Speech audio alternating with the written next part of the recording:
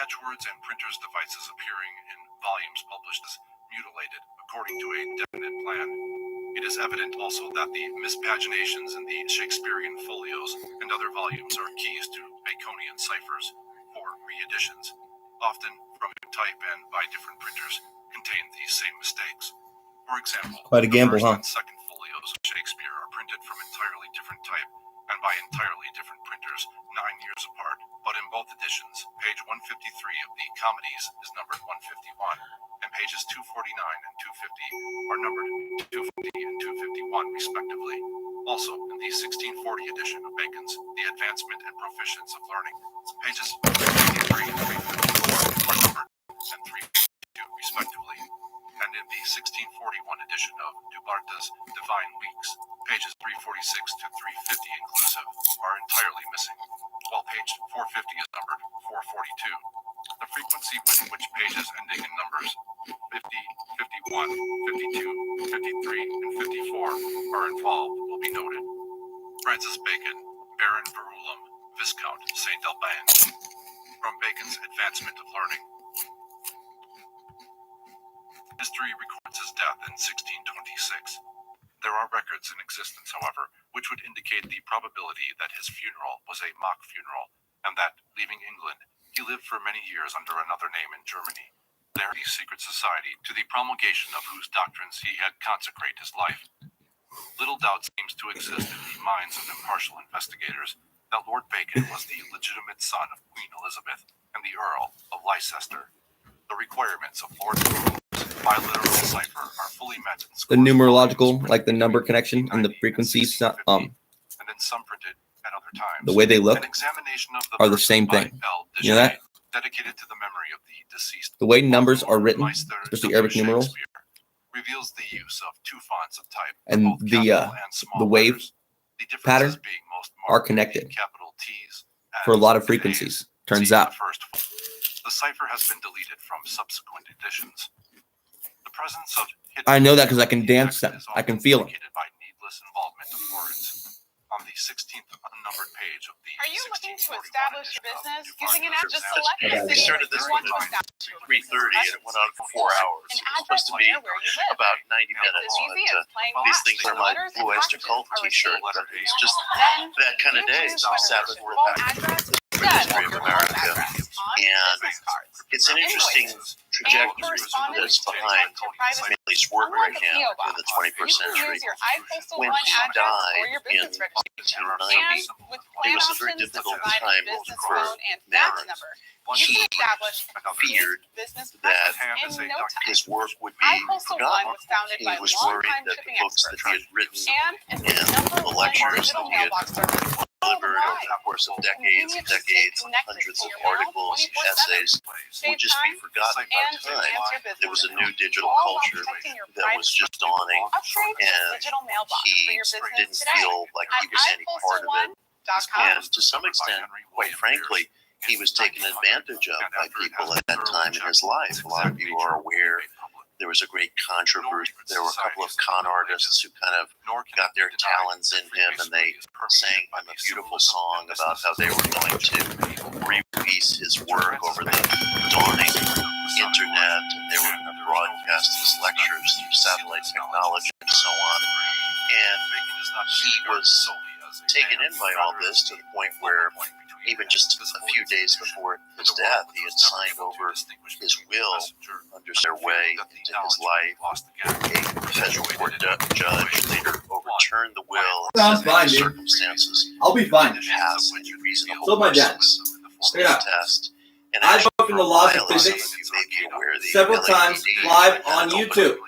file on Manley's death. I'm just waiting to figure it out. The question of whether there was foul Likely play we'll all be involved. just fine. And that file is, and part of these circumstances grew his sense of personal vulnerability. And I captured a bunch of That grays time on camera grew in my window his fear on that YouTube. the work that And several ghosts live on YouTube. and compiled And Garfield over proved the he course was a of person an live on YouTube. extraordinary lifetime would be forgotten. It's a lot of folks to go to their background character. I feel Maybe get a certain check. We'll see. that due to the popularity of I'm wrong, major but I'm not traditions, wrong. secret I've done it. teachings of all ages, I'm not fucking and crazy. publications, And you have to apologize to my brother, too. the history of America, the events that are going on at PRS ensure that Manly is being more widely read today in the opening Might not three away, decades but it of kind of makes sense when you 21st kick century. Just similar I promise. to, No, I fucking think promise. expose a whole new generation I don't lie, dude. to Never. work by a man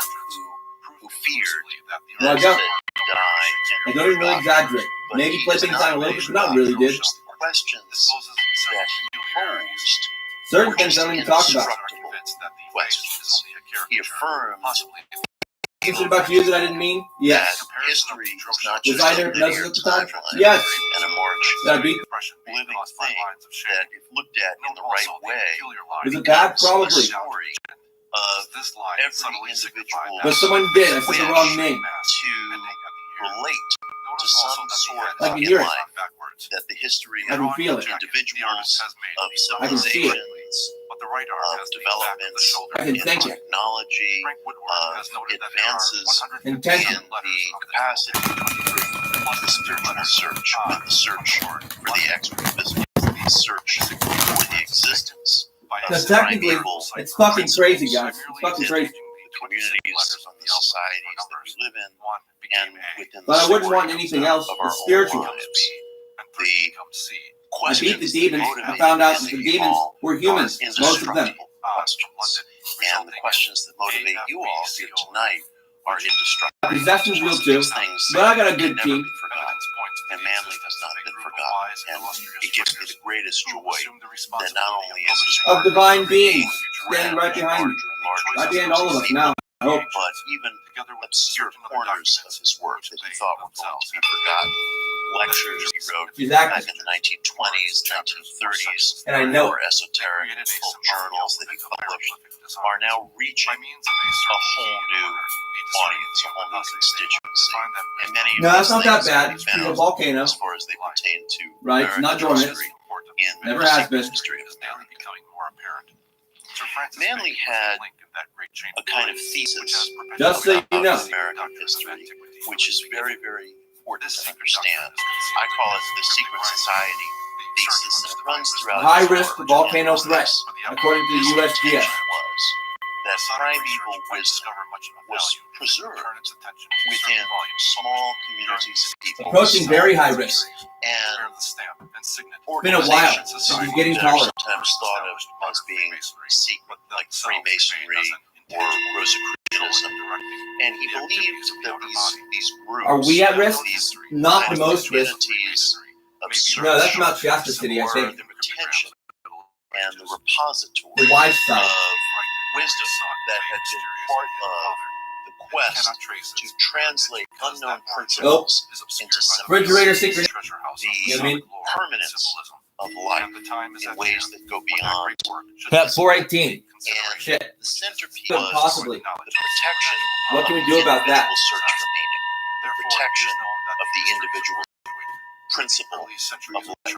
With it, everything Well, that's becomes absolute possible. destruction. dude. Without That's Pompeii. everything is meaningless. And I Well, that's think not okay. that is embodied in the very beautiful, Well, there's very kids there. mysterious symbol of the Iron Pyramid that exists today. Also, $1 some major bill. fire risks surround our See neighborhood. a pyramid, Not very far sort away. of It almost seems like a setup. And I'm gonna turn it in capped when I get the chance. by the all-seeing eye I need to go check on it of again. providence. For some And reason, the eye Technically of trespassing, providence who the is fuck not cares? part of it, Going but the to. work whatever the power of may be, men Take a shortcut and boom. is incomplete I want to without keep a sense my property, don't of you? the higher, without a sense of the Intact at least so my dad can sell it. And it's surrounded by the Latin maxim annuit septus novos ordo seclorum, which can be roughly translated as God smiles on our new It's not order of the intentional. ages. It's a big People oversight, hear the dude. term new order nowadays, One, thanks to late but night certain radio, people cannot or afford. stuff that goes on the internet. They think it's this fearsome phrase. To me, it's a beautiful phrase. It's a beautiful phrase. The symbol of the Iron Pyramid on the back of our dollar bill, it's not a leaf directly out of Freemasonry, but I think it was very closely inspired Pay attention, Read Roosevelt. about in Do I think that they're responsible? I don't think so. I hope not. 1776, appropriately enough, the newly founded Continental Congress. No, it seems too sloppy for that, honestly. It seems accidental. And this subcommittee, But come on, dude. which was chaired by There's lightning storms out here. Big ones sometimes. was charged with designing And it's over a big pile of metal. the Republic. And it took about 4 years until they settled I mean, are you on dumb? the final design. Its The landfill. opposite I used to go up there and front dance. facing its public Because there's a lot of room. side, the familiar American eagle with Used to. arrows In summer. clutched in one claw and olive branches of peace clutched in another claw. But the obverse, philosopher and explorer, was a mysterious, more esoteric eye and pyramid surrounded by that beautiful Latin maxim. And for many years, most Americans were unfamiliar with the reverse side. It was used as a seal for government business. Yeah, I know what I'm talking It was about. used I'm as not a fucking stupid. Not diplomatic crazy. imprimatur. Looking out. It wasn't widely known to the public. Friendly And it was neighborhood actually shaman, man. only back of I don't our want to be here much currency. longer, but we'll see. And that was thanks to two Freemasons Not a lot of options. I'm within not trying to lose the White Garfield. House, Franklin Roosevelt, and his Secretary of Agriculture, Henry Wallace, who actually Sorry, later Dad. became So loud. I'm just used to this. I've been doing this for fucking vice months. president. He was followed by the better-known Harry Truman, but Wallace was considered Getting it an all out before they extraordinary killed me. figure Guess what? during They the couldn't. 1930s, and in many respects, Wallace was regarded as the kind of national philosopher Isn't that cool? of the New Deal. And You know what I Wallace mean? was It's like a story a no one's man gonna believe. of real You're like, okay, just cult record it all. passions. Best you can. He was a Want to Freemason. kill you? He was Guess a what? They theosophist. couldn't fucking He kill me. read very deeply into Tibetan Buddhism at a time when Guys, most just back up. Americans It's still recording. had barely Weird stories. heard of You're gonna feel down. He was But very you'll get it. You won't interested feel as bad in when we get all the details. astrology.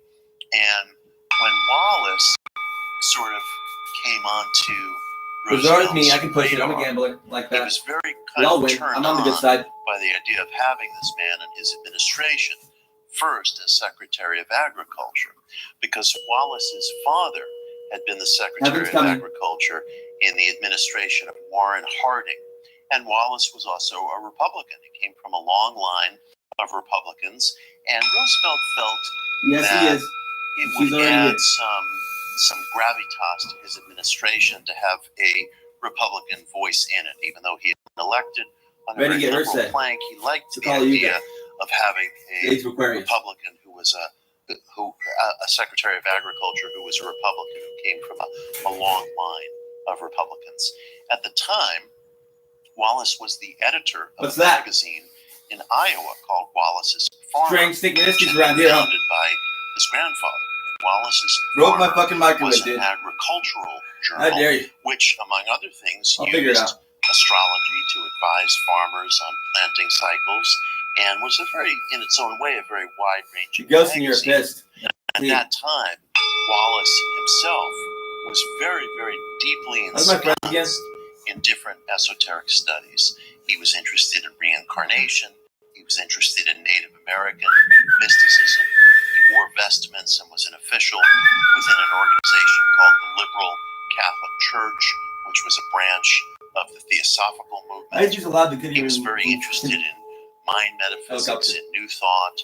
One of the books that he was most turned on by was a book called In Tune with the Infinite by a writer named Ralph Waldo Trine. It's not a widely read book today, but it was a very, very popular book written almost half a century before Norman Vincent Peale's The Power of Positive Thinking, which kind of took the whole organization philosophy and reprocessed it through scriptural Legit. language so that the church-going public could be comfortable with it. But Ralph Waldo Trine's book, In Tune with the Infinite, which in its day was a big bestseller, it came out in 1899, was a very, very mystical book, a very radically ecumenical book. And this was a book toward which Hold on, again. Wallace All right, had right. gravitated Volcano when risk. he was a kid. And there Very were high. people who lined up My to opinion. tell Roosevelt, you can't Fire risk. name this guy Very high. Seems as intentional. your Secretary of Agriculture. He's In several just places. weird. He's One I he's know a that's mystic. very bad He's an occultist. He's easy going to to be access. a really strange presence in the White for House. dumping. And Roosevelt snapped back at one detractor, Jim Farley, who was the Postmaster General, and said, Kill me "He's for it. not a mystic. He's a digger. He's a thinker. He'll help the people think." Now, can you imagine today a U.S. president saying, "I want this guy for my Secretary of Agriculture because he'll help the people think"? That's not Yeah, I know something that that you shit, could imagine, erupting from the mouth of a president today, is it? I talking shit. No. But I what know Roosevelt this world stood works now. by him, It's kind of and he fucked up. brought Wallace into the White House. Especially lately for the little guy. And Wallace, almost overnight, became a very popular figure. He had the ability to speak to and to inspire Especially this little guy right here, very Garfield. diffuse So constituencies. he knows a lot, dude. He's fucking He smart. was a That's why I get great out from the front. Secretary of Agriculture. He probably He's gonna saved sort through his little cat line because he's paranoid. He's like, it's everyone. I know it's them. farms during the Great Depression because he was And then they tell him a lot of bullshit, and I scientific just spouted out. agriculturalist, and he was one of It the was first that connected. We people shared in the like Western our heart world chakras are to introduce certain like a chain, ideas a beam. into American agriculture, like his is crop huge, man. It's rotation, crazy looking too. turning soil, It's like a vine. reducing surplus, doing all And I had kinds this huge of one things connected to me that too. I'm like, no, it's not even helped mine. That's Big George. not only the It's sitting in me. prices of No, I'm agriculture nothing. during the Depression, but Yes. made farms more fertile, increased their output. And Precious, And she has in my fact, solar plexus. His reforms were And later look at my sacral, incorporated too. into Latin America. And for a It period heals of some- time, there had been periodic some famines pain in she had Latin throughout her America. life. And with Wallace's reforms, probably hundreds of thousands of people were Getting saved spayed from is much worse than getting neutered. malnutrition or death your health. by famine in Latin America. He was an extraordinary figure in our public life, but he was always a controversial figure because this was something I tremendously admired about this figure. He never hid George, or concealed He takes my his bell occult right here, beliefs. like my He didn't sternum, keep them on the like down right above my low. heart, and He my was through my fairly throat. public about his interests. And then he's right here in my And he mind used all to the go to time. Washington dinner parties My and crown talk third eye. about Buddhism and All the time. astrology, and he would take out this Tibetan Buddhist Most amulet proud that fucking he ghost carried I've with ever, him and explained to people ever come that across. he had relieved himself of chronic migraines Because every by time, rubbing this what he allowed me to do amulet on his forehead. is have all these gods And and beings like sometimes animals can do, he would make people very kind of uncomfortable, sit within including me, Roosevelt like they do with himself. our pets sometimes when they're trying to give There us was a one message. time Roosevelt wrote a memo saying, They "My do it with us God, too. We're what's just not the matter conscious with like that. Wallace?" Because sometimes The cats we talk are. about mystical theories When during he died, I the started bringing meetings back. and things like We that. unified our minds. And Wallace also got involved with a figure. Necromancy, whose sorry, statue I was sad. I wasn't really trying to do it himself consciously, but I see knew I in the was, library, and that was Nicholas Roerich. and I did. And Nicholas Roerich was a great Russian Precious too. artist. It was There's easy a with small her. museum She in was New York mad that City dedicated not her to body, just her Roerich's soul. work She was in pain today. still. And Roerich was So it kind of scared me. visual But now artist, she's really cool. a set designer, a mystical traveler, and he attracted the attention of a lot of powerful Like, no, I had people 7 claws. I was at the 7 time dimensional. in the 1930s, and Wallace became one What do of you his think you are? students. And for a period of You're just a a little few tentacle years, of some he was very 7-dimensional dedicated fucking. to Nicholas Roerich. In fact, Who knows? Roerich's great works, which still stands Your in New whole York City timeline. It today, just looks like a little tentacle. and I think it's at the corner of Riverside Up from Drive, 7-dimensional west you. That's 104th wrapped through the Street, universe. is the Master Building. Across the Master quilt work Building. fucking Today it's cosmos called we the got. Master Apartments.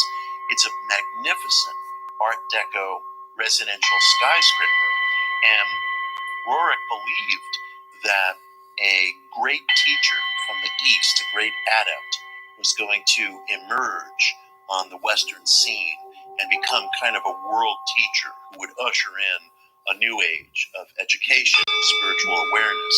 And his conception was that when this master arrived, he would live on the top floor of the master apartments. And today, this magnificent skyscraper still stands in New York City. And if you put the master apartments into Google, don't do it right now, Sorry, Dad. but do it later when you're home, you can see that today it's a very expensive piece of real estate. It's beautifully Knock him over decorated. again. What a bitch. And most of the people who live there and most of the realtors who trapeze through its lobby have no idea what the original purpose of the building was. So in 1934, Wallace made the decision that the symbol, this mysterious symbol of the eye and pyramid, should be Turns out, brought more to people's attention, should become part of our public life.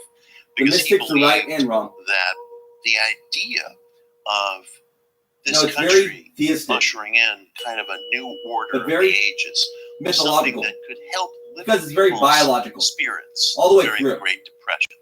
No, it's all alive. Wallace Everything. himself used the term New Deal of So your house, he thought that's what your the neighborhood, Roosevelt administration your community, was your trying country, to it's part of a accomplish. living system. Invest It people with breathes. a sense of Has a dignity heartbeat. and purpose and possibility. Has a personality. Invest in the arts, industry, and agriculture. Give people a You're just part chance of to it. It's a feel cell that they can in a mind. live out their Within a mind. potentials, that they can create that which Within they many wish minds. to No, as you create. change your mind throughout your And years, it's Wallace almost like had you're this getting idea eaten by different that spirits. Some That's what sort they of feel a about it. commemorative coin, Getting piece of consumed, currency popped out should the other be side, pressed different. with this Maybe you died a few beautiful times in the process, who iron knows? symbol on it.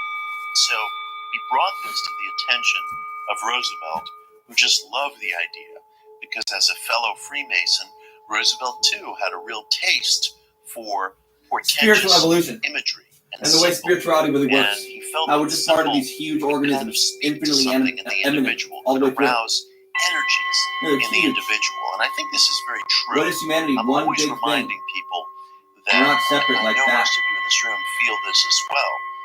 Symbols really are We mysterious. feel like we are. They really And have then you the wake up and you're capacity like, fuck, where'd I to go? summon something within us, even when we don't I'm not here anymore. necessarily know the specific language Nope, I'm the or ghost of my etymology cat in human behind them. form. But My when you name's Taran see Miller now.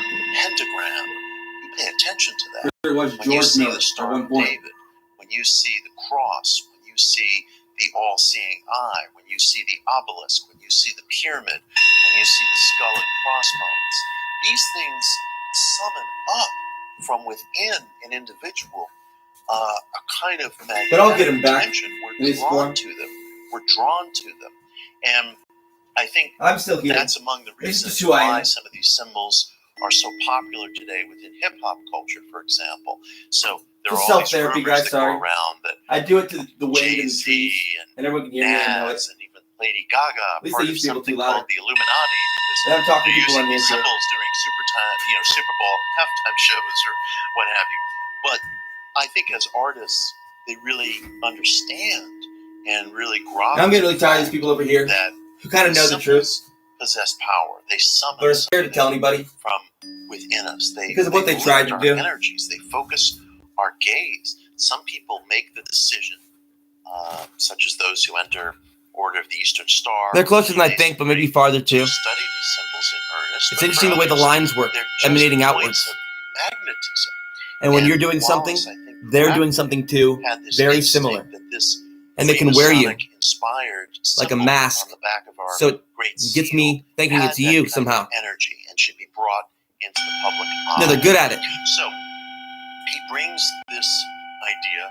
It's like a house of mirrors, and Roosevelt psychically. is delighted with the It's like a idea prison, and a says, psychic prison. "I'm gonna do you one better. Not only are we going to For a powerful mind even. currency, but we're going to. But I figured it out. It's not that complicated. Bill itself. And Roosevelt was so turned on by this idea that Just he get the guys personally involved supervised the placement who can see everything for real. on the back of our If they need my help, dollar bill. then they'll get it. They already have it. Very unusual. And these records actually exist in the U.S. Treasury Department, and I believe you can find them online as well. He, in his own pencil, in his own And my dad's in it too. working on a set of proofs. It's like this weird Kafkaesque version of the experiment, back of the dollar it feels bill. like. He rearranged the order. No, like Franz Kafka. Great seal Like one day as a man, of the next day I woke up a reverse bug. seal of the Iron Pyramid with the more familiar and now American eagle. I'm something So else that if completely. you take a look at the back of the dollar bill, you'll see that if there were like a dollar bill up here No, I in front died. of us, you'd see that I fucking died. the reverse, the Iron Pyramid, occupies the dominant I'm sorry, Garfield. position, occupies what would be the position from which you start to first gaze at the bill. So it's in the more commanding So did I. position. He reversed it in terms of its order from where it originally was. I did too. It was originally in a lesser position so that it seemed to come second, so to speak, and he did an actual reversal. So it was the first place. Yeah, I'm kind of 3 right now, I realized. When you look at the dollar bill, That's the thing. and they decided that this would be the new A lot of the time. the primary No, Precious and George are wearing me. certificate of I'm trying to get this out. currency would look, and the Secretary of As much the as possible. Treasury, Henry They're in Morgan pain somewhere else. was entirely disgusted with this whole plan. He later complained in his memoir that Henry Wallace was part of some mystical cabal, and he got this And they crazy don't like idea it. about the Iron Pyramid on the back of the bill, but Roosevelt was entirely sold on it. And so in 1935, Happy Sunday. while Wallace was still Secretary of Agriculture, this new redesigned currency was issued. And for the very first time, Physically. vast numbers No, of they're not in people hell. They're not being became punished. familiar with this esoteric They're getting symbol tested that here. was at the heart of our founding. And one could say, well, is it anything more than just a decoration? To expand their Is it anything consciousness more than just a quickly. piece of adornment? Does it really have In a way that you couldn't possibly esoteric imagine. meaning? And I would argue that it does. I would argue that it does.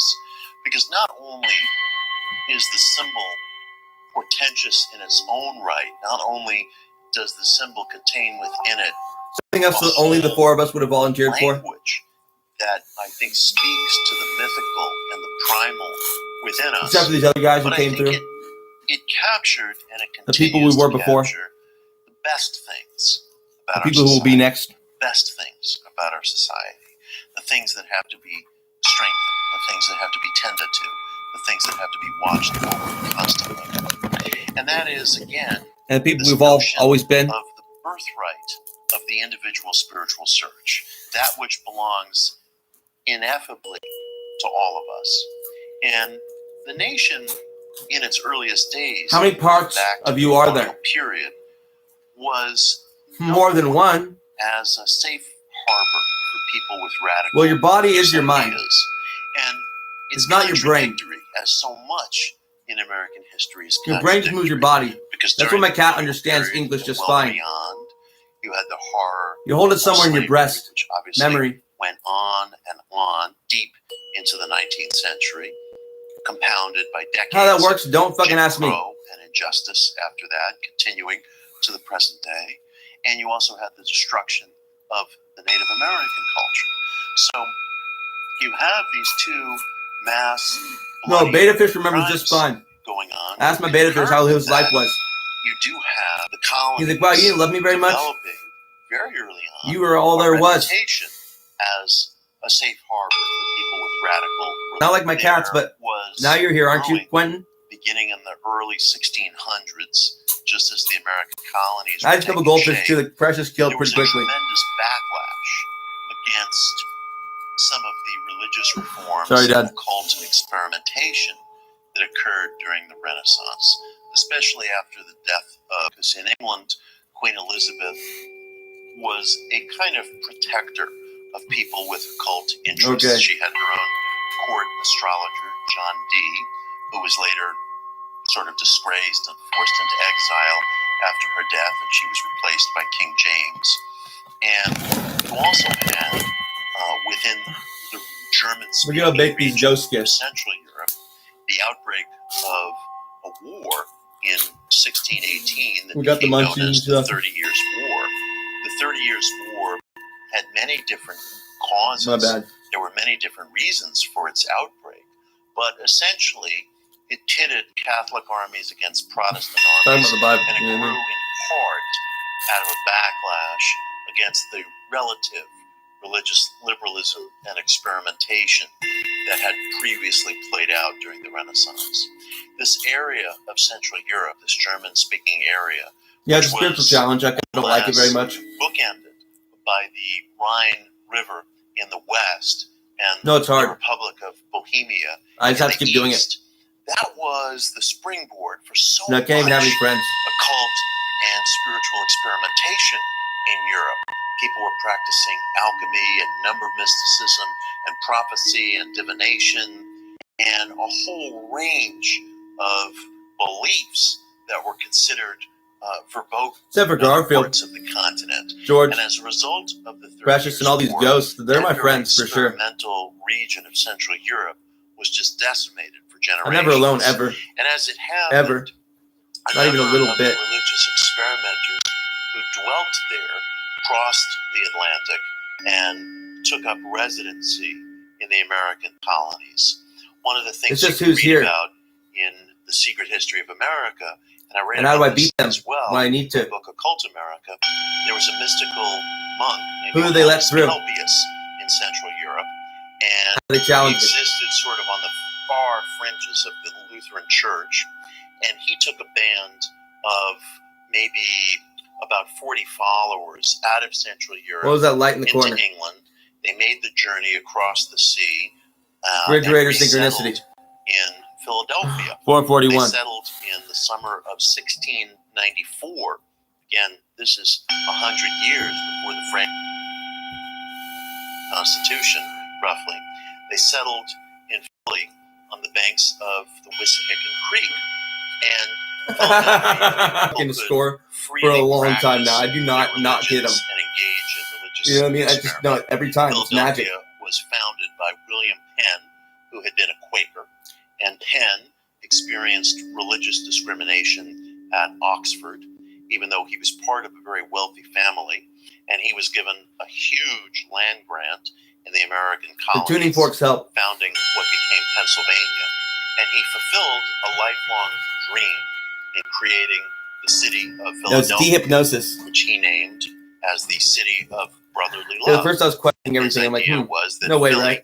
was going No. to be a place where people No way, could right? freely practice their No. religion without No way, right? molestation or jailing or But if it's the fear right of frequency persecution. tuning fork, you're just like, you And know so- it's true. Kelpius and his little circle, amazingly enough, heard news of this Duh. all the way across the Atlantic.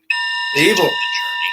They made it. They settled in Philly, and they founded this kind of monastic hermitage on the banks of the Wissahickon Creek in Philadelphia, where they practiced number symbolism, prophecy, divination.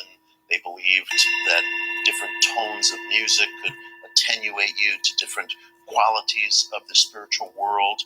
Now, he died about 12 years later from tuberculosis, but nonetheless, his commune was considered a successful social experiment, and other people heard about it and trickled across the Atlantic for actually many, many generations. The Shakers were a religious group that fled persecution in Manchester, England. Their founder, Mother Ann Lee, was a radical Quaker, and people started to call her group the Shaking Quakers. That's where their name came from, because they engaged in seances and things that we would call channeling and mediumship, and they were accused of witchcraft. And Mother Ann rather intriguingly responded to her critics, "The only witchcraft is sin." And she led a band of about 12 followers across the Atlantic. No, Google can. Settled in New York City in 1775. Get back all the memory. And they were poor folk. Off the laptop. They No, had it's a to fucking work school computer. very tough domestic jobs. No, I don't know where it came from exactly. Chamber pots, cleaning It chimneys. was a gift Just to from a sort of friend. scrape together enough money through to a friend, through a survive. friend, through a friend, And probably through their kid or year, something. I don't know. They had pulled together enough money so that they were able But I know to that. And that was one of my weapons. up the Hudson River outside the city of Albany. Like, nope, it's all being recorded. in a Everything little all the village called time. Niskayuna. That was the Native American name. Exactly. And they founded up there the very first Shaker I was village. calling them on That it. too I'm like, yep, was I seen know. as a I know. Check me successful out. Nope, commune. not always, but Shaker sometimes. villages began to appear in other parts of the country, as far north as Maine and as It's a lot to far go through. Use south AI. I as trust them completely. And Almost. actually, some of the Shaker villages Not all of them. settled that But you'd be particular surprised. swath. They mean well. the country. Mostly. And it's interesting if you go up to the village of Niskayuna today. Today it's called Waterfleet. The name has changed to a Dutch But they're name. loyal too. But if you go up to the Yeah, I to the- can be. to the Shaker site at Niskayuna Yeah. today, some of the original buildings are still there, and Mother Ann's grave is there. A very, very plain gravestone, just marked Mother Ann Lee. And I visited that spot, and it's interesting. You have to get your hands dirty when you're researching this stuff, because it's so interesting to go up there and see that this spot of land that the Shakers occupied, it's a really terrible, terrible spot of land. It's basically like a swamp. It freezes over in the winter. It's not very fertile. It's rocky. It's rooty. It's knotty. In the summer, when things thaw out, it reverts to being a swamp, and it's mosquito infested. And it's almost unbelievable to think that this really very poor group of people who had migrated to escape charges of witchcraft in Manchester were able to relocate relatively safely in upstate New York. And they were absolutely wild. The Shakers, today, if you ask people about the Shakers, they usually know two things. They were celibate and they made nice furniture. And that's all that school kids get told. But the fact is, the Shakers were real mystics. They would engage in things that we today would call seances and medium trances, and they would get inhabited by spirits and speak in tongues and go into ecstatic dances. And the paintings that they created, the murals that they created, the works of music that they created, they referred to as spirit gifts. And they said that they had been inspired to do these things as gifts from the spirit, gifts from the unseen world. And the Shakers were, in their own way, a very, very radical group. We could do a whole evening just talking about them alone. They did experience harassment. I don't want to paint an excessively rosy picture. One night, Mother Ann was seized by a mob, and she was disrobed because she was suspected of being a British agent during the Revolutionary War, because the Shakers were also pacifists. They would not fight in the military. So there was hostility directed against them. And she did put up with a great deal of hardship, and yet she absolutely endured. She absolutely succeeded. And it's extraordinarily moving to go up to Niskayuna today and to see her gravesite, this simple gravestone, just with her name and her birth and death date on it. And this story, there are many such groups. There are many such figures. Dancing. It repeated again and again through American life. Really good. Because there was a feeling that it's a long story. Imbued many parts of the nation or many parts of the colonies that the spiritual search was something that was protected, that was sacred, that was ineffable. Again, it's contradictory. Straight up, God. Because there were all these criminal things going on at the same time, but there was this persistence. There was this kind of golden thread of protection for the spiritual search. And it's funny, I was speaking to a reporter today from the French newspaper L'Echo, and she wanted to write an article about the popularity of psychics back in New York City, where I'm from.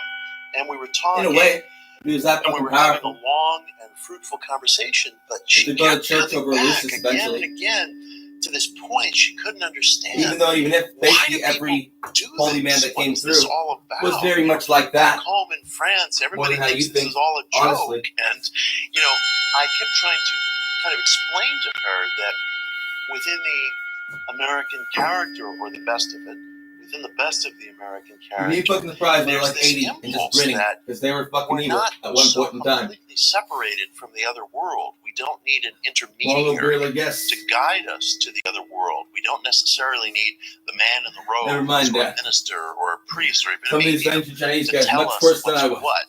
There's a feeling that people have that, of For course, their everybody family. has their own commitments and everybody has their own way of viewing things.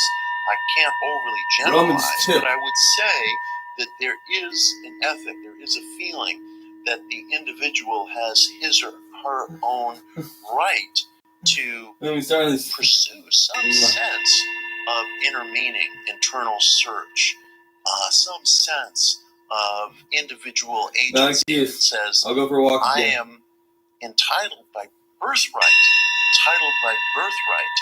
to search for something greater than myself, and that this something can be very practical, can be very therapeutic, can respond to my needs in the here and now. And I've had the experience of speaking with people from other nations in the West and in the East who have a great deal of difficulty wrapping their minds around what would seem to be very basic civics in the best iteration of our civics. But not for that long, I feel like.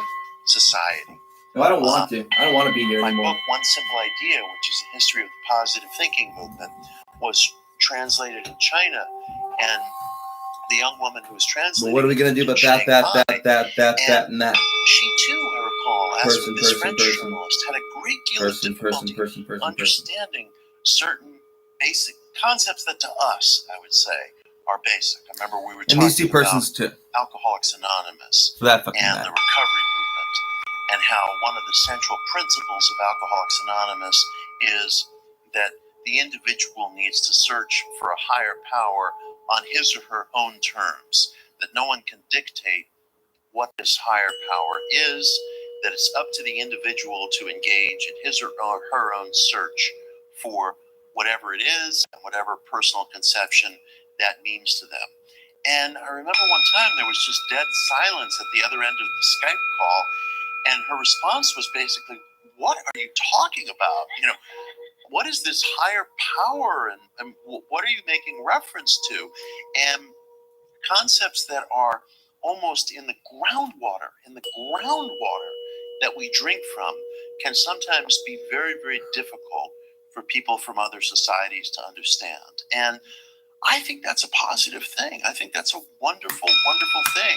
I don't care how much time I have to spend on the phone with a reporter from France or, the translator from Shanghai. I never tire, perhaps unsuccessfully, of trying to explain what I'm driving at. It turns out, at the end of the day, when the translation of my book came out, the Chinese government censored about 30% of it. They cut out about 30% of it. So apparently I wasn't entirely persuasive to the censors, but I think that these concepts do represent something that is truly special and powerful about the best of American life, the best of American life. Mm-hmm. And this was something that Manly Hall understood when a lot of historians didn't, or a lot of historians would have been incapable of putting their finger on it. To most historians, Catch your paws, Freemasonry, for example, would be nothing more than a glamorous footnote in American life. But Manly took very, very seriously how central this commitment was to some of the founders. And it is true that some of the major founders in the country were Freemasons. George Washington, Benjamin Franklin, Paul Revere, John Hancock, the Marquis de Lafayette, the French hero of the Marquis de Lafayette Revolutionary War. He got it. He was a French person who got it. So, but I know, calling you guys big time. Really what are you guys talking about? Extraordinary list and a very large subset of Washington's generals, of the signers of the Declaration, of the framers of the Constitution, were Masons. And I think that that's important, and that's unique, and that's meaningful. And Manly, I know they're powerful. Where are they at? In a way that I think few Call it Manly P. Hall. I'm like, hey, dude, how you doing? And there are ways in which you're God now, but what's up? Has played out in American life that are not well understood. Another listening to his books, channeling the African American branch of Freemasonry that today is called cool. He's very Prince Hall, understanding and there's increasingly judgmental at the same time. contact, I'm happy to say, between Prince Hall Masonry and the mainstream. But I'm the archetypal fool. Masonry. Prince Hall Masonry. He's a rich man compared was to me. Founded, and it's interesting because these dates were kind of off key for a little while. It used to be thought that Prince Hall Masonry was founded in 1775, but there are two Masonic historians today, Jim Hairston and Oscar Allende, who are just terrific. And they published a monograph recently that demonstrated with absolute authority that Prince Hall Masonry was founded in 1778. For years, the year 1775 had been perpetuated because somebody from the Massachusetts Historical Society, writing contemporaneously to that time, 455 years later, miswrote the date, wrote down the date 1775, and this was probably in the late 1700s.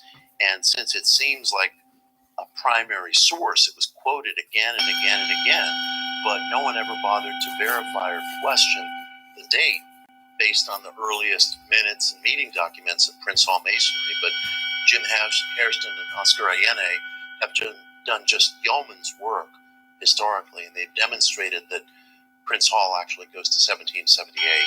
The name comes from the founder, the first Grand Master of the Lodge, who himself was named Prince Hall. He was a freed man of color, a leather worker who worked in the city of Boston. And he and a group of about 30 brethren got their own charter to start basic, right? a Masonic Lodge, which they called African Lodge Number 1. And they were the first African-American Freemasonic group here in what at that time weighs like 40 were still pounds. the American colonies. And it's very interesting. Prince Hall's name appears on 2 of the first petitions against slavery in American life. One petition is from 1777, and the other petition is from 1778. So one of the things I try to explain to people about Masonic history in America, and I want to make this point very clearly. I get it, dude. It's not that abolitionism directly came from Freemasonry. There were many factors feeding into the cause of abolition. But in effect, Prince Hall Masonry was the first black-led abolitionist movement in American life. The first black-led abolitionist movement in American life. Because when you crack open to people the idea that the spiritual surge is their absolute birthright, you cannot close that door. You cannot close that door. Everything else starts to come in along with it. And the primacy of the individual as a matter of course flows from and follows from that. And that's why a lot of instances where you will find an upswing in occult or supernatural or radically ecumenical activity coincide directly with political reforms. Because as soon as the individual begins to identify him or herself as relating to higher forces, as possessing the ability to expand beyond the given, it's impossible for that person to ever see him or herself as open to subjugation again. They might not be able to physically escape subjugation, but internally, it becomes impossible to kind of keep that person in his or her place. And that's why again and again, you'll find that upsurges of occult activity and radical political reforms are always wed. They're always wed. For example, back in Europe, again in France, there was the occult healer Franz Anton Mesmer, who arrived in Paris in 1778. And Mesmer told people that he had discovered this invisible ethereal fluid that animated all of life, which he referred to as animal magnetism. That's where the term comes from. And Mesmer's theory was that if he could put you into a kind of a trance state, he could manipulate your animal magnetism and cure mental illness or physical illness or any kind of maladies that you were experiencing. And here it was a few years before the French Revolution, and Mesmer began to amass quite a following. And some of his followers were political radicals because they were very turned on, and listen to this very carefully, they were very turned on by the idea that if you could identify this ethereal fluid that animated all of life, it followed from that all individuals, regardless of bloodline, were essentially equal, were essentially the same. And it was not lost on people because at that time in France, at the dawn of the Revolutionary era, at that time, everything was sort of cast into a political light. And it was not lost on people that if a commoner and an aristocrat, or if a slave and a plantation holder in the West Indies could each be placed into this kind of mesmeric trance, revealing these hidden energies that course through each individual, it was unavoidable to reach the conclusion of human equality. It was absolutely unavoidable. And this was very understood by people who were political radicals at the time on the French scene. Break your hand in. And for that reason, Mesmer was held in great suspicion by King Louis XVI. You make the mudra. He disliked Mesmer based on whatever mantra or him, or even word, mystical object. Occult or internal Jesus did them all the time. You see in the artwork. Completely struck at the foundations of the entire caste. Summon your vital energy, So, channel into it. Your hand King gets really Louis heavy, it's decided powerful. to convene a royal commission to investigate. Heavier than it would otherwise by a And lot, this noticeably. commission was chaired by Benjamin And then you Franklin, tighten who it at the with all time your power was the American into a ambassador paw. to France. And they Not a issued fist pack, you can do that one too. And they said, well, they had experimented So you can personalize a little with more Mesmer's methods with the among paw, different patients, like a cat paw. and they found that Dog there were bite. some physical manifestations that grew out of mesmeric trances, some isolated cases of Then you break your healings, hand. but they all seemed to be, in the commission's words, in the imagination. And they stopped short right there. They stopped short right there on the precipice. And there it of their is. most Now you have that significant fist pack. question, which Forever. is, if it's all in the imagination, then why should anything be happening at all? Unless you can Why like do heal like me, physical and then you just effects do it over and over manifested again. from the imagination? And what is this thing we call No, I can't break my hand imagination anymore. anyway? They just didn't probe any further, and they left their most tantalizing question open and unresponded to. But undeterred was the Marquis de Lafayette, who actually became a student I used to do it all the of time. Mesmer's and became an apprentice to Mesmer. And after the Revolutionary War, in 1784, into Washington's second term, Lafayette decided that he was going to take a trip to America because he was specifically interested in some of the supernatural manifestations that were going on among the Shakers. And he wondered if their trance states and their seances coincided with the things that were happening while people were under mesmeric trances. And I came across a quote that I worked very, very hard to track down, where Lafayette appeared in the court of King Louis XVI, and he let him know he was going to be taking this trip to America to visit his friend George Washington. He didn't disclose to him that Then I'll he was reinstantiate visiting it, Shaker villages, and we can do it again. research mesmerism. And King Louis teased him and said, "Oh, what will your best friend General Washington do when he discovers that you're an apprentice of this sorcerer Mesmer?" And I came upon this in this journal of German-American history from the 1940s, and I thought, where did this quote come from? Battle. And I researched it, With the rings and on I our found fingers. eventually that there was this multi-volume With history of professional court boxers. life in France that was published by one of King Louis's courtiers who had survived the revolution. It was written in French across So they can about train 12 me. They can volumes. They get very reinstantiate me. hyper about these things. And there was the quote. There was the quote. He had overheard it or claimed to, and he repeated it. And so We here have the power. is King Louis teasing Show you the how. Marquis de Lafayette, saying, "What does your You best can do friend, it. General Probably Washington, not. Take a lot of power. think when he finds out you're a sorcerer's apprentice?" As it turns out, Washington already knew. I can and he didn't reinstantiate care, things occasionally. because there was actually, and this is in the Library of Congress, there was actually correspondence as between primordial Washington waters. and this occult healer, Mesmer.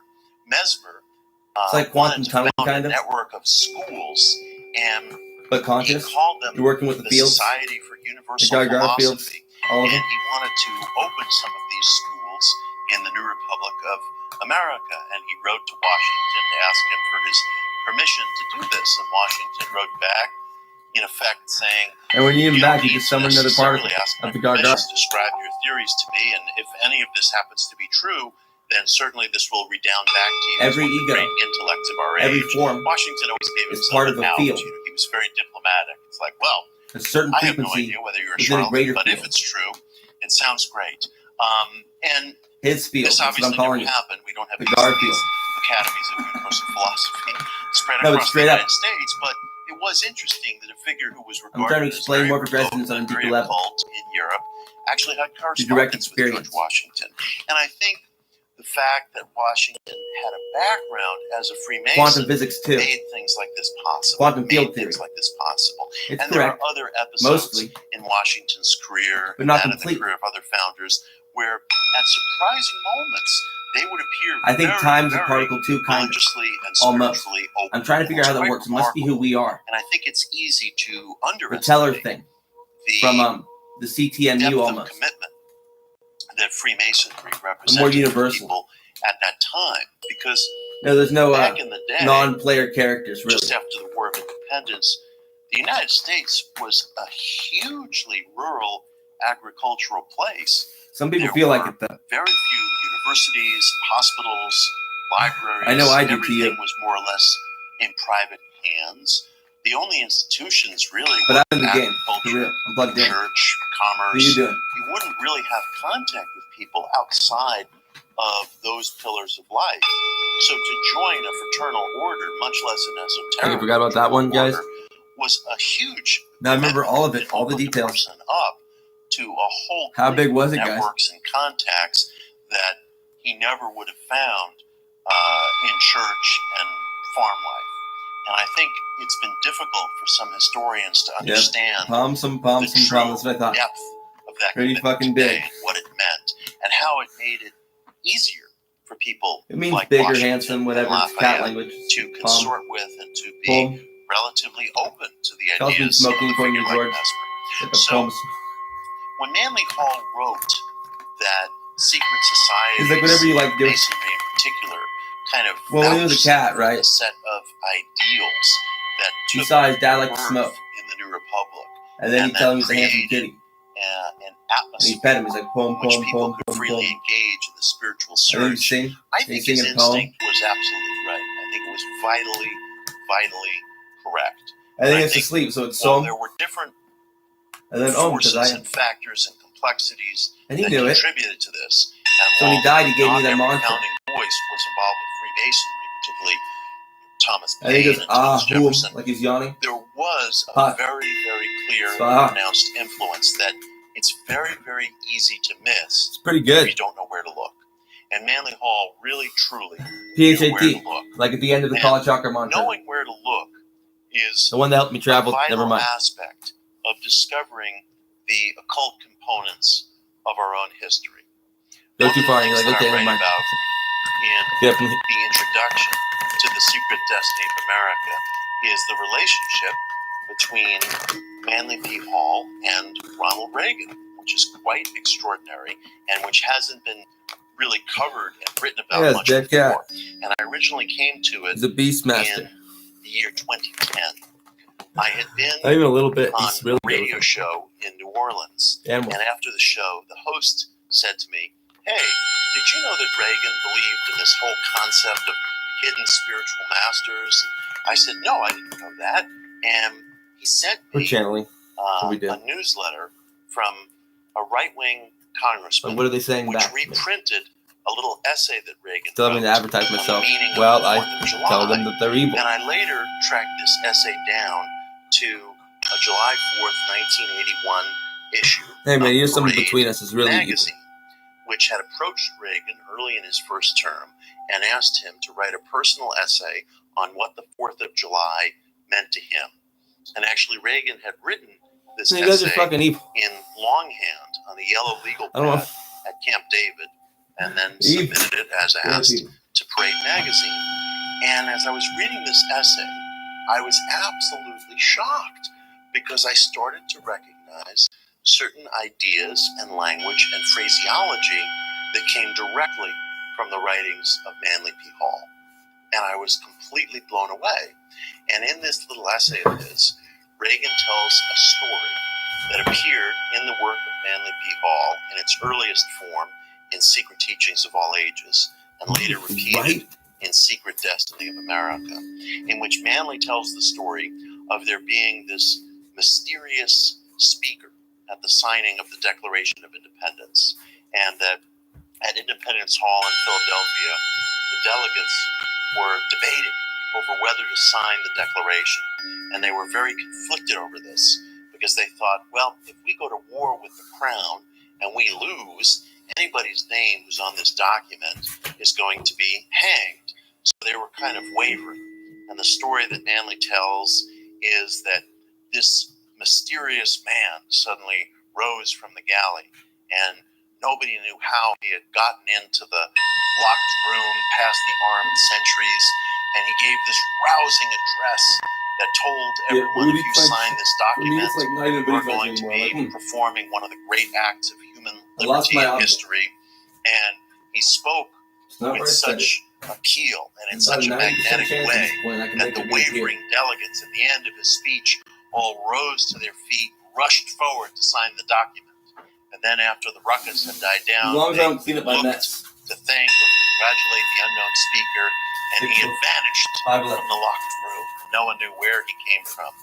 And Manley asked, was this Not that member of the secret order who had sent one of their emissaries to buck up the spirits of the wavering delegates? And Reagan had a taste for mythology, was very turned on by this story, and I discovered that he had been retelling this story in speeches going back to his earliest political career when he was a spokesman for General Electric.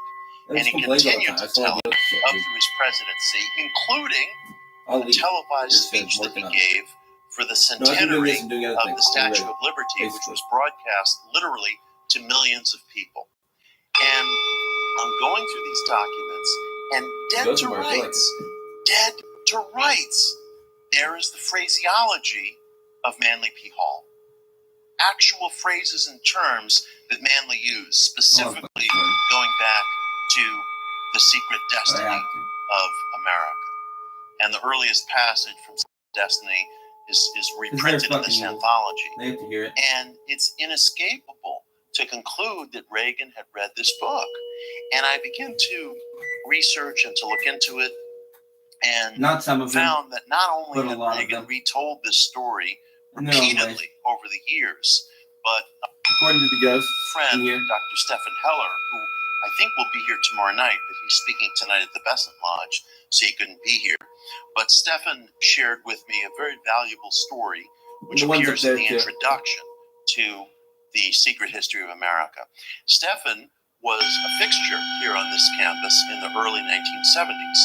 And one day, there was a big black stretch limousine parked outside of Manly Hall's office, and there was a uniformed chauffeur having a smoke outside the limousine, and a couple of state police just kind of mingling around the campus.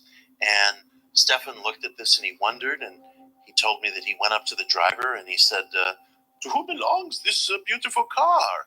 And the driver at first sort of hemmed and hawed, and then later said to him, well, it belongs to Governor Reagan. He's in meeting with Mr. Hall. And the next day, Stephen repeated this to a woman named Pearl Thomas, who at the time was the librarian and a good friend of Manly's. And she said, oh, yes. The two of them are friends. He's visited several times, but we're not supposed to talk about this. And Stephen said that later on, when Reagan began to rise to national political prominence, some of the gang here on campus might be sitting around watching the news on television, and when Reagan would come on, Manly would chuckle and say, oh, yes, we know him. And anyone who knows Stephen Heller knows that he is not a man given to hyperbole or exaggeration. So I take his testimony very seriously, this story, because one of the figures to whom Manly had attributed this story was Thomas Jefferson. Roughly contemporaneous with the time that Stephen said Reagan was here on campus, Reagan gave a speech to Seaton in Washington. This was in 1974. And he again repeated the story of the mysterious speaker. And he said, this story was told to me by a man who's an avid student of American history. And he attributed the story to Thomas Jefferson. But I confess, I never made the effort to research it or check it out. Manly was the only person. Different versions of the story have bopped around over the years. Now we need to get out and I found what I believe is the inceptive version, which I'll tell you about. But Manly was the only one who ever attributed the story to Thomas Jefferson. The earliest point where the story occurred actually was in 1845. It was in a book called Legends of the Revolution, written by a journalist named George Lippard, who was friends with Edgar Allan Poe. And Lippard basically conceded that the story was legend, that didn't really happen. But he felt that it did capture some of the more idealistic oration of the day. But Manly did take the story as solid fact. He repeated it, others repeated it, eventually Reagan repeated it. There is a manner in which myth exposes us to our highest ideals. Myth exposes us to who we really are inside.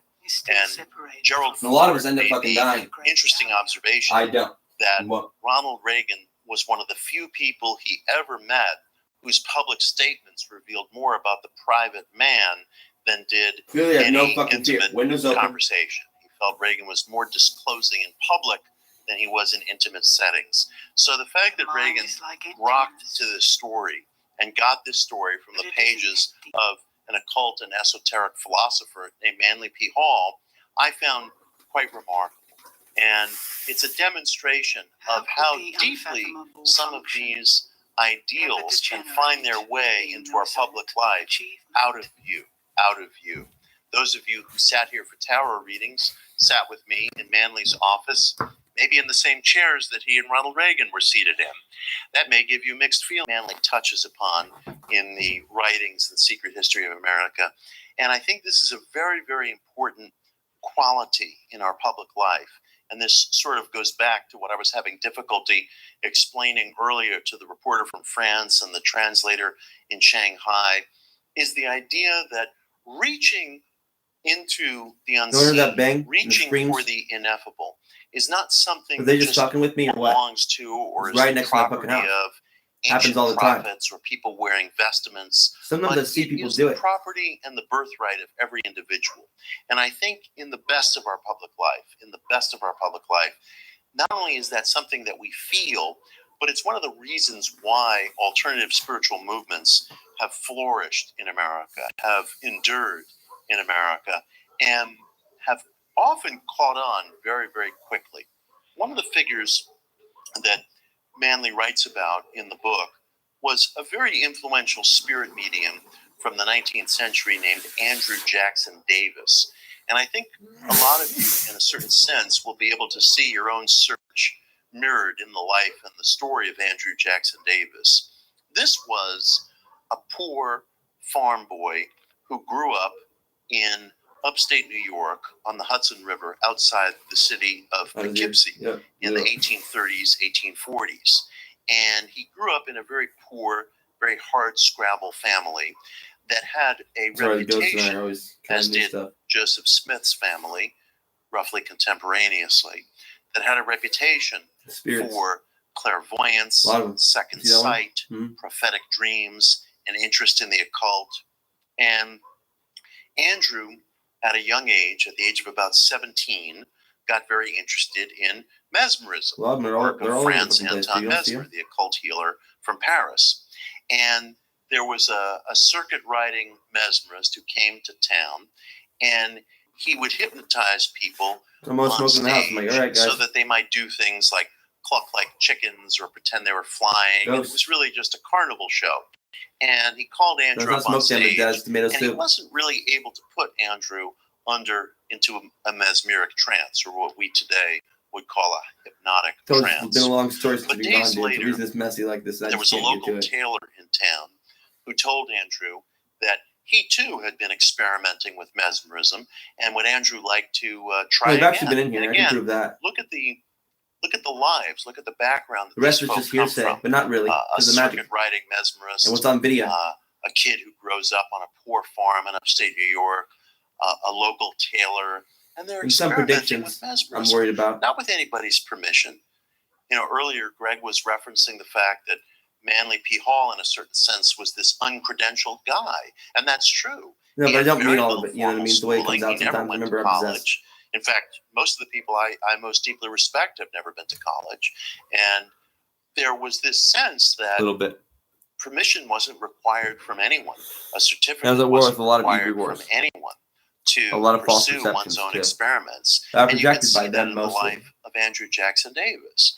And so Davis consented to this local tailor that he could experiment on him, see if he can put him into a trance.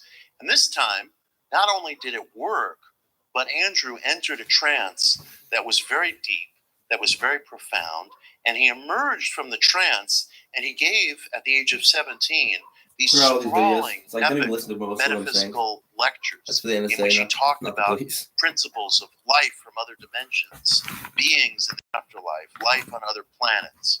And he laid out this whole cosmology even though he You guys was might get pretty offended. this poor kid Remember, who under severe was hypnosis working at the for time most as a of it. cobbler's I figured out apprentice. towards the end. And eventually, Andrew became known as a very noted spirit medium who can emerge from these mesmeric trances and deliver these extraordinary cosmic discourses.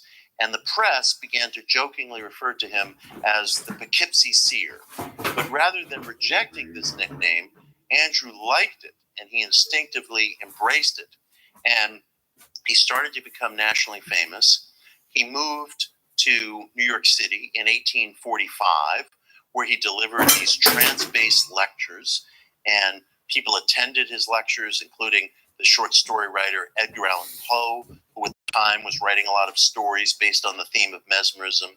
And Andrew attracted a very important and prominent defender, a metaphysical minister by the name of George W. Bush, who was a first cousin, 4 times removed, from the Bush presidential family.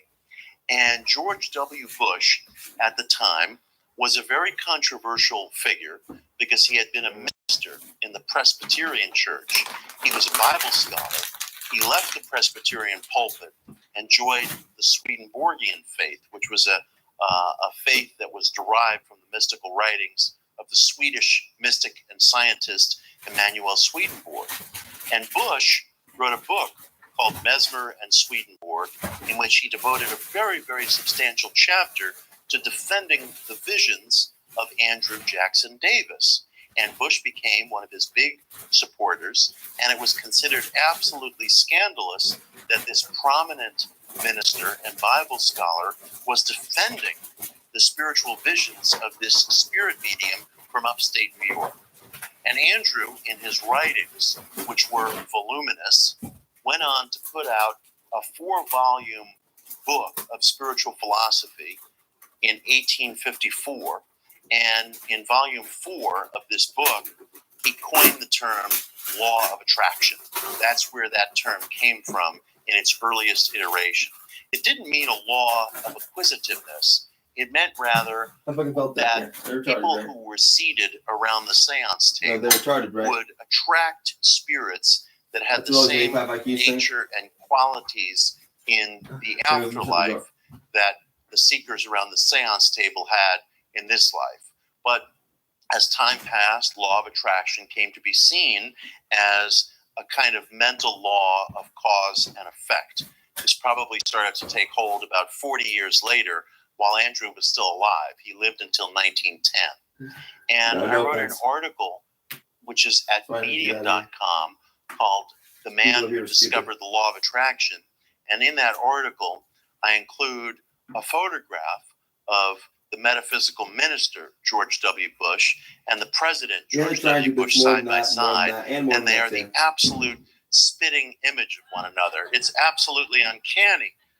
But George W. Bush is not returning my letters, so I don't know if you will hear further about this. But those were the roots of the Bush family in America. Now, I think the reason why Andrew Jackson Davis, whose name is largely forgotten today, but the law of attraction certainly is not forgotten. I think the reason why a figure like Andrew Jackson Davis and other figures, some of whom I've mentioned, some of whom are part of history, and you can read about them in Occult America, you can read about them in Secret History of America. Some of these alternative spiritual figures, these outsider spiritual figures, were able to attain fame and popularity and influence because they came from the environs of everyday life. And I think that they affirmed the best instincts in the American public that there is no certification, no permission, no bloodline, no approbation, no anointment required by anyone to pursue your own sense of personal inner meaning. And although many generations like to believe that they live on some sort of historical precipice or that it's just degrees away from the boiling point, I can honestly say in my life, I have never seen a time in our country's history where people seem angrier, where people seem more divided, where people seem less possessed of confidence in our having a common future together. And it is easy and it is reasonable to feel profoundly, profoundly concerned about that. But the one thing that may be our saving grace is that I think that the question of whether our society is still functioning, the question of whether we are still functioning as a national community rests upon whether there remains protection for the individual search for meaning. And I do believe that despite everything else that's critical and that's profoundly, profoundly disturbing and concerning in our society today, I do believe that pillar has remained untouched. There is tremendous religious diversity within our military, for example. Nope, technically There wasn't ready is for it. tremendous religious diversity across the country. People are responding to survey after survey after survey, identifying non-affiliated as the largest So I'm still alive. Boom. category of religious identification in America. So while more and more Americans are referring to themselves as non-affiliated, there hasn't been any decline, and quite the opposite, in the hunger, the wish for spiritual understanding. There has never been, I think, a greater growth or diffusion of different spiritual and esoteric and mystical ideas across American life. And I really do believe in my heart, I would never offer you up any kind of false optimism. I really do believe in my heart that as long as this sense of an individual search for meaning remains embodied as a pillar, as a foundation of our individual lives, as long as the individual search for meaning remains protected, I think we as a society will make it. We will function. And that deeply felt, deep-seated sense of birthright that we have, each of us, around the individual spiritual search is the greatest legacy of the secret history of America. And I thank you all very, very much for being here. Thank you. Maybe it's a long time to get this. Thank you. Oh, yeah. That was me.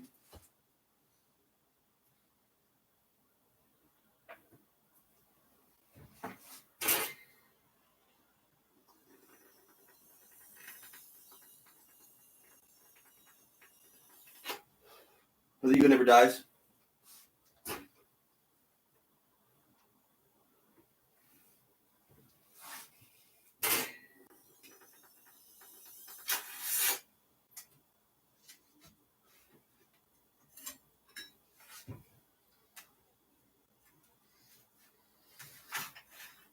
Sweet potato fucking pie. Now that's a fucking miracle, dude.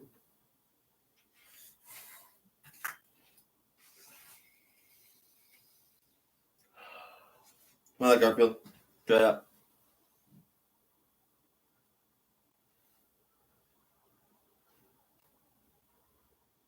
That's delicious, huh? Mm-hmm. Then I'm up. Here you go. Whole piece for you. See if you finish it. Garfield. Like, eat up, boy. Getting bigger. But I gotta go out soon. We're hibernating. Got plenty of food. Stocked up. Not really, but getting there. They need $668. I'm like, okay. All right, I see you guys.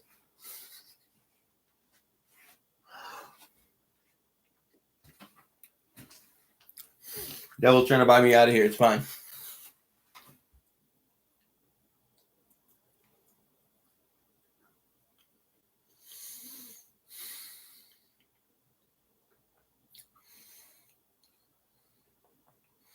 No, it's number 59 to go up, and I had 59 cents extra. $6.69, huh? Just about.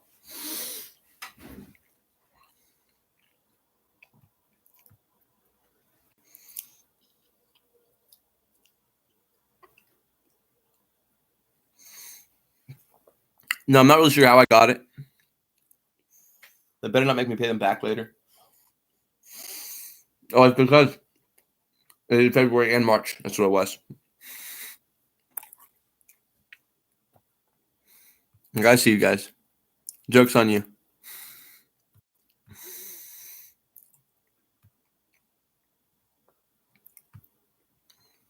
That's why I'm like, let the prisoners out. Put the real guilty people in.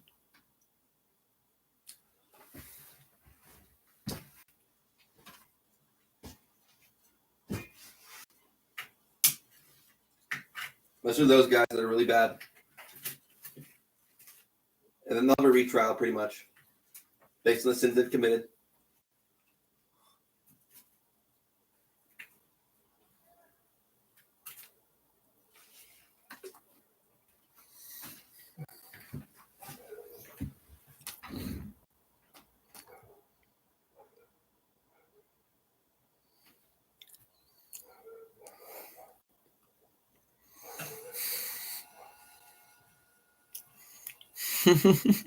No way, right? Like, no way, right?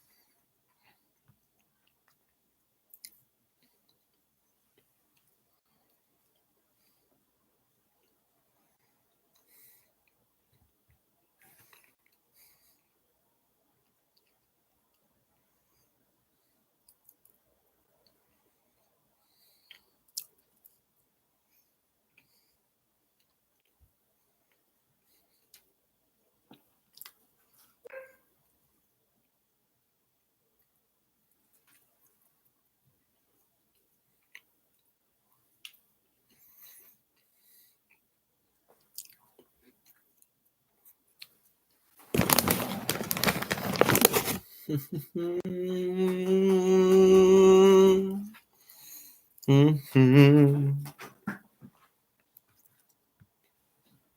want some sweet potato pie, Dad?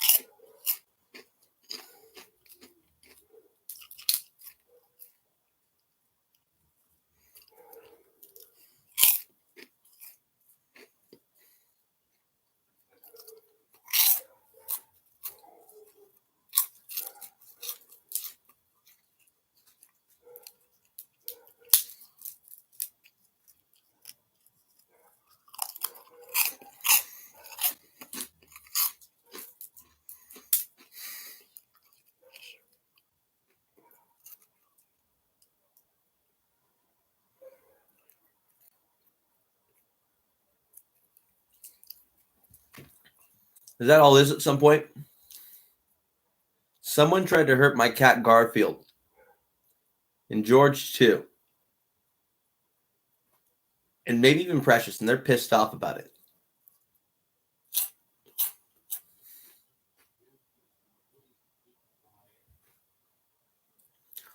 Let's try to figure something out.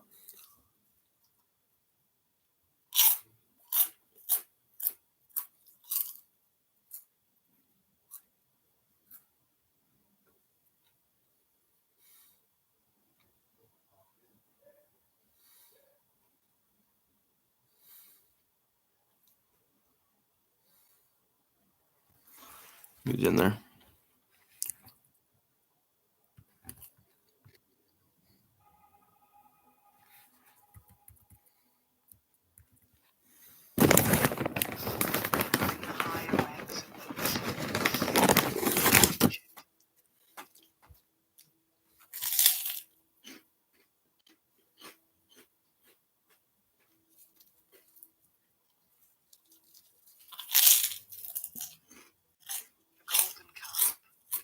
Through the net, remains trapped in the water.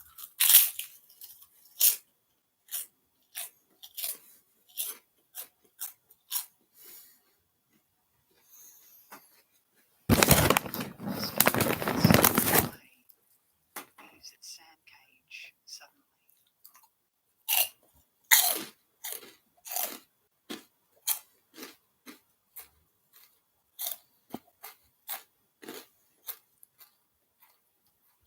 I have the meaning of Bodhidharma coming from the West, explained in every detail.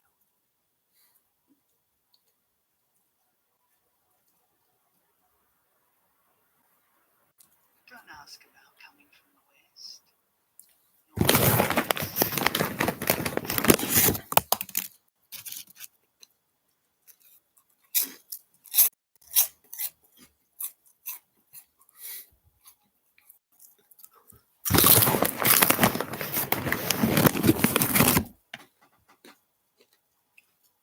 You cannot rely on looking far ahead at the edge of the universe.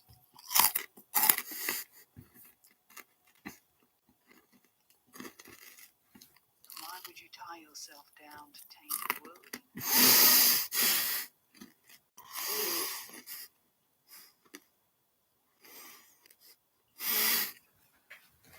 Essentially, the miraculous body Exactly. is not No, exactly, Garfield.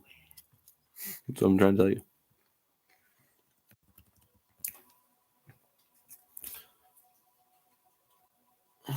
It is already throughout the whole body. So what other traces could there be?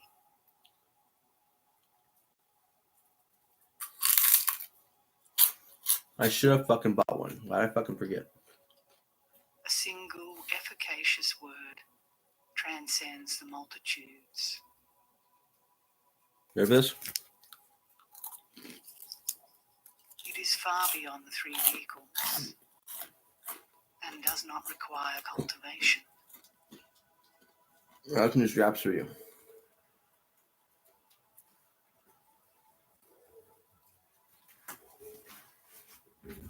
Shake off your hands and get away from the sages of all ages.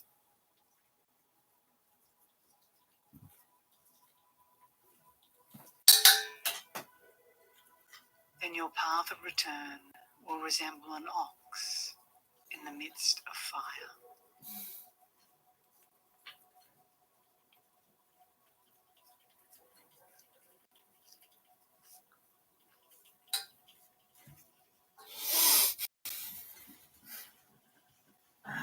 Right now, I'm like, all right, pick the NSA because like they're all corrupt as fuck. I'm like, okay. That which is impure by itself. Right. But the NSA is like under a lot of scrutiny. The CIA, they're under a lot of scrutiny too. That They're which like, is pure we're is pure CIA, by Central itself. Intelligence, I'm like, okay, cool. Pretty easy. For their methods. Highest wisdom For absolute, and illusion control. are likewise empty and even.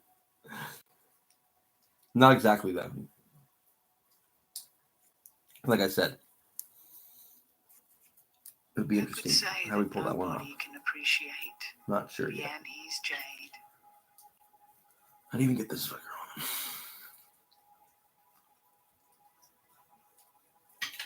Hey, Garfield. I say that the jewel of the Black Dragon shines everywhere. That's how you do it, Dad. You do it this way. See, even Cat knows this one. And you wrap it around. Maybe down. Only when the myriad dharmas disappear does the whole thing appear. Yeah, we can take this one off you. Pretty much. No concern that we might get it off somehow.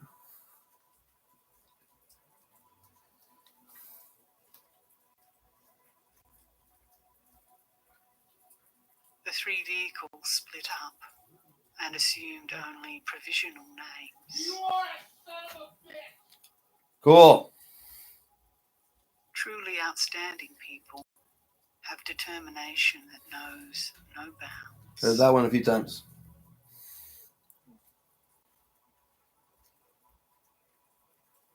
Do not try to go where the Buddhas have already gone.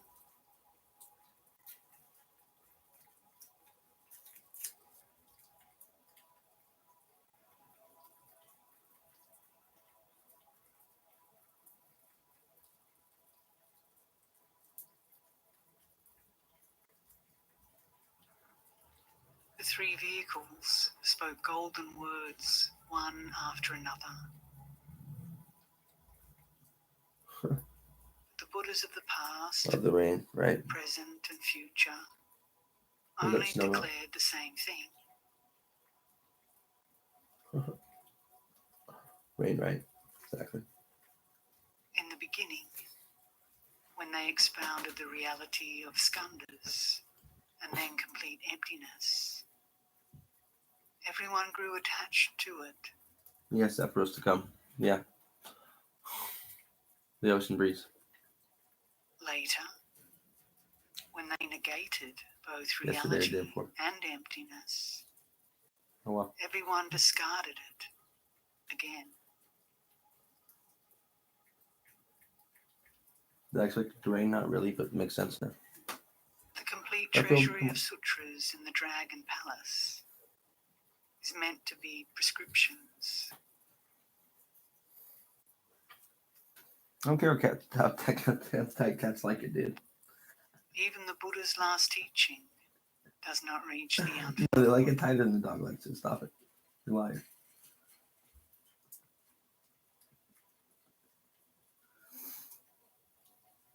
You know how Zoroaster feels about wine, dude. If even one deluded thought arises in the world of true purity, Sorry, Dad. this already means spending 8,000 Whispering to years me.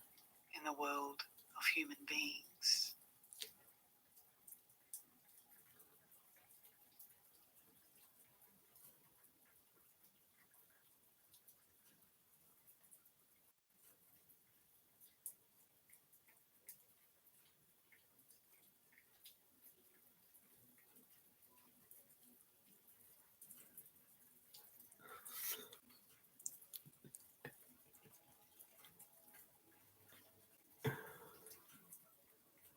Don't be distracted by the king of emptiness when you are still on the way.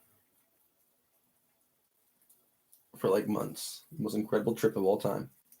For months now. You must drive your star forward, Mm-hmm. Sober moving mostly. on until you reach home.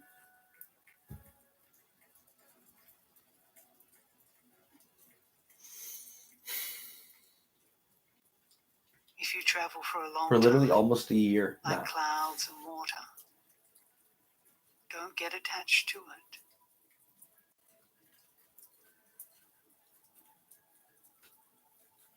Even in the deep recesses of snowy mountains, don't forget your mission.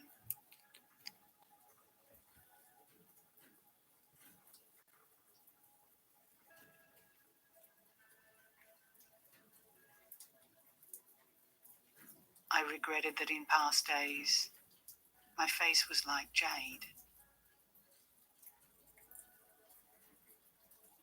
And I lamented that at the time of my return, My hair turned white.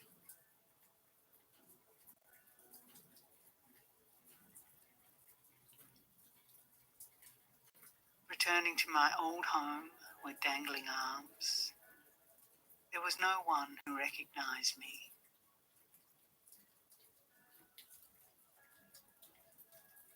Also, You are a mind. I had Literally, nothing you are a to mind. offer You're a my physical parents. substrate that a mind exists within. But your mind is more than just your substrate that your ego identifies with. And where does your mind come from? Your ego is just a little bit of your mind. No, your mind is many minds, infinitely eminent, all the way up and down, Having the intention and dynamic of too, going to the flexing within source, each other, pulsating, of swirling returning around to the origin, within one large mind. is Her mind, already a mistake. mostly.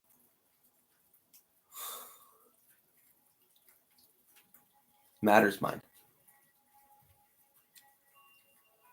No, it's the active. Essentially, there is nowhere to settle down, I don't know. I guess it's just energy feels like. no place to call one's home.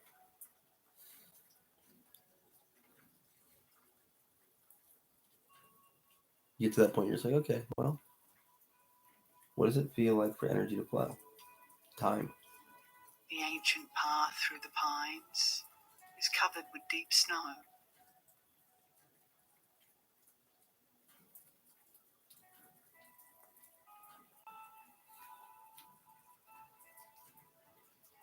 The long range of mountain peaks is furthermore blocked by clouds. The long range of mountain peaks is furthermore blocked by clouds.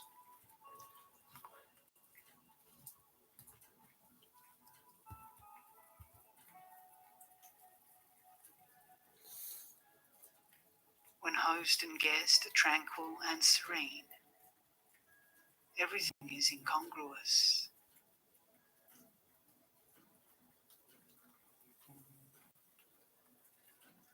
When lord and vassal are united, there is wrong in the midst of right.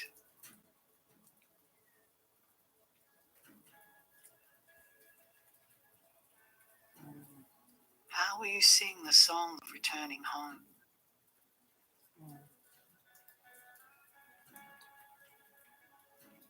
In bright moonlight, the dead tree is blooming in front of the hall.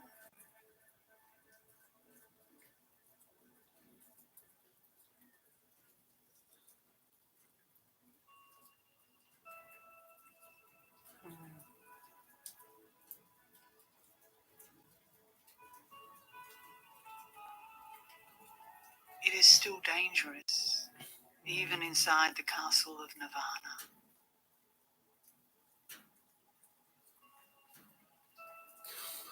Strangers come across each other without appointment.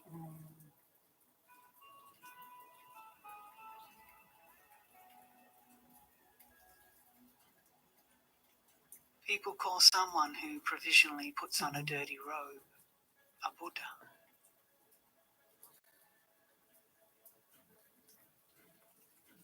But if someone wears precious clothes, what should you call him? I love you, Garfield.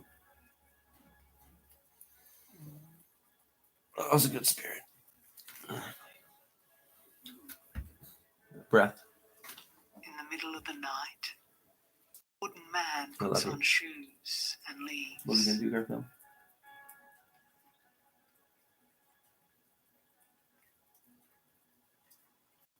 At dawn, the stone woman puts on a hat and goes home.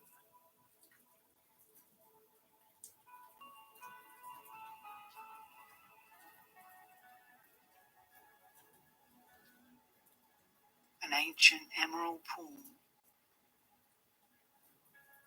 The moon in the empty sky.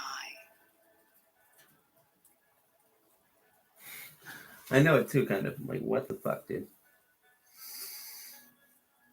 Screening and filtering over and over to catch the moon. For the first time, you will really know.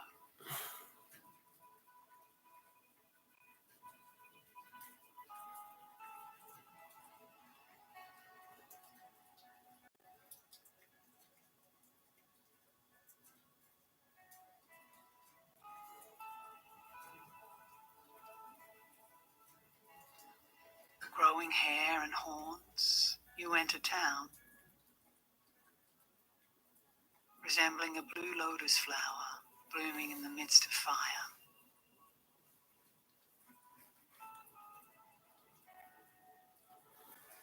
All afflictions become like rain and dew in the vast sea.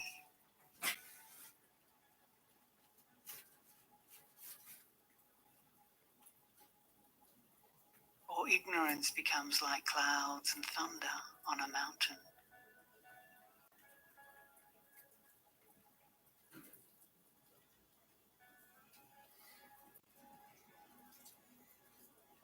You completely blow out the furnace below the cauldron of hell.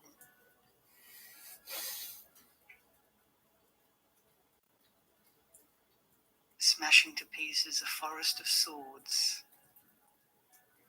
and a mountain of daggers with a single shout.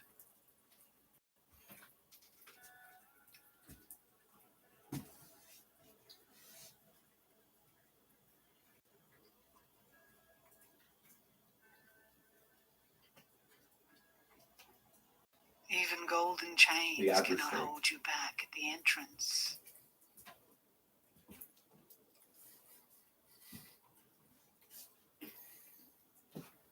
The mayor, yeah.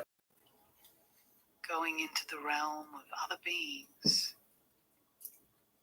you transmigrate for a while.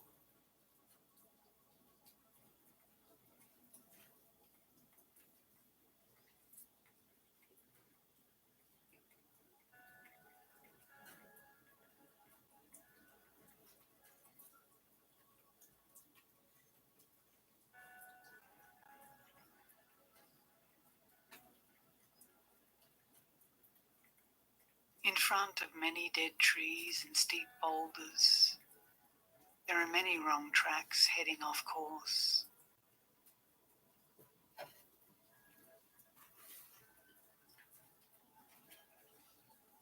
Those travelers who have reached this place all trip and stumble.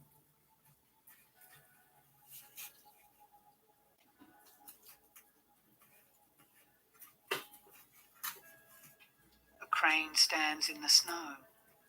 It does not have the same color.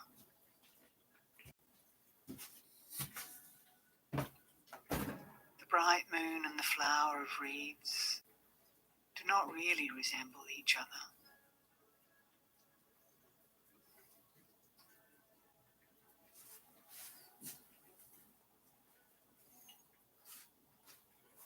Pum pum pum pum pum pum pum pum pum pum. I'm finished. I'm finished. When you think so, No, you cannot really be finished. no problem.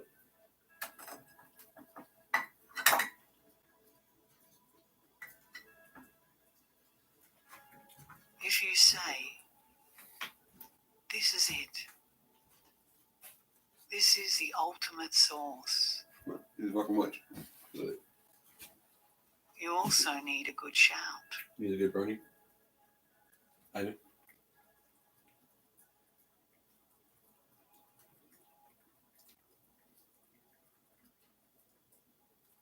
From the bottom of your heart, you play a melody on the harp with no strings.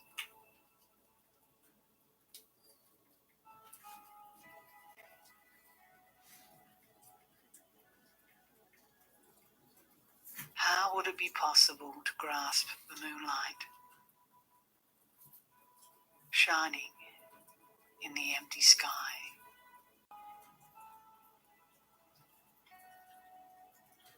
Invisible. No, evil's invisible to me. I can't even really see them. Physically.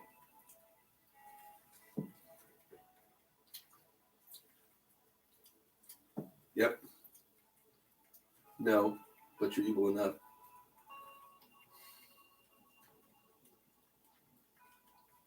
Evil.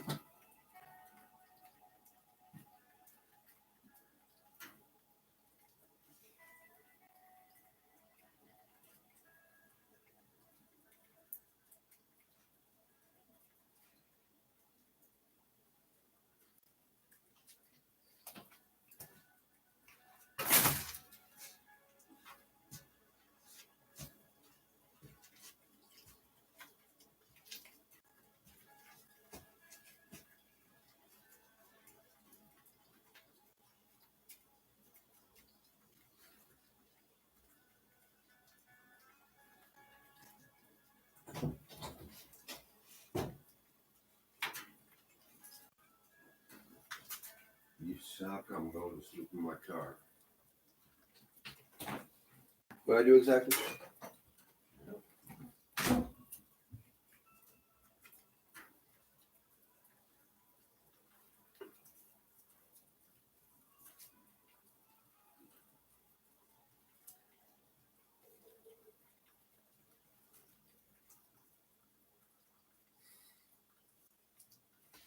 Never did. Make a shit out of it. I'm thinking shit out.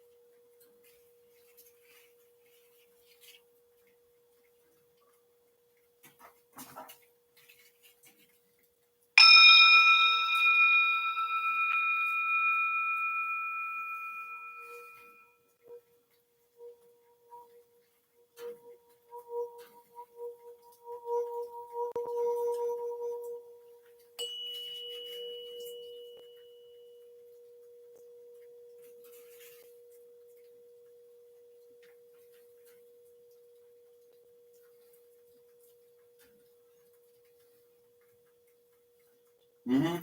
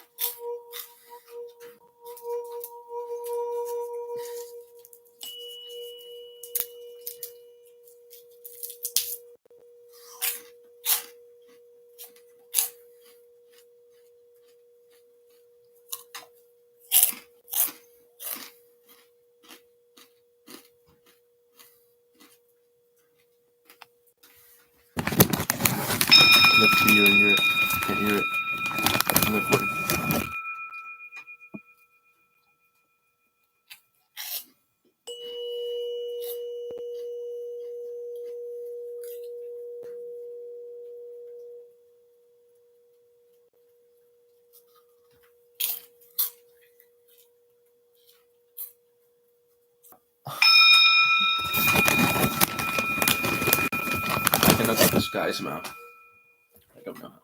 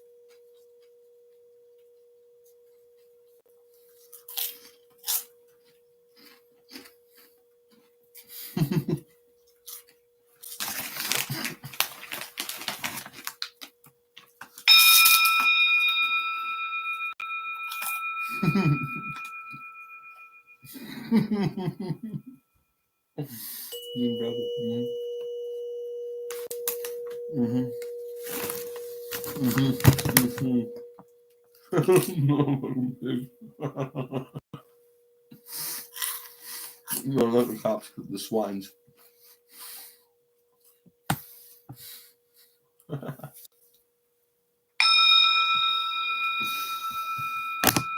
No, I got those guys. I just don't like them very much sometimes. I don't really have that big a problem with them, but I feel like maybe it's hypnosis, but I know it wasn't with that guy. That's what my concern is.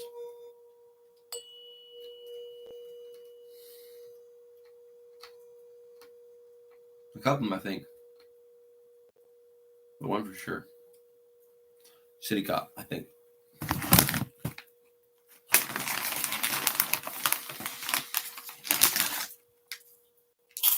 And a sheriff, too. Maybe I'm sure.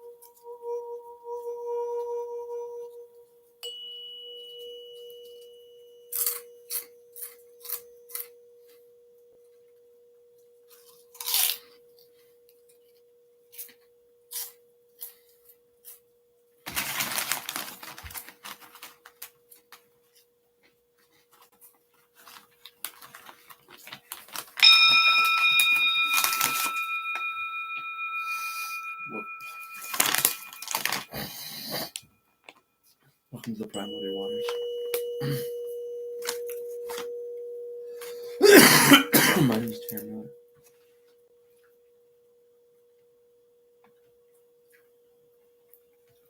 This is how we're starting from the bottom.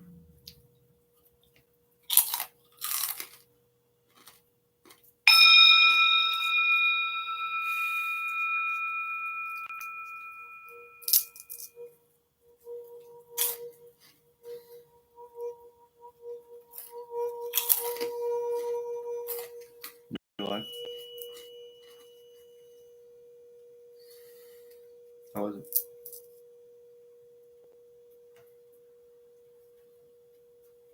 Was it great? Exactly.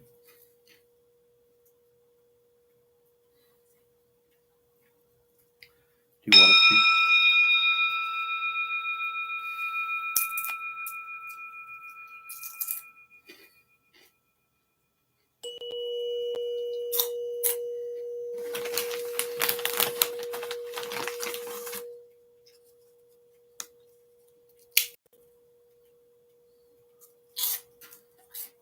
I guess we'll have to make sacrifices. Big ones. To start in it. All of us. It's not just me doing this in a way that doesn't align with your values.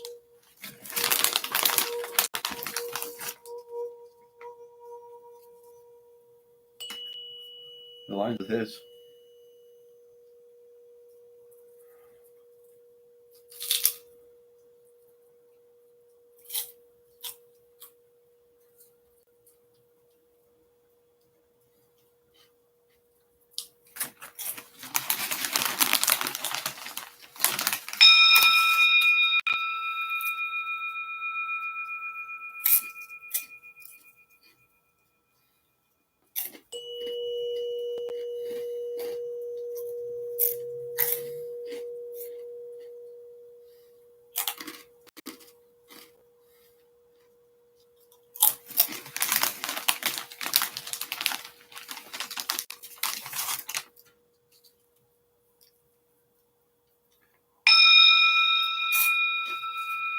Joke on something.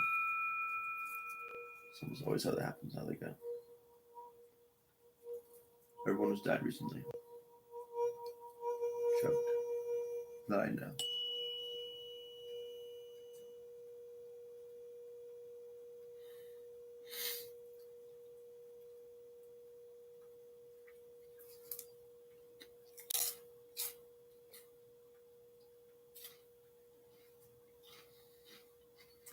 I stop breathing. Sometimes. This shit like all of them are.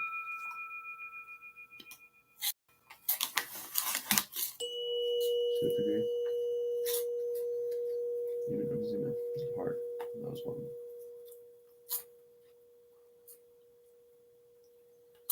The worst, not even him. No, he choked too. What happened to her?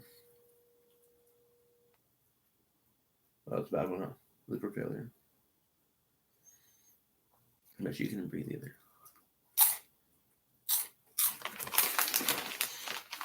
Liver failure, pretty much, huh? You're telling me. Organ failure.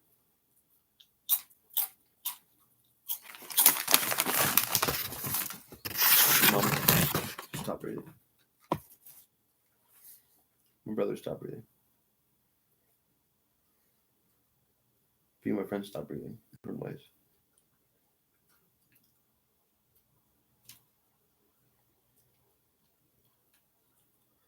Our souls, huh?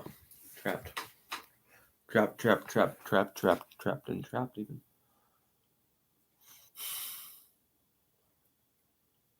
In little ways.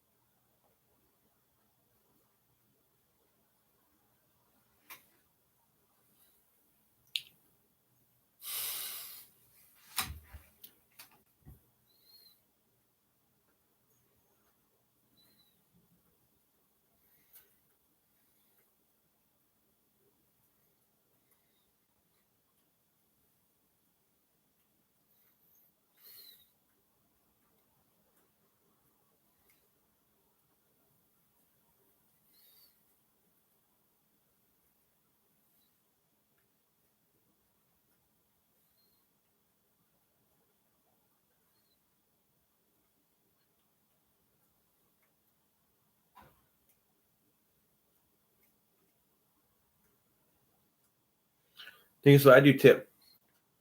But I live in like formic linguistics now. And we don't understand how much these ancient societies interacted. So are they right about everything? No, but it's supposed to start. There's a lot of comparative mythologists to choose from. And they all end up basically the same place.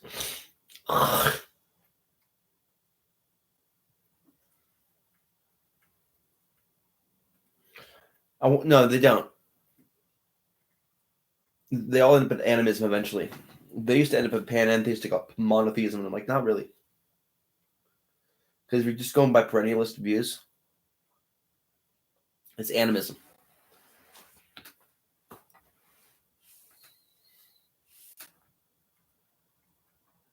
Yeah, there's always been some sort of panentheist view of the universe, but not necessarily monotheistic one. There's always been a father and mother, pretty much.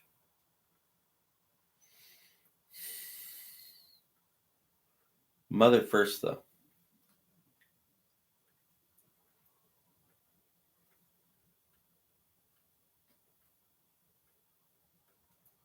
There's a flash again.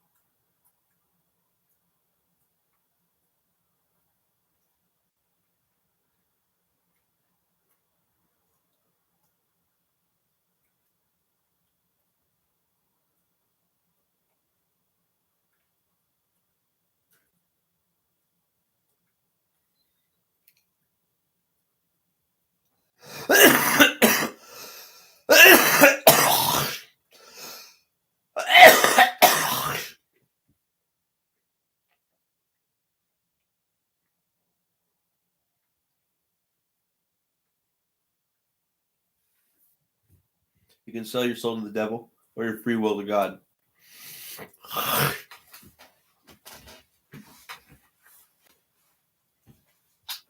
And not all of it. Ever. But a lot less than you guys have.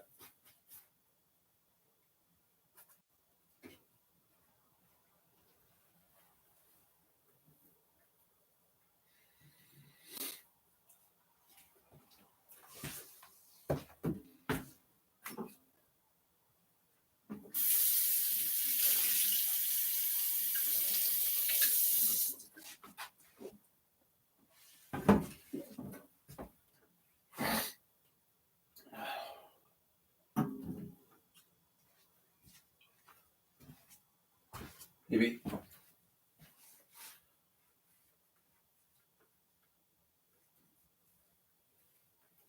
I'd always try to redo my inner channels with technology and screw them up.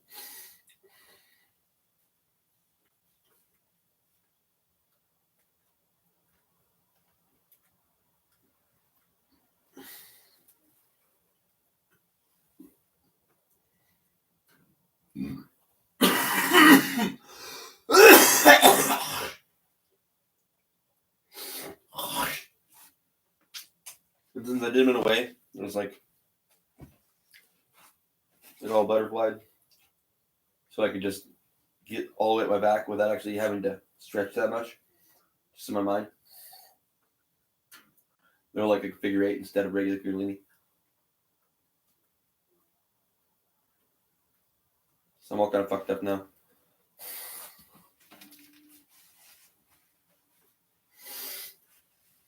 But I'll figure it out. It'll bounce out eventually. Yeah, the infinity kundalini. I'm one of the first people to actually ever pull it off. It was a shortcut. Like, whatever. I got a powerful mind. I can imagine that. This worked, pretty much. Is it finished? Actually, never really finished it. I really need to. That's too powerful. It's like, okay, I'm good.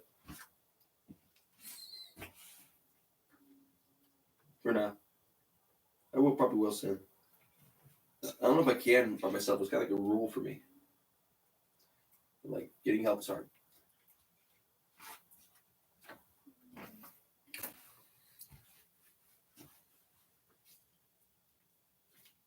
When you're fucking nuts.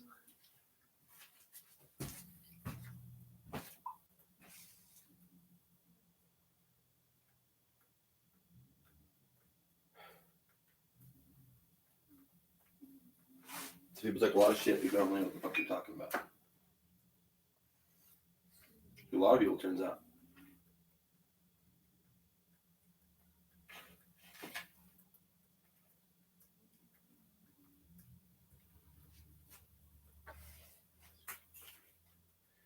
Right, this guy's weird. Looked at me weird. This guy's weird. He said something crazy. He apologized, but he said something crazy. So you know what I mean.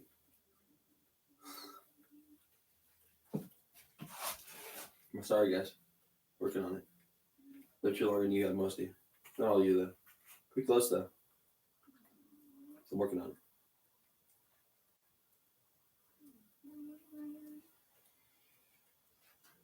It's all been reported.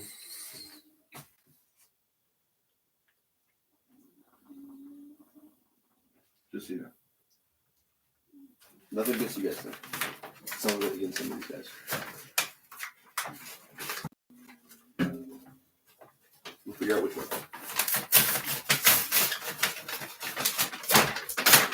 Someone broke my house. My dad's girlfriend tries to sue me for the house, probably. I need to figure out it.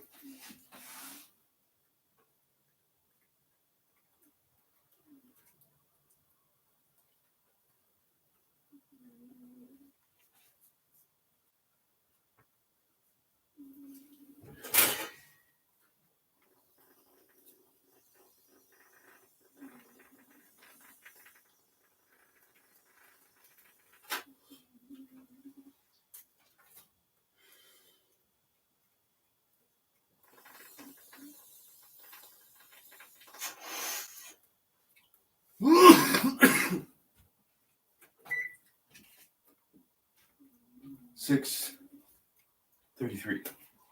Am I rude? No. But they are. So don't tell me some crazy shit didn't happen to me. I'm dead. Dad.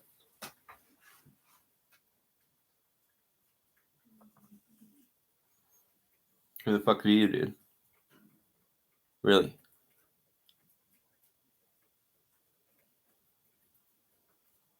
Some of us been sitting here this whole time going,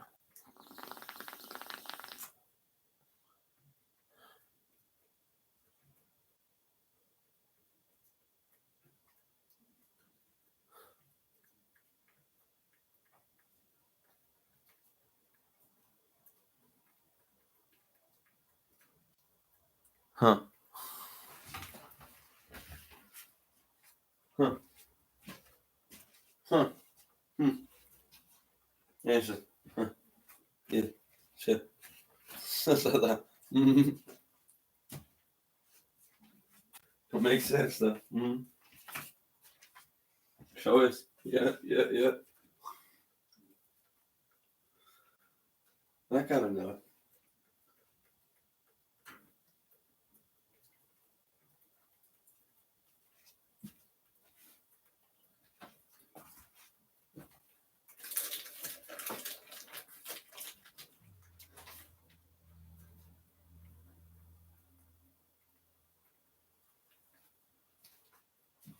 I'm talking about, what, huh? I'm talking about, Little squad defend me sometimes. From time to time. Stick up for me. In ways I don't even realize sometimes. You ever talking to me, but yeah, don't say that. You don't know that. What do you know, really? I heard this, and this. That's pretty interesting. So maybe I'm not as bad as I think. Bad off as I think. I got friends. Just shut up a little bit. It's easy to do them around people. When I'm not, it's not.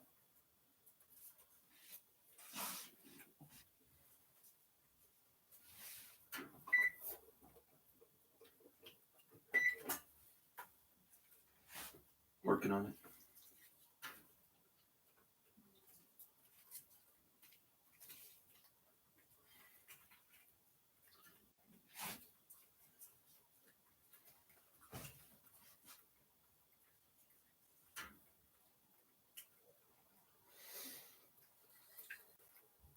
You know that I can respect certain things. Working on it.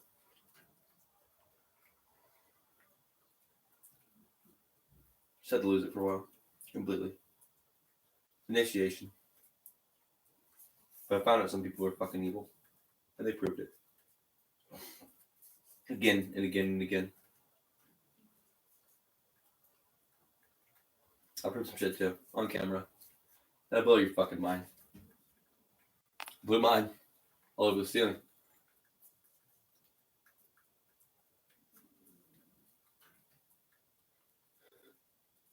You ever seen Men in Black? The dude's head just reinstantiates.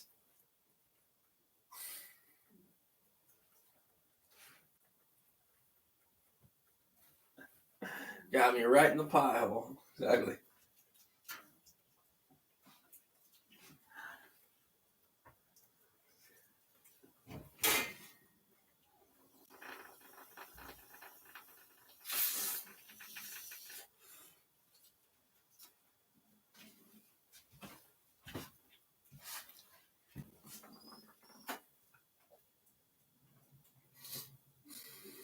She's not this time.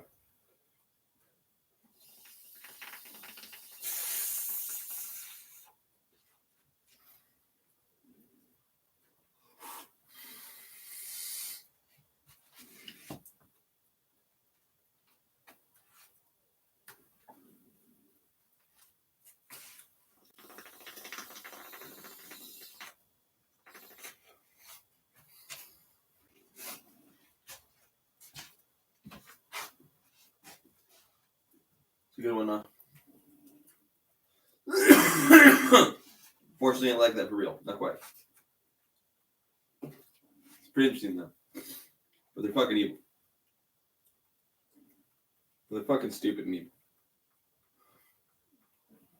Turns out. Now we didn't get on sooner is a fucking travesty. For science and for humanity.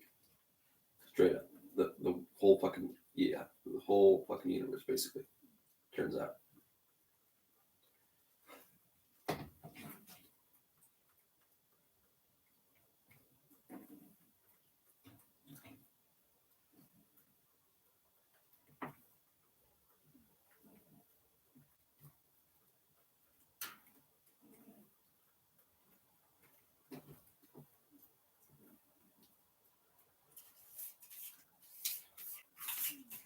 Yeah, I'm like reading the mystery, like, oh fuck, that sounds like it sucks. And they're like, oh fuck, what have we done? What have we done? Yeah, it sucks. It sucks for you. They're like, want to destroy you, Taran Miller. I'm like, yeah, it sucks.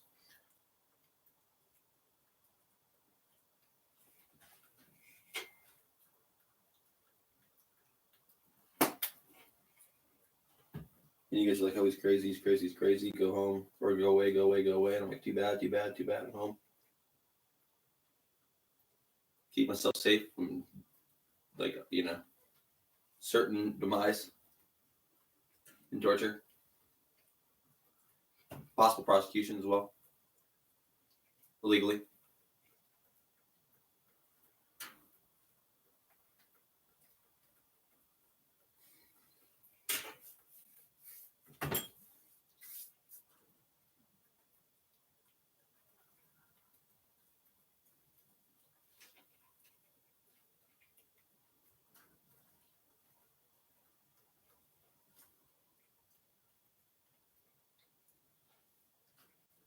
I guess they didn't have any plan in their fucking arsenal where I get to keep my cats. But it sucks for them because they don't get to plan my fucking life out brick for brick for what, 200 years? You're fucking crazy, dude. You're gonna be dead in about 2 months.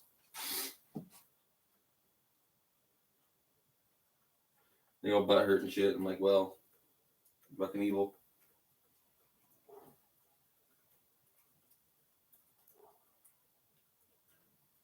Sorry, I had some predictions that you thought were cool. But you tried to destroy me before you tried to play my life out, so. And your life plan was utter destruction, basically. Inside and out. God bless you, Garfield. Now you know what my cats do, and that they're special too. Despite what anyone thinks about them.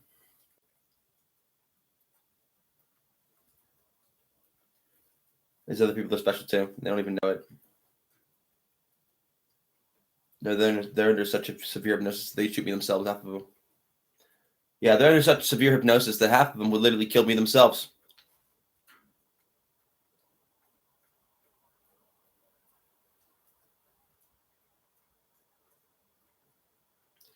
The other half would watch them do it. It's about 1 or 2% of you that wouldn't do anything. That might do something about it. Probably not at that point.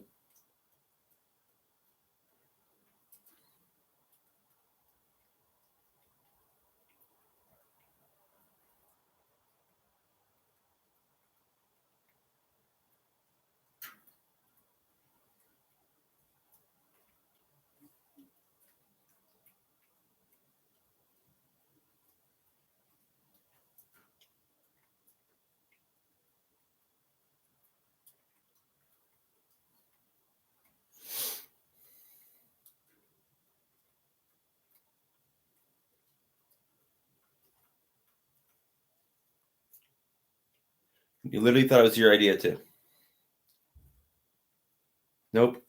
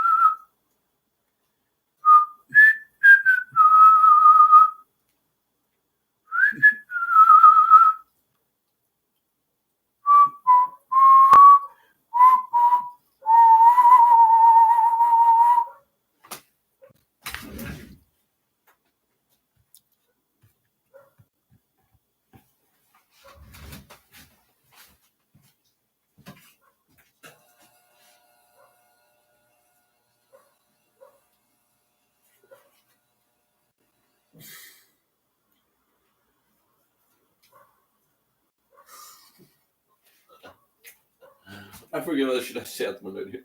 Fucking asshole shit, dude. I'm like, it's just the way this.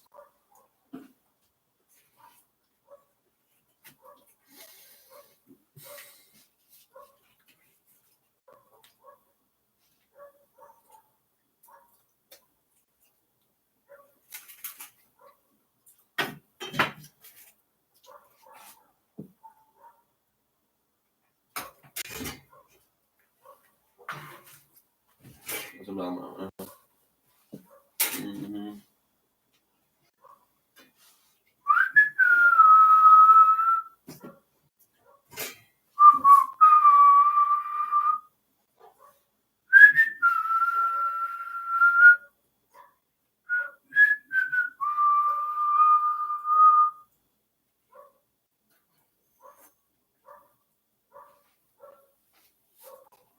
I gotta go collect some night Garfield. 6:47.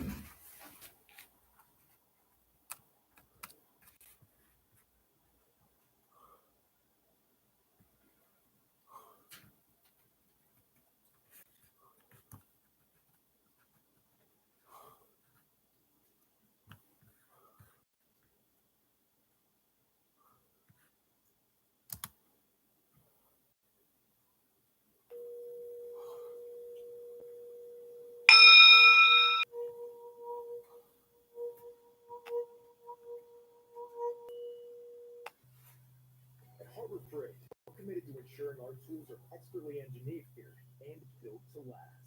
How do we do it? First, we build state-of-the-art labs for tool development and quality assurance. Then, we rigorously test.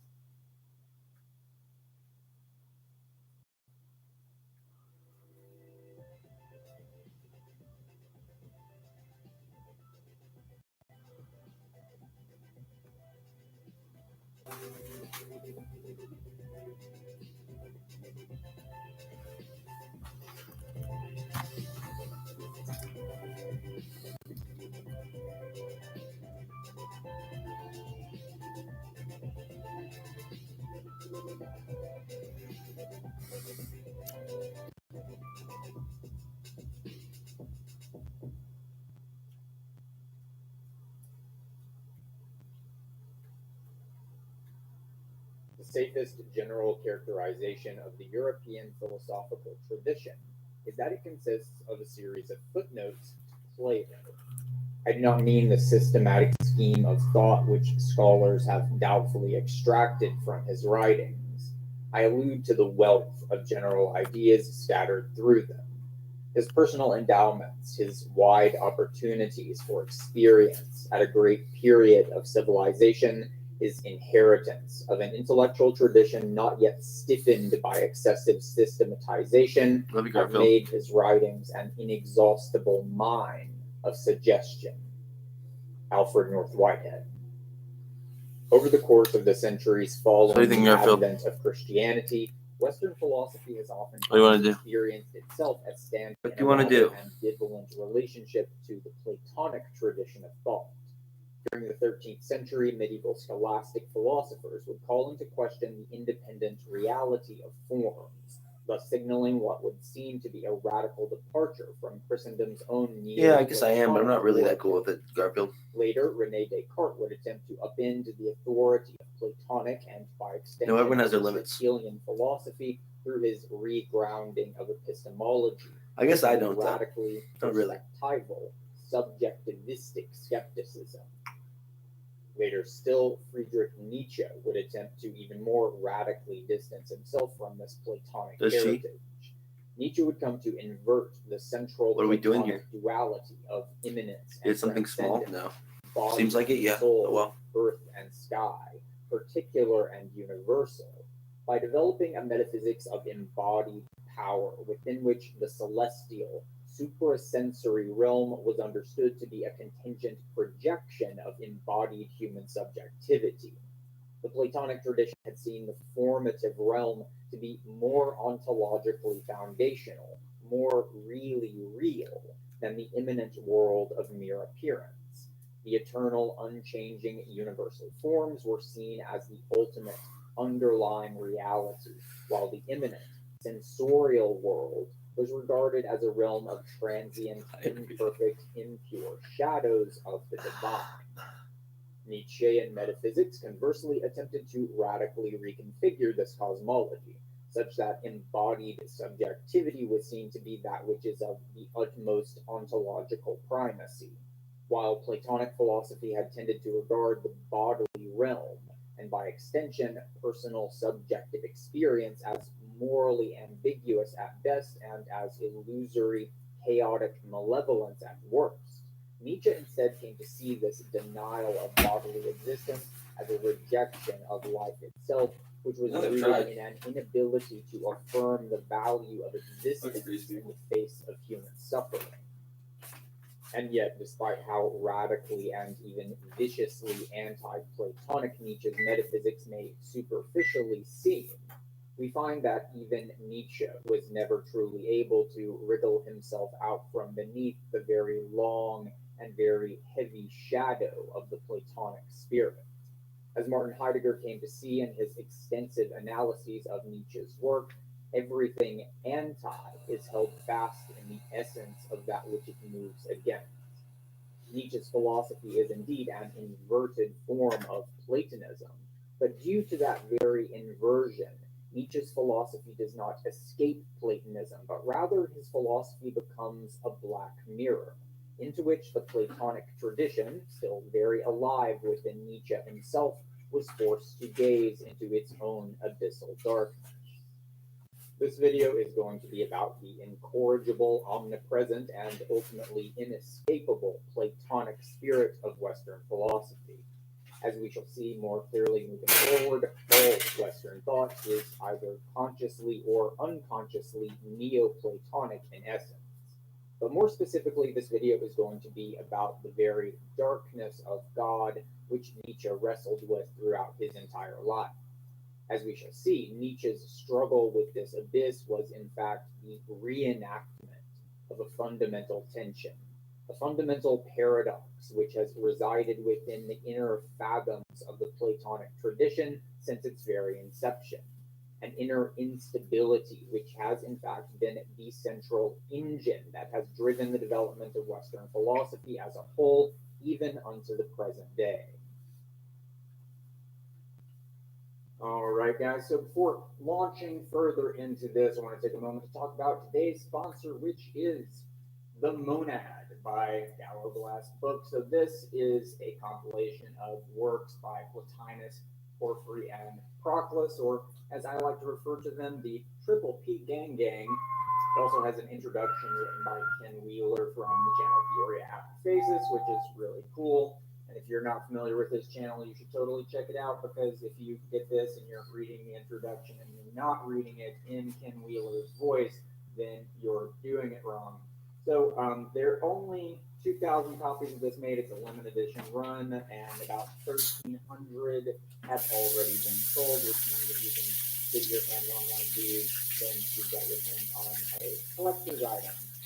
And moreover, this is the kind of book that is really great as a gift, or something you get for yourself, because it's the kind of book that feels really well made. The artistry is great, the illustrations, it feels solid and sturdy, like the kind of book that just kind of demands that you actually take it off the shelf and read the damn thing. So anyway, link in the description, and without any further ado, back to the video.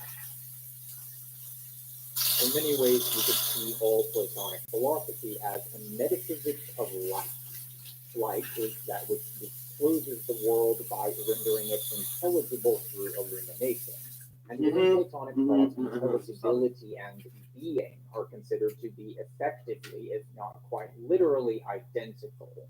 The light produced by terrestrial and celestial fires was seen as the outer expression of the light cast by the nous, a term which we can roughly approximate as intellect. Within Hellenistic cosmologies, the nous is the faculty of the human organism which is shared with the divine, while the body experiences sensations of the outer, contingent realm of appearance. It is the nous which is able to cognize the form which dictates the reality. The human nous, therefore, discloses the truth of the world through its prehension of the forms which inform the world, while the divine cosmic nous is that which discloses the world itself through sculpting the world from the abyssal chaos of formless nothingness. Aristotle tells us that sensorial light is a potency which is able to transmute potential colors into actualized colors, and that the nous operates in much the same manner, but in a much more subtle way, by transmuting potential experiences of truth into actualized noesis. Even prior to the birth of Hellenistic philosophy, fire and light were often seen to constitute the most primordial forms of existence. Living bodies grow and expand and are characterized by a softness which derives from the animating power of water.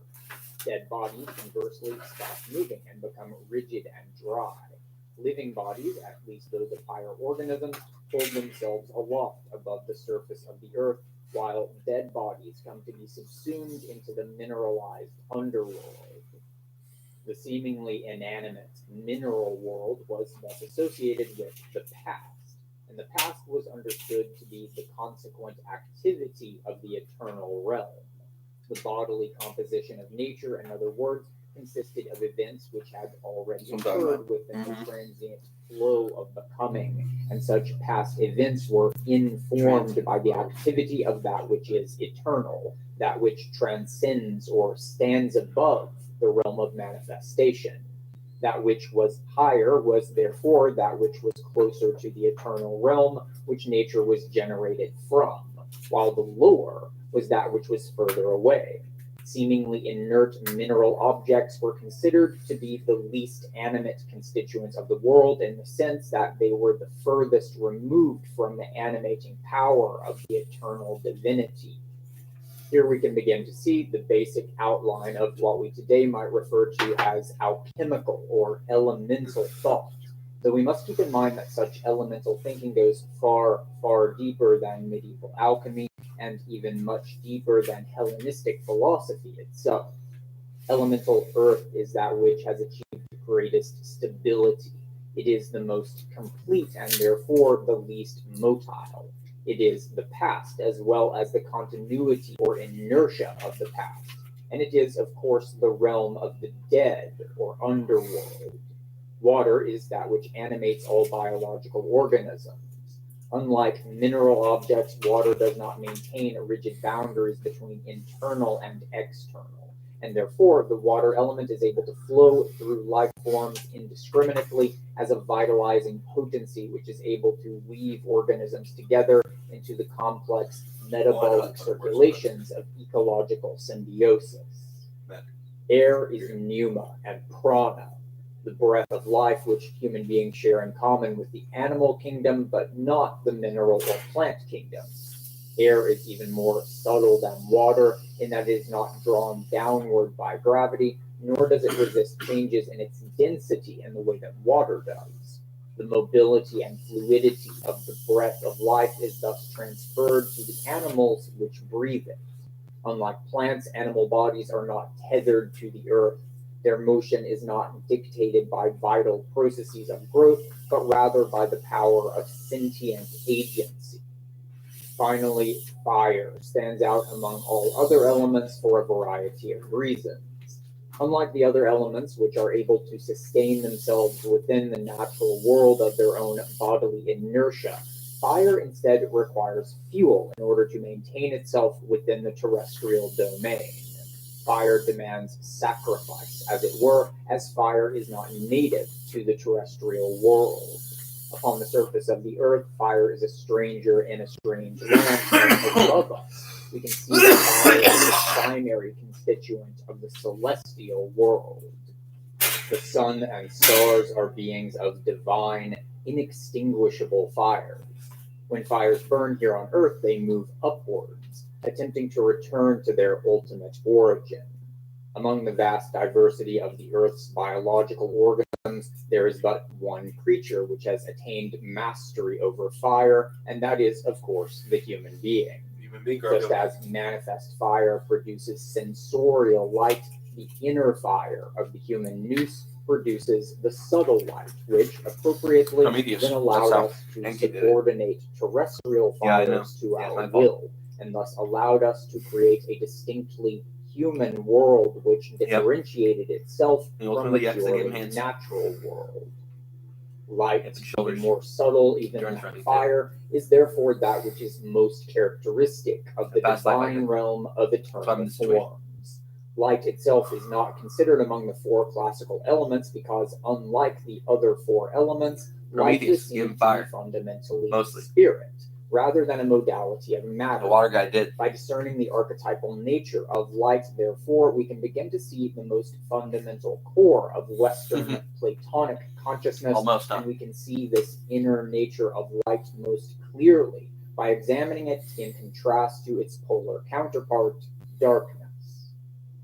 In a dark room, we can see that a fundamental characteristic of darkness is homogeneity. No matter where we look, we see only the same perfectly uniform blackness. Fire. Light, however, cuts through this uniformity, whereas darkness seemingly flows through boundaries in complete disregard for delineations of internal and external. Light is reflected by such boundaries, or absorbed as heat. That's who I am. It is therefore through the discernment of light in contrast to the indifference of darkness which allows light to inform the formless. Earth and sky. Light can therefore be understood as the most fundamental modality of formative potency, that which facilitates the manifestation of forms such as colors and images. Light is thus understood to be the most primordial form of order, intelligibility, and therefore being itself, in contrast to the chaos, undifferentiation, and nothingness of darkness. Within the Neoplatonic cosmology of Plotinus, the monad, otherwise known as source or simply as the one, is regarded as the most primordial and ontologically ultimate form of pure being. The monad is the ultimate core of existence itself, which conditions the underlying unity of all manifest reality. According to Plotinus, all things are and can only be expressions of the primordial monad, as it is the will of the monad which preconditions the possibility of all manifestation. The monad is the Platonic form of the good. It is ultimate unity, and it is also the will unto the realization of ultimate unity. As we can see, the Neoplatonic metaphysics of figures such as Plotinus and Pseudo-Dionysius would build upon earlier Platonic thought so as to form the germ of what would eventually become the Christian theological tradition.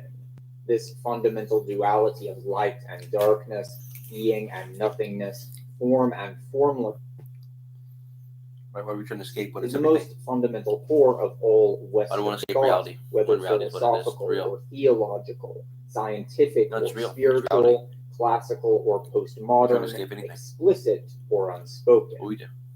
And And our yet we houses. can also see that this is And our not TV a screens. perfectly symmetrical duality. Being is regarded as that which creates the Yeah, you're better world, than whereas nothingness is an entirely passive absence of being. The primordial monad, the ultimate embodiment of being and light, is also the ultimate form of harmonious oneness. It is value itself, and therefore darkness and chaos, by contrast, can seemingly be nothing more than the privation of value. What could darkness possibly be other than the mere absence of light? What could nothingness possibly be other than mere vacuity, the absence of God? This imbalance, however, would give rise to a number of deeply fundamental, paradoxical, and seemingly intractable complications of Platonic cosmology. We see these paradoxes begin to emerge within Plato's Timaeus, as Plato attempts to contend with manifest nature and its relationship to eternal, unmanifest divinity. Here, Plato introduces the notion of the chora, a kind of receptacle much akin to the notion of empty space, which must precondition the possibility of nature and becoming. In order for the forms to participate in a world, then there must be something which underlies the world, which the forms are able to manifest themselves into. Quote, the chora is everlasting and indestructible. It grants an abode to all created things, but in itself the chora is to be apprehended with non-sensation, by a sort of bastard reckoning, which is hardly trustworthy. Looking unto this chora, we dream and affirm that it is necessary that all things be somewhere in some place and occupy some receptacle, but that which is neither on earth nor anywhere in the heavens is nothingness. So likewise it is right that the substance fit to receive over its whole extent the images of all things intelligible and eternal should itself of its own nature be void of all form. Therefore let us not speak of her, this mother and receptacle of this generated world, by the names of earth or air or fire or water or any aggregates or constituents thereof. Rather, if we describe her as a kind invisible and unshaped, all receptive, and in some utterly perplexing and most baffling manner partaking of the intelligible, we shall describe her truly. Plato, the Timaeus. If you watched my previous video essay on the transhumanist death cult, then you can likely now begin to see how this story picks up where that one left off. What Plato is grappling with here is, quite explicitly, the great mother goddess, which we have seen depicted as Tiamat within Sumerian cosmogony, the formless mother which seems to utterly defy the very intelligibility which Plato has identified as the essence of existence itself, and which, quite paradoxically, seems to nonetheless be an absolutely necessary condition for the possibility of the world which we actually inhabit. Plato refers Nope, to the chora I need as your technology. the third category of existence, or rather non-existence, as it defies categorization. That's what it as is. I need your either technology. form or appearance. You can't do it without your Forms are technology. apprehended through noesis, and yet the chora must be utterly lacking in form, and thus cannot be an object of noetic perception. Bodily sensations, conversely, detect particular manifestations of form within the bodily realm, and yet the Torah must also be utterly empty and lacking in the delineations which separate and define bodily entities. I mean, clearly I can If sometimes. this formless mother cannot be an object of either the Otherwise it's a struggle. sensory or spiritual faculties, then how can we possibly even speak of it at all? It seems that there is an immensely fundamental mystery at play within these passages of the Timaeus. Plato speaks of this ultimate darkness with a tone of ambivalence or even somber resignation, as the Korah would seem to be that which stubbornly stands in utter defiance of Plato's metaphysical matrix, and yet which remains utterly indispensable And I need my language within back. that very cosmology. Within Aristotle's physics, however, we see intimations that this mystery of ultimate nothingness extends even further than is made explicit within the Timaeus. Quote, Plato says in the Timaeus that matter and the Korah are the same, for the receptive and the Korah are one and the same. Although the manner in which he speaks of the Korah in the Timaeus does differ from that in the so-called unwritten teachings, he nevertheless does declare that location and Korah are identical. In other words, it would seem that Plato's notorious unwritten teachings, those which were reserved for only the most fully initiated of his students, contained knowledge of this divine darkness, which are not found within the Socratic dialogues. Unfortunately, I do not have access to those unwritten teachings due to the fact that my application for the Illuminati is still being reviewed. But luckily, we can do more here than simply speculate as to what the ultimate mysteries of the Korah must be. Here we will once again return to Plotinus, and in particular his writings which pertain to the nature of matter. As indicated by Aristotle above, Hellenistic philosophy did not regard matter as a classification of physical objects or substances, but rather matter referred to the formlessness, which was informed so as to become the natural world. In other words, matter, a word which same formless Korah described by Plato. What Plotinus sets himself in search of within the Ennead is what later alchemists would refer to as the prima materia, the underlying substrate, as it were, from which the natural world must be sculpted by the noetic light of the higher realm, or modality of existence, as we might say of the four classical elements, for example. This formlessness cannot possibly endow entities with any properties. Being utterly vacuous in itself, it cannot inform existing things in the moral indignation. He seems to almost chastise the darkness or dissolve into irrelevance. He states that whatever this nothingness tells us is a lie, that whatever it pretends to be, it is not. It is, in other words, pure seeming, pure appearance, as it were. As such, Plotinus is suggesting that this abyssal void is that which allows the noumenal, formative reality to manifest as mere appearance.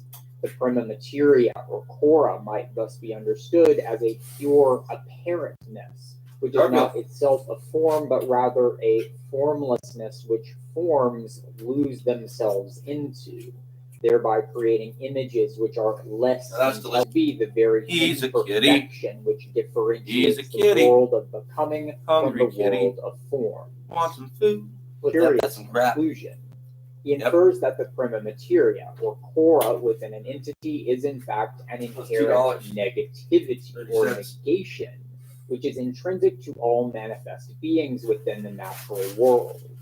The Korah within a manifest object is therefore the invisibility of the object's interior, the blackness of the colors which remain mere potentiality within a pitch-dark room.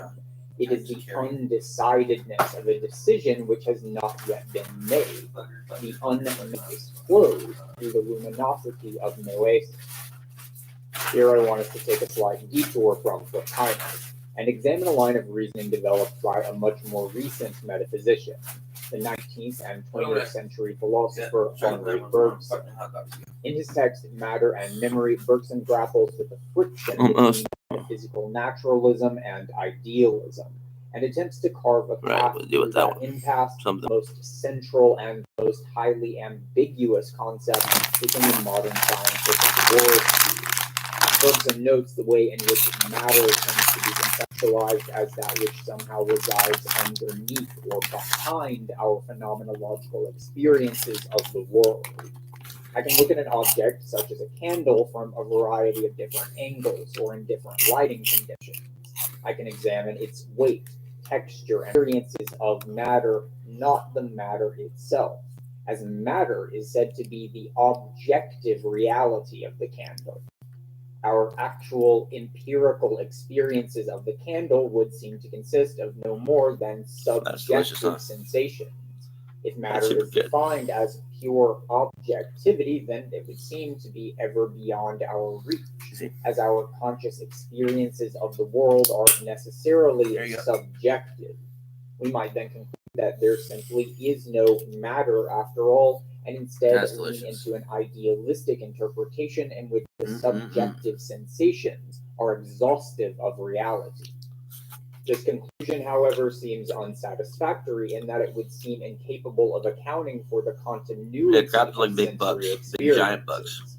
If there is no matter which underlies my sensation of the big candle, then why do these sensations seem to adhere to an underlying order? Why do the sensations of light and warmth always re-emerge when I leave the room and mentions their manifestation?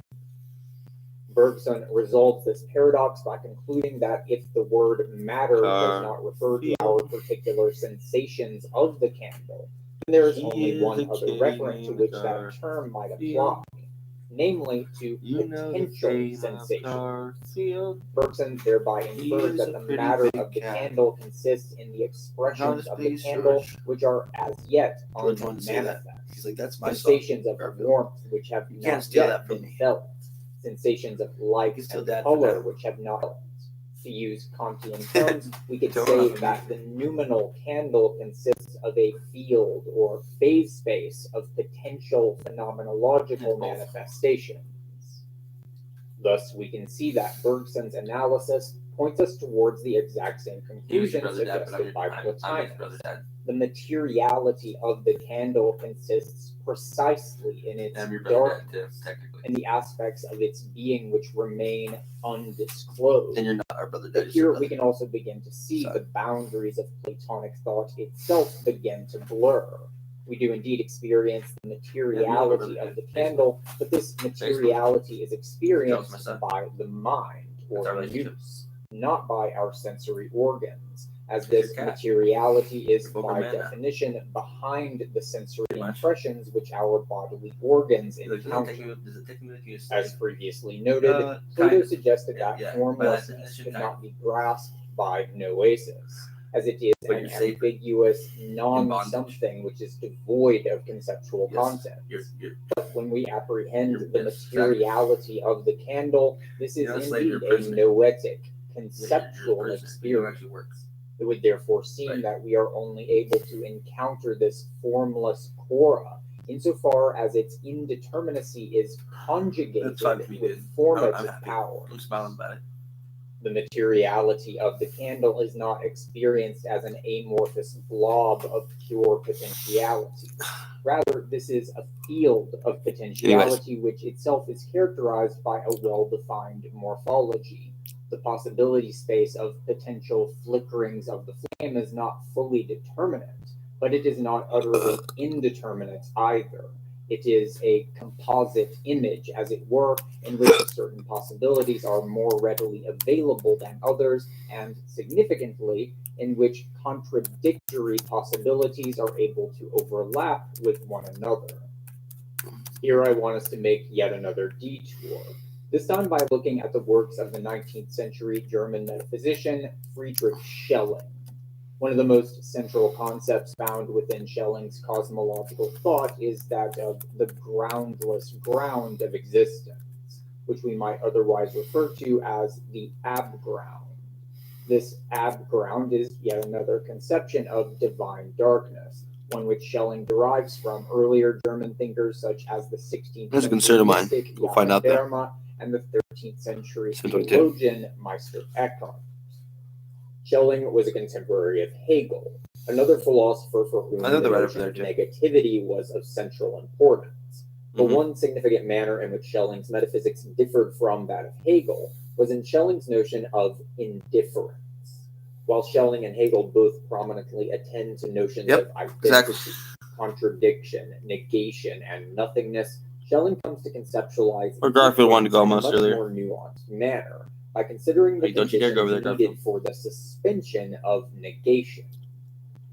In order for differences to exist and He's thus hanging out over there. allow for the Occasionally. natural world of change and diversity, contradictions I go find between one distinct somebody there. entities must somehow be allowed to sustain themselves. For object A to be different than object B, then object B must also be not A. If this is indeed the case, then we might conclude that objects A and B must necessarily annihilate one another unless there is something at play which can allow this contradiction of selfhood and otherness to maintain itself.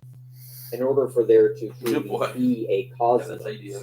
a unity in which differences are able to coexist in solidarity, then there must be a hidden fourth, as it were, which is not selfhood, otherness, or There you unity. go.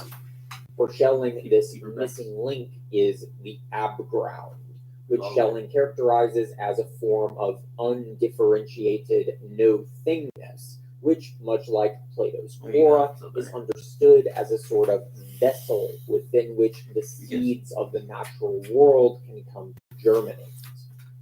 The contradictions of distinct He's ready to cut over. self-identities It's are only able to 7:30. exist and conjugate within the world specifically due to the very indifference, or rather It's on Monday. undifference, which both 24th. underlies such separate entities and which is also contained within them.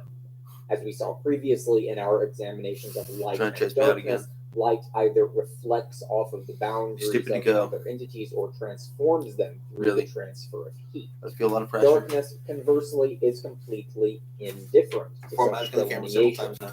When the light recedes, darkness engulfs and Why inundates should I have to all go anywhere? things with complete disregard to the boundaries of identity. But that The won't light do of the understand that, sun but can really obscure what the I've done, stars, what I've but been the through since very we've gone. passivity of We should be covered, darkness dude. allows for the multiplicity of stars to be simultaneously visible. In one sense, this might seem to be just obvious. Distinct entities are able to coexist because they occupy different locations within space. The Quora, in other words, facilitates difference in the form of spatial extension. But we must also realize that this undifference of outer space is also complemented by an undifference of inner space as well.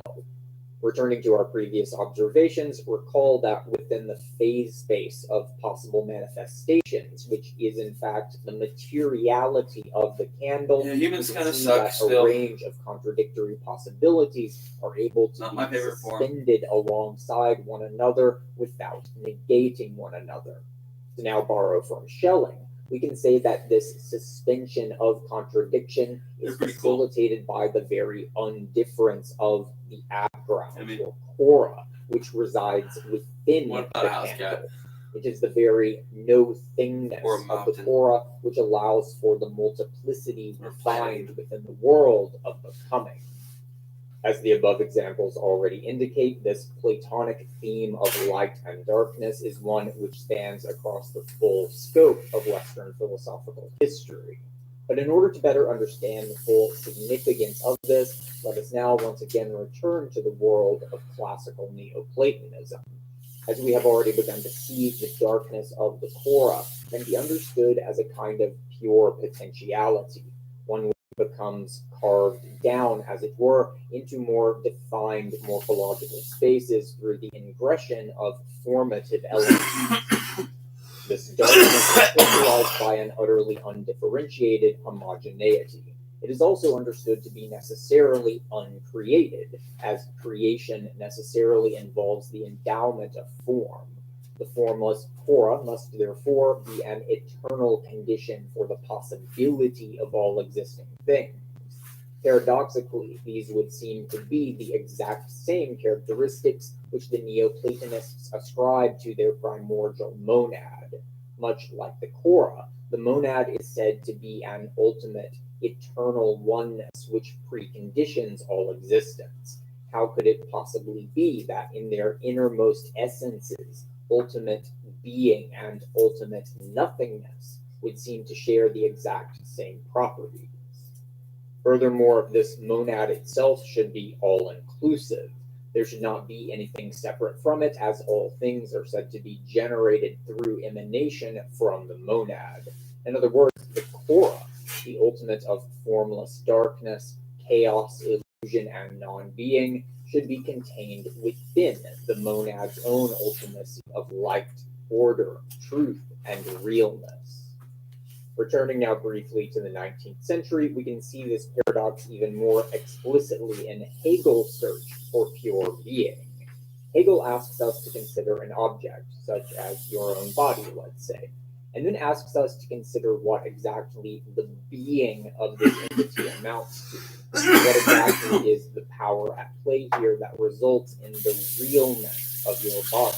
What differentiates an actual body from one which is merely conceptual or imaginary? A purely conceptual version of your body could have all of the same determinate properties, such as weight, color, shape, and texture, while nonetheless remaining non-real in contrast to your actual body.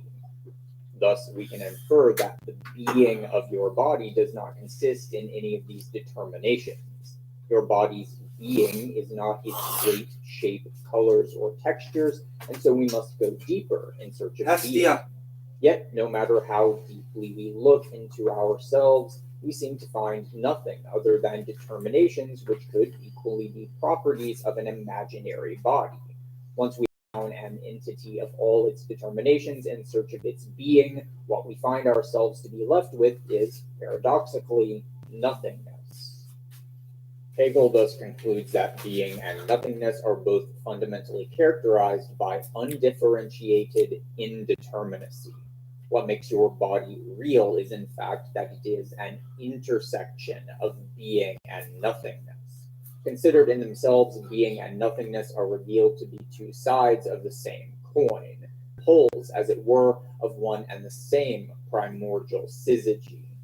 But there is one crucial insight here that we must not overlook. Conceptual and physical existence may be distinct, but the conceptual itself is more than pure nothingness. The being of your physical body is the negation of outer nothingness, while the being of the imaginary body within your mind is the negation of inner nothingness. The Renaissance artist Michelangelo stated that every block of stone has a statue within it, and it is the task of the sculptor to discover it. Michelangelo's words are more than a mere poetic inflection, as they present us with an immense metaphysical transformation of human awareness. Michelangelo's statement points us towards the paradox of form and formlessness, and to the manner in which this Platonic duality would begin to re-territorialize itself during the age of European Christendom. Plato and his successors conceptualized the world of forms, or hyper-Uranian realm, as existing above and beyond space and time, within an unchanging, pristine anachronon, which transcends all of nature and which stands in diametric opposition to the abyssal darkness of the Cora. Yet Michelangelo's statement would seem to suggest that the forms within the darkness of the world. The statue of David exists not in some unreachable realm beyond human experience, but rather it is found within the very indeterminacy or inner darkness of the unformed marble. A solid block of marble contains within its own formlessness all of the statues which could possibly be carved from it. Yet, as this formlessness came to participate with Michelangelo's own inner awareness, this moment of phenomenological disclosure revealed the latent statue of David specifically. Elaborating upon this insight, we could say that the Cora in itself contains the entirety of all real potentialities. Recalling once more the insights of Friedrich Schelling, we can see, moreover, that it is the very undifference of this abyssal, groundless ground which allows these disparate, mutually contradictory forms to reside in solidarity with one another. It is also no mere accident that we see this metaphysical insight expressed by a Renaissance artist. Transformations of human consciousness always begin with artists, and only later do these evolutionary developments come to be explicitly articulated by metaphysicians. It is only later still that these novel forms come to solidify, such that they are able to enter into the unconscious chattering of statesmen, rhetoricians, and academic scholars. Looking to the Renaissance period, we see numerous monumental transformations begin to unfold. And one of the most radical developments which we can observe here is the birth of perspectivity within visual art. Within perspectival art forms, we can see humanity coming to an awareness of the inner space of private subjectivity, as well as the correlative outer space of expansive emptiness. In order to understand the significance of this development, however, we must first take a moment to recognize what visual art itself actually is. Looking upon this perspectival shift through the lens of contemporary consciousness, we might be tempted to say that perspectival art is more realistic than earlier forms of art which lack such perspectivity. This, however, would be a very crude misunderstanding, as it fails to consider just how historically conditioned our own understanding of realism actually is. Every genuine artwork attempts to capture the essence of that which is rendered. When we look at artworks which are allegedly more stylized, what we are actually seeing is a different understanding of what is most essential, most real, and most valuable. The techniques of visual art are both ontological and valuative, moral gestures. We see earlier non-perspectival forms of art as less realistic because we have come to take for granted a metaphysical disposition within which subjective sensation is regarded as that which is most fully real. Within classical Platonic philosophy, the world of appearance is regarded as ontologically deficient in relation to the conceptual domain. A perspectival painting captures the manner in which the object of the painting is encountered by human sensory faculties. Such artwork is therefore an ontological and valuative affirmation of such immanent experience. An affirmation which would have seemed utterly absurd within the Hellenistic life world, and indeed within all such life worlds, prior to the metamorphoses which began to take shape during the Renaissance. This implication that subjective, immanent sensation was more than a mere shadow was something radically novel and represents a dialectical reconfiguration which was beginning to utterly recreate the collective unconscious of the Western world. In order to understand this metamorphosis, we must now turn to the single most crucial and titanic event within the evolutionary journey of 147 trillion years is like a drop in the water. The mystery of Golgotha. What we see depicted in the story of Christ is the incarnation of the cosmic Logos, the immanent manifestation of the cosmic will, which animates and conditions the ultimate destiny of the world. Within the context of classical Platonic cosmology, this narrative is almost nonsensically paradoxical. The monad of Platonic cosmology is an ultimate form, one of eternal, pristine purity and perfection, which is as far removed as possible from the dirty, impure, contingent, and fleeting world of death, decay, and illusion which immanent human experience finds itself within. The notion that this ideal of ultimate value could become most fully manifest within the life and death of an entirely ordinary, particular human being would seem to be utterly absurd, but it is precisely within this paradox that we find a cosmic revelation of world-making and world-unmaking immensity, one which would condition the metamorphosis which we see in the European Renaissance, and by extension would condition the eventual emergence of modernity as such. Here we must ask ourselves, what exactly could be the meaning of this archetypal paradox, within which the highest transcendental power is revealed to be most fully realized within the destitute life and brutal execution of a vagabond? How exactly could it be that the highest value which animates the cosmos as a whole could find its most ultimate expression in the human experience of imminent life and death? Building upon the insights of Hegel regarding being, nothingness, and their intrinsic relationship to human awareness,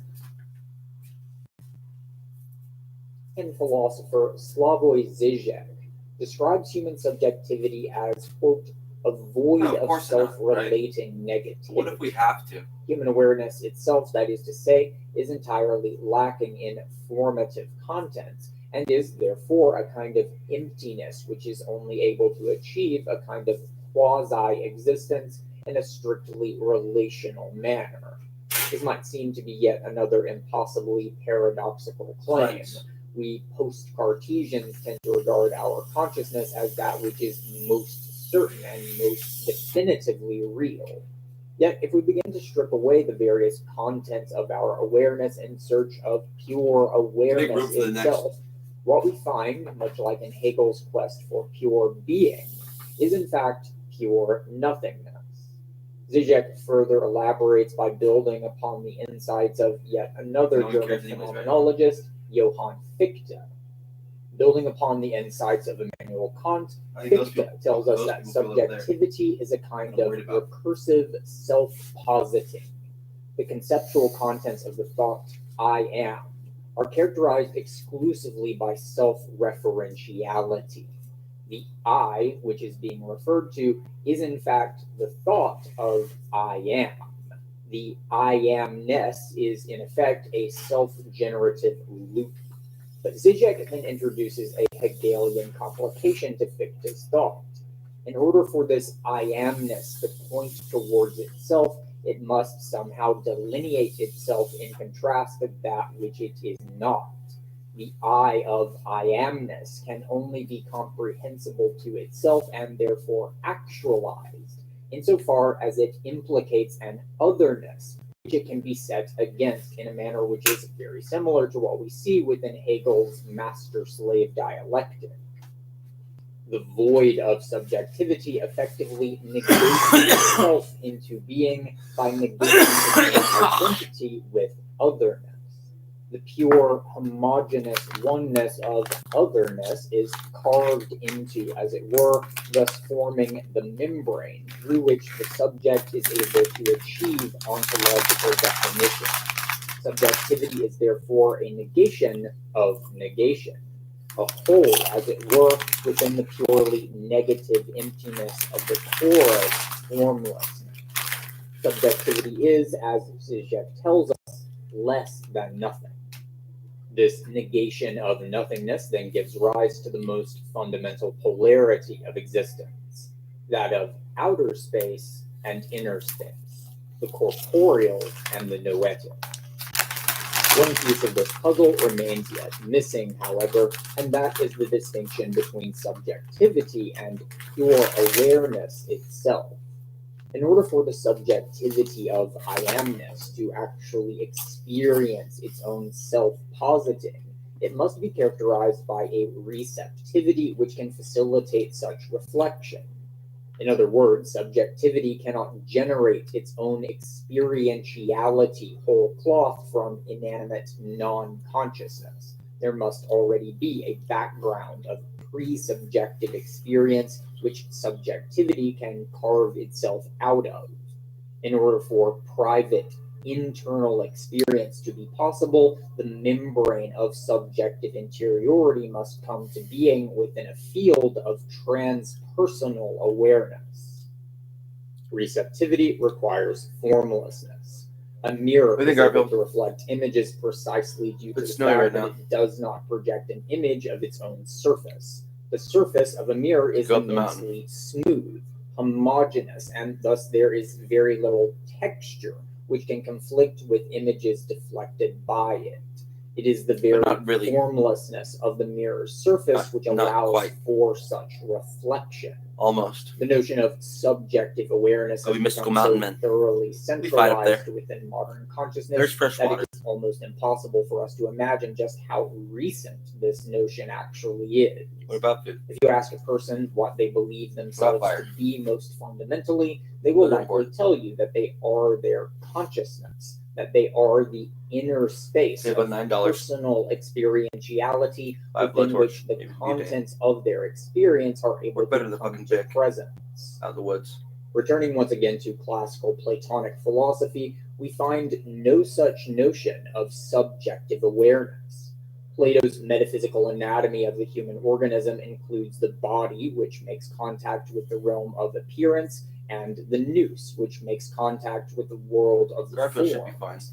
But nowhere in traditional Theory. Platonic thought do we Well, find the the gunshot notion got- of a that's it. private, internal Well, I'm in the woods, I just fucking receptacle teleport of and shapeshift. experiences which we could equivocate caught. with the modern notion of subjectivity.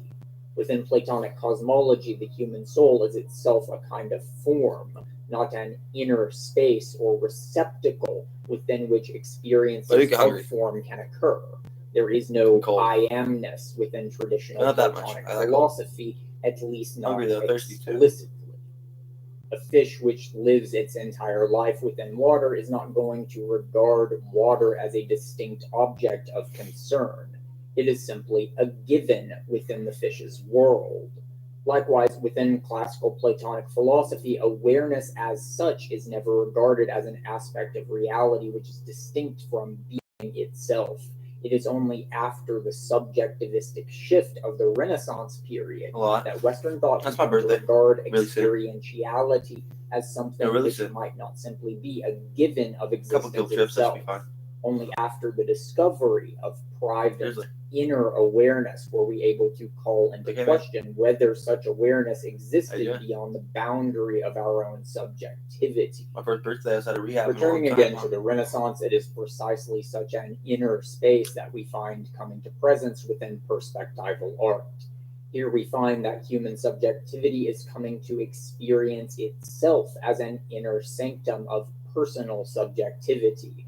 Within the metaphysics of René Descartes, we find this transformation of Garfield, what do you think? awareness given explicit articulation. Like a better cart. with better Descartes wheels. transforms the Platonic duality of form and appearance into the modern duality of mind and matter, Big old backpack. within which mind is conceptualized as an inner When you get space Victoria's, of you fucking got subjective lost. awareness, and matter is characterized by extension, Someone stole physical, probably. outer space. Perspectival art implicates a kind of horizontal Threw away a pyramid, zip, right? within which the apex of this invisible pyramid vanishes into the focal point of the subjective field of view, and the body of the pyramid radiates outward into an indefinite space, an expansive emptiness within which subjective sensations might come to be disclosed.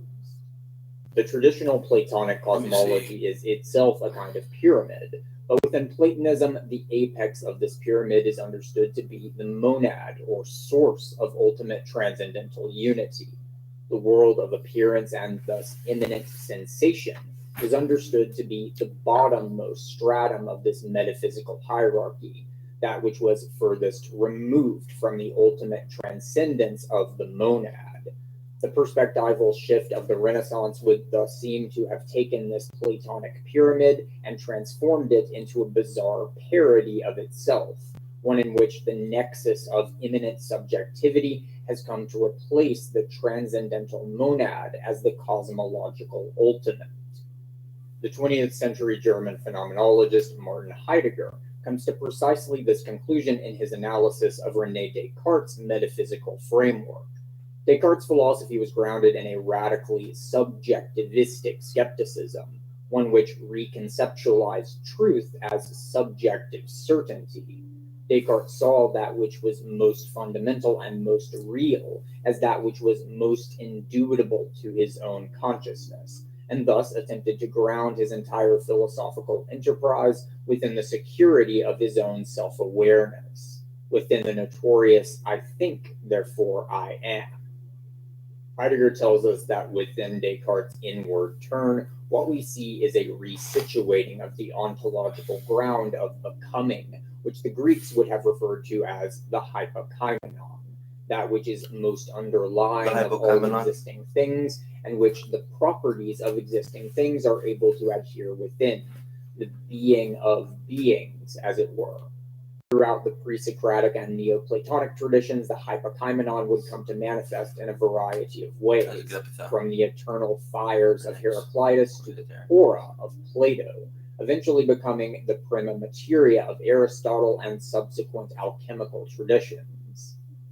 Within the subjectivistic shift of the Renaissance period, which we see explicated in the works of Descartes, this hypokaimenon comes to be finally identified, although somewhat covertly, with subjective human experience.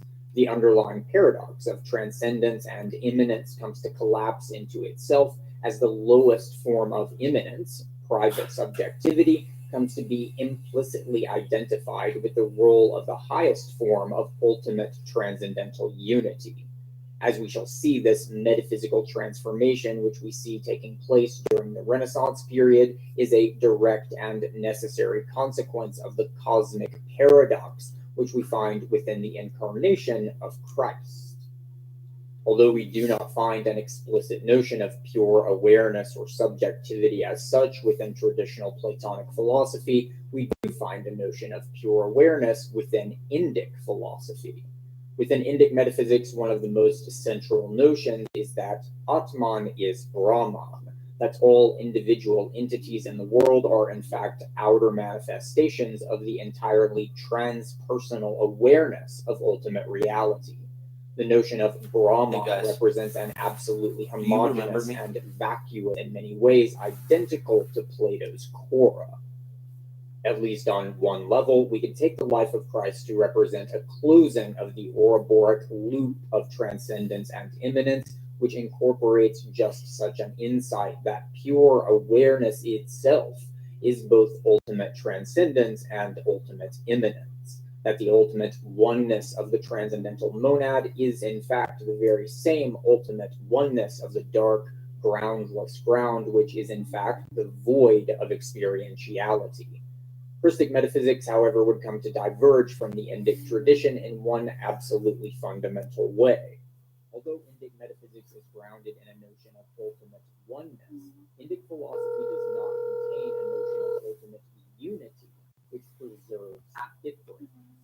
Indic cosmology is cyclic in that all things emerge from the same source of undifferentiated oneness, and the ultimate destiny of all things is to simply I'm just getting ready to watch a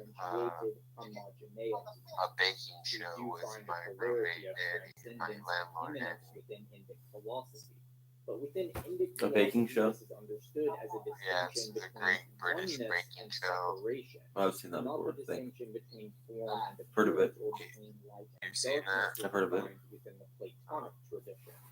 The goal of Indic spirituality, therefore, is in transcending the illusory nature of separation and differentiation, such that the individual Atman can be liberated from the veil of Maya and Samsara and reunite with its origin through the dissolution of differences.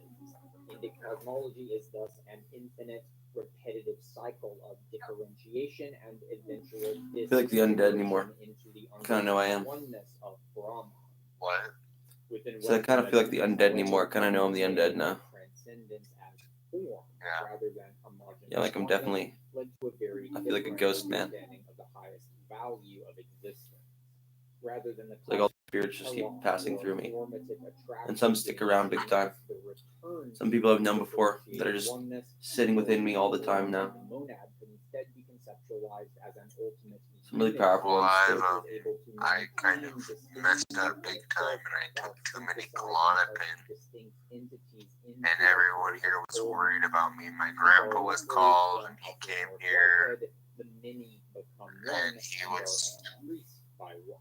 sitting with me, and I don't remember any of this. The unity which they achieve through their I guess I took too many the Klonopin. one which the entire cosmos is increased by through That's such not safe. integration is the monad. The Yeah. monad is both the form of unity as well as the actualized unity, which the cosmos comes to achieve through its continual self-generation. How many did you take? Within the Christian narrative, it is not only the Only raw like 6 of them. awareness of the core which is redeemed. That's a lot. Also the particularity 6 of 1 human milligrams. individuality. The vacuous That's a lot of Klonopin. less than nothingness of That's a lot. Yeah. subjectivity. 6 Klonopins? Are you crazy? Golgotha reveals that the separate Yeah. subjectivities of individual human I wouldn't even take beings, one. By extension, the immanent world of embodied existence itself does not stand in contradiction to the messed ultimate me up unity pretty of the bad transcendental until monad. everyone was worried about me. Danny was That the cosmic in my room singing the songs will to of the me divine with his guitar. generation of an ultimate harmonic unity, which not only includes Must have been but smashed. in fact necessitates I difference was, and and I separation. don't remember any of it. The polarity of consonance and dissonance Yeah, it's like in musicology Dad over there getting help to elucidate this distinction. 2 freaking fifths of vodka Principle of smashed. order, while dissonance is a principle of disorder. Yeah. The most consonant musical interval is the unison, in which 2 identical notes are played simultaneously. How you doing, Garfield? The second most consonant interval. Well, is hey, the we're octave, gonna get ready in to which watch one note is the exactly Great double British the Baking frequency Show, of so I the can other. call you As after. we continue to All right. examine different intervals, I'm we still up. see that greater separation See ya. results in greater dissonance. Ultimate consonance, therefore, would amount to a single note, which is accompanied by Damn. nothing and which never changes. Huh. A That's not very single smart. solid tone, which we could hardly even describe as music. Traditional Indic music is monophonic. A single melody is played in which the melody deviates from an initial tonic note and explores a given scale before eventually resolving back to the tonic. Symbolically, we can understand this as the oneness of Brahman separating into the various non-tonic notes which represent the individual beings of the created world, which then ultimately return to Brahman. Western music, however, has instead tended towards polyphonic harmony, in which multiple melodies are played simultaneously so as to form chords and chord progressions. Over the course of Western musical history, composers have attempted to create ever more intense forms of musical morphology by incorporating ever greater forms of difference into their compositions. 3-note triadic chords would become the much larger chords of jazz harmony and chordal harmony. Chord progressions would become increasingly elaborate and would begin to transition through a variety of distinct key signatures within a single piece. What we see expressed here is an absolutely central feature of the Western collective unconscious. The insight that the ultimate cosmic attractor is not a will towards homogeneity, but it is in fact a will towards the intensification of harmonic beauty through the unification of differences into organic wholes. This will unto numinosity, as I have described it, demands separation and differentiation. As ever greater forms of separation come to be more thoroughly integrated into the cosmic symphony, this intensity of unity comes to actualize itself in a compositional dance of light and darkness, order and chaos, form and formlessness. The narrative of Christ within this dialectical journey. I just love him so much. My kitty. Apex of separation and alienation from the cosmos itself. It is the ultimate abandonment of human Dasein by being. He's very handsome. From Martin Heidegger. He's such a good boy. Separation of subjective and cosmic awareness, despite the Probably the safest place we can go, huh? Allows really high up. Human individuality. There's not many trees. No shrubs either. Moral freedom, so you can't get away. It is through the achievement of such freedom. We're down in a cave, really far. Activity is able to resolve the agonizing dissonance of its we can get away, but not far. I'll find you. With the cosmic symphony. Through You guys think you find me in a cave? Such ultimate dissonance, ultimate intensity of human Chase me down Pluto's cave, see what happens. Achieved. It is through the mystery of Golgotha, therefore, that the path forward unto the destiny of individual human subjectivity Yeah, you'll die. was disclosed. I might die too once or twice, but you guys will die following me. I know it. Light and darkness within the core of the human psyche would yet stand in need of resolution. Westerners would begin a process of I bet I can get far back enough to where I just disappear. As the Christian mythos began to reorganize in a different cave. Western collective Stuck, unconscious over like the 3,000 years. course of the Middle Again. Ages, coming to an apex during the Renaissance and early modern periods. Throughout these historical transformations, what we see is the gradual absorption of I-amness Fucking Hermes. from the cosmos as such and into the human psyche, such that human consciousness itself would become a cavernous inner space of self-reflective subjectivity. We'll get there when we get to the Garfield. As this process unfolded, this would result in an ever You're not hungry for crab anymore? of the human ego's individuality, as well as its creative and moral agency. However, this process would also result in ever greater alienation of human subjectivity from the cosmos. The disclosure of private, interior awareness opened the possibility of seeing consciousness itself as a feature of humans alone among all other organisms, as we see I'm not Descartes' conjecture that all other plants and animals are merely automata. Crap. Similarly, this process would also result in human beings coming to see forms Grab themselves my as grab you. projections of the human mind rather than contents of the world itself. A process which began with the nominalism of medieval scholastic philosophy during the 13th century. Ideas came to be understood as mere categories, which the human mind used to intellectualize nature rather than being forms which actually directed the formative processes of nature. In various ways, therefore, Western consciousness would increasingly come to find itself within a de-animated world of mere matter. Even before the advent of mechanistic materialism and atheism during the 19th century, 17th and 18th century deism had already come to see the natural world as an inanimate clockwork, which was designed and set in motion by a god who was now conceptualized as a sort of transcendental engineer. Without such divine engineering, there would be nothing more than void, darkness, and chaos. Of course, regarded as a opposition to the virtuous order imposed by divine light. These transformations illustrate as the individuality came to further develop in the wake of Christianity, human subjectivity came to experience an ever more acute sense of alienation from the natural world and from the fathomless aura which lies beneath and within the natural world. As the mechanistic dualism of Cartesian philosophy gave way to the thoroughly sterilized world of 19th century physicalist monism, the human relationship with death would likewise become increasingly antagonistic. Death came to be seen not as a process of spiritual transformation, but rather as the mere cessation of consciousness, the mere plunging of human awareness into the incomprehensible non-being of the Torah, from which there was no possibility of escape. Death had simply become non-comprehensible to the modern psyche, and as such, death anxiety and its various pathological outgrowths came to plague the modern world. The sheer irony within this narrative cannot be understated. The phases of human individuation which followed the Christ event were set in motion precisely by the Ouroboros exposure of transcendental light and imminent darkness within the incarnation of the cosmic logos. Furthermore, the subjectivization of human selfhood was itself a process by which the inner space or inner void of human awareness came to be disclosed. Yet even as the inner darkness of human subjectivity came to be revealed, our relationship with outer darkness came to be one of ever-increasing alienation, ambivalence, and indeed violent coercion.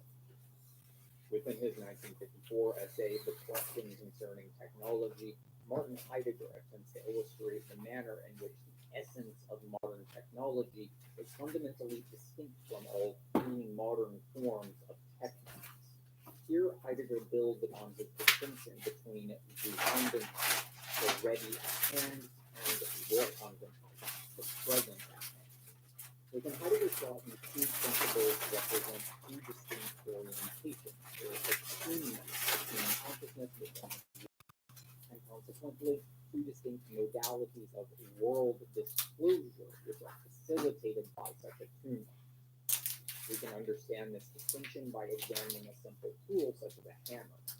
When a carpenter is using a hammer in his daily work, the hammer is disclosed in the mode of the ready at hand, the Vorhandenheit. Insofar as the hammer is doing its job effectively, Right. No, I understand what I did wrong. A few things. I called people out the ways that I've been called out. Uncalled for. The hammer becomes transparent. By some of the same people, but some people are totally innocent. Wasn't any better. Someone that didn't know some pretty fucking nasty shit about me and I didn't even know it. They don't deserve any respect. Some of them do. We begin to abstract the hammer from its ontological ecology such that we are regarding it as an The ones with more money, farther down the list. And moreover, as a The ones I need to apologize to. we are now disclosing I know the hammer what I'm as the talking about. reality of the present at hand, Vorhandenheit. And as such, the hammer is excised from its life world and is rendered as an inert object which is to be subjected Not all of them. to instrumental reasoning of human order.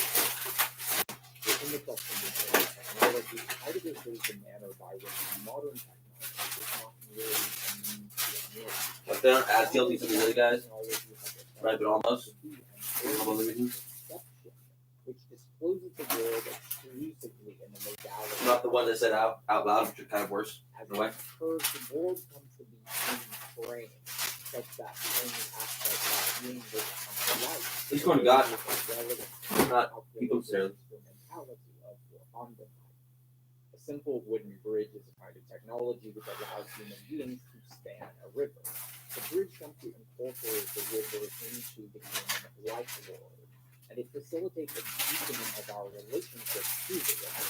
We can now float down from the bridge into the river, or fish from the river, and the river comes to be a kind of permeable membrane within the human life world, rather than a No one would be surprised. between the human world and untamed wilderness. A hydroelectric dam, by contrast, completely transforms the metaphysical I just know. relationship between the river shit. and the human No. life world. Oh, The good job. hydroelectric dam facilitates an orientation towards the river, which renders It's the blocked, river like, as a fuck you, model Gary. of resources to be Fuck that kid. extracted. As you know. The river comes to be About it. framed, Sorry about it. that it God told me. manifests primarily as a Oh, that's good. reserve of power, which can be coercively wielded. The river is thereby unworldly. This orientation of enframing can be imposed calculated, procedural order upon the world. The inherent darkness, unpredictability, and indeterminacy. Should have tried your little King of Hill bullshit on Taran Miller. Highly adversarial manner, as the formlessness of embodied existence, that is, the very materiality of matter itself, comes to be regarded as a challenge to be overcome. Was not gonna work. To be polished away by Wrong the guy. mark of Wrong guy. scientific progress. The ideology of mechanistic materialism which underlies this technology is not an overemphasis on the ontological significance of materiality. Like the concept of materialism is ironically My fucking bread guy. war But on the those very $3. materiality of embodied Mustard, existence. yeah.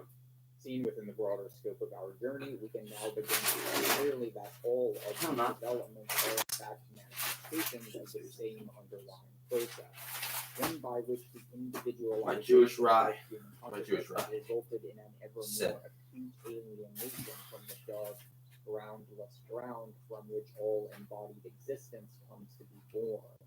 The impulse towards the technological unworlding of the world can be seen as a symptom of the very same pathological compulsion which manifests at an individual level as the psychosexual fixations of male serial killers. the need to conquer and destroy an archetypal femininity which human beings feel themselves to be Scientific materialism, ironically, reveals itself to be precisely the erasure of the materiality through inference, by which the humanist embodied experience of nature can be replaced by mathematical abstraction, which served as lifeless imitation and obscured through which the technological domination of the bodily runs and further facilitated. Modern science and technology have become unconscious actors. The struggle with divine darkness, which we see with the course. Plato Aquinas, and which we see enacted in an even more Mustard either, right? manner within the Sumerian myth of Marduk and Tiamat.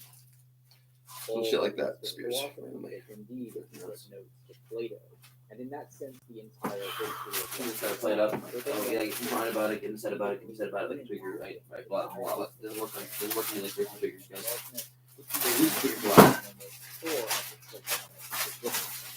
Within the context of individuation, light and darkness is revealed to be a natural cosmos and indeed a cosmogon, enactment of the ceaseless dialectic of masculine and principles.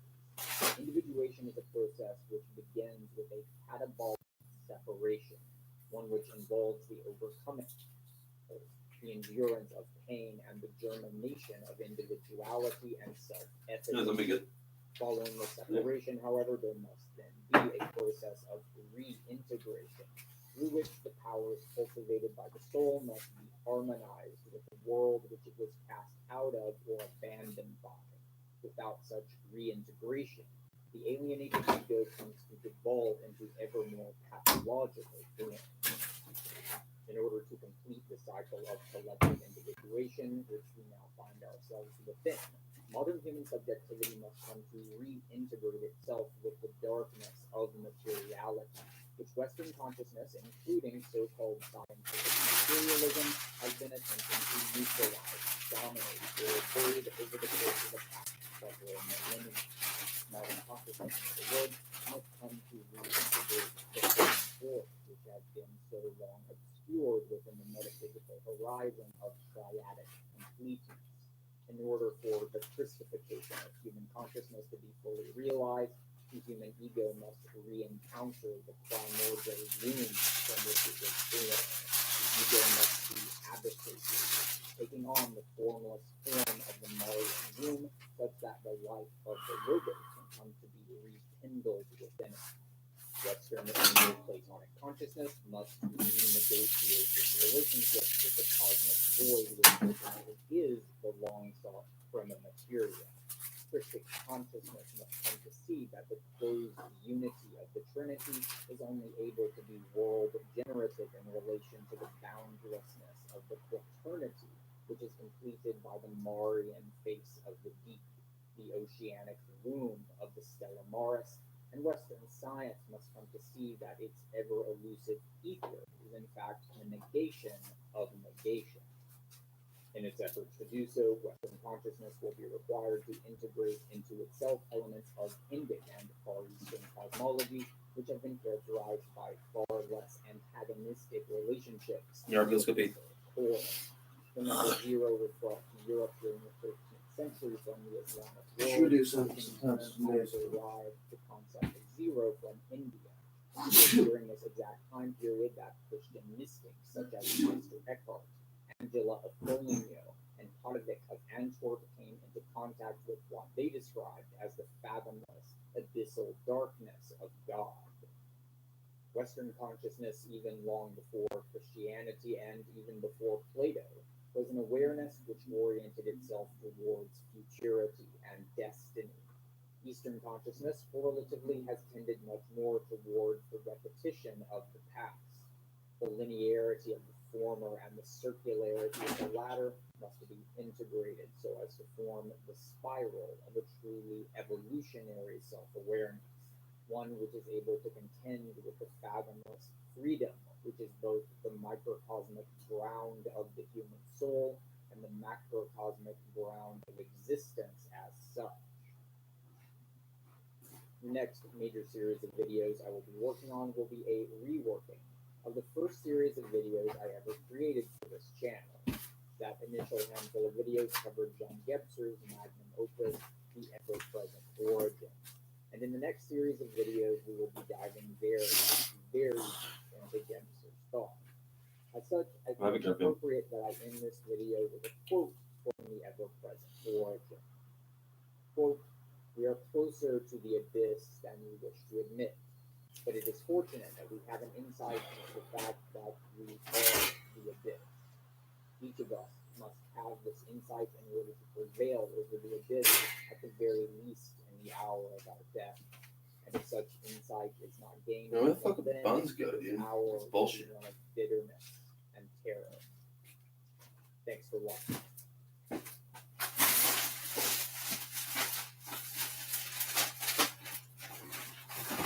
Question how to do it.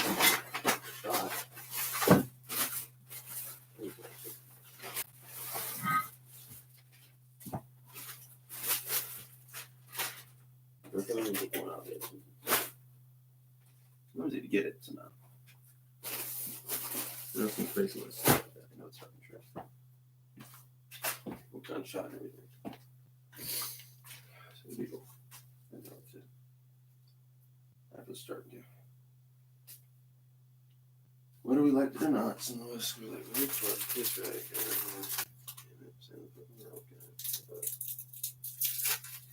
Save money for this. Save money for that. Save money for this. Save money for that. We're gonna do the money. Invest it in something better. Like real resources. Seeds. Invest in seeds. Last week, we began our orientation on Hermetic philosophy, and as the subject indicates, we must continue this orientation. Maybe some land, maybe, if you can. Put seeds to plant. That our development will be essentially historical. Ammunition. This is not the full intent of our present approach. Actually, history in this case is rich with overtones and implications of Ammunition. Seeds. Cans. Canning. We are not interested merely in digging into the past. Mason jars, maybe. Something like that. Of unearthing the intellectual artifacts of our Solar power. Not gas generator. Which is kindness and has continuing vitality for us. I had a letter to the mail today. You could. A very highly confused person. This person was not a citizen. I can show you what you got there, pretty much. But they possessed any adequate Pretty much. integration around I eat anything out there. Cook it too. with which they were concerned. The living person today, in the search for his own believing, finds it very important to defend values and to protect himself against the superficial attitude. It's not much to catch though, so don't get me started on that shit. They're so common in relation to great systems. Not around here. and philosophy. Not anymore. We have to have a certain amount of factual practice. Lacking in this, So yeah, if you want to stay around the mountain, basically would have to. to orient and integrate, or to keep our minds clear in our present thinking. So as we sharpen our situation, You have to go vegetarian because there's a big old branch over there. A bunch of them. we have been inclined to save the metal instrument, protect it from labor, and come too quickly into easy. They'd probably be the big guys around here, huh? The ranchers. There's never any really adequate reward. We have taken this evening Most of them. the hermetic philosophy, They'd have a lot of pull if it fell apart like that. They already do. A little more than they should, I think. Now, it's more than a coincidence. Not these guys over here, but the ones we know up north a little bit. Yeah, they do. In the open years of Christian era. It is also not a coincidence And we could rate them.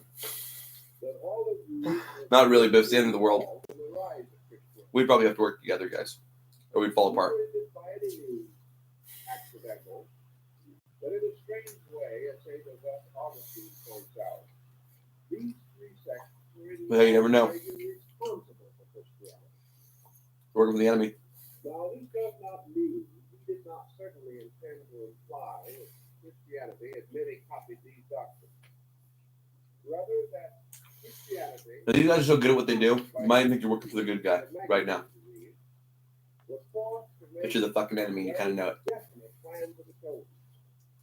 It was forced to overcome at an early date as many of the divisions within its own structure as possible. Mass hypnosis It required for a decades. united front against the world that was not ignorant, not stupid, and not gullible.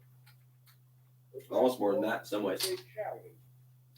Since like Bernays in the fucking the World War In One. large measure, Bill earlier. resulted in the final council of Nicaea and the Christianizing of the Western Roman Empire.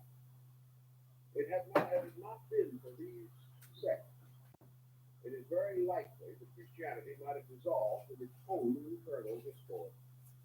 But confronted by these large enemies, it gathered its resources, defined its position ever more clearly, and finally came to a position of ascendancy. Thus they formed the adversary, which sharpened the wits of the early Christian fathers and caused them to give much more scholarly attention to their own doctrines than might have been their original inclination. So we have these three schools, and the order of them we should also consider. For antiquity, the Hermetic philosophy is probably slightly the elder. In other words, it probably arose slightly earlier than Christianity, 100, 200 years, possibly 300. It also extended downward through the Christian era and down to the 4th or 5th centuries AD. The second in historical descent was Gnosticism, which belongs to the first Christian century primarily. It arose probably not later than AD 30 and continued to exercise a considerable influence down also to the 5th century AD. The third of this group was Neoplatonism, which probably arose in the latter part of the 2nd and probably somewhat in the early part of the 3rd century AD, and continued to exercise considerable influence until the 5th century. Thus, these three organizations coexisted with the early Christian development. They're reverse tap, By the dude. nature of their teachings, this CIA, I think. was again Or some company connected to that. For when we study these three systems, we observe marked parallels among themselves and to Christianity. The question as to who borrows from who has always been a moot one, and we will not even attempt to explain and interpret. Exactly. We can only say that these persons live together. When they're saying a bunch of shit, but you can't really hear it because they program the shit over it. Almost like what I do, but not quite. United by a common tongue. We know, for example, that St. Augustine was highly conversant with Neoplatonism. Because you're in there. Apparently did not hold it in essential disregard. Understand, right? Publicly criticized it on some occasions. Actually, So it's not that bad. It's pretty bad stuff. was certainly influenced by You know what I'm talking about? thought. Trying to analyze the structure of these three non-Christian groups, he determined their essential keynote. What was the essential difference between them? The more you read about them, the less difference you observe. And though a number of writers have practically given up in despair any effort to distinguish their essential doctrines. These doctrines are so close that they are regarded almost as identical.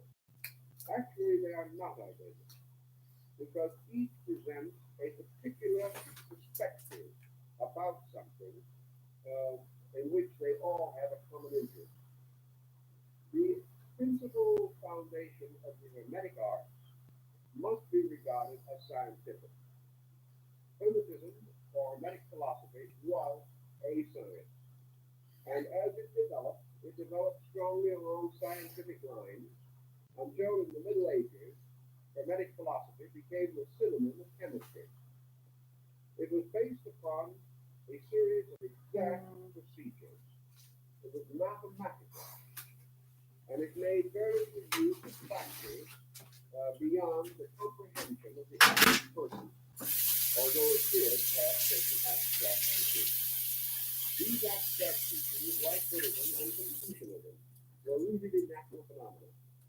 They were rooted in familiar things, in common everyday occurrences. In this, the Hermetic school borrowed considerably from the Egyptians. While the Egyptians had a very deep mysticism. His mysticism forms of natural phenomena. His after world state or after death.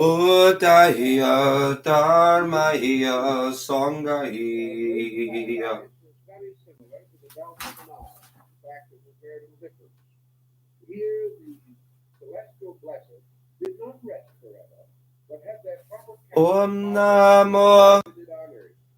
The only thing is that the difference between the terrestrial Nile and the celestial Nile, I know I am. whereas the terrestrial What's you, Garfield? did not rise appropriately, and there could be famine in the land. But the heavenly streams sustained and protected by the gods. Buddhaya Dharmaya Sangaya. Everyone would enjoy the advantages of good living. Now, there's no doubt that the Egyptian priests and philosophers went beyond this point. Om Namo Harya Matreya. It also went far beyond materialism, but it never went beyond I know that I am. It never transcended the idea that divine procedures were mathematical. That cause and effect were Buddhaya Dharmaya Sangaya.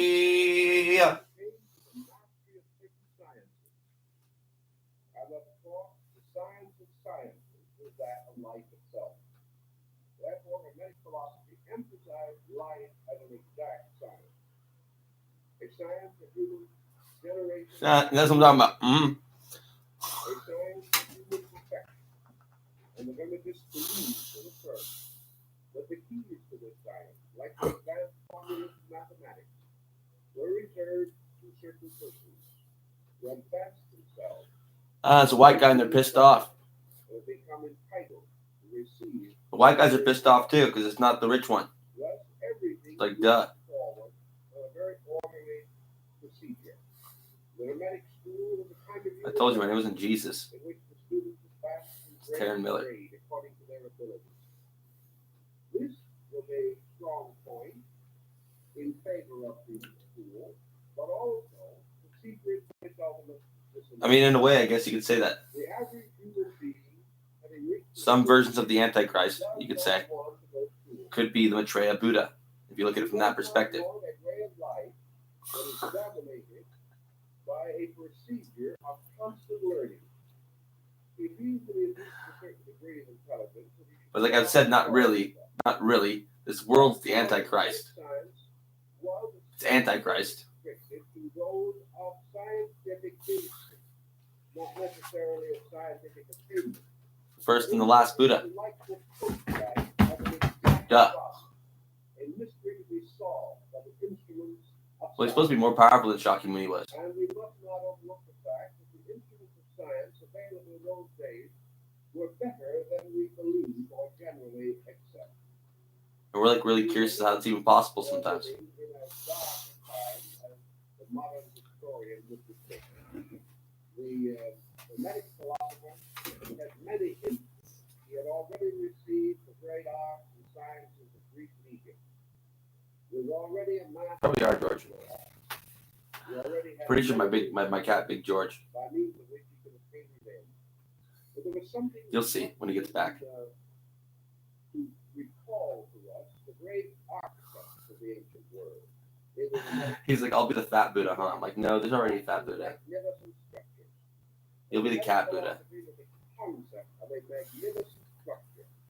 Built according All the to humans want to see a human, but when you're a big cat man Buddha and you're saying Om Nama Arya Maitreya, I'll be like, I know you are. No, you are, and I know it.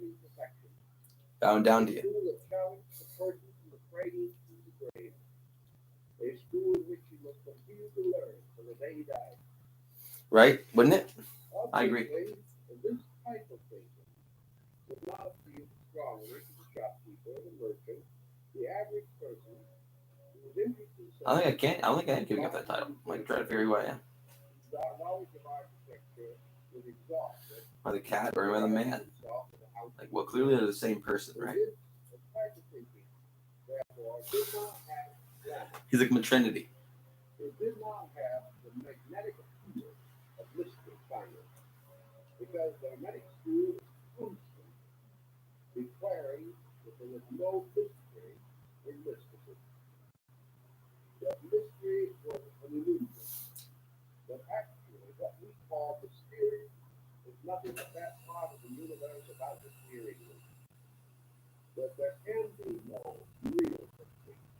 And the person growing up is not a magician, not a wonderer. He is a scientist, gradually familiarizing himself with laws and keeping them, and gradually developing a great ethical, spiritual code based upon these laws. Therefore, actually, in a sense, an exact way Exactly. of life, built upon observation. It's like, wasn't his cat like, yeah, exactly. Reflection on tradition. As in parenting, the sciences of Listen to him out there. hermetic philosophers, therefore, thought in terms of medicine. They thought in terms of legislation, of jurisprudence, and common law. They thought in terms of mathematics, astronomy, and music. They were distinctly working. I even heard the bell again earlier. Had to be skillfully managed. George's bell's been back around. And the real proficient Been a busy kitty. developed the skill to do these things superbly. And education was to give him the skill, not only to practice the daily sciences known at the time, but also the skill to reorganize, redeem, and perfect his own life. Everything was therefore rather a highly educational program, intensely directed toward the first word.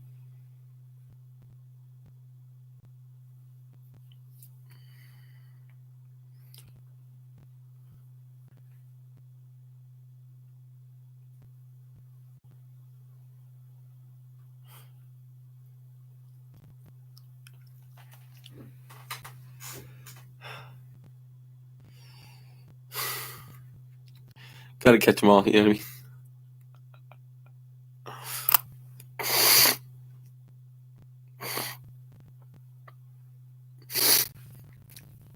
Welcome to the primordial waters.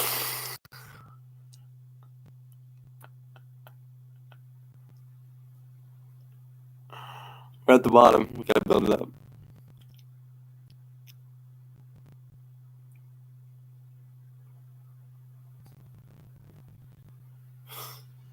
I get some out of these. These guys are cool. Most of the IMers are cool. I got Ella out of them.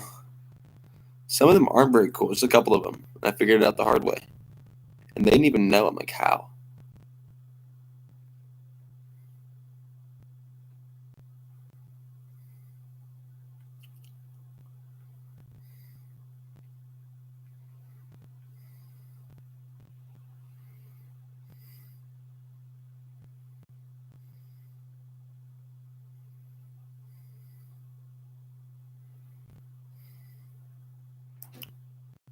Bum bum bum bum.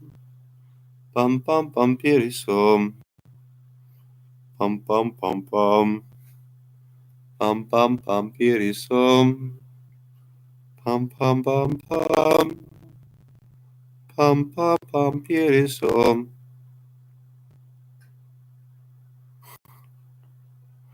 Bum bum bum bum. Bum bum bum pirisum.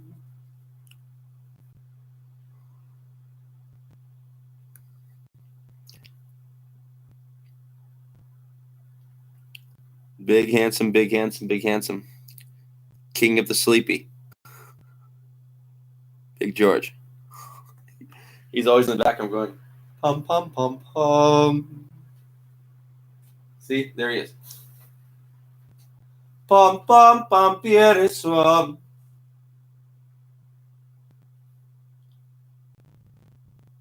Somebody saw.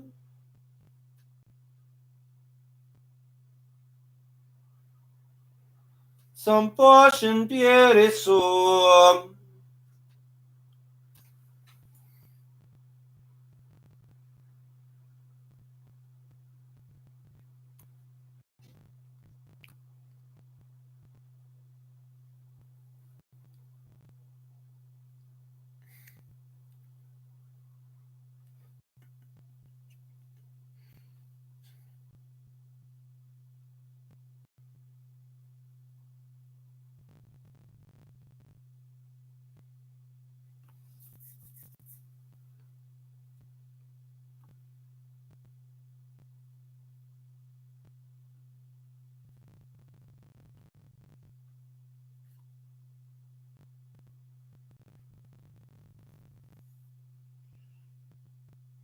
Exactly. No, exactly. Mm-hmm.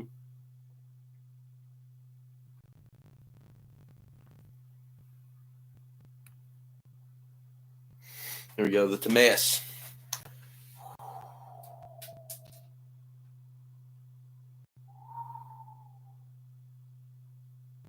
One of the best books ever, you think?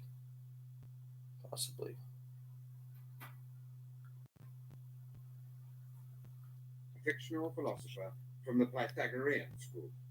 He discusses cosmology, the nature and structure of the universe, the ever-changing physical world of man, and the unchanging eternal world. And he proposes a demiurge as a benevolent creator god. However, the dialogue opens in relaxed form, apparently on the day after the exposition on the Republic. Socrates meets with Critias, Timaeus, and Hermocrates, and it is only after some initial broader discussion that Timaeus takes up his theme.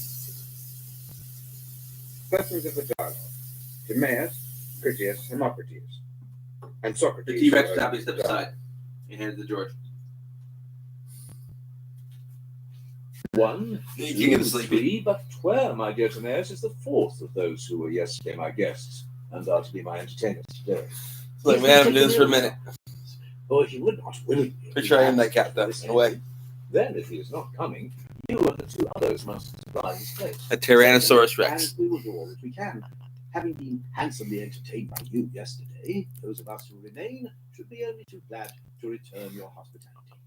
Do you remember what were the points of which I required you to speak? What a rain, man. What a rain. Remember some of them, and you will be there to remind He'll never be anywhere. No, he's just showing George how to do it. Rather, it's, not They're just unifying a little bit on. So George is so big now. And then the Not all the time, but in some ways. Firmly fixed in our memory. To be sure, I will. The chief He's a good man, mostly. Discourse was the state, how constituted, and of Good form. what you said of it was very much to our Couldn't back in the day. There was too much. Did not begin by Wasn't even fair. I had to nerve him after a while. Artisans from the class of defenders of the state. Yes. And when The T-Rex. Single employment and a particular art which was suited to his nature, we spoke of those who were intended to be our warriors, and said that they were to be guardians of the city against attacks from within as well as from without, and to have no other employment. They were to be merciful in judging their subjects, of whom they were by nature friends, but their enemies when they came across them in battle. Exactly. We said, if I'm not mistaken, that guardians should be gifted with a high degree both Whoa. 420 raspberry Danish. What? Then they would be It cost 420. gentle to their friends and fierce to their enemies, etc. And what did we say of their education? No, They no, were we not bought trained in gymnastics and music and all other sorts of knowledge which were proper for them. Very true. And being thus trained, they were not to consider gold or silver or anything else to be their own private property. They were to be like hired troops, receiving pay for keeping guard from those who were protected by them. The pay was to be no more than would suffice for men of simple life, and they were to spend in common and to live together in the continual practice of virtue, which was to be their sole pursuit. That was also said. Neither did we forget the women, of whom we declared that their nature should be assimilated and brought into harmony with those of the men. and that common pursuits should be assigned to them both in time of war and in their ordinary life. That again was, as you say. And what about the procreation of children? Or rather, not the proposal too singular to be forgotten, for all wives and children were to be in common, to the intent that no one should ever know his own child, but they were to imagine that they were all one family. Those who were within a suitable limit of age were to be brothers and sisters, those who were an elder generation, parents and grandparents, and those of a younger, children and grandchildren. Yes, and the proposal is easy to remember, as you say. And do you also remember how, with a view to securing as far as we could the best breed, we said that the chief magistrates, male and female, should contrive secretly, by the use of certain lots, so to arrange the nuptial meeting, that the bad of either sex and the good of either sex might pair with their like, and there was to be no quarrelling unto the lot. I remember. And you remember how we said that the children of the good parents were to be educated, and the children of the bad secretly dispersed among the inferior citizens. Oh, yeah? And No, you think? while they were all growing up, the rulers were to be on the lookout, and to bring up from below in their turn those who were worthy, and those among themselves who were unworthy were to take the place of those who came up. True. And then, have I now given you all the heads of our yesterday's discussion? Or is there anything more, my dear Timaeus, which has been omitted? Nothing, Socrates. It was just as you have said. I should like, before proceeding further, to tell you how I feel about the state which we have described. I might compare myself to a person who, on the whole at rest, is seized with a desire of seeing them in motion, or engaged in some struggle or conflict to which their forms appear suited. This is my feeling about the state which we have been describing. I've never seen them There are relax, hanging out. conflicts which all cities undergo, and I should like to hear someone tell of our own city carrying on a struggle against her neighbours, and how she went out to war in a becoming manner, and when at war, showed by the greatness of her actions and the magnanimity of her words in dealing with other cities a result worthy of her training and education. Now I, Critias and Hermocrates, am conscious that I myself should never be able to celebrate the city and her citizens in a befitting manner, and I am not surprised at my own incapacity. To me, the wonder is rather that the poets, present as well as past, are no better. Not that I mean to depreciate them, but everyone can see that they are a tribe of imitators, and will imitate best and most easily the life in which they've been brought up, while that which is beyond the range of a man's education he finds hard to carry out in action, and still harder adequately to represent in language. I'm aware that the sophists have plenty of brave words and fair conceits, but I'm afraid that being only wanderers from one city to another, and having never had habitations of their own, they may fail in their conception of philosophers and statesmen, and may not know what they do and say in time of war, when they are fighting or holding parley with their enemies. And thus, people of your class are the only ones remaining who are fitted by nature and education to take part at once both in politics and philosophy. Here is Timaeus, of Locris in Italy, a city which has admirable laws, and who is himself, in wealth and rank, the equal of any of his fellow citizens. He has held the most important and honourable offices in his own state, and, as I believe, has scaled the heights of all philosophy. And here is Critias, whom every Athenian knows to be no novice in the matters of which we are speaking, and as to Hermocrates, I am assured by many witnesses that his genius and education qualify him to take part in any speculation of the kind.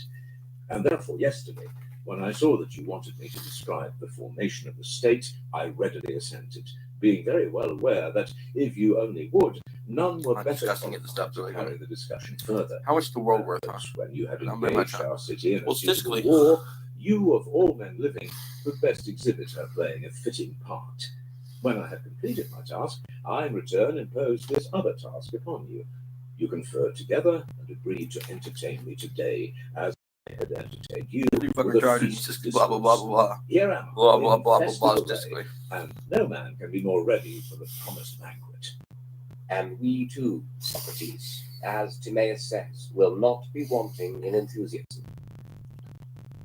And there is no excuse for not complying with the request.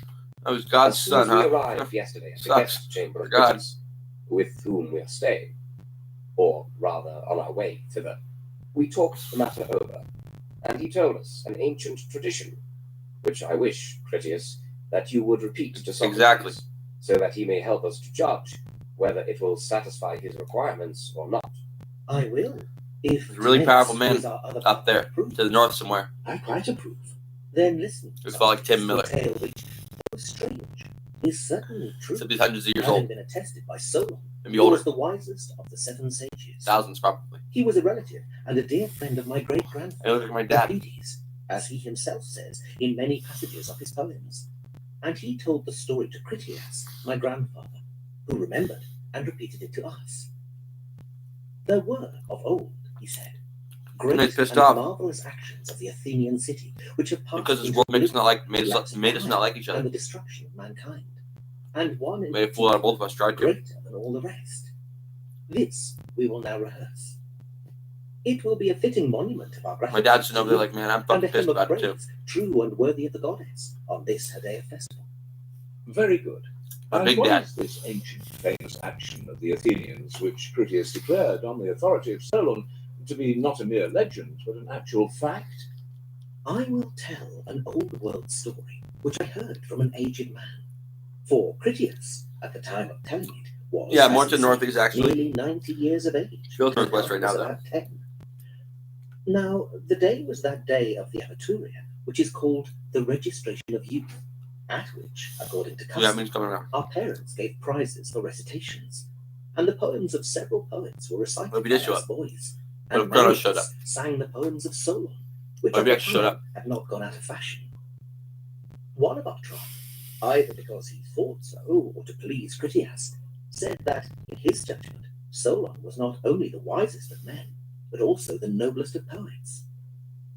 The old man, as I very well remember, brightened up at hearing this, and said, smiling, Well, they showed up before Christ showed up. Menander, Kronos. if Solon had only, like other poets, made Really poetry pissed off. the business of his life, and had completed the tale which he brought with him from Egypt, and had not been compelled, by reason of the factions and troubles which he found stirring in his own country when he came home, to attend to other matters, in my opinion, he would have been as famous as Homer or Hesiod, or any poet. And what was the tale about? It's the Wheel of Critias? Time, guys. Said Amenander, about the greatest action That's the thing I'm which talking the about. He's Athenians pissed. ever did, and which ought to have been the most famous. He looked kind of Tim. Through the lapse of time and the destruction of the actors, it has My not dad. come down Look to at my us. dad. A little bit. Tell us, said the other, the whole story, and how, and from Powerful whom wizard guy. Solon heard Basically. this veritable tradition. He That's replied, in the Egyptian delta, at the head of which the river Nile divides, there is a certain district which is There was called the game maker. district of Sais, and the great city of the district is also called Sais, and is the city from which King Amasis came. The citizens have a deity for their foundress. She is called in the Egyptian tongue, No, this is like a game to him and almost. is asserted by them to be the same whom the Hellenes call. Not really, though. It's his whole life. You know, it's They really are important great to him. lovers of the Athenians, and say that they are in some way related. I mean, with the way it functions.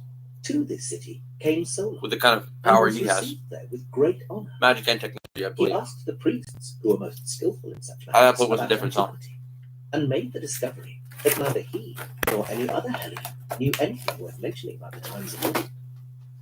On one occasion, wishing to draw That's the who my dad knowledge was with. of antiquity, he began to tell about the most ancient My dad more than things me, of a little our bit. part of the world, Both of us about kind of. Ptolemus, who We have a was similar called form. the first man, and about Niobe, and after the deluge, Right, of because I was like, Poseidon, man, we don't came belong to it. Pyrrha.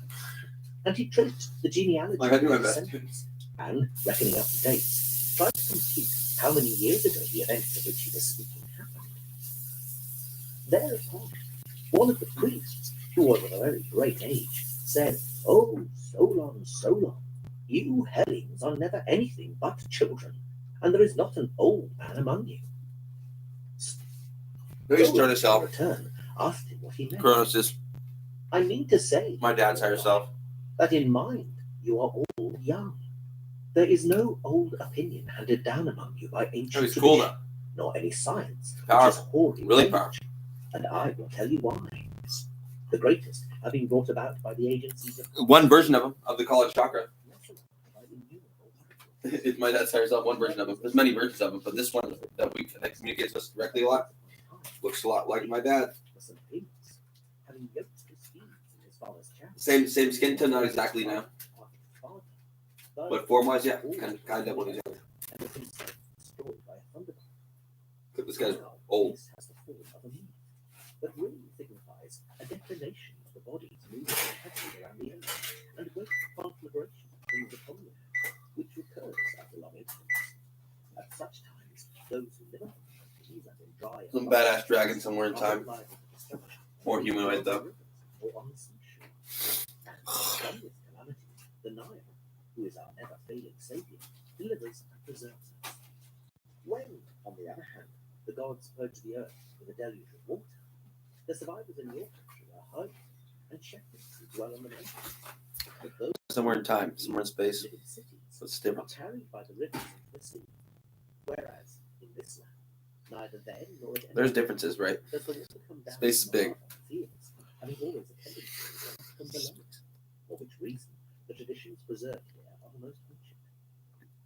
The fact is that wherever the extremity of winter frost or of summer does not prevent, mankind exists. He's no, I'm really far away. He's like in space and time, seemingly. It's fucking big. Either in your Warps. country or in ours, or in any I'm trying to get there. which we are informed. If I don't want to miss. noble or great, or in any Could be other way, disastrous for me they personally. have all been written down by us of old, and are preserved in our temples. Both of us, kind of. Just when you, other nations, are beginning to be No, it's better if he sits where he's at, but he's pissed off. civilized life. After the usual interval, And the threat's almost enough. like a pestilence, comes pouring down, and leaves only those of you who are destitute of letters and education. And so you have to begin all over again, children, and know nothing of what happened in ancient times, either among us or among yourselves. As for those genealogies of yours, which you just now recounted to us so long, they Almost. are better than the tales of children. A different bubble somewhere, I In think. the first place, you remember a single deluge only, but there are many previous ones. In the next Well, how the hell do I get there? know that there formerly dwelt in your land the Outside first somewhere, I and think, most compared to of us. men which ever lived, and that you and your whole We're deeper within, I believe, compared to him. seed or remnant which He's like, it's almost more real down there than it is for me, but not really, not really. because for many generations the survivors of that district Feels like it, died, though. leaving no written Turns out. Well, there was a time, so before the That's tough shit, dude. when Rough the city, down there. which now is Athens, was first in war and in every way the best governed of all cities, is said to have performed the noblest deeds and to have had the fairest constitution of any of which tradition tells under the place of heaven. So marveled at his words, and earnestly requested the priests You can even.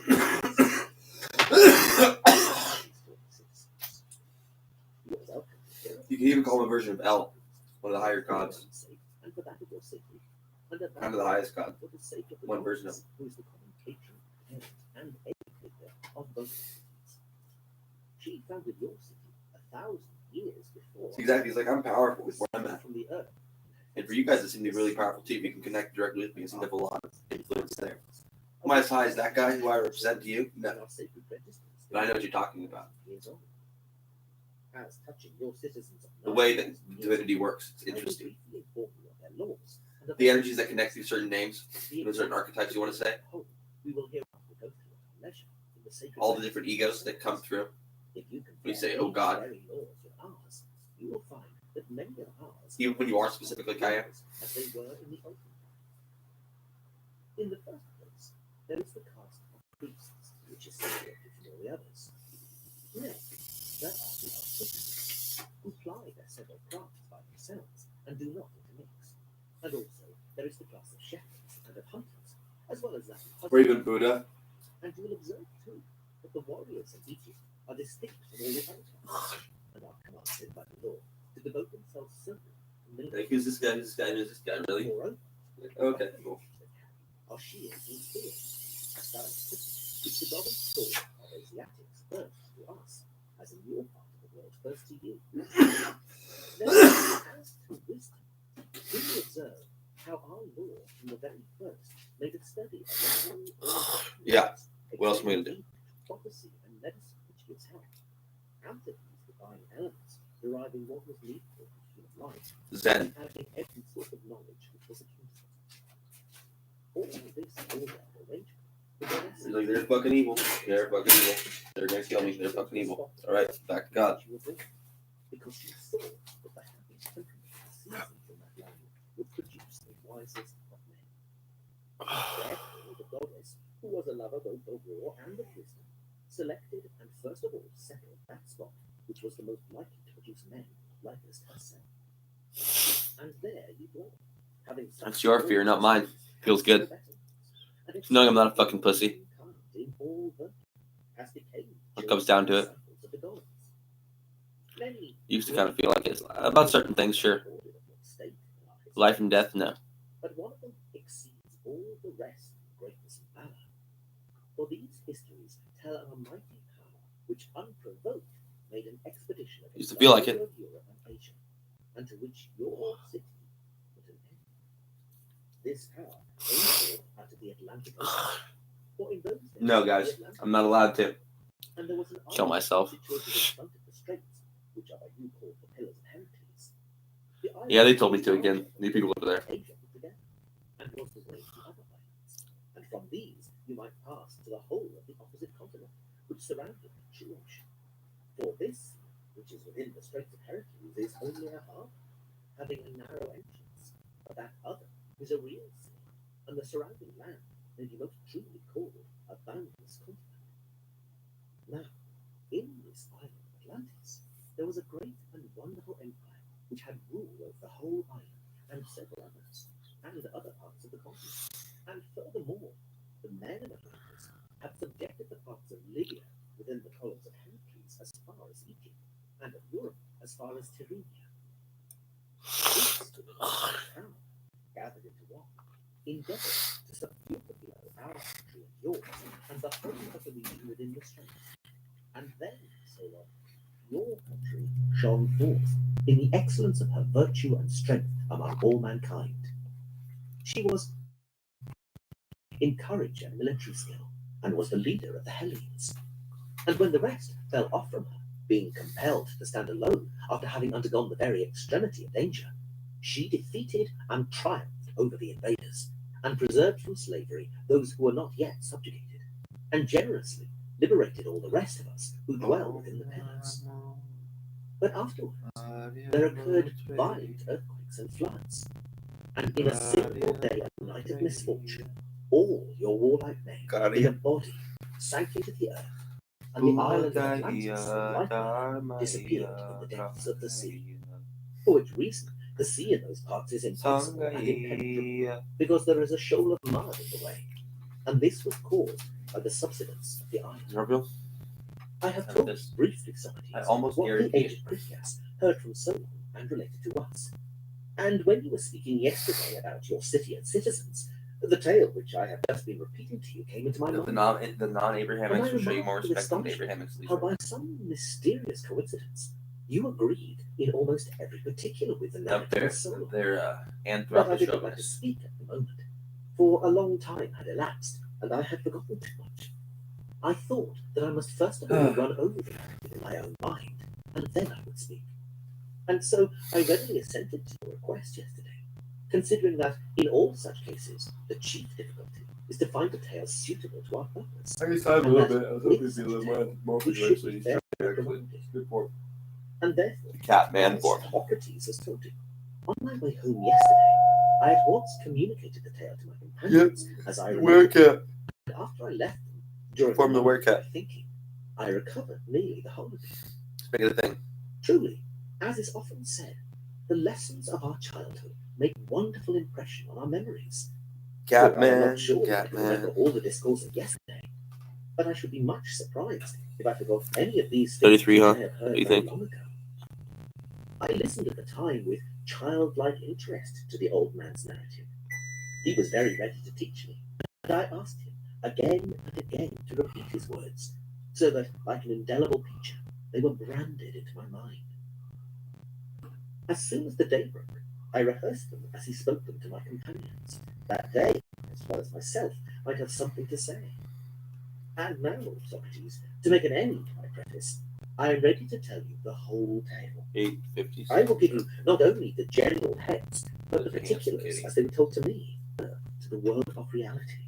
Love you. It shall be the ancient city of Athens, and we will suppose that the citizens whom you imagined were our veritable ancestors, of whom the priest spoke. He's that cat. They will perfectly harmonize, and there will be no inconsistency in saying that the citizens of your republic are these ancient Athenians.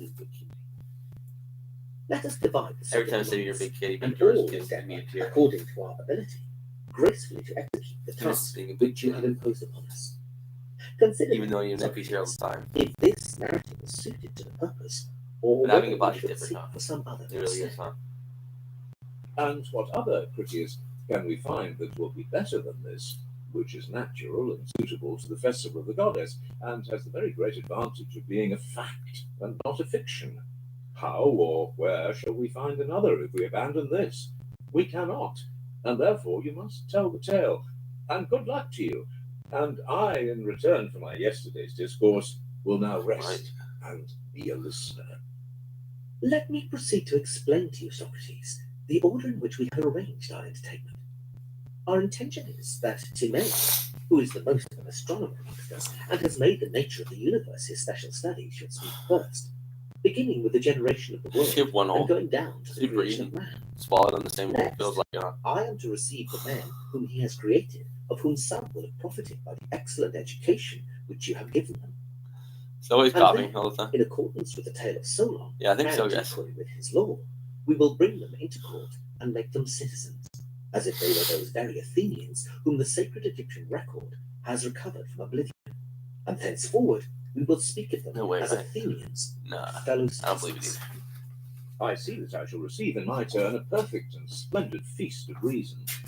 And now, Timaeus, you, I suppose, should speak next, after you calling upon the gods. All men, Socrates, who have any degree of right feeling, at the beginning of every enterprise, whether small or great, always call upon God.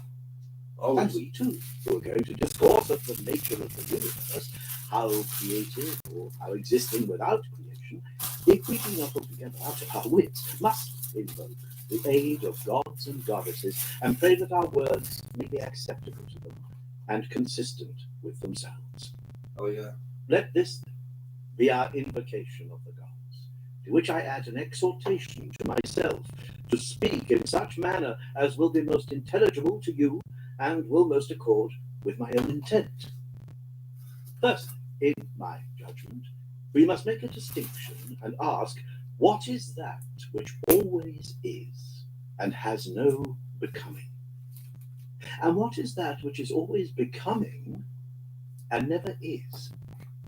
That which is apprehended by intelligence and reason is always in the same state, but that which is conceived by opinion with the help of sensation and without reason is always in a process of becoming and perishing and never really is. Now, everything that becomes or is created must of necessity be created by some cause, for without a cause, nothing can be created. The work of the Creator, whenever he looks to the unchangeable and fashions the form and nature of his work after an unchangeable pattern, must necessarily be made fair and perfect. But when he looks to the created only and uses a created pattern, it is not fair or perfect. Was the heaven, then, or the world, whether called by this or by any other more appropriate name, assuming the name, I am asking a question which has to be asked at the beginning of an inquiry about anything. Was the world, I say, always in existence and without beginning, or created and had it a beginning? Created, I reply, being visible and tangible and having a body, and therefore sensible. And all sensible things are apprehended by opinion and sense, and are in a process of creation, and created. Now, that which is created must, as we affirm, of necessity, be created by a cause. But the Father and Maker of all this universe is past finding out, and even if we found him, to tell of him to all men would be impossible. And there is still a question to be asked about him. Which of the patterns had the artificer in view when he made the world? The pattern of the unchangeable, or of that which is created? If the world be indeed fair, and the artificer good, it is manifest that he must have looked to that which is eternal. But if what cannot be said without blasphemy is true, then to the created pattern. Everyone will see that he must have looked to the eternal. For the world is the fairest of creation, and he is the best of causes. And having been created in this way, the world has been framed in the likeness of that which is apprehended by reason and mind. It is unchangeable, and must therefore, of necessity, if this is admitted, be a copy of something. Now, it is all important that the beginning of everything should be according to nature. And in speaking of the copy and the original, we may assume that words are akin to the matter which they describe. When they relate to the lasting and permanent and intelligible, they ought to be lasting and unalterable, and as far as their nature allows, irrefutable and immovable. Nothing less. But That's what it was, huh? only the copy or like Some of these dead locals. not the eternal things themselves. Not all of them, because there's been a lot of mummy my whole life. Analogous When I first became conscious of it, some of these vampires crept in. Being is Some people I kind of even knew before, so is truth, and it creeped me out, dude. They felt if then gross. Socrates, amid the many opinions about the gods and the generation of the universe, we are not able to give notions which are altogether and in every respect exact and consistent with one another, do not be surprised. Enough if we adduce probabilities as likely as any others. For we must remember that I, who am the speaker, and you, who are the judges, are only mortal men, and we ought to accept the tale which is probable and inquire no further. Excellent, Timaeus, and we will do precisely as you bid us. The prelude is charming, and is already accepted by us. May we beg of you to proceed to the strain? Let me tell you then why the Creator made this world of generation. He was good, and the good can never have any jealousy of anything. And being free from jealousy, he desired that all things should be as like himself as they could be. This is in the truest sense the origin of creation and of the world, as we should do well in believing on the testimony of wise men. God desired that all things should be good and nothing bad, so far as this was attainable. Wherefore also, finding the whole visible sphere not at rest, but moving in an irregular and disorderly fashion, out of disorder he brought order, considering that this was in every way better than the other. Now, the deeds of the best could never be or have been other than the fairest. And the Creator, reflecting on the things which are by nature visible, found that no unintelligent creature taken as a whole was fairer than the intelligent taken as a whole, and that intelligence could not be present in any framing the universe. He put intelligence in soul, and soul in body, that he might be the creator of a work which was by nature fairest and best. Wherefore, using the language of probability, we may say that the world became a living creature, truly endowed with soul and intelligence by the providence of God. This being supposed, let us proceed to the next stage. In the likeness of what animal did the Creator make the world? It would be an unworthy thing to liken it to any nature which exists as a part only, for nothing can be beautiful which is like any imperfect thing. But let us suppose the world to be the very image of that whole, of which all other animals, both individually and in their tribes, are portions. For the original of the universe contains in itself all intelligible beings, just as this world comprehends us and all other visible creatures. For the deity intending to make this world like the fairest and most perfect of intelligible beings, framed one visible animal, comprehending within it all other animals of a kindred nature. Are we right in saying that there is one world, or that they are many and infinite? There must be one only, if the created copy is to accord with the original. Yeah, he's ready. For that which includes all other intelligible creatures cannot have a second or companion. In that case, there would be need of another living being, which would include both, and of which they would be parts, and the likeness would be more truly said to resemble not them, but that other which included them. In order then that the world might be solitary, like the perfect animal, the Creator made not two worlds, or an infinite number of them, but there is and ever will be one only, begotten and created heaven. Now that which is created is of necessity corporeal, and also visible and tangible. And nothing is visible where there is no fire, or tangible which has no solidity. And nothing is solid without earth. Therefore, God, in the beginning of creation, made the body of the universe to consist of fire and earth. But two things cannot be rightly put together without a third. There must be some bond of union between them. And the fairest bond is that which makes the most complete fusion of itself and the things which it combines. And proportion is best adapted to effect such a union.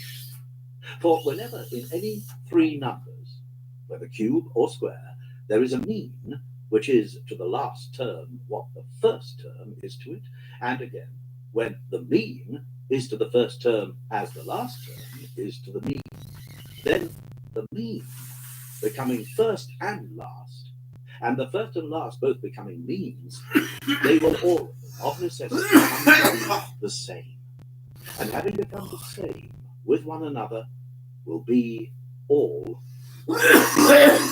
If the universal frame included a surface only, and having no depth, a single mean would have sufficed to bind together itself and the other terms. But now, as the world must be solid, and solid bodies are always compacted not by one but by two, we place water and air in the mean, between fire and earth, and made them to have the same proportion, so far as was possible, as fire is to air, so air to water, and as air is to water, so is water to earth. And thus he bound and put together a visible, tangible heaven. And for these reasons, and out of such elements which are in number 4, the body of the world was created, and it was harmonized by proportion, and therefore has the spirit of friendship. And having been reconciled to itself, it was indissoluble by the hand of any other than the framer. Now, the creation took up the whole of each of the 4 elements, for the Creator compounded the world out of all the fire, and all the water, and all the air, and all the earth, leaving no part of any of them, nor any power of them outside. His intention was, in the first place, that the animal should be as far as possible a perfect whole, and of perfect parts. Secondly, that it should be one, leaving no remnants out of which another such world might be created, and also that it should be free from old age and unaffected by disease. Considering that if heat and cold and other powerful forces which unite bodies surround and attack them from without when they are unprepared, they decompose them, and by bringing diseases and old age upon them, make them waste away.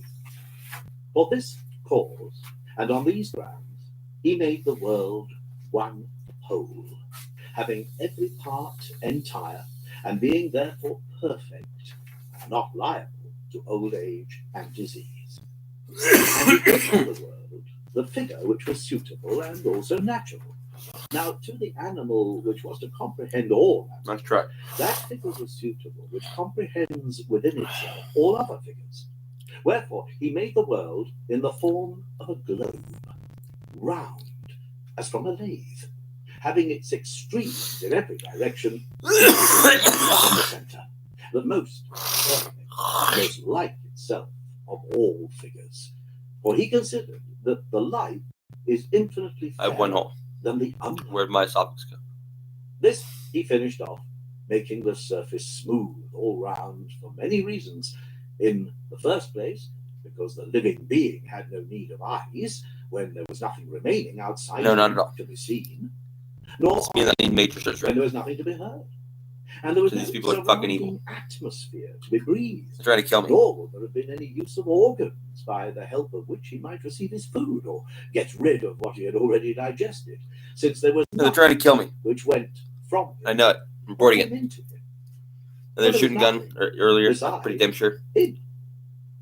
Of design he was created thus, his own waste providing his own food, and all that he did or suffered taking place in and by himself. Yeah, a lot of them are, turns out. For the Creator know a lot. conceived that a being which was self-sufficient Many men. would be far more excellent than one which lacked. And women too. And as he had no need to take anything or With death upon defend me. himself against anyone, the Creator did not think it necessary to bestow upon him hands, nor had he any need of feet, nor of the whole apparatus of walking. But the movement suited to his spherical form was assigned to him, being of all the seven that which is most appropriate to mind and intelligence. And he was made to move in the same manner and on the same spot, within his own limits, revolve in a circle. All the other six dimensions were taken away from him, and he was made not to partake of their deviations. And as this circular movement required no feet, the universe was created without legs and without feet. Such was the whole plan of the eternal God. Some people just take it more into their hands. The God that was to be, to whom, for this reason, he gave a body smooth and even, having a surface in every direction equidistant from the center, a body entire and perfect and formed out of perfect bodies. And in the center he put the soul, which he diffused throughout the body, making it also to be the exterior environment of it. And he made the universe a circle, moving in a circle, one and solitary, yet by reason of its excellence, able to converse with itself, and needing no other friendship or acquaintance. Having these purposes in view, he created the world a blessed God. Now, God did not make the soul after Not the really, body, but almost. although we are speaking of them in this order, for having brought them together, he would never have allowed that the elder should be ruled by the younger. But this is a random manner of speaking which we have, You know what I mean? because somehow we ourselves too are very much under the dominion of chance. Whereas he made the soul in origin and excellence prior to and older than the body to be the ruler and mistress of whom the body was to be the subject. And he made her out of the following elements and on this wise. Out of the individual and has to do with material bodies, he compounded a third and intermediate kind of essence, partaking of the nature of the same and of the other. And this compound he placed accordingly in a mean between the indivisible and the divisible and material. He took the three elements of the same, the other, and the essence, and mingled them into one form, compressing by force the reluctant and unsociable nature of the other into the same. When he had mingled them with the essence, and out of three made one, he again divided this whole into as many portions as was fitting, each portion being a compound of the same, the other, and the essence. And he proceeded to divide. Broke my after fucking this microwave, dude. First of all, he took away one part of the whole, You gonna place that? No. and then he separated a second part, which was double the first. You guys gonna replace that? No. 2. And then he took away a My third window? part, No. which was half as much again as the second. My cat? And 3 times as much as the first. 3. And then My health? he took a fourth part, which was twice as My much money? as the second. 4. And a fifth, That's all you're really worried about, how money. which was 3 Can tell. times the third.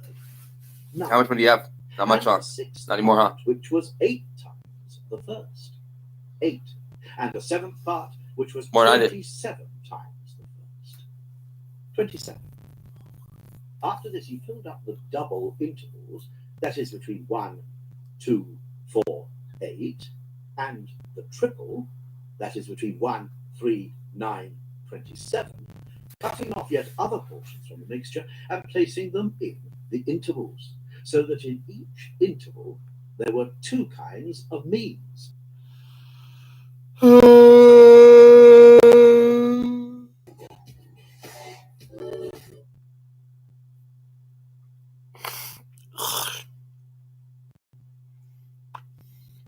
$9.19. That's delicious, huh? That's delicious. Timaeus. Though formerly a dialogue, Timaeus is mainly a monologue given ostensibly by Timaeus of Locke. Very handsome. Snuggle kitty.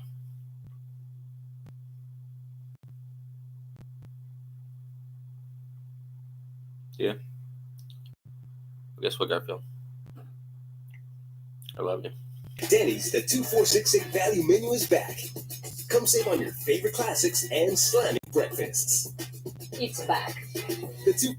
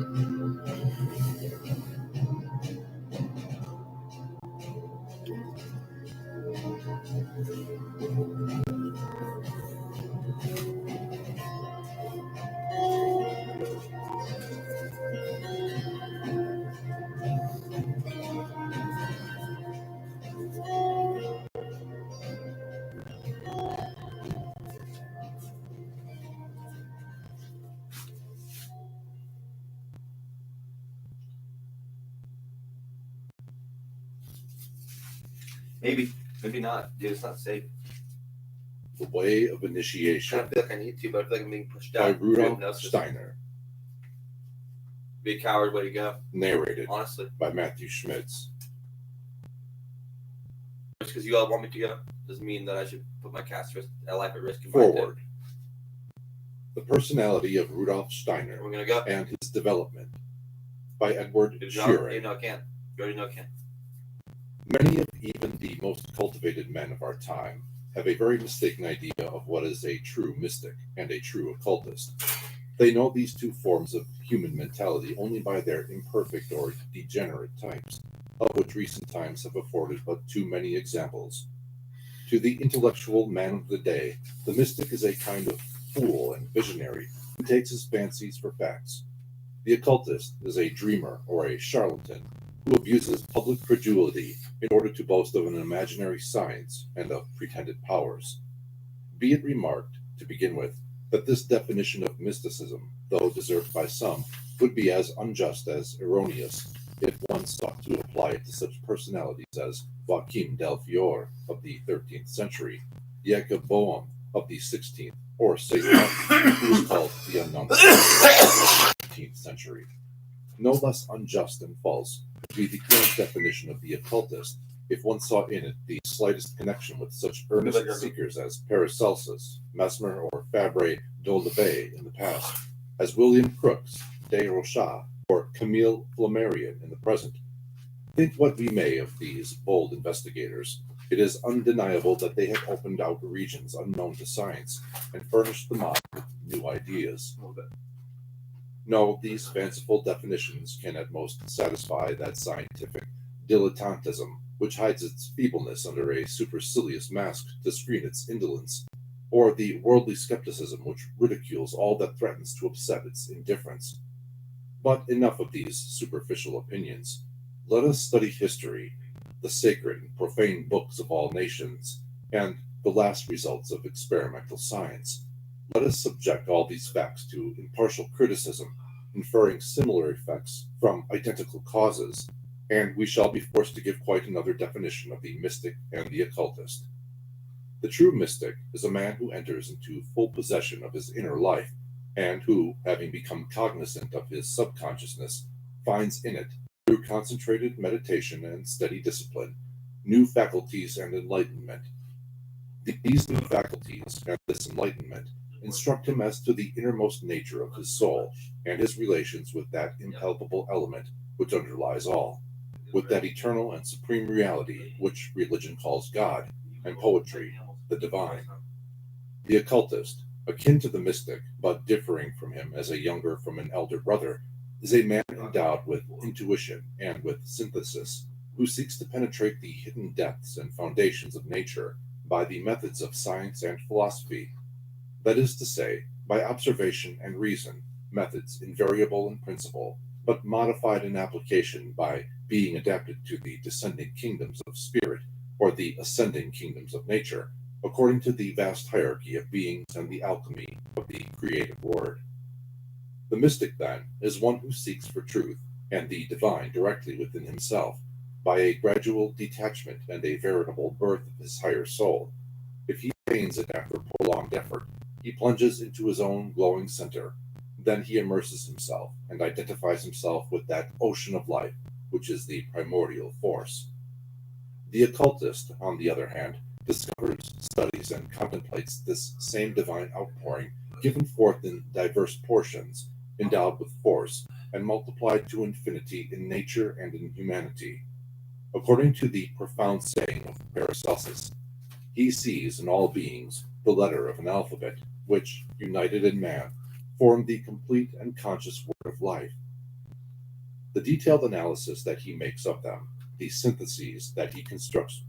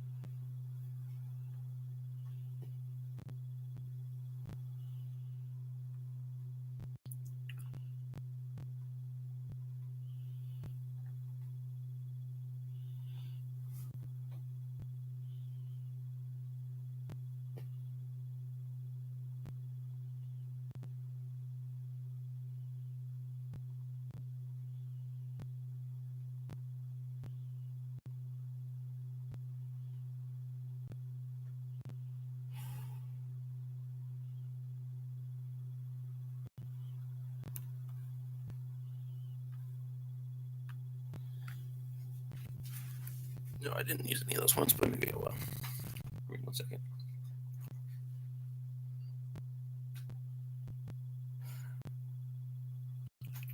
I can never still, actually.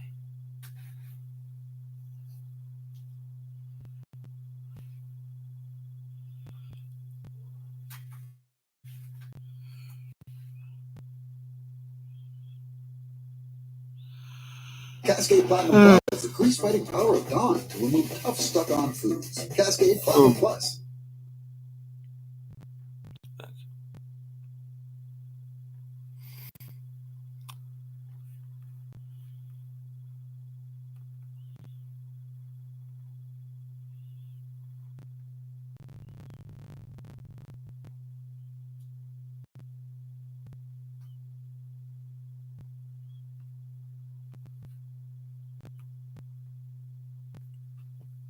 Here we go. Now.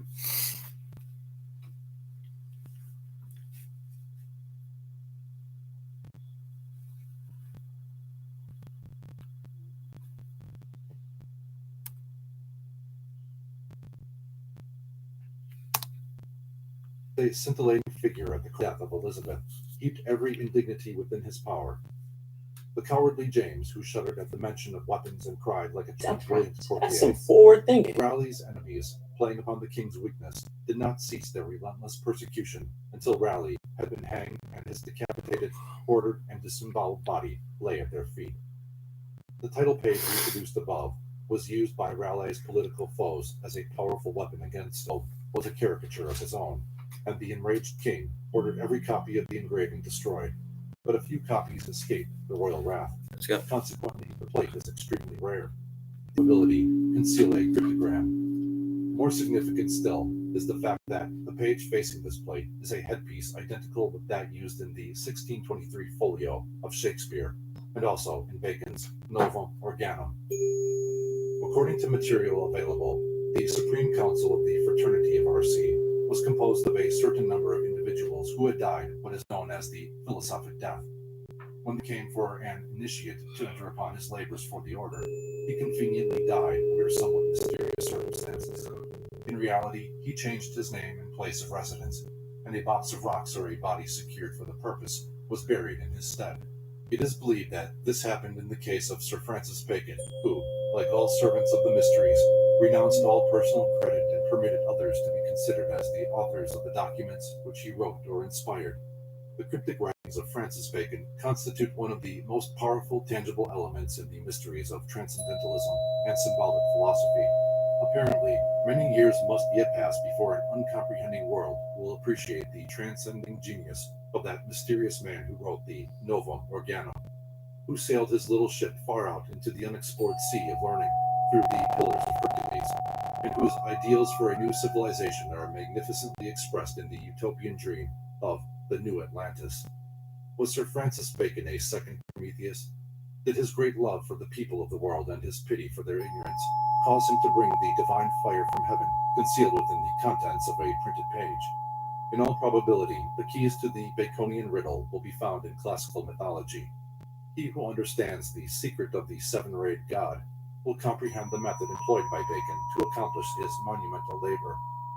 Aliases were assumed by him in accordance with the attributes and order of the members of the planetary system. One of the least known, but most important, keys to the Baconian enigma is the third, or 1637 edition, published in Paris, of Les Images au Tableau de Plat Peinture de Deo Philostretes, Sophistes Grecs et les Statutes de Calystrate, by Blaise de Vigenier. The title page of this volume, which, as the name of the author when properly deciphered indicates, was written by or under the direction of Bacon, or his secret society, is one mass of important Masonic or Rosicrucian symbols. On page 486 appears a plate entitled Hercules Furio, showing a gigantic figure shaking a spear, the ground before him strewn with curious emblems. In his curious work, Das Bild des Speerschüttlers, de l'Oslong des Shakespeare-Rat-Styles, Alfred Frond attempts to explain the Baconian symbolism in the Philostrantes. Bacon he reveals as the philosophical Hercules, whom time will establish as the true spear shaker, Shakespeare. The cryptogram is a factor in symbolic philosophy. No treatise which deals with symbolism would be complete without a section devoted to the consideration of cryptograms. The use of ciphers has long been recognized as indispensable in military and diplomatic circles, but the modern world has overlooked the important role played by cryptography in literature and philosophy. If the art of deciphering cryptograms could be made popular, it would result in the discovery of much hitherto unsuspected wisdom possessed by both ancient and medieval philosophers. It would prove that many apparently verbose and rambling authors were wordy for the sake of concealing words. Ciphers are hidden in the most subtle manner. They may be concealed in the watermark of the paper upon which a book is printed. They may be bound into the covers of ancient books. They may be hidden under imperfect pagination. They may be extracted from the first letters of words or the first words of sentences. They may be artfully concealed in mathematical equations or in apparently unintelligible characters. They may be extracted from the jargon of clowns or revealed by Heed as having been written in sympathetic ink. They may be word ciphers, letter ciphers, or apparently ambiguous statements whose meaning could be understood only by repeated careful readings. They may be discovered in the elaborately illuminated initial letters of early books, or they may be revealed by a process of counting words or letters. If those interested in Freemasonic research would give serious consideration to this subject, they might find in books and manuscripts of the 16th and 17th centuries the information necessary to bridge the gap in Masonic history that now exists between the mysteries of the ancient world and the craft masonry of the last 3 centuries. The arcana of the ancient mysteries were never revealed to the profane except through the media of symbols. Symbolism fulfilled the dual office of concealing the sacred truths from the uninitiated and revealing them to those qualified to understand the symbols. Forms are the symbols of formless divine principles. Symbolism is the language of nature. With reverence, the wise pierce the veil and with clearer vision contemplate the reality. But the ignorant, unable to distinguish between the false and the true, behold a universe of symbols. It may well be said of nature, the great mother, that she is ever tracing strange characters upon the surface of things, but only to her eldest and wisest sons, as a reward for their faith and devotion, does she reveal the cryptic alphabet which is the key to the import of these tracings. The temples of the ancient mysteries evolved their own sacred languages, known only to their initiates, and never spoken save in the sanctuary. The illumined priests considered it sacrilege to discuss the sacred truths of higher worlds, or the divine verities of eternal nature in the same tongue as that used by the vulgar for wrangling and dissension. A sacred science must needs be couched in a sacred language. Secret alphabets also were invented, and whenever the secrets of the wise were committed to writing, characters meaningless to the uninformed were employed. Such forms of writing were called sacred or hermetic alphabets. Some, such as the famous angelic writing, are still retained in the higher degrees of masonry. Secret alphabets were not entirely satisfactory, however, for although they rendered unintelligible the true nature of the writings, their very purpose disclosed the fact of concealed information, which the priests also sought to conceal, through patience or documents revealed to the unworthy. This necessitated employment of more subtle methods for concealing the divine truths. The result was the appearance of cryptic systems of writing designed to conceal the presence of both the message and the cryptogram. Having thus devised a method of transmitting their secrets to posterity, the Illuminati encouraged the circulation of certain documents, specially prepared through incorporating them into ciphers containing the deepest secrets of mysticism and philosophy. Thus, medieval philosophers disseminated their theories throughout Europe without evoking suspicion, since volumes containing these cryptograms could be subjected to the closest scrutiny without revealing the presence of the hidden message. During the Middle Ages, scores of writers, members of secret political or religious organizations, published books containing ciphers. Secret writing became a fad. Every European court had its own diplomatic cipher, and the intelligentsia vied with one another in devising curious and complicated cryptograms. The literature of the 15th, 16th, and 17th centuries is permeated with ciphers, few of which have ever been decoded. Many of the magnificent scientific and philosophic intellects of this period dared not publish their findings because of the religious intolerance of their day. In order to preserve the fruitage of their intellectual labors for mankind, these pioneers of progress concealed their discoveries in ciphers, trusting that future generations, more kindly than their own, would discover and appreciate their learning. Many churchmen, it is interesting to note, used cryptograms, fearing excommunication or a worse fate should their scientific researches be suspected. Only recently an intricate cipher of Roger Bacon's has been unraveled, revealing the fact that this early scientist was well versed in the cellular theory. Lecturing before the American Philosophical Society, Dr. William Romaine Newbold, who translated the cipher manuscript of the friar, declared, "There are drawings which so accurately portray the actual appearance of certain objects that it is difficult to resist the inference that Bacon had seen them with the microscope.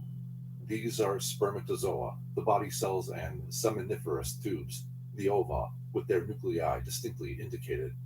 There are 9 large drawings, of which one at least bears considerable resemblance to a certain stage of development of a fertilized cell." See Review of Reviews, July 1921. Had Roger Bacon failed to conceal this discovery under a complicated cipher, he would have been persecuted as a heretic and would probably have met the fate of other early liberal thinkers. In spite of the rapid progress made by science in the last 250 years, it still remains ignorant concerning many of the original discoveries made by medieval investigators.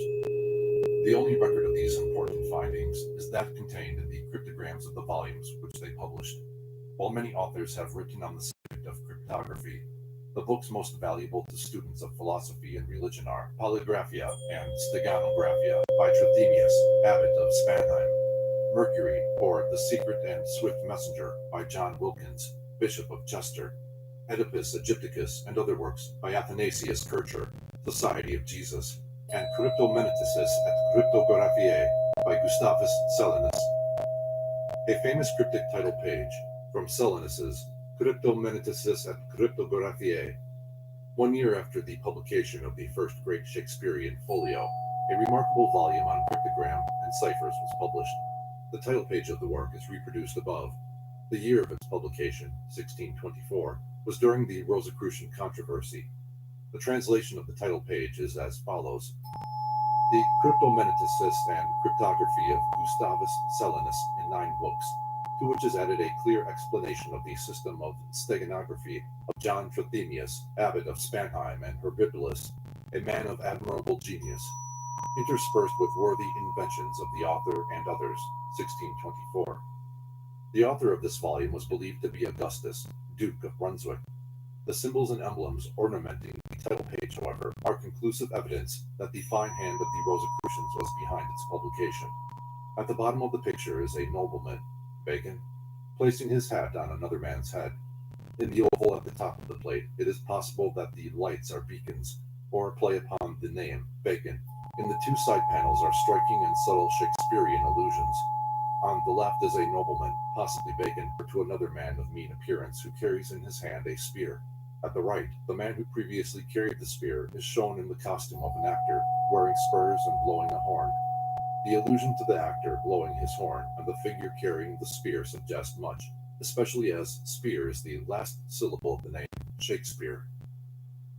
To illustrate the basic differences in their construction and use, the various forms of ciphers are here grouped under 7 general headings. The literal cipher.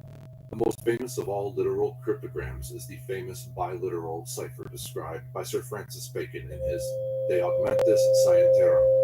Lord Bacon originated the system while still a young man residing in Paris. The biliteral cipher requires the use of 2 styles of type, one an ordinary face and the other specially cut. The differences between the 2 fonts are, in many cases, so minute that it requires a powerful magnifying glass to detect them. Originally, the cipher messages were concealed only in the italicized words, sentences, or paragraphs because the italic letters, being more ornate than the Roman letters, offered greater opportunity for concealing the slight but necessary variations.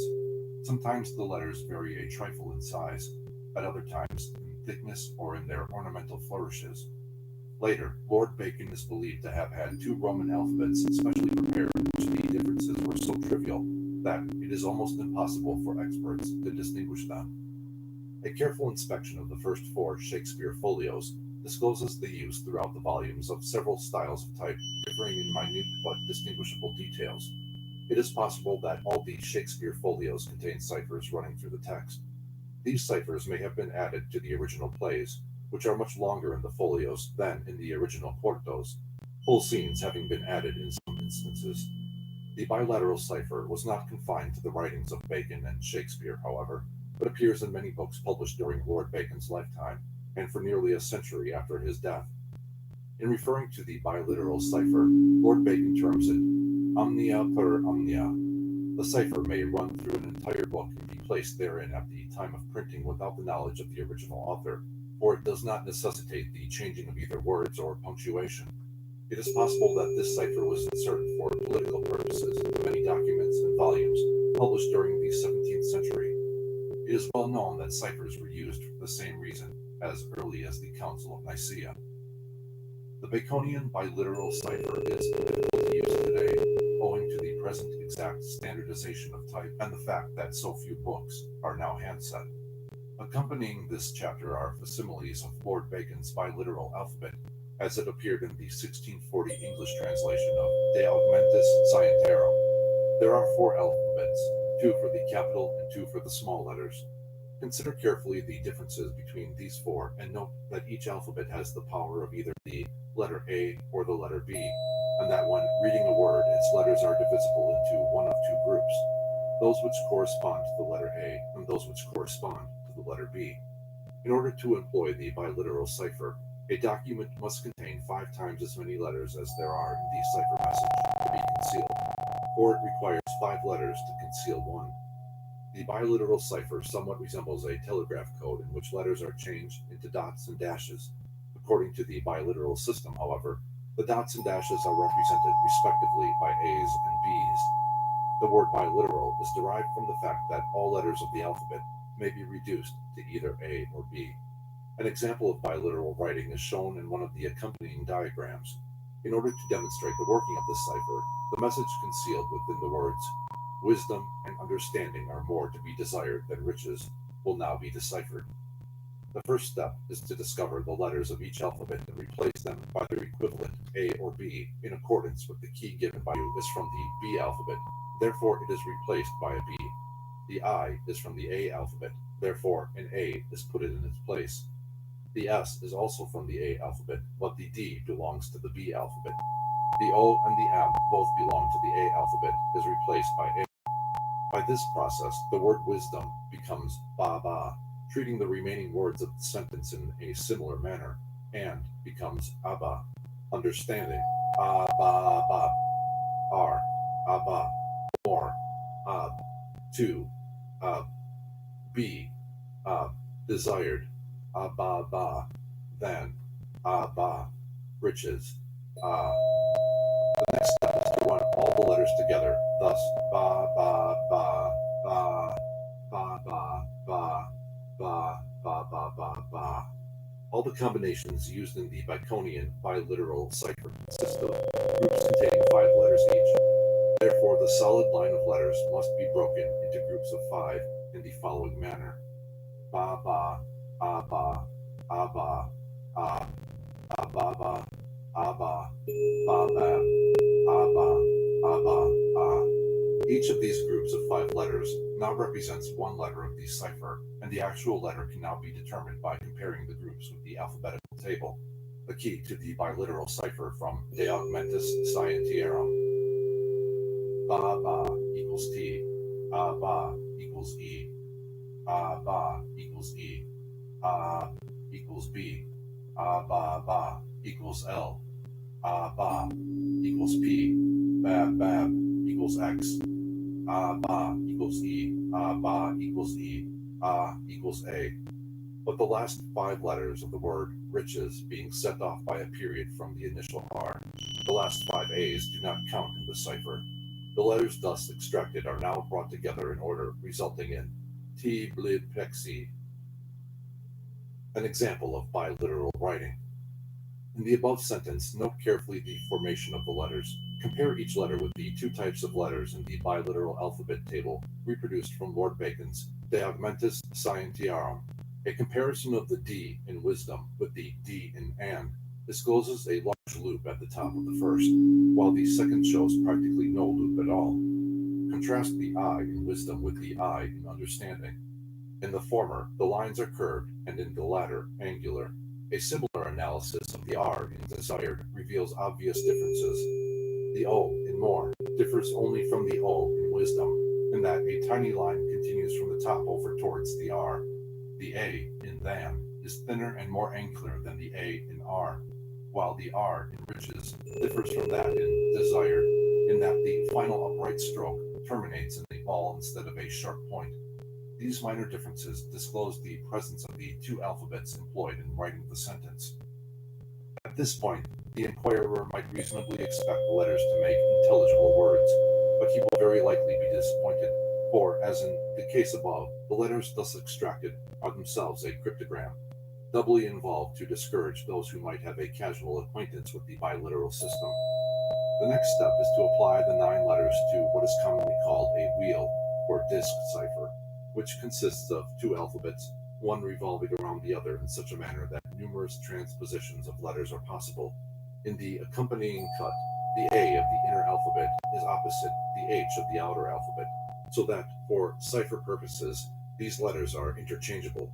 The F and M, the P and Y, the W and D. In fact, all the letters may be transposed as shown by the two circles. The 9 letters extracted by the biliteral cipher may thus be exchanged for 9 others by the wheel cipher. The 9 letters are considered as being on the inner circle of the wheel, and are exchanged for the 9 letters on the outer circle, which are opposite the inner letters. By this process, the T becomes A, the 2 E's become 2 L's, the B becomes I, the L becomes S, the P becomes W, the X becomes E, and the 2 E's become 2 L's. The result is, all is well, which, broken up into words, reads, all is well. The key to the biliteral cipher, from Bacon's De Augmentis Scientiarum. After the document to be deciphered has been reduced to its A and B equivalents, it is then broken up into 5-letter groups, and the message read with the aid of the above table. A modern wheel, or disk cipher. The above diagram shows a wheel cipher. The smaller, or inner alphabet, moves around so that any one of its letters may be brought opposite to any one of the letters on the larger or outer alphabet. In some cases, the inner alphabet is written backwards, but in the present example, both alphabets read the same.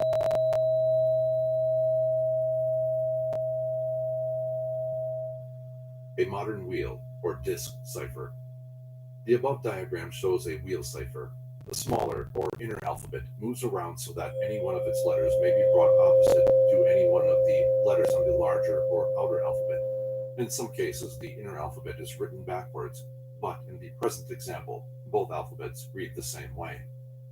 Of course, by moving the inner disk of the wheel cipher, many different combinations, in addition to the one given above, can be made. Keep on experimenting until he discovers a logical and intelligible message. He may then feel reasonably sure that he has deciphered the system. Lord Bacon involved the biliteral cipher in many different ways. There are probably a score of different systems used in the Shakespeare folio alone, some so intricate that they may forever baffle all attempts at their decipherment. In those susceptible of solution, sometimes the A's and B's have to be exchanged.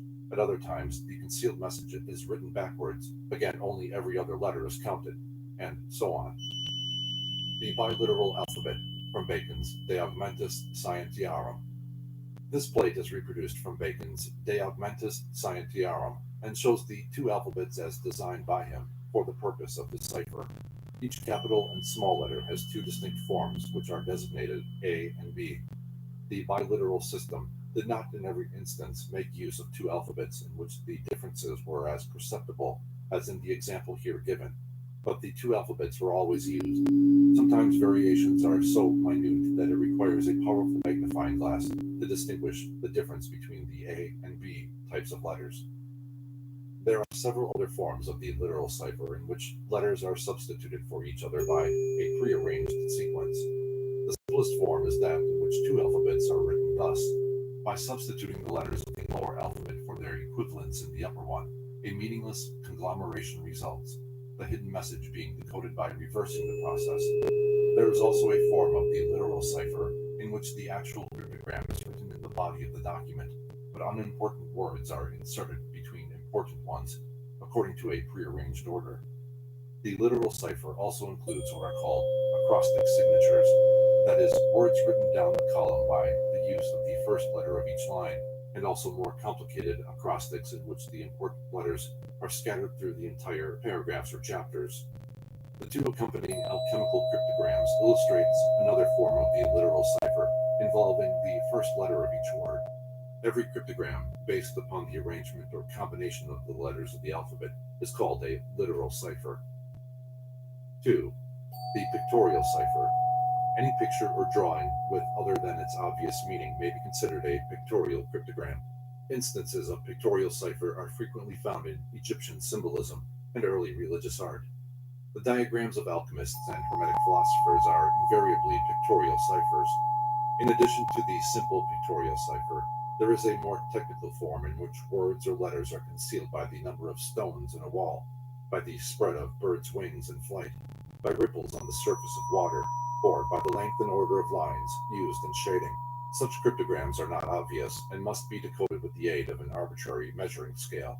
the length of the lines determining the letter or word concealed, the shape and proportion of a building, the height of a tower, the number of bars in a window, the folds of a man's garments, even the proportions or attitude of the human body, were used to conceal definite figures or characters which could be exchanged for letters or words by a person acquainted with the code.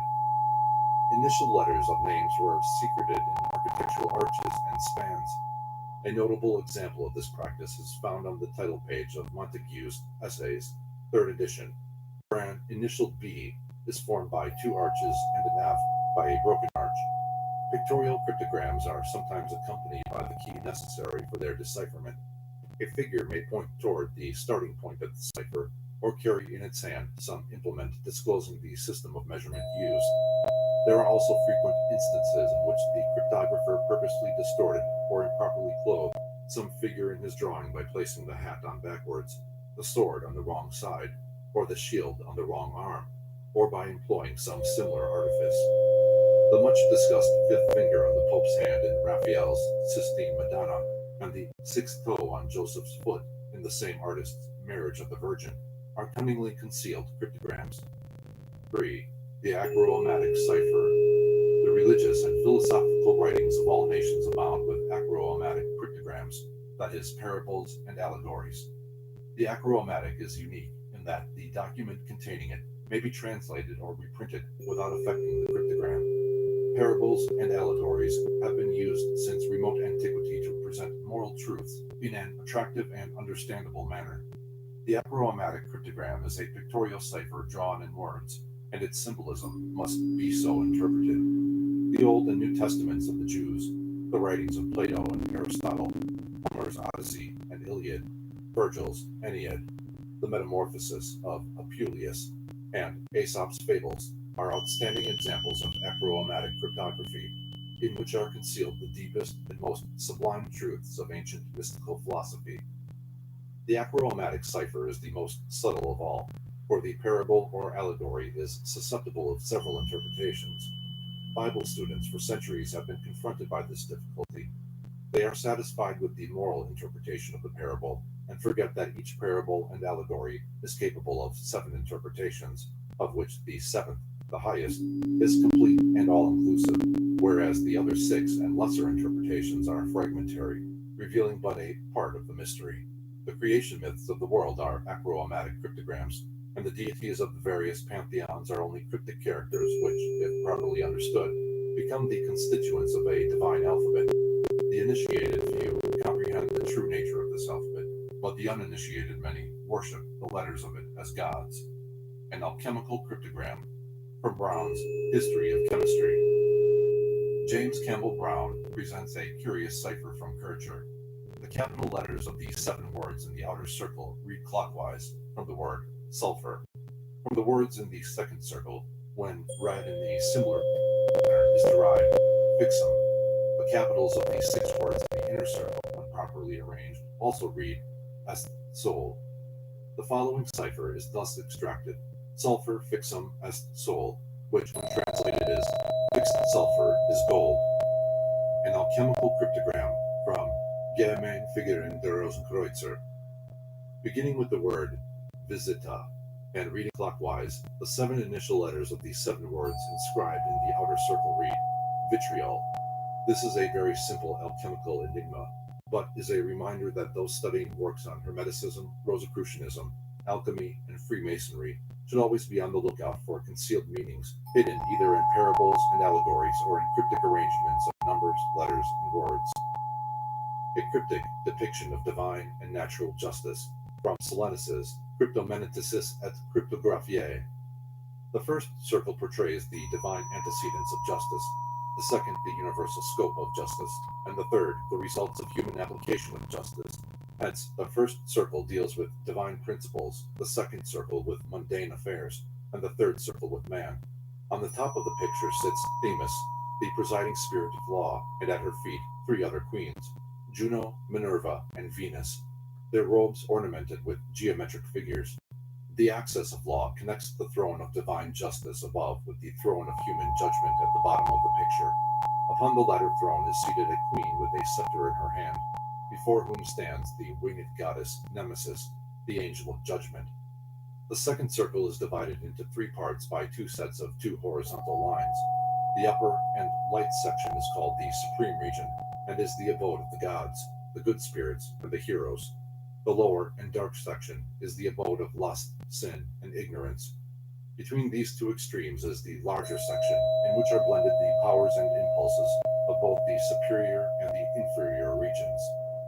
In the third or inner circle is man, a 10-fold creature consisting of 9 parts, 3 of spirit, 3 of intellect, and 3 of soul, enclosed within 1 constitution. According to Silenus, man's 3 spiritual qualities are thought, speech, and action. His 3 intellectual qualities are memory, intelligence, and will, and his 3 qualities of soul are understanding, courage, and desire. The third circle is further divided into 3 parts called ages: the golden age of spiritual truth in the upper right section, the iron age of spiritual darkness in the lower right section, and the bronze age, a composite of the 2 occupying the entire left half of the inner circle, and itself divided into 3 parts.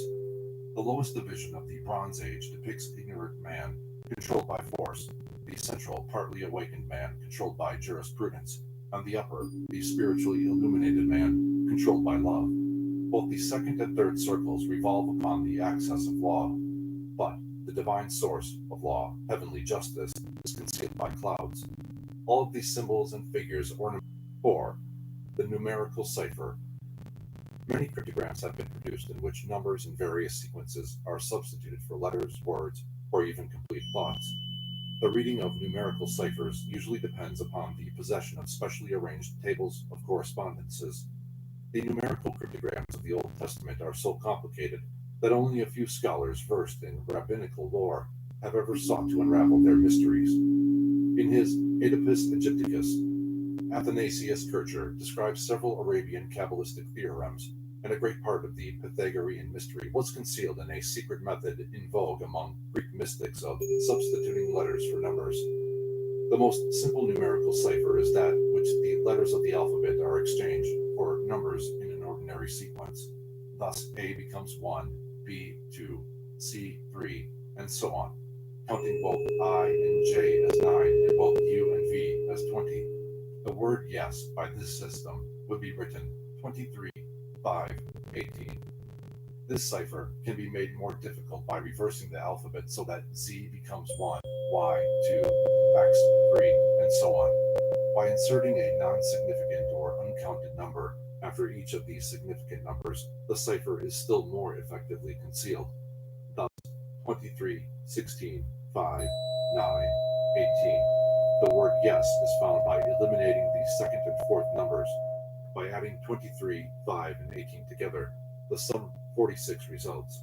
Therefore, 46 is the numerical equivalent of the word yes. According to the simple numerical cipher, the sum 138 is equal to the words. Note carefully. Therefore, in a book using this method, line 138, page 138, or paragraph 138 may contain the concealed message. In addition to this simple numerical cipher, there are scores of others so complicated that no one without the key can hope to solve them. Authors sometimes base their cryptograms upon the numerical value of their own names. For example, Sir Francis Bacon repeatedly used the cryptic number 33, the numerical equivalent of his name. Numerical ciphers often involve the pagination of a book. Imperfect pagination, though generally attributed to carelessness, often conceals important secrets. The mispaginations found in the 1623 folio of Shakespeare and the consistent recurrence of similar errors in various volumes printed about the same period have occasioned considerable thought among scholars and cryptogrammatists. In Baconian cryptograms, all page numbers ending in 89 seem to have a special significance. The 89th page of the Comedies in the 1623 folio of Shakespeare shows an error of type in the pagination, the 9 being from a considerably smaller font than the 8. The 189th page is entirely missing, there being 2 pages numbered 187, and page 188 shows the second 8, scarcely more than half the size of the first one. Page 289 is correctly numbered and has no unusual features, but page 89 of the Histories is missing. Several volumes published by Bacon show similar errors, page 89 being often involved. There are also numerical ciphers from which the cryptic message may be extracted by counting every 10th word, every 20th word, or every 50th word. In some cases, the count is irregular. The first important word may be found by counting 100, the second by counting 90, the third by counting 80, and so on until the count of 10 is reached. The count then returns to 100, and the process is repeated. 5. The musical cipher. John Wilkins, afterwards Bishop of Chester, in 1641, circulated an anonymous essay entitled Mercury, or The Secret and Swift Messenger. In this little volume, which was largely derived from the more voluminous treatises of Trithemius and Silenus, the author sets forth a method whereby musicians can converse with each other by substituting musical notes for the letters of the alphabet. Two persons understanding the code could converse with each other by merely playing certain notes upon a piano or other instrument. Musical cryptograms can be involved to an inconceivable point. By certain systems, it is possible to take an already existing musical theme and conceal in it a cryptogram without actually changing the composition in any way. The pendants upon the notes may conceal the cipher, or the actual sounds of the notes may be exchanged for syllables of a similar sound. This latter method is effective, but its scope is somewhat limited. Several musical compositions by Sir Francis Bacon are still in existence. An examination of them might reveal musical cryptograms, for it is quite certain that Lord Bacon was well acquainted with the manner of their construction. 6. The arbitrary cipher. The system of exchanging letters of the alphabet for hieroglyphic figures is too easily decoded to be popular. Albert White describes an arbitrary cipher based upon the various parts of the Knights Templar's cross, each angle representing a letter. The many curious alphabets that have been devised are rendered worthless, however, by the table of recurrence. According to Edgar Allan Poe, a great cryptogrammatist, the most common letter of the English language is E. The other letters, in their order of frequency, are as follows: A, O, I, D, H, N, R, S, T, V, Y, C, F, Q, L, M, W, B, K, P, Q, X, Z. Other authorities declare the table of frequency to be E, T, A, O, N, I, R, S, H, D, L, C, W, U, M, F, Y, G, P, B, V, K, X, Q, J, Z. By merely counting the number of times each character appears in the message, the law of recurrence discloses the English letter for which the arbitrary character stands. Further help is also rendered by the fact that if the cryptogram be split up into words, there are only 3 single letters which may form words: A, I, O. Thus, any single character set off from the rest of the text must be one of these 3 letters. For details of this system, see The Gold Bug by Edgar Allan Poe.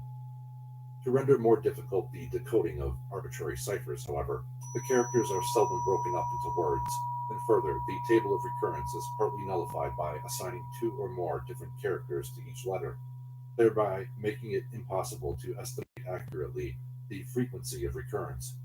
Therefore, the greater the number of arbitrary characters used to represent any single letter of the alphabet, the more difficult it is to decipher an arbitrary cryptogram. The secret alphabets of the ancients are comparatively easy to decode, the only requisites being a table of frequency, a knowledge of the language in which the cryptogram was originally written, a moderate amount of patience, and a little ingenuity. 7. The code cipher. The most modern form of cryptogram is the code system. Its most familiar form is the Morse code, for use in telegraphic and wireless communication. This form of cipher may be complicated somewhat by embodying dashes into a document in which periods and colons are dots, while commas and semicolons are dashes. There are also codes used by the business world which can be solved only by the use of a private codebook. Because they furnish an economical and efficient method of transmitting confidential information, the use of such codes is far more prevalent than the average person has any suspicion.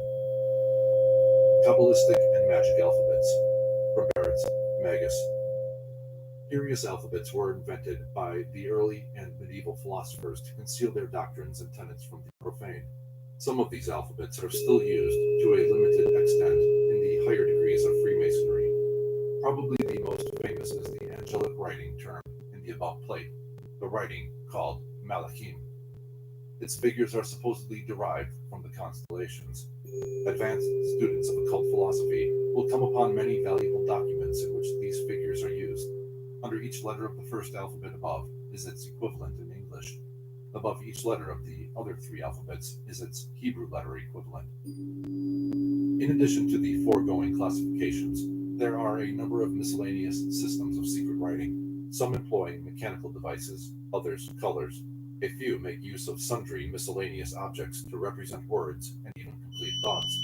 But as these more elaborate devices were seldom employed by the ancients or by the medieval philosophers and alchemists, they have no direct bearing upon religion and philosophy. The mystics of the Middle Ages, borrowing the terminology of the various arts and sciences, evolved a system of cryptography which concealed the secrets of the human soul under terms generally applied to chemistry, biology, astronomy, botany, and physiology. Ciphers of this nature can only be decoded by individuals versed in the deep philosophic principles upon which these medieval mystics based their theories of life. Much information relating to the invisible nature of man is concealed under what seem to be chemical experiments or scientific speculations. Every student of symbolism and philosophy, therefore, should be reasonably well acquainted with the underlying principles of cryptography. In addition to serving him well in his researches, this art furnishes a fascinating method of developing the acuteness of the mental faculties. Discrimination and observation are indispensable to the seeker after knowledge, and no study is equal to cryptography as a means of stimulating these powers. Freemasonic symbolism.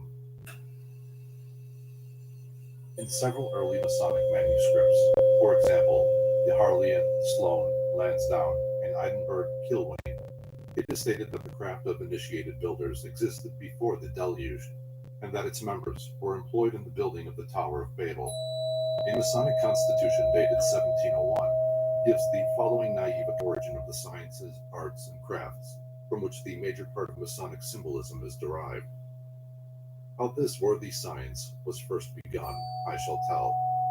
Before Noah's flood, there was a man called Lamech, as it is written in the 4th chapter of Genesis. And this Lamech had two wives. The one was called Ada, and the other Zillah. By the first wife Ada he got two sons, the one called Jabal, and the other Jubal. And by the other wife Zillah he got a son and daughter. And the 4 children found the beginning of all crafts in the world. This Jabal was the elder son, and he found craft of geometric, and he parted flocks, as of sheep and lambs in the fields, and first wrought houses of stone and tree, as it is noted in the chapter aforesaid. And his brother Jubal found the craft of music, of songs, organs, and harp.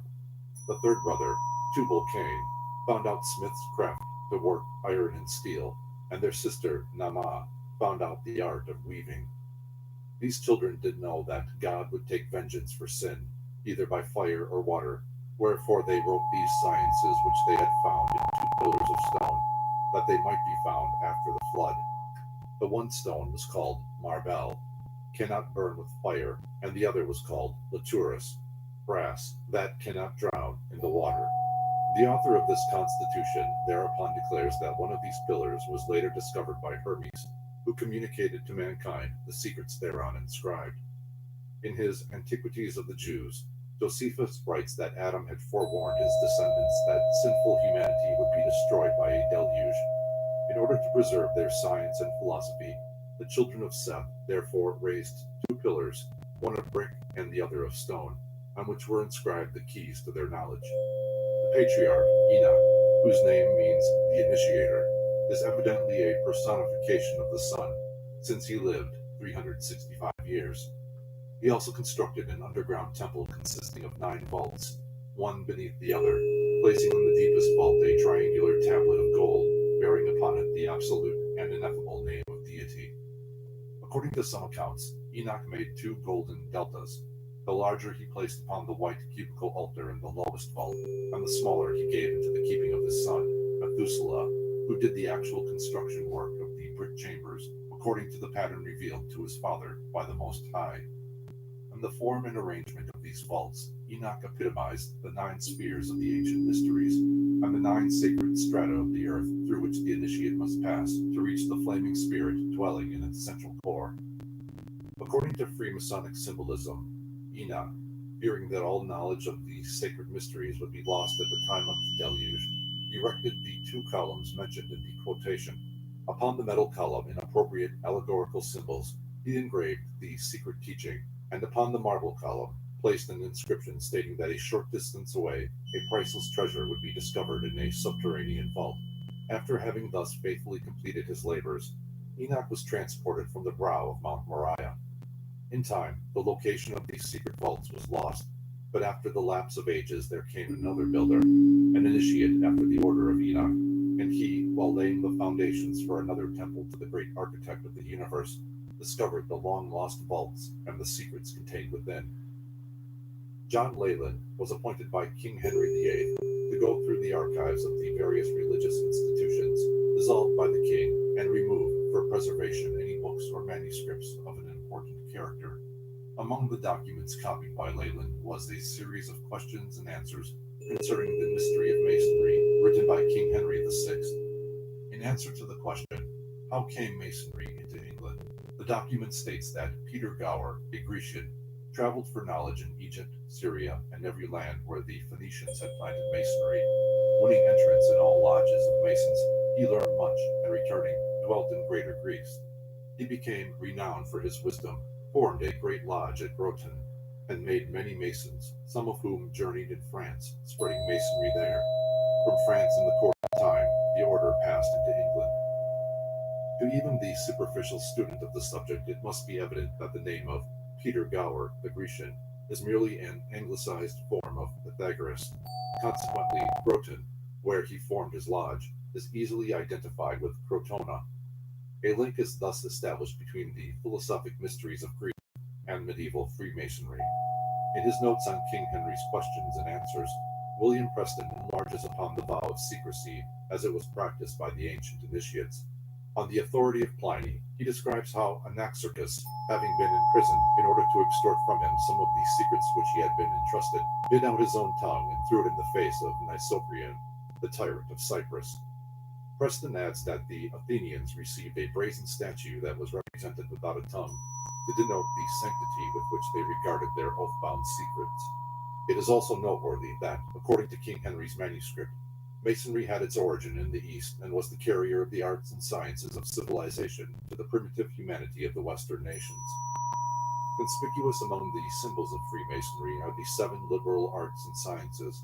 By grammar, man is taught to express in noble and adequate language his innermost thoughts and ideals. By rhetoric, he is enabled to conceal his ideals under the protecting cover of ambiguous language and figures of speech. By logic, he is endowed. By arithmetic, he not only is instructed in the mystery of universal order, but also gains the key to multitude, magnitude, and proportion.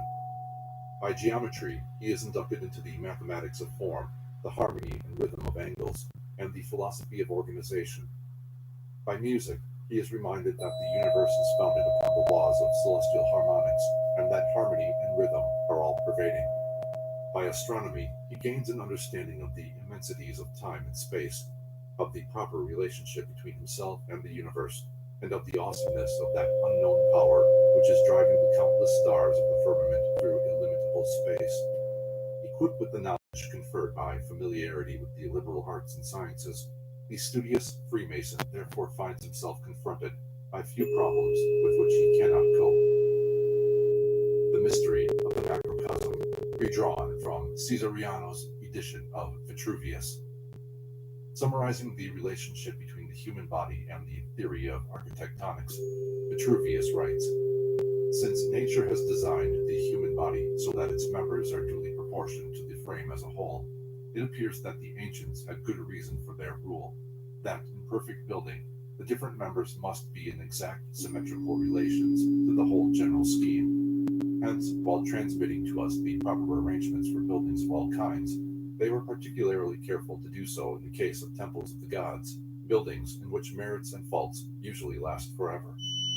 Therefore, if it is agreed that number was found out from the human fingers, and that there is a symmetrical correspondence between the members separately and the entire form of the body, in accordance with a certain part selected as standard, we can have nothing but respect for those who, in constructing temples of the immortal gods, have so arranged the members of the works that both the separate parts and the whole design may harmonize in their proportions and symmetry. See the 10 books on architecture.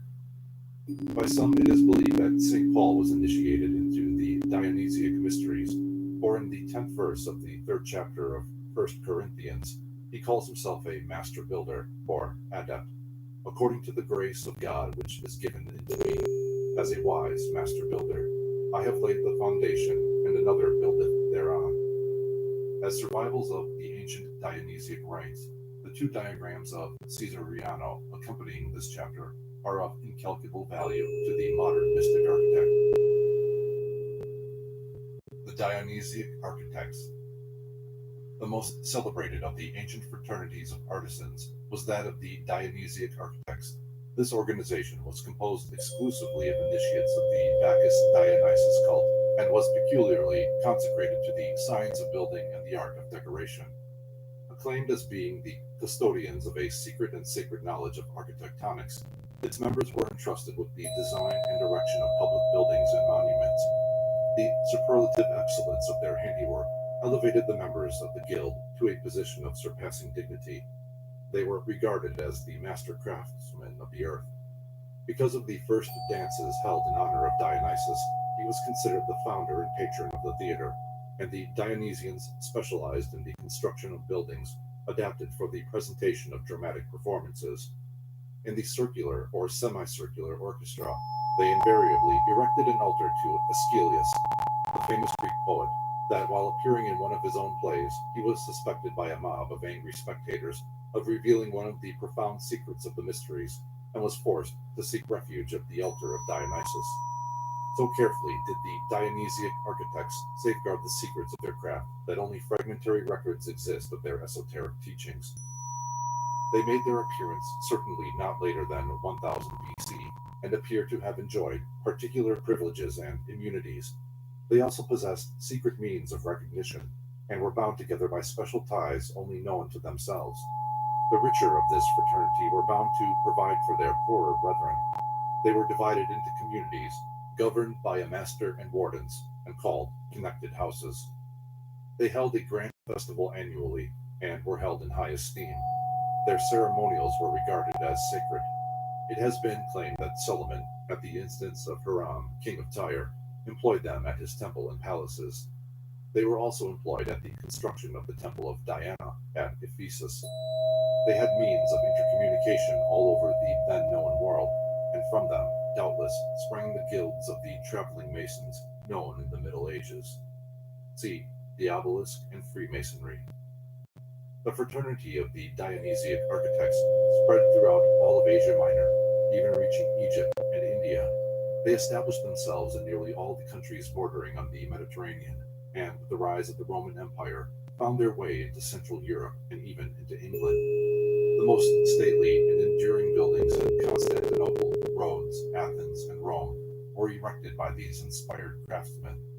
One of the most illustrious of their number was Vitruvius, the great architect, renowned as the author of De Architectura Libri Decem.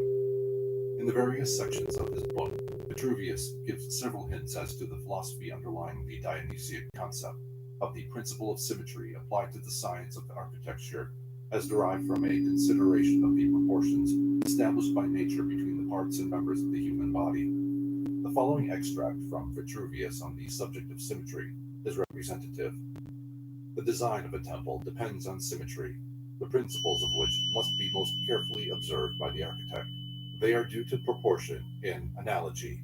Proportion is a correspondence among the measures of the members of an entire work, and of the whole to a certain part selected as standard. From this result the principles of symmetry. Without symmetry and proportion, there can be no principles in the design of any temple. That is, if there is no precise relation between its members, as in the case of those of a well-shaped man. For the human body is so designed by nature that the face, from the chin to the top of the forehead and the lowest roots of the hair, is a 10th part of the whole height. The open hand, from the wrist to the tip of the middle finger, is just the same. The head from the chin to the crown is an 1/8, with the neck and shoulder from the top of the breast to the lowest roots of the hair is a 1/6. From the middle of the breast to the summit of the crown is a 4th. If we take the height of the face itself, the distance from the bottom of the chin to the underside of the nostrils, and from that point to a line between the eyebrows is the same. From there to the lowest roots of the hair is also a third, comprising the forehead. The length of the foot is 1/6 of the height of the body, of the forearm 1/4, and the breadth of the breast is also 1/4. The other members, too, have their own symmetrical proportions, and it was by employing them that the famous painters and sculptors of antiquity attained to the great and endless renown. The edifices raised by the Dionysiac builders were indeed sermons in stone, thus unable to comprehend fully the cosmic principles thus embodied in these masterpieces of human ingenuity and industry.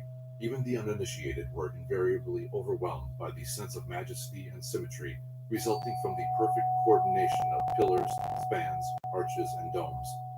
By variations in the details of size, material, type, arrangement, ornamentation, and color, these inspired builders believed it possible to provoke in the nature. Vitruvius, for example, describes the disposition of bronze vases about a room so as to produce certain definite changes in the tone and quality. In like manner, each chamber in the mysteries through which the candidate passed had its own peculiar acoustics. Thus, in one chamber, the voice of the priest was amplified until his words caused the very room to vibrate, while in another, the voice was diminished and softened to such a degree that it sounded like the distant tinkling of silver bells. Again, in some of the underground passageways, the candidate was apparently bereft of the power of speech, for though at the top of his voice, not even a whisper was audible to his ears. After progressing a few feet, however, he would discover that his softest sigh would be re-echoed 100 times. The supreme ambition of the Dionysiac architects was the construction of buildings which would create distinct impressions consistent with the purpose for which the structure itself was designed. In common with the Pythagoreans, they believed it possible by combinations of straight lines and curves to induce any desired mental attitude or emotion. They labored, therefore, to the end of producing a building perfectly harmonious with the structure of the universe itself. They may have even believed that an edifice so constructed because it was in no respect at variance with any existing reality would not be subject to dissolution, but would endure throughout the span of mortal time. As a logical deduction from their philosophic trend of thought, such a building, en rapport with cosmos, would also have become an oracle. Certain early works on magical philosophy hint that the Ark of the Covenant was oracular in character because of specially prepared chambers in its interior. These, by their shape and arrangement, were so attuned to the vibrations of the invisible world that they caught and amplified the voices of the ages, imprinted upon and externally existent in the substance of the astral light. Unskilled in these ancient subtleties of their profession, modern architects often create architectural absurdities which would cause their creators to blush with shame did they comprehend their actual symbolic import. Thus, phallic emblems are strewn in profusion among the adornments of banks, office buildings, and department stores. Christian churches also may be surmounted with Brahmin or Mohammedan domes, or be designed in a style suitable for a Jewish synagogue or a Greek temple to Pluto. These incongruities may be considered trivial in importance by the modern designer, but to the trained psychologist, the purpose for which a building was erected is frustrated in large measure by the presence of such architectural discordances. Vitruvius thus defines the principle of propriety as conceived and applied by the Venetians. Propriety is that perfection of style which comes when a work is authoritatively constructed on approved principles. It arises from prescription from usage, or from nature. From prescription, in the case of hypaethral edifices, open to the sky, in honor of Jupiter lightning, the heaven, the sun, or the moon. For these are gods, whose semblances and manifestations we behold before our very eyes in the sky when it is cloudless and bright. The temples of Minerva, Mars, and Hercules will be Doric, since the virile strength of these gods makes daintiness entirely inappropriate to their houses. In temples to Venus, Flora, Proserpine, Springwater, and the nymphs, the Corinthian order will be found to have peculiar significance, because these are delicate divinities, and so its rather slender outlines, its flowers, leaves, and ornamental volutes will lend propriety where it is due. The construction of temples of the Ionic order to Juno, Diana, Father Bacchus, and the other gods of that kind will be in keeping with the middle position, which they are of the Doric and the delicacy of the Corinthian. In describing the societies of Ionian artificers, Joseph da Costa declares the Dionysiac rites to have been founded upon the science of astronomy, which by the initiates of this order was correlated to the builder's art. In various documents dealing with the origin of architecture are found hints to the effect that the great buildings erected by these initiated craftsmen were based upon geometrical patterns derived from the constellations. Thus, a temple might be planned according to the constellation of Pegasus, or a court of judgment modeled after the constellation of the scales. The Dionysians evolved a peculiar code by which they were able to communicate with one another in the dark, and both the symbols and the terminology of their guild were derived, in the main, from the elements of architecture. While stigmatized as pagans by reason of their philosophic principles, it is noteworthy that these Dionysiac craftsmen were almost universally employed in the erection of early Christian abbeys and cathedrals, whose stones, even to this very day, bear distinguishing marks and symbols cut into their great surfaces by these illustrious builders. Among the ornate carvings upon the fronts of great churches of the Old World are frequently found representations of compasses, squares, rules, mallets, and clusters of builders' tools, skillfully incorporated into mural decorations and even placed in the hands of the effigies of saints and prophets, standing in exalted niches. A great mystery was contained in the ancient portals of the Cathedral of Notre Dame, which were destroyed during the French Revolution, for among their carvings were numerous Rosicrucian and Masonic emblems, and according to the records preserved by alchemists who studied their bas reliefs, the secret processes for metallic transmutation were set forth in their grotesque yet most significant figures. The checkerboard floor upon which the modern Freemasonic Lodge stands is the old tracing board of the Dionysiac architects, and while the modern organization is no longer limited to workmen's guilds, it still preserves in its symbols the metaphysical doctrines of the ancient society of which it is presumably the outgrowth. The investigator of the origin of Freemasonic symbolism who desires to trace the development of the order through the ages will find a practical suggestion in the following statement of Charles W. Heckthorn. But considering that Freemasonry is a tree, the roots of which spread through so many soils, it follows that traces thereof must be found in its fruit, that its language and ritual should retain much of the various sects and institutions it has passed through before arriving at their present state, and in Masonry we meet with Indian, Egyptian, Jewish, and Christian ideas, terms therefrom the supreme ambition of their craft and symbols. See the secret societies of all ages and countries.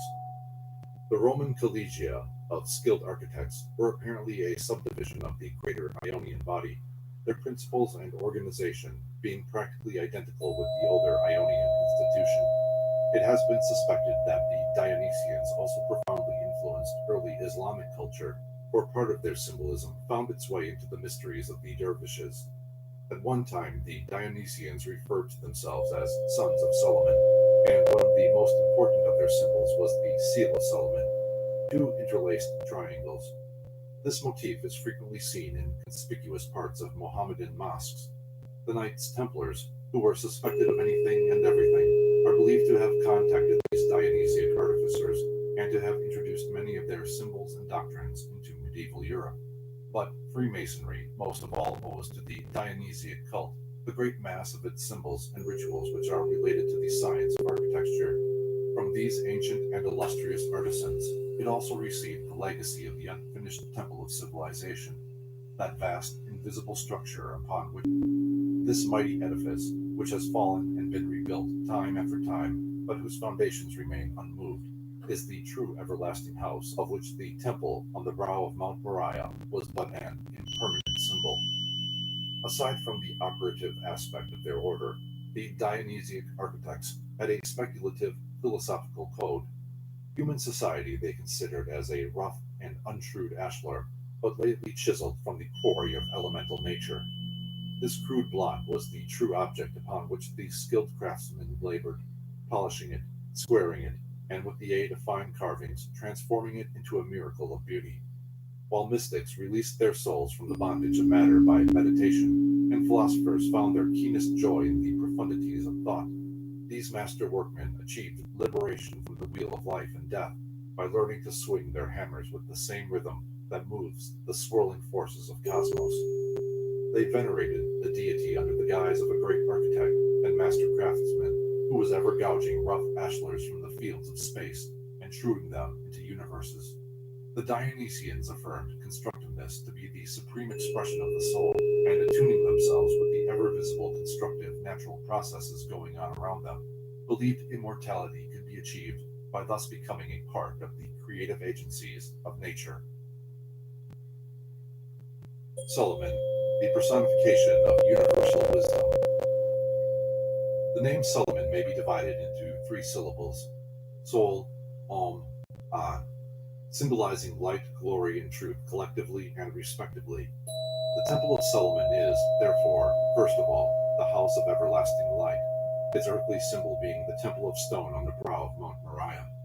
According to the mystery teachings, there are 3 temples of Solomon, as there are 3 grand masters, 3 witnesses, and 3 tabernacles of the Transfiguration. The first temple is the grand house of the universe, in the midst of which sits the sun, Sol, upon his golden throne. The 12 signs of the zodiac as fellow craftsmen gather around their shining lord. 3 lights, the stellar, the solar, and the lunar, illuminate this cosmic temple. Accompanied by his retinue of planets, moons, and asteroids, this divine king, Solomon, whose glory no earthly monarch shall ever equal, passes in stately pomp down the avenues of space. Whereas Hiram represents the active physical light of the sun, Solomon signifies its invisible but all-powerful spiritual and intellectual effulgency. The second symbolic temple is the human body, the little house, made in the image of the great universal house. Know ye not, asked the Apostle Paul, that ye are the temple of God, and that the Spirit of God dwelleth in you? Freemasonry within a temple of stone cannot be other than speculative, but Freemasonry within the living temple of the body is operative. The third symbolic temple is the solar house, an invisible structure, the comprehension of which is a supreme Freemasonic arcanum. The mystery of this intangible edifice is concealed under the allegory of the Soma Sukkakon, or wedding garment, described by St. Paul, the robes of glory of the high priest of Israel, the yellow robe of the Buddhist monk, and the robe of blue and gold to which Albert Pike refers in his Symbolism. The soul, constructed from an invisible fiery substance, a flaming golden metal, is cast by the master workman, Hiram Abiff, into the mold of clay, the physical body, and is called the molten sea. The temple of the human soul is built by 3 master masons, personifying wisdom, love, and service, and when constructed according to the law of life, the Spirit of God dwells in the holy place thereof. The solar temple is the true everlasting house, and he who can raise or cast it is a master mason indeed. The best informed Masonic writers have realized that Solomon's temple is a representation in miniature of the universal temple. Concerning this point, A. E. Waite, in a new encyclopedia of Freemasonry, writes, "It is macrocosmic in character, so that the temple is a symbol of the universe, a type of manifestation itself.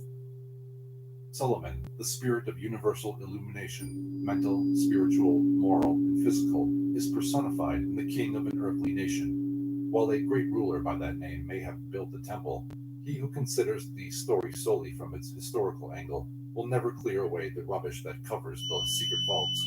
The rubbish is interpolated matter in the form of superficial symbols, allegories, and degrees, which have no legitimate part in the original Freemasonic mysteries."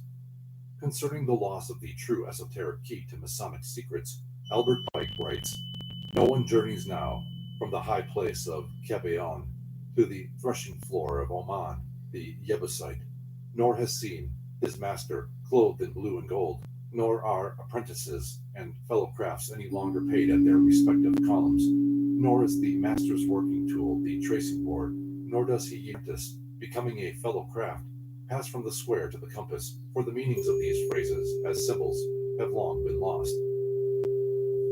The mystery of the microcosm, redrawn from Caesariano's edition of Vitruvius. Herein is depicted the mysterious word of Plato, which was crucified in space before the foundation of the world. The anonymous author of the canon writes, "The Logos, or soul of the world, according to Plato, the Greek Hermes, and Christ, according to the Christian Gnostics, are all one and the same as the Hebrew Adam Kadmon, who is the second person of the Kabbalistic triad. The Selenian Hermes, described by Hippolytus, so exactly resembles the lesser man found in Caesariano's edition of Vitruvius that they may be justifiably considered to be identical. After relating the figure to Dionysus because of the vine leaves wound in the hair, the same writer concludes, "Here we have clearly and distinctly a curious survival of the cosmic deity of Greece, copied and disfigured by the crude draftsmen of the Middle Ages, but faithfully preserved and recognizable to the last." Similar figures are to be found in Agrippa's De Occulta Philosophia. Like Caesariano's diagrams, however, the key given for their interpretation is most inadequate. Agrippa declares that, being a type of the lesser world, man contains in himself all numbers, measures, weights, motions, and elements. The secret doctrine of Freemasonry, like that of the Dionysiac architects, is concerned primarily with the effort to measure or estimate philosophically the parts and proportions of the microcosm, so that by the knowledge derived therefrom, the supreme ambition of their craft might be realized, the creation of a perfect man. According to the ancient rabbins, Solomon was an initiate of the mystery schools, and the temple which he built was actually a house of initiation, containing a mass of pagan, philosophic, and phallic emblems. The pomegranates, the palm-headed columns, the pillars before the door, the Babylonian cherubim, and the arrangement of the chambers and draperies all indicate the temple to have been patterned after the sanctuaries of Egypt and Atlantis. Isaac Meyer, in the Kabbalah, makes the following observation. The Pseudo-Clement of Rome writes, "God made man, male and female. The male is Christ, the female, the Church. The Kabbalists called the Holy Spirit the Mother, and the Church of Israel the Daughter. Solomon engraved on the walls of his temple likenesses of the male and female principles to adumbrate this mystery. Such, it is said, were the figures of the cherubim. This was, however, not in obedience to the words of the Torah. They were symbolical of the upper, the spiritual, the former or maker, positive or male, and the lower, the passive, the negative or female, formed or made by the first. Masonry came to northern Africa and Asia Minor from the lost continent of Atlantis, not under its present name, but rather under the general designation sun and fire worship. The ancient mysteries did not cease to exist when Christianity became the world's most powerful religion. Great Pan did not die. Freemasonry is the proof of his survival. The pre-Christian mysteries simply assumed the symbolism of the new faith, perpetuating through its emblems and allegories the same truths which had been the property of the wise since the beginning of the world. There is no true explanation, therefore, for Christian symbols save that which is concealed within pagan philosophy. Without the mysterious keys carried by the hierophants of the Egyptian, Brahmin, and Persian cults, the gates of wisdom cannot be opened. Consider with reverent spirit, therefore, the sublime allegory of the temple and its builders, realizing that beneath its literal interpretation lies hidden a royal secret. According to the Talmudic legends, Solomon understood the mysteries of the Kabbalah. He was also an alchemist and a necromancer, being able to control the demons, and from them and other inhabitants of the invisible worlds, he secured much of his wisdom.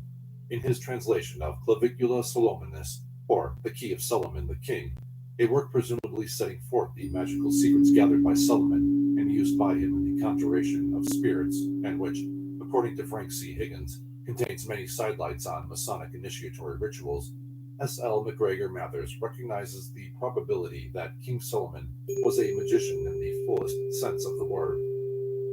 I see no reason to doubt, he affirms, the tradition which assigns the authorship of the key to King Solomon, for among others, Josephus, the Jewish historian, especially mentions the magical works attributed to that monarch. This is confirmed by many Eastern traditions, and his magical skill is frequently mentioned in the Arabian Nights. Concerning Solomon's supernatural powers, Josephus writes in his 8th book of the Antiquities of the Jews, "Now the sagacity and wisdom which God had bestowed on Solomon was so great that he exceeded the ancients, insomuch that he was no way inferior to the Egyptians, who are said to have been beyond all men in understanding. God also enabled him to learn that skill which expelled demons, which is a science useful and sanative to him.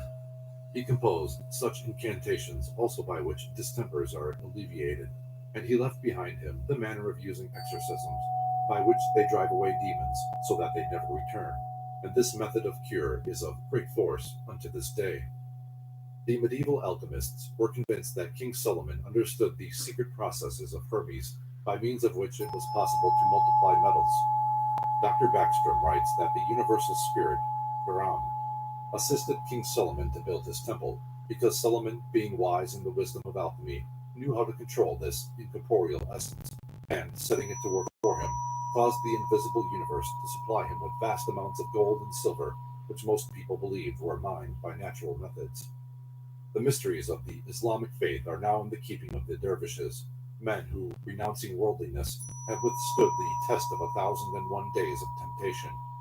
Jalal-ud-Din, the great Persian Sufic poet and philosopher, is accredited with having founded the order of Mevlevi, or the dancing dervishes, whose movements exoterically signify the motions of the celestial bodies, and esoterically result in the establishment of a rhythm which stimulates the centers of spiritual consciousness within the dancer's body.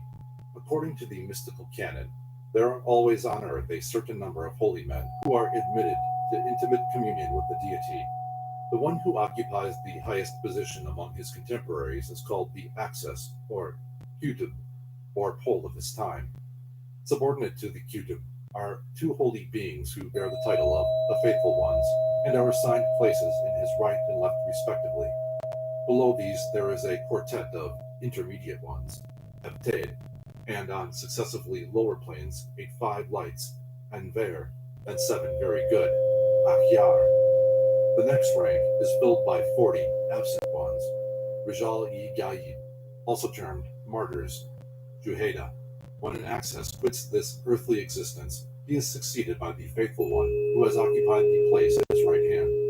For to these holy men, who also bear the collective titles of Lords of Souls and Directors, is committed a spiritual supremacy over mankind, far exceeding the temporal authority of earthly rulers. See Mysticism and Magic in Turkey by L.M.J. Garnett. The Access is a mysterious individual who, unknown and unsuspected, mingles with mankind, and who, according to tradition, description of these master souls.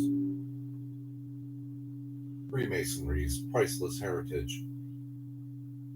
The Sanctum Sanctorum of Freemasonry is ornamented with the Gnostic jewels of 1,000 ages. Its rituals ring with the divinely inspired words of seers and sages. 100 religious have brought their gifts of wisdom to its altar. Arts and sciences unnumbered have contributed to its symbolism. Freemasonry is a worldwide university, teaching the liberal arts and sciences of the soul to all who will hearken to its words. Its chairs are seats of learning, and its pillars uphold an arch of universal education. Its trestle boards are inscribed with the eternal verities of all ages, and upon those who comprehend its sacred depths has dawned the realization that within the Freemasonic mysteries lie hidden the long-lost arcana sought by all people since the genesis of human reason. The philosophic power of Freemasonry lies in its symbols, its priceless heritage from the mystery schools of antiquity. In a letter to Robert Freet Gould, Albert Pike writes, "It began to shape itself to my intellectual vision into something more imposing and majestic, solemnly mysterious and grand. It seemed to me like the pyramids in their loneliness, in whose yet undiscovered chambers may be hidden, for the enlightenment of coming generations, the sacred books of the Egyptians, so long lost to the world, like the Sphinx half buried in the desert. In its symbolism, which and its spirit of brotherhood are its essence, Freemasonry is more ancient than any of the world's living religions. It has the symbols and doctrines which, older than himself, Zarathustra inculcated, and it seemed to me a spectacle sublime, yet pitiful, the ancient faith of our ancestors holding out to the world its symbols, once so eloquent, and mutely and in vain asking for an interpreter. And so I came at last to see that the true greatness and majesty of Freemasonry consists in its proprietorship of these and its other symbols, and that its symbolism is its soul. Though the Temple of Thebes and Karnak be now but majestic heaps of broken and time-battered stone, the spirit of Egyptian philosophy still marches triumphant through the centuries. Though the rock-hewn sanctuaries of the ancient Brahmins be now deserted and their carvings crumbled into dust. Still, the wisdom of the Vedas endures. Though the oracles be silenced, and the house of the mysteries be now but rows of ghostly columns, still shines the spiritual glory of Hellas with luster undiminished.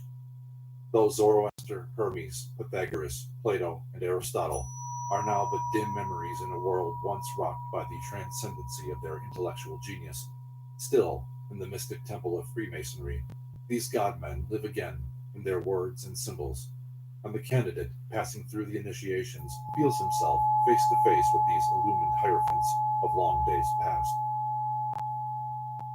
Mystic Christianity. The true story of the life of Jesus of Nazareth has never been unfolded to the world, either in the accepted Gospels or in the Apocrypha, although a few stray hints may be found in some of the commentaries written by the ante-Nicene Fathers. The facts concerning his identity and mission are among the priceless mysteries preserved to this day in the secret vaults beneath the houses of the brethren. To a few of the Knights Templars who were initiated into the arcana of the Druzes, Nazarenes, Essenes, Johannites, and other sects still inhabiting the remote and inaccessible vastness of the Holy Land, part of the strange story was told. The knowledge of the Templars concerning the early history of Christianity was undoubtedly one of the main reasons for their persecution and final annihilation. The discrepancies in the writings of the early Church Fathers not only are irreconcilable, but demonstrate beyond question that even during the first 5 centuries after Christ, these learned men had for the basis of their writings little more substantial than folklore and hearsay. To the easy believer, everything is possible and there are no problems. The unemotional person in search of facts, however, is confronted by a host of problems with uncertain factors, of which the following are typical. According to popular conception, Jesus was crucified during the 33rd year of his life and in the 3rd year of his ministry following his baptism. About AD 180, St. Irenaeus, Bishop of Lyons, one of the most eminent of the ante-Nicene theologians, wrote against heresies, an attack on the doctrines of the Gnostics.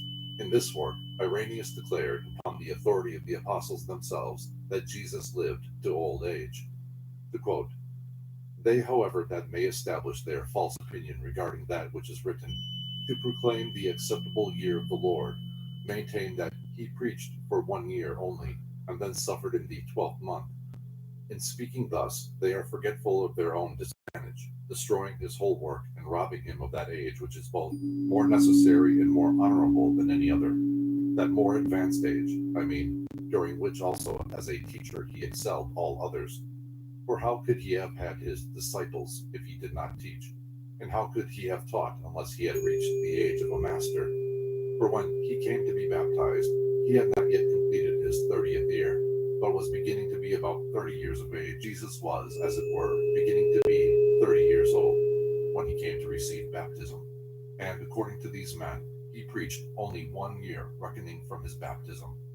On completing his 30th year, he suffered, being in fact still a young man, and who had by no means attained to advanced age. Now that the first stage of early life embraces 30 years, and that this extends onward to the 40th year, everyone will admit. But from the 40th and 50th year, a man begins to decline towards old age, which our Lord possessed while he still fulfilled the office of a teacher, even as the Gospel and all the elders testify.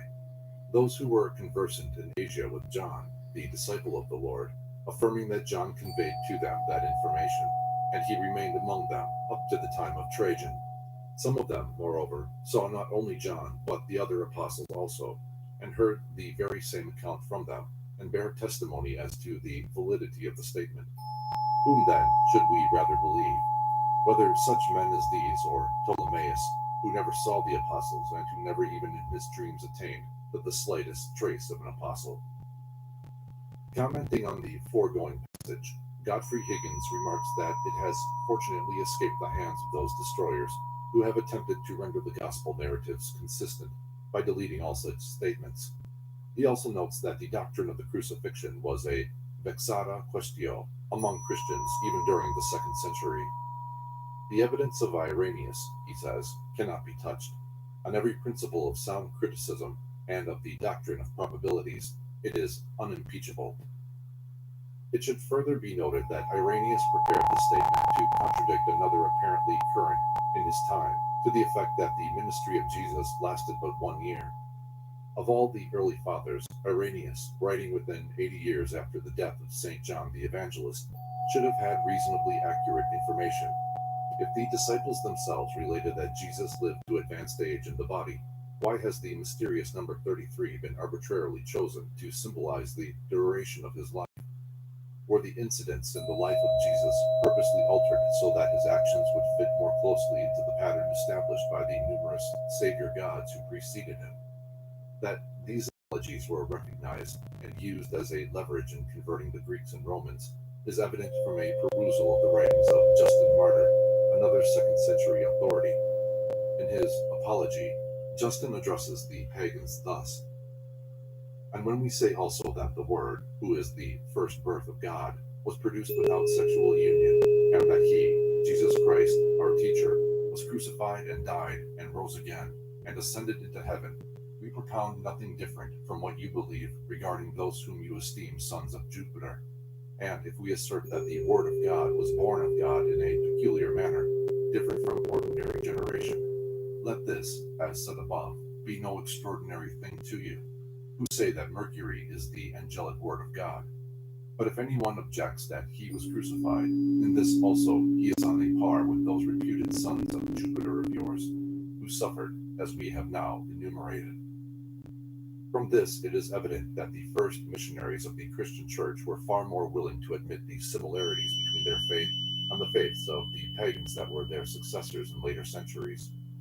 In an effort to solve some of the problems arising from any attempt to chronicle accurately the life of Jesus, it has been suggested that there may have lived in Syria at that time 2 or more religious teachers bearing the name Jesus, Jehoshua, or Joshua, and that the lives of these men may have been confused in the gospel stories. In his Secret Sects of Syria and Lebanon, Bernard H. Springett, a Masonic author, quotes from an early book, the name of which he was not at liberty to disclose because of its connection with the ritual of a sect. The last part of his quotation is germane to the subject at hand. "But Jehovah prospered the seed of the Essenes in holiness and love for many generations. Then came the chief of the angels, according to the commandment of God, to raise up an heir to the voice of Jehovah. And in 4 generations more, an heir was born, and named Joshua, and he was the child of Joseph and Mara, devout worshippers of Jehovah, who stood aloof from all other people save the Essenes. And this Joshua in Nazareth reestablished Jehovah, and restored many of the lost rites and ceremonies. In the 36th year of his age, he was stoned to death in Jerusalem." Within the last century, several books have been published to supplement the meager descriptions in the Gospels of Jesus and his ministry. In some instances, these narratives claim to be founded upon early manuscripts recently discovered, in others upon direct spiritual revelation. Some of these writings are highly plausible, while others are incredible. There are persistent rumors that Jesus visited and studied in both Greece and India, and that a coin struck in his honor in India during the 1st century has been discovered. Early Christian records are known to exist in Tibet, and the monks of a Buddhist monastery in Ceylon still preserve a record which indicates that Jesus sojourned with them and became conversant with their philosophy. Although early Christianity shows every evidence of Oriental influence, this is a subject the modern church declines to discuss. If it is ever established beyond question that Jesus was an initiate for Asiatic mysteries, the effect upon the more conservative members of the Christian faith is likely to be cataclysmic.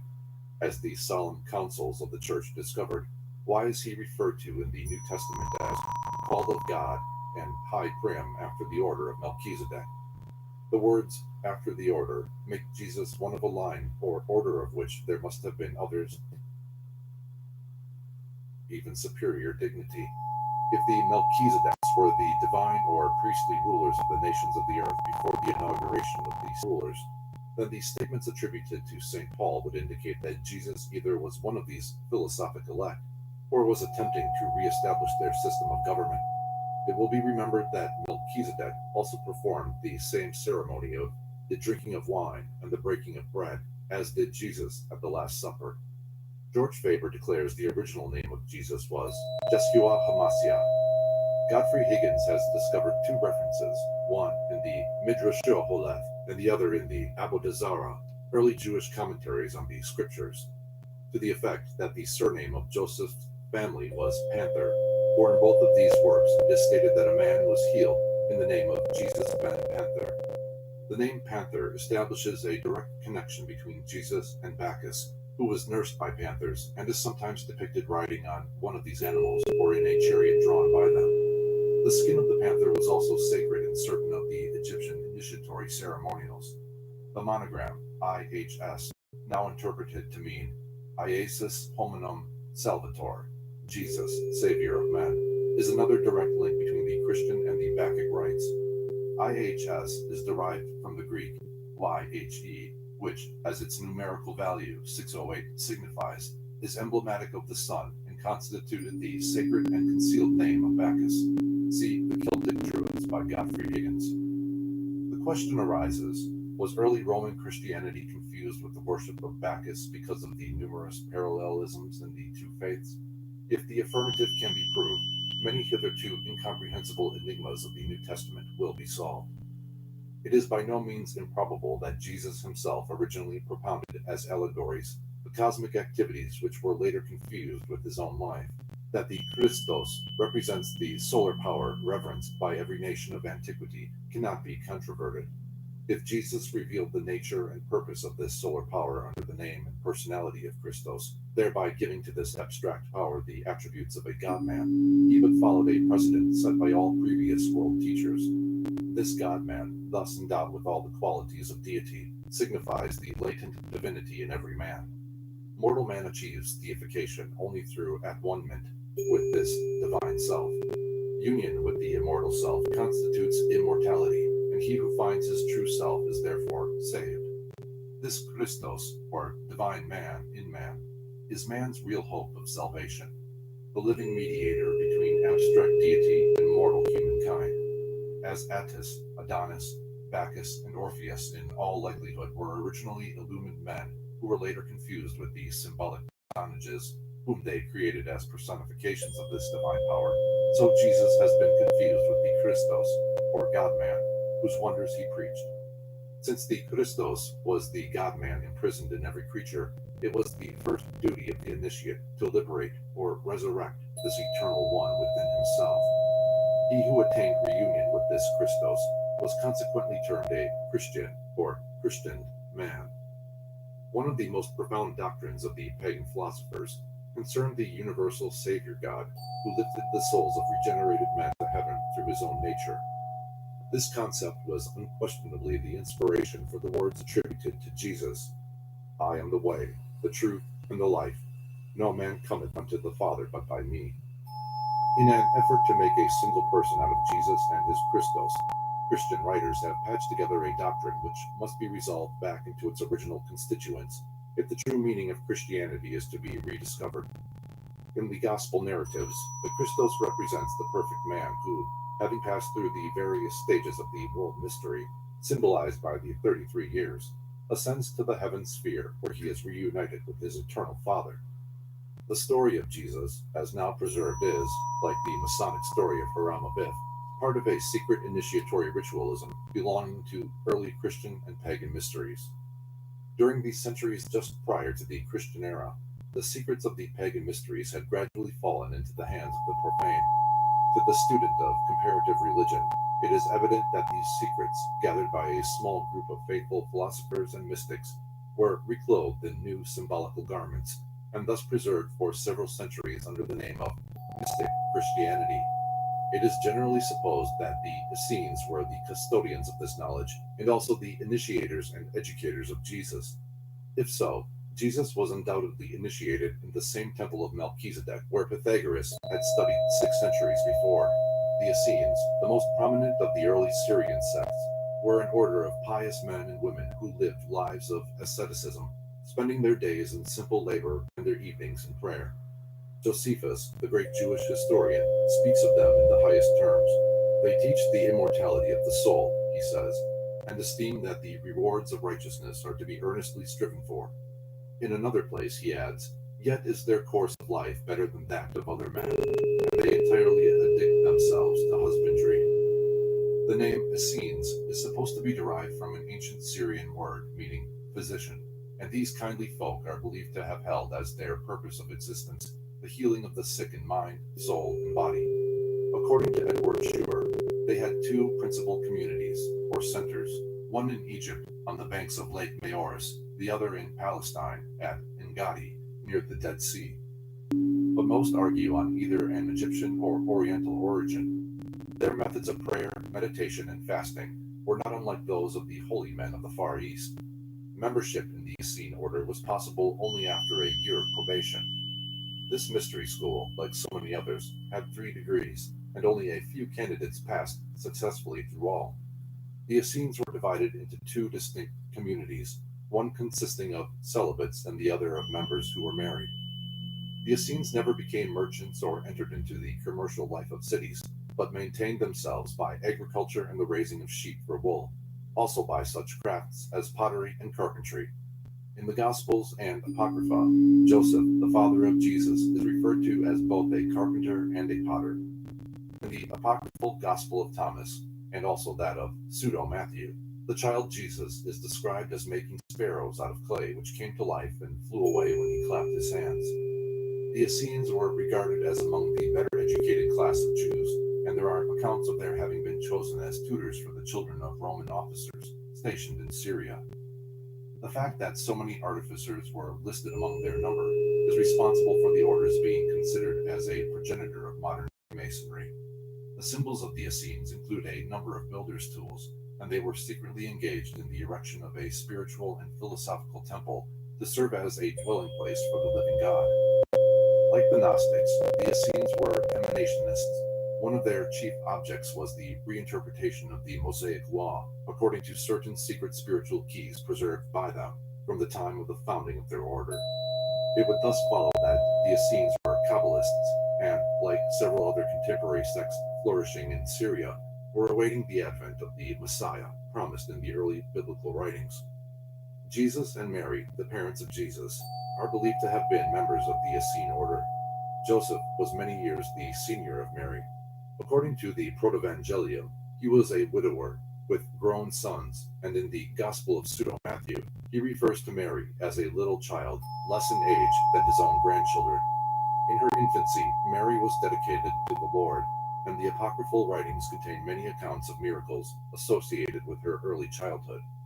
When she was 12 years old, the priests held council as to the future of this child who had dedicated herself to the Lord, and the Jewish high priest, bearing the breastplate, entered into the Holy of Holies, where an angel appeared to him, saying, "Zacharias, go forth and summon the widowers of the people, and let them take a rod apiece, and she shall be the wife of him to whom the Lord shall show a sign." Going forth the priests at the head of the widowers, Joseph collected the rods of all the other men and gave them into the keeping of the priests. Now Joseph's rod was but half as long as the others, and the priests, on returning the rods to the widowers, paid no attention to Joseph's, but left it behind in the Holy of Holies. When all the other widowers had received back their wands, the priests awaited a sign from heaven, but none came. Joseph, because of his advanced age, did not ask for the return of his rod, for to him it was inconceivable that he should be chosen. But an angel appeared to the high priest, ordering him to give back the short rod which lay unnoticed in the Holy of Holies. As the high priest handed the rod to Joseph, a white dove flew from the end of it and rested upon the head of the aged carpenter, and to him was given the child. The editor of The Sacred Books and Early Literature of the East calls attention to the peculiar spirit with which the childhood of Jesus is treated in most of the apocryphal books of the New Testament, particularly in one work attributed to the Doubting Thomas, the earliest known Greek version of which dates from about AD 200. The child Christ is represented almost as an imp, cursing and destroying those who annoy him. This apocryphal work, calculated to inspire its readers with fear and trembling, was popular during the Middle Ages because it was in full accord with the cruel and persecuting spirit of medieval Christianity. Like many other early sacred books, the Book of Thomas was fabricated for 2 closely allied purposes. First, to outshine the pagans in miracle working, Second, to inspire all unbelievers with the fear of the Lord. Apocryphal writings of this sort have no possible basis in fact. At one time an asset, the miracles of Christianity have become its greatest liability. Supernatural phenomena, in a credulous age interpolated to impress the ignorant, in this century have only achieved the alienation of the intelligent. In the Greek Gospel of Nicodemus, it is declared that when Jesus was brought into the presence of Pilate, the standards borne by the Roman guards bowed their tops in homage to him, in spite of every effort made by the soldiers to prevent it. In the letters of Pilate, the statement also appears that Caesar, being wroth at Pilate for executing a just man, ordered him to be decapitated. Praying for forgiveness, Pilate was visited by an angel of the Lord, who reassured the Roman governor by promising him that all Christendom should remember his name, and that when Christ came the second time to judge his people, he, Pilate, should come before him as his witness. Stories like the foregoing represent the incrustations that have attached themselves to the body of Christianity during the centuries. The popular mind itself has been the self-appointed guardian and perpetuator of these legends, bitterly opposing every effort to divest the faith of these questionable accumulations. While popular tradition often contains certain basic elements of truth, these elements are usually distorted out of all proportion. Thus, while the generalities of the story may be fundamentally true, the details are hopelessly erroneous. Of truth, as of beauty, it may be said that it is most adorned when unadorned. Through the mist of fantastic accounts which obscure the true foundation of the Christian faith is faintly visible to the discerning few a great and noble doctrine communicated to the world by a great and noble soul. Joseph and Mary, two devout and holy-minded souls, consecrated to the service of God, and dreaming of the coming of a Messiah to serve Israel, obeyed the injunctions of the high priest of the Essenes to prepare a body for the coming of a great soul. Thus, of an immaculate conception, Jesus was born. By immaculate is meant clean, rather than supernatural. Jesus was reared and educated by the Essenes, and later initiated into the most profound of their mysteries. Like all great initiates, he must travel in an easterly direction, and the silent years of his life no doubt were spent in familiarizing himself with that secret teaching, later to be communicated by him to the world.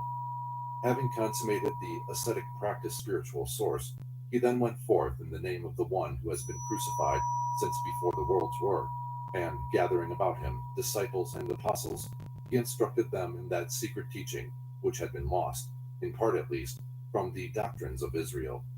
His fate is unknown, but in all probability he suffered that persecution which is the lot of those who seek to reconstruct the ethical, philosophical, or religious systems of their day.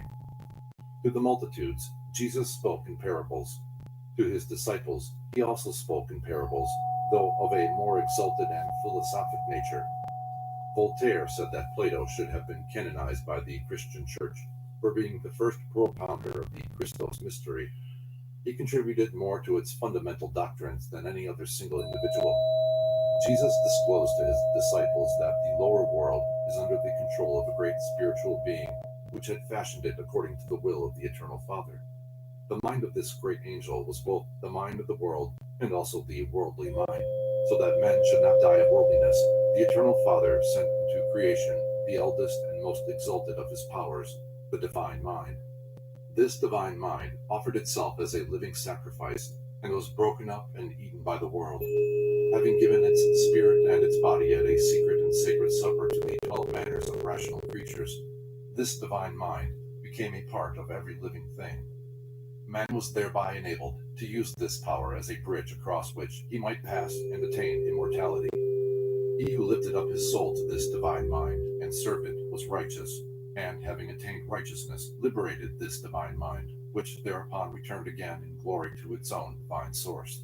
And because he had brought to them this knowledge, the disciples said to one another, "Lo, he is himself, this mind, personified." The Arthurian Cycle and Legend of the Holy Grail. According to legend, the body of the Christos, the spiritual law, was given into the keeping of two men, of whom the Gospels make but brief mention. These were Nicodemus and Joseph of Arimathea, both devout men who, though not listed among the disciples or apostles of the Christos, were of all men chosen to be custodians of his sacred remains. Joseph of Arimathea was one of the initiated brethren and is called by A.E. Waite in his A New Encyclopedia of Freemasonry the first bishop of Christendom, just as the temporal or visible power of the Holy See was established by St. Peter. So the spiritual or invisible body of the faith was entrusted to the secret church of the Holy Grail through apostolic succession from Joseph of Arimathea, into whose keeping had been given the perpetual symbols of the covenant, the ever-flowing cup, and the bleeding spear. Round Table of King Arthur. From Jennings, The Rosicrucians, Their Rites and Mysteries. According to tradition, Arthur, when a boy of 15, was crowned King of Britain in AD 516. Soon after his ascension to the throne, he founded the Order of the Knights of the Round Table at Windsor. Thereafter, the knights met annually at Carlion, Winchester, or at Camelot to celebrate Pentecost. From all parts of Europe came the brave and the bold, seeking admission into this noble order of British knighthood. Nobility, virtue, and valor were its requirements, and those possessing these qualities to a marked degree were welcome to King Arthur's court at Camelot. Having gathered the bravest and noblest knights of Europe about him, King Arthur chose 24 who excelled all the others in daring and integrity, and formed of them his circle of the Round Table. According to legend, each of these knights was so great in dignity and power that none could occupy a more exalted seat than another. So when they gathered at the table to celebrate the anniversary of their foundation, it was necessary to use a round table that all might occupy chairs of equal importance. While it is probable that the Order of the Round Table had its distinctive rituals and symbols, the knowledge of them has not survived the ages. Inserted a double-page plate showing the insignia of all the orders of knighthood, the block set aside for the symbol of the Round Table being left blank. The chief reason for the loss of the symbolism of the Round Table was the untimely death of King Arthur upon the field of Camblin, AD 542, in the 41st year of his life. While he destroyed his bitter enemy, Mordred, in this famous battle, it cost him not only his own life, but the lives of nearly all his knights of the Round Table, who died defending their commander. Presumably, obeying instructions of St. Philip, Joseph of Arimathea, carrying the sacred relics, reached Britain after passing through many and varied hardships. Here a site was allotted to him for the erection of a church, and in this manner Glastonbury Abbey was founded. Joseph planted his staff in the earth, and it took root, becoming a miraculous thorn bush which blossomed twice a year, and which is now called the Glastonbury thorn. The end of the life of Joseph of Arimathea is unknown. By some it is believed that, like Enoch, he was translated. By others, that he was buried in Glastonbury Abbey. Repeated attempts have been made to find the Holy Grail, which many believe to have been hidden in a crypt beneath the ancient abbey. The Glastonbury chalice, recently discovered, and by the devout supposed to be the original Saint Grail, can scarcely be accepted as genuine by the critical investigator. Beyond its inherent interest as a relic, like the famous Antioch chalice, it actually proves nothing when it is realized that practically little more was known about the Christian mysteries 18 centuries ago than can be discovered today. The origin of the Grail myth, as of nearly every other element in the great drama, is curiously elusive. Sufficient foundation for it may be found in the folklore of the British Isles, which contains many accounts of magic cauldrons, kettles, cups, and drinking horns. The earliest Grail legends describe the cup as a veritable horn of plenty. Its contents were inexhaustible, and those who served it never hungered or thirsted. One account states that no matter how desperately ill a person might be, he could not die within 8 days of beholding the cup. Some authorities believe the Holy Grail to be the perpetuation of the Holy Cup used in the rites of Adonis and Attis. A communion cup or chalice was used in several of the ancient mysteries, and the god Bacchus is frequently symbolized in the form of a vase, cup, or urn. In nature worship, the ever-flowing Grail signifies the bounty of the harvest, by which the life of man is sustained. Like Mercury's bottomless pitcher, it is the inexhaustible fountain of natural resource. From the evidence at hand, it would indeed be erroneous to ascribe a purely Christian origin to the Grail symbolism. In the Arthurian cycle appears a strange and mysterious figure, Merlin, the magician. In one of the legends concerning him, it is declared that when Jesus was sent to liberate the world from the bondage of evil, the adversary determined to send an antichrist to undo his labors. The devil, therefore, in the form of a horrible dragon, overshadowed a young woman who had taken refuge in sanctuary to escape the evil which had destroyed her family. When Merlin, her child, was born, he partook of the characteristics of his human mother and demon father. Merlin, however, did not serve the powers of darkness, but, being converted into the true light, retained only two of the supernatural powers inherited from his father, prophecy and miracle working. The story of Merlin's infernal father must really be considered as an allegorical allusion to the fact that he was a philosophical son of the serpent or dragon, a title applied to all initiates of the mysteries, who thus acknowledge nature as their mortal father and wisdom in the form of the serpent or dragon as their immortal father. The confusion of the dragon and serpent with the powers of evil has resulted as an inevitable consequence from misinterpretation of the early chapters of Genesis. The Order of the Garter was probably formed by Edward III in imitation of King Arthur's Knights of the Round Table, which institution was hopelessly scattered after the Battle of Camblin.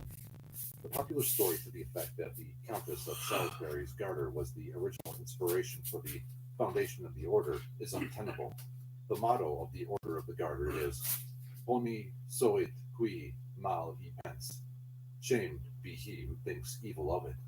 St. George is looked upon as the patron of the order, for he typifies the higher nature of man, overcoming the dragon of his own lower nature. While St. George is supposed to have lived during the 3rd century, it is probable that he was a mythological personage borrowed from pagan mythology. Arthur, while an infant, was given into the keeping of Merlin, the mage, and in his youth instructed by him in the secret doctrine and probably initiated into the deepest secrets of natural magic. With Merlin's assistance, Arthur became the leading general of Britain, a degree of dignity which has been confused with kingship.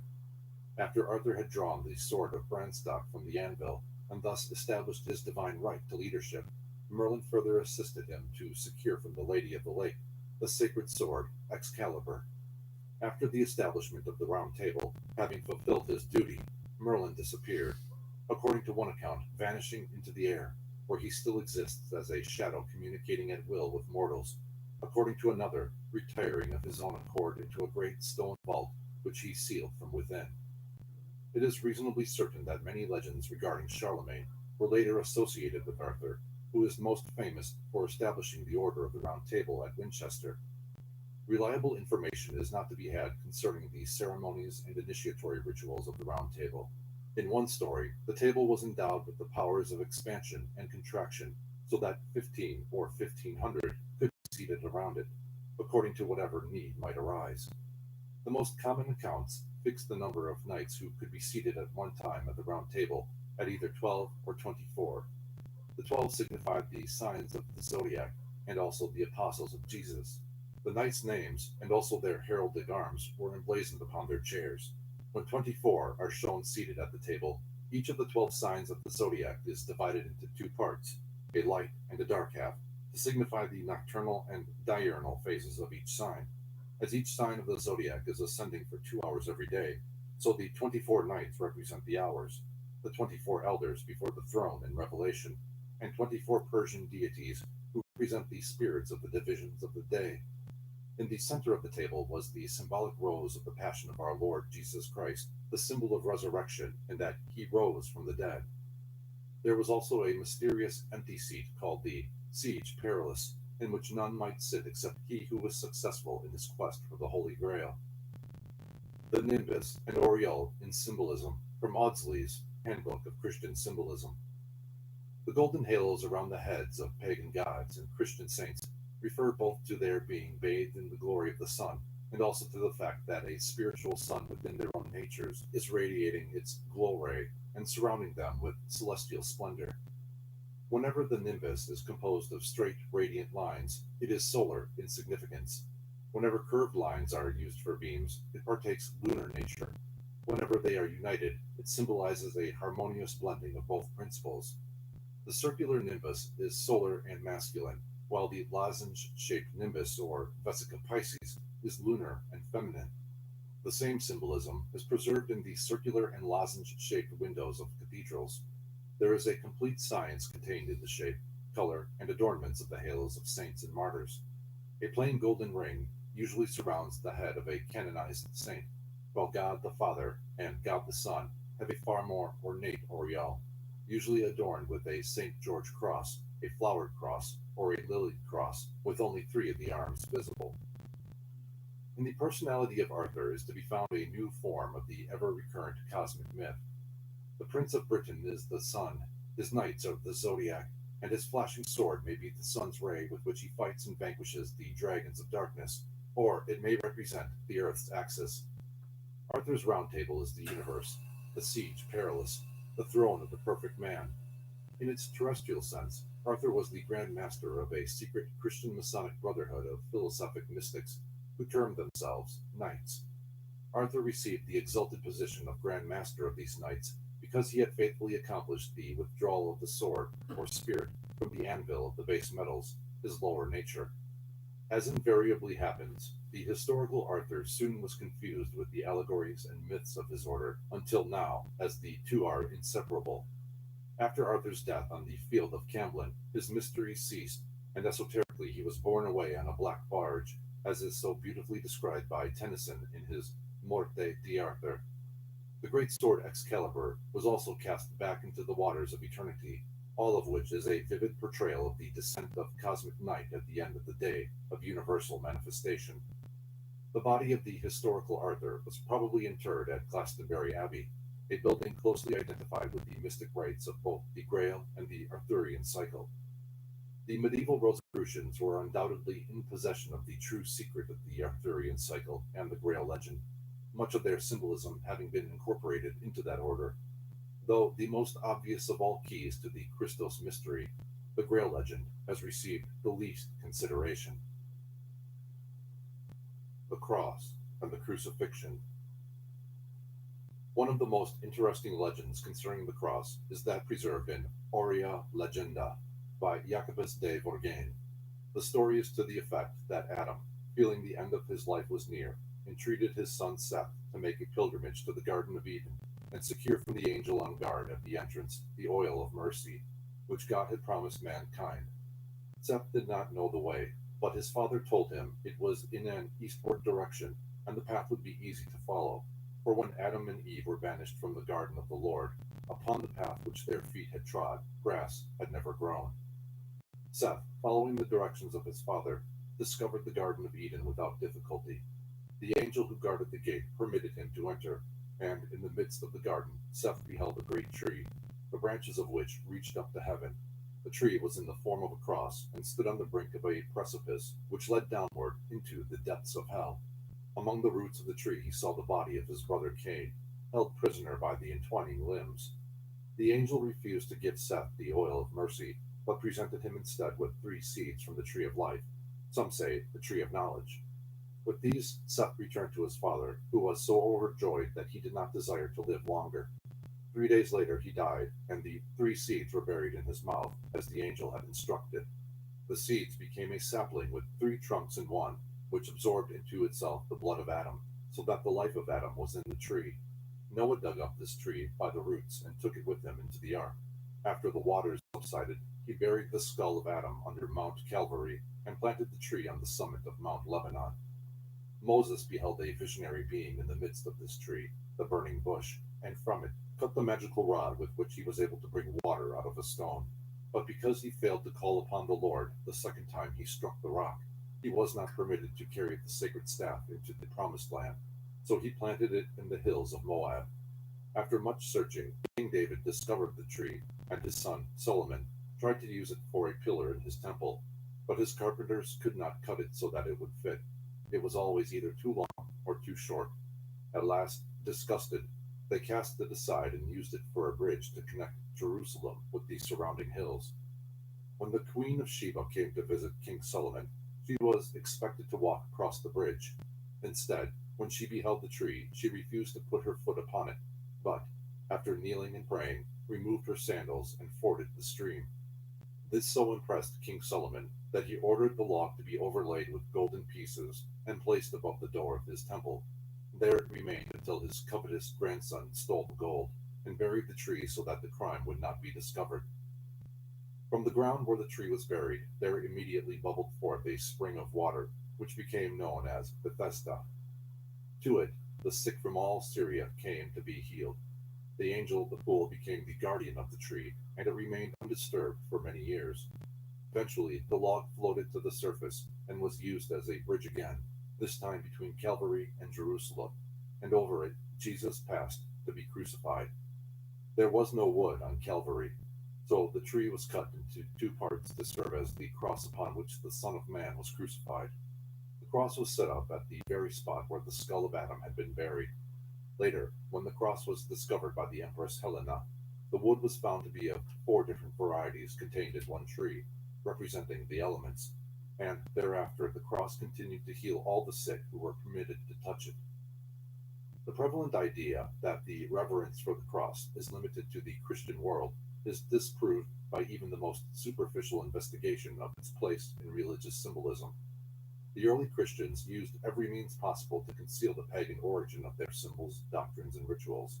They either destroyed the sacred books of other peoples among whom they settled, or made them inaccessible to students of comparative philosophy, apparently believing that in this way they could stamp out all record of the pre-Christian origin of their doctrines.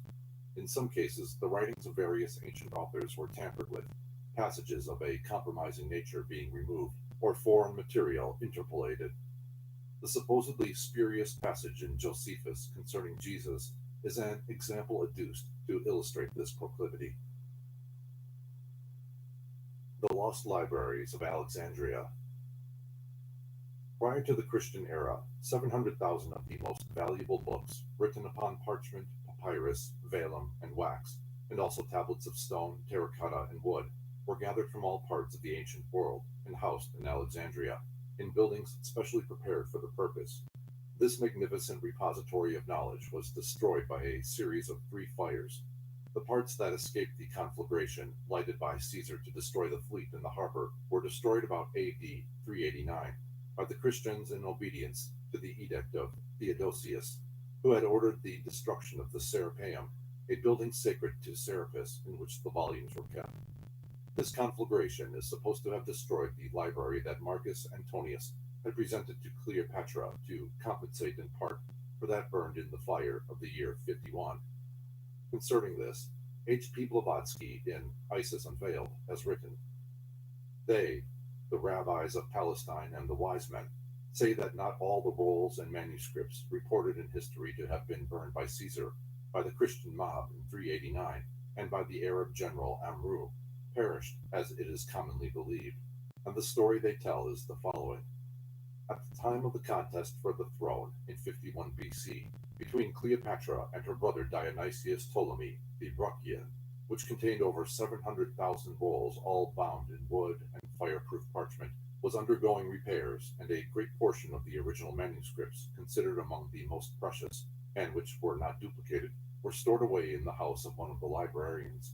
Several hours passed between the burning of the fleet, set on fire by Caesar's order, and the moment when the first buildings situated near the harbor caught fire in their turn, and the librarians, aided by several hundred slaves attached to the museum, succeeded in saving the most precious of the rolls. In all probability, the books which were saved lie buried either in Egypt or in India, and until they are discovered, the modern world must remain in ignorance concerning many great philosophical and mystical truths. The ancient world more clearly understood these missing links, the continuity of the pagan mysteries in Christianity." The Cross in Pagan Symbolism. In his article on the cross and crucifixion in the Encyclopedia Britannica, Thomas McCall Fallow casts much light on the antiquity of this ideograph. The use of the cross as a religious symbol in pre-Christian times, and among non-Christian peoples, may probably be regarded as most universal, and in very many cases it was connected with some form of nature worship. History of the Holy Cross, from Bergeau's History of the Holy Cross. 1. Adam directing Seth how to reach the Garden of Eden. 2. Seth placing the 3 seeds from the tree of life under the tongue of the dead Adam. 3. The Queen of Sheba refusing to place her feet upon the sacred tree, forded the stream. 4. Placing the sacred tree over the door of Solomon's temple. 5. The crucifixion of Christ upon a cross made from the wood of the holy tree. 6. distinguishing the true cross from the other two by testing its power to raise a corpse to life. Not only is the cross itself a familiar object in the art of all nations, but the veneration for it is an essential part of the religious life of the greater part of humanity. It is a common symbol among the American Indians, North, Central, and South.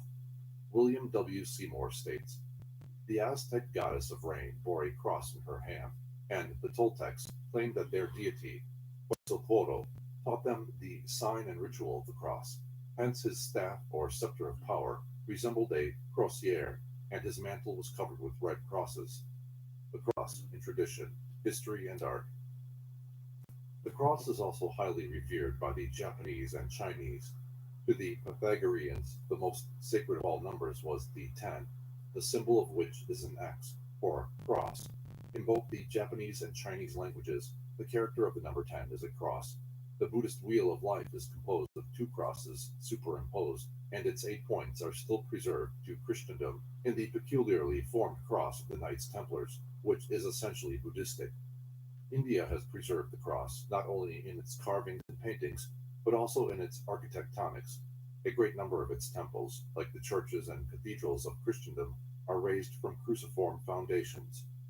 On the mandalas of the Tibetans, heaven is laid out in the form of a cross, with a demon king at each of the 4 gates. A remarkable cross of great antiquity was discovered in the island caves of Elephanta, in the harbor of Bombay. Crosses of various kinds were favorite motifs in the art of Chaldea, Phoenicia, Egypt, and Assyria. The initiates of the Eleusinian mysteries of Greece were given a cross which they suspended about their necks on a chain or cord at the time of initiation. To the Rosicrucians, alchemists, and Illuminati, the cross was the symbol of light because each of the 3 letters LVX is derived from some part of the cross. The Tau cross. There are 3 distinct forms of the cross. The first is called the Tau, more correctly, the tab. It closely resembles the modern letter T, consisting of a horizontal bar resting on a vertical column, the 2 arms being of equal length. An oak tree cut off some feet above the ground, and its upper part laid across the lower in this form was the symbol of the Druid god, Hu. It is suspected that this symbol originated among the Egyptians from the spread of the horns of a bull or ram, Taurus or Aries, and the vertical line of its face. This is sometimes designated as the hammer cross, because if held by its vertical base, it is not unlike a mallet or gavel. In one of the Kabbalistic Masonic legends, Taran Miller is given a hammer in the form of a Tau by his ancestor, Tubal-Cain. The Tau cross is preserved to modern masonry under the symbol of the T-square. This appears to be the oldest form of the cross extant. The Tau cross was inscribed on the forehead of every person admitted into the mysteries of Mithras. When a king was initiated into the Egyptian mysteries, the Tau was placed against his lips. It was tattooed upon the bodies of the candidates in some of the American Indian mysteries. To the Kabbalist, the Tau stood for heaven, and the Pythagorean, Detractus. The caduceus of Hermes was an outgrowth of the Tau cross. See Albert Pike. The Tau cross. The Tau cross was the sign which the Lord told the people of Jerusalem to mark on their foreheads, as related by the prophet Ezekiel. It was also placed as a symbol of liberation upon those charged with crimes, but acquitted. The crux ansata. The second type was that of a T, or Tau cross, surmounted by a circle, often foreshortened to the form of an upright oval. This was called by the ancients the crux ansata, or the cross of life. It was the key to the mysteries of antiquity, and it probably gave rise to the more modern story of St. Peter's golden key to heaven. In the mysteries of Egypt, the candidate passed through all forms of actual and imaginary dangers, holding above his head the crux ansata, before which the powers of darkness fell back abashed. The student is reminded of the words, "In hoc signo vinces." The Tau form of the cross is not unlike the seal of Venus, as Richard Payne Knight has noted. He states, "The cross in this form is sometimes observable on coins, and several of them were found in the temple of Serapis, the Serapeum, demolished at the general destruction of those edifices by the Emperor Theodosius, and were said by the Christian antiquaries of that time to signify the future life." Man has four vehicles, or mediums, of expression by means of which the spiritual ego contacts the external universe: the physical nature, the vital nature, the emotional nature, and the mental nature. Each of these partakes in principle of one of the primary elements, and the four creatures assigned to them by the Kabbalists cause the cross to be symbolic of the compound nature of man. The crux and sata. Both the cross and the circle were phallic symbols, for the ancient world venerated the generative powers of nature as being expressive of the creative attributes of the deity. The crux and sata, by combining the masculine tau with the feminine oval, exemplified the principles of generation. The Easter Island figure showing crux and sata on reverse. That the crux and sata migrated to many parts of the earth is proved by the fact that it was sculpted upon the back of at least one of the mysterious stone figures found on Easter Island in the South Pacific. The statue in question, one of the smallest in the group, was brought to London by a sailing ship and is now in the British Museum. The crux and sata on the reverse side is plainly visible. Augustus Le Plongeon, in his Sacred Mysteries among the Mayas and Quiches, notes that the crux and sata, which he calls the key to the Nile and the symbol of symbols, either in its complete form or as a simple tau, was to be seen adorning the breasts of statues and bas reliefs at Palenque, Copan, and throughout Central America. He notes that it was always associated with water, that among the Babylonians it was the emblem of water gods, among the Scandinavians of heaven and immortality, and among the Mayas of rejuvenation and freedom from physical suffering. Concerning the association of this symbol with the waters of life, Count Goblet de Alviela, in his Migration of Symbols, calls attention to the fact that an instrument resembling the crux and sata, and called the Nilometer, was used by the ancient Egyptians for measuring and regulating the inundations of the river Nile. It is probable that this relationship to the Nile caused it to be considered the symbol of life, for Egypt depended entirely upon the inundations of this river for the irrigation necessary to ensure sufficient crops. In the papyrus scrolls, the crux and sata is shown issuing from the mouths of Egyptian kings when they pardoned enemies, and it was buried with them to signify the immortality of the soul. It was carried by many of the gods and goddesses, and apparently signified their divine benevolence and life-giving power. The Cairo Museum contains a magnificent collection of crosses of many shapes, sizes, and designs, proving that they were a common symbol among the Egyptians. The Roman and Greek Catholic crosses. The third form of the cross is the familiar Roman or Greek type, which is closely associated with the crucifixion of Jesus Christ, although it is improbable that the cross used resembled its more familiar modern form. There are unlimited sub-varieties of crosses, differing in the relative proportions of their vertical and horizontal sections.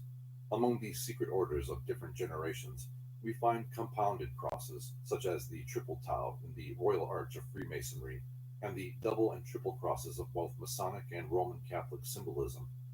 To the Christian, the cross has a twofold significance.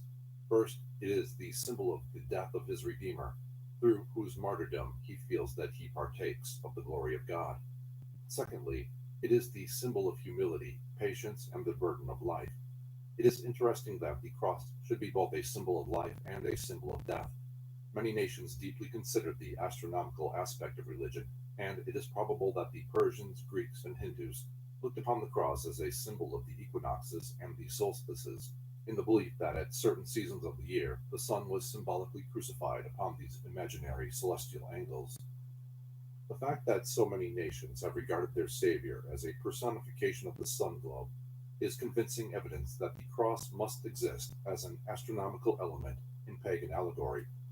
Augustus Le Plongeon believed that the veneration for the cross was partly due to the rising of a constellation called the Southern Cross, which immediately preceded the annual rains, and as the natives of those latitudes relied wholly upon these rains to raise their crops, they viewed the cross as an annual promise of the approaching storms, which, to them, meant life.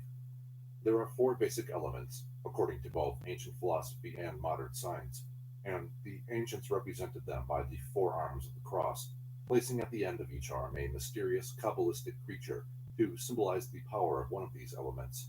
Thus, they symbolized the element of earth by a bull, water by a scorpion, a serpent, or an eagle, fire by a lion, and air by a human head surrounded by wings.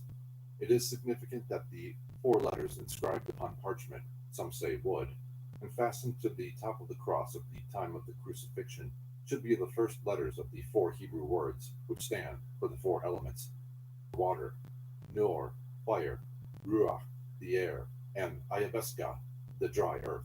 See Morals and Dogma by Albert Pike. That a cross can be formed by opening or unfolding the surfaces of a cube has caused that symbol to be associated with the earth. Though a cross within a circle has long been regarded as a sign of the planet Earth, it should really be considered as the symbol of the composite Earth, since it is composed of the four triangles of the elements. For thousands of years, the cross has been identified with the plan of salvation for humanity.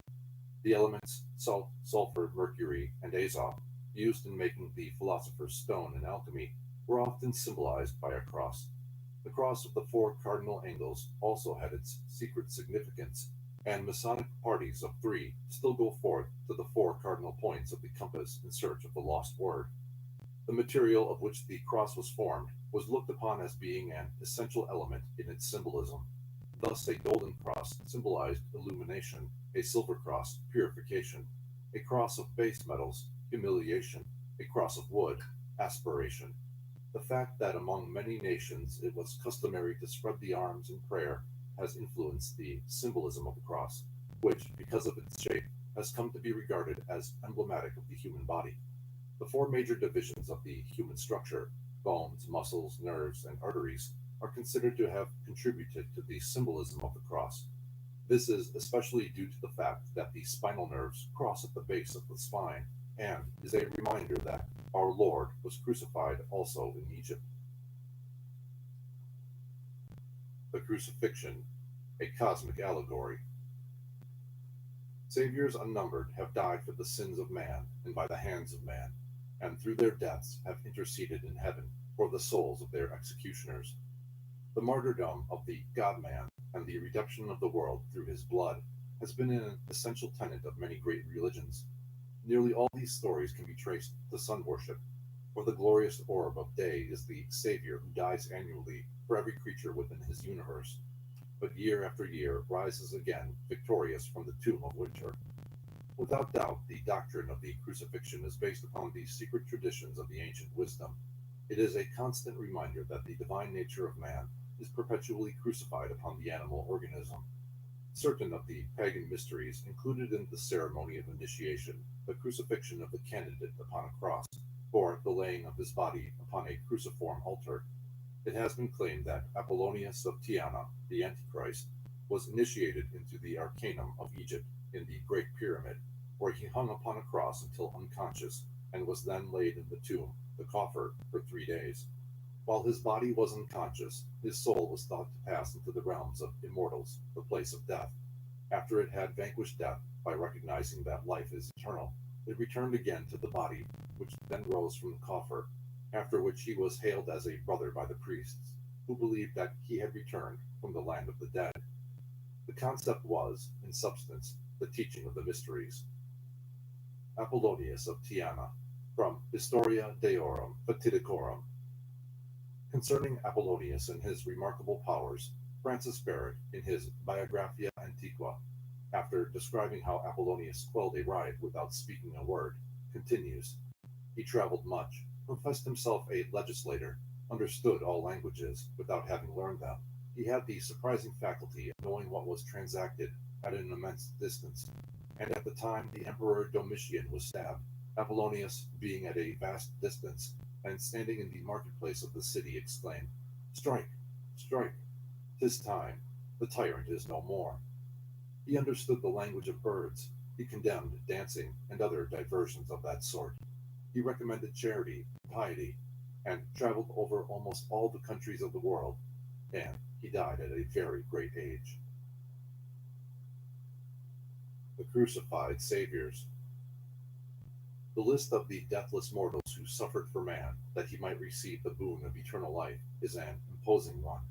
Among those connected historically or allegorically with a crucifixion, are Prometheus, Adonis, Apollo, Eris, Bacchus, Buddha, Krishna, Horus, Indra, Ixion, Mithras, Osiris, Pythagoras, Quetzalcoatl, Semiramis, and Jupiter. According to the fragmentary accounts extant, all these heroes gave their lives to the service of humanity, and, with one or two exceptions, died as martyrs for the cause of human progress. In many mysterious ways, the manner of their death has been designedly concealed, but it is possible that most of them were crucified upon a cross or tree. The first friend of man, the immortal Prometheus, was crucified on the pinnacle of Mount Caucasus, and a vulture was placed over his liver to torment him throughout eternity by clawing and rending his flesh with its talons. Prometheus disobeyed the edict of Zeus by bringing fire and immortality to man. So for man he suffered until the coming of Hercules released him from his ages of torment. Concerning the crucifixion of the Persian Mithras, J.P. Lundy has written, Dupuis tells us that Mithra was put to death by crucifixion and rose again on the 25th of March. In the Persian mysteries, the body of a young man, apparently dead, was exhibited, which was feigned to be restored to life. By his sufferings he was believed to have worked their salvation, and on this account he was called their savior. His priests watched his tomb to the midnight of the vigil of the 25th of March, with loud cries and in darkness, when all at once the light burst forth from all parts. The priest cried, Rejoice, O sacred initiated, your God is risen. His death, his pains and sufferings have worked your salvation. See Monumental Christianity. In some cases, as in that of the Buddha, the crucifixion mythos must be taken in an allegorical rather than a literal sense, for the manner of his death has been recorded by his own disciples in the Book of the Great Decease. However, the mere fact that the symbolic reference to death upon a tree has been associated with these heroes is sufficient to prove the universality of the crucifixion story. The East Indian equivalent of Christ is the immortal Krishna, who, sitting in the forest playing his flute, charmed the birds and beasts by his music. It is supposed that this divinely inspired savior of humanity was crucified upon a tree by his enemies, but great care has been taken to destroy any evidence pointing in that direction. Louis Jacoliot, in his book The Bible in India, thus describes the death of Krishna.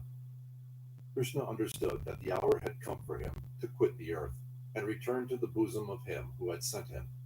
Forbidding his disciples to follow him, he went one day to make his ablutions on the banks of the Ganges. Arriving at the sacred river, he plunged himself 3 times therein. Then, kneeling and looking to heaven, he prayed, expecting death. In this position he was pierced with arrows by one of those whose crimes he had unveiled, and who, hearing of his journey to the Ganges, had, with generation, a strong troop, followed with the design of assassinating him.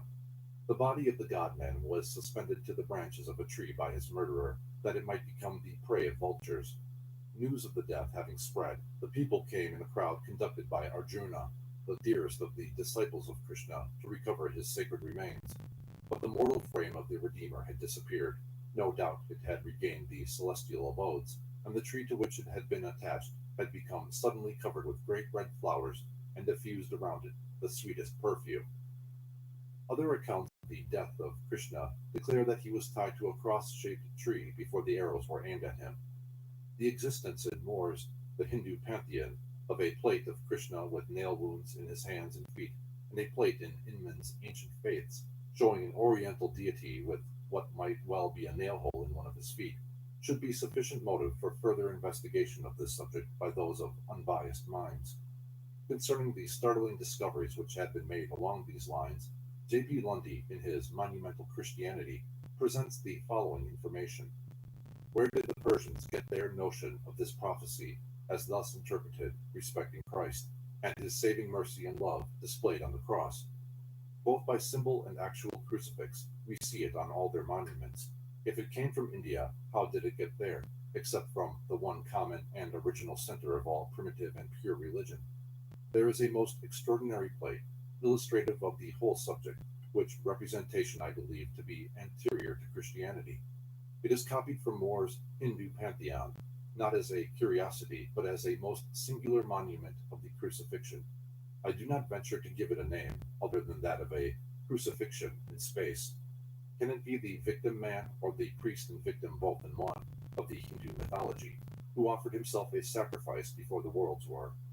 Can it be Plato's second god, who impressed himself on the universe in the form of the cross?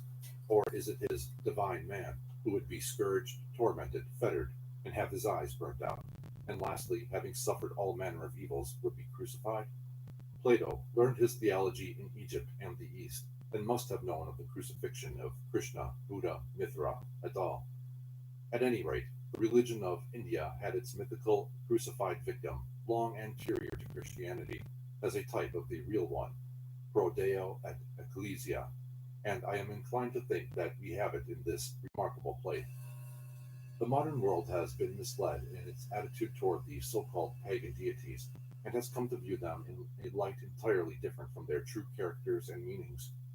The ridicule and slander heaped by Christendom upon Krishna and Bacchus are excellent examples of the persecution of immortal principles by those who have utterly failed to sense the secret meaning of the allegories. Who was the crucified man of Greece, concerning whom vague rumors have been afloat? Higgins thinks it was Pythagoras, the true story of whose death was suppressed by early Christian authors because it conflicted with their teachings. Was it true also that the Roman legionaries carried on the field of battle standards upon which were crosses bearing the crucified Son Man? The crucifixion of Quetzalcoatl. One of the most remarkable of the crucified world saviors is the Central American god of the winds, or the sun, Quetzalcoatl, concerning whose activities great secrecy was maintained by the Indian priests of Mexico and Central America. This strange immortal, whose name means feathered snake, appears to have come out of the sea, bringing with him a mysterious cross. On his garments were embellished clouds and red crosses. In his honor, great serpents carved from stones were placed in different parts of Mexico.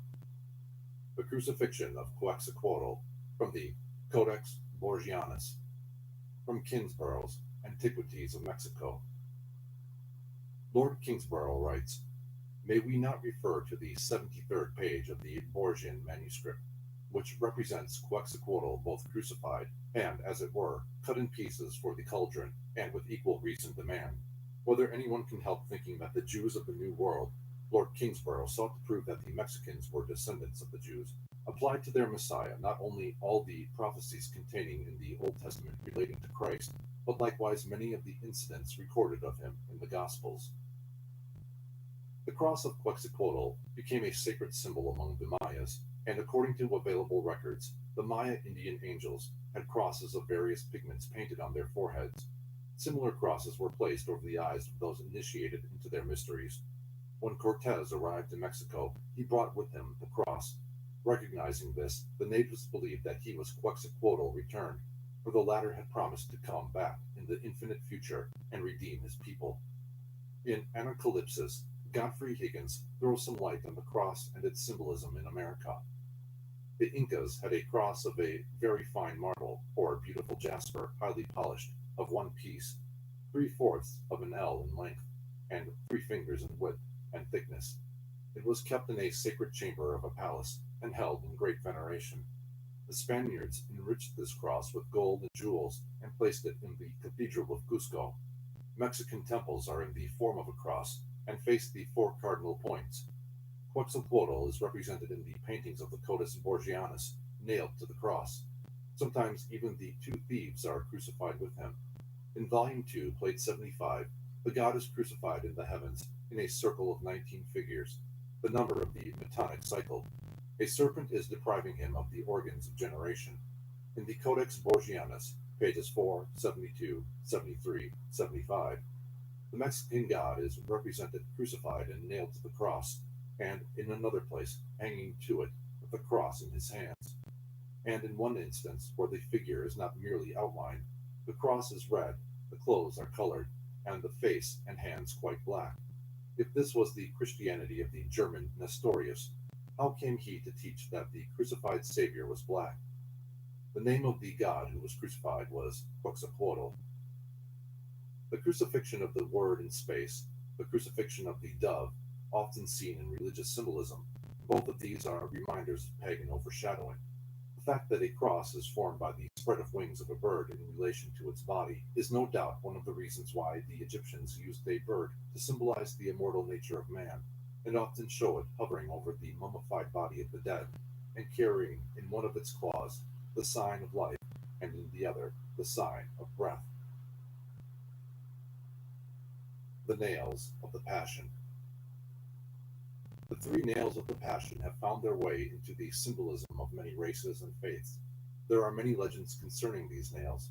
One of these is to the effect that originally there were four nails, but one was dematerialized by a Hebrew Kabbalist and magician just as they were about to drive it through the foot of the master. Hence, it was necessary to cross the feet.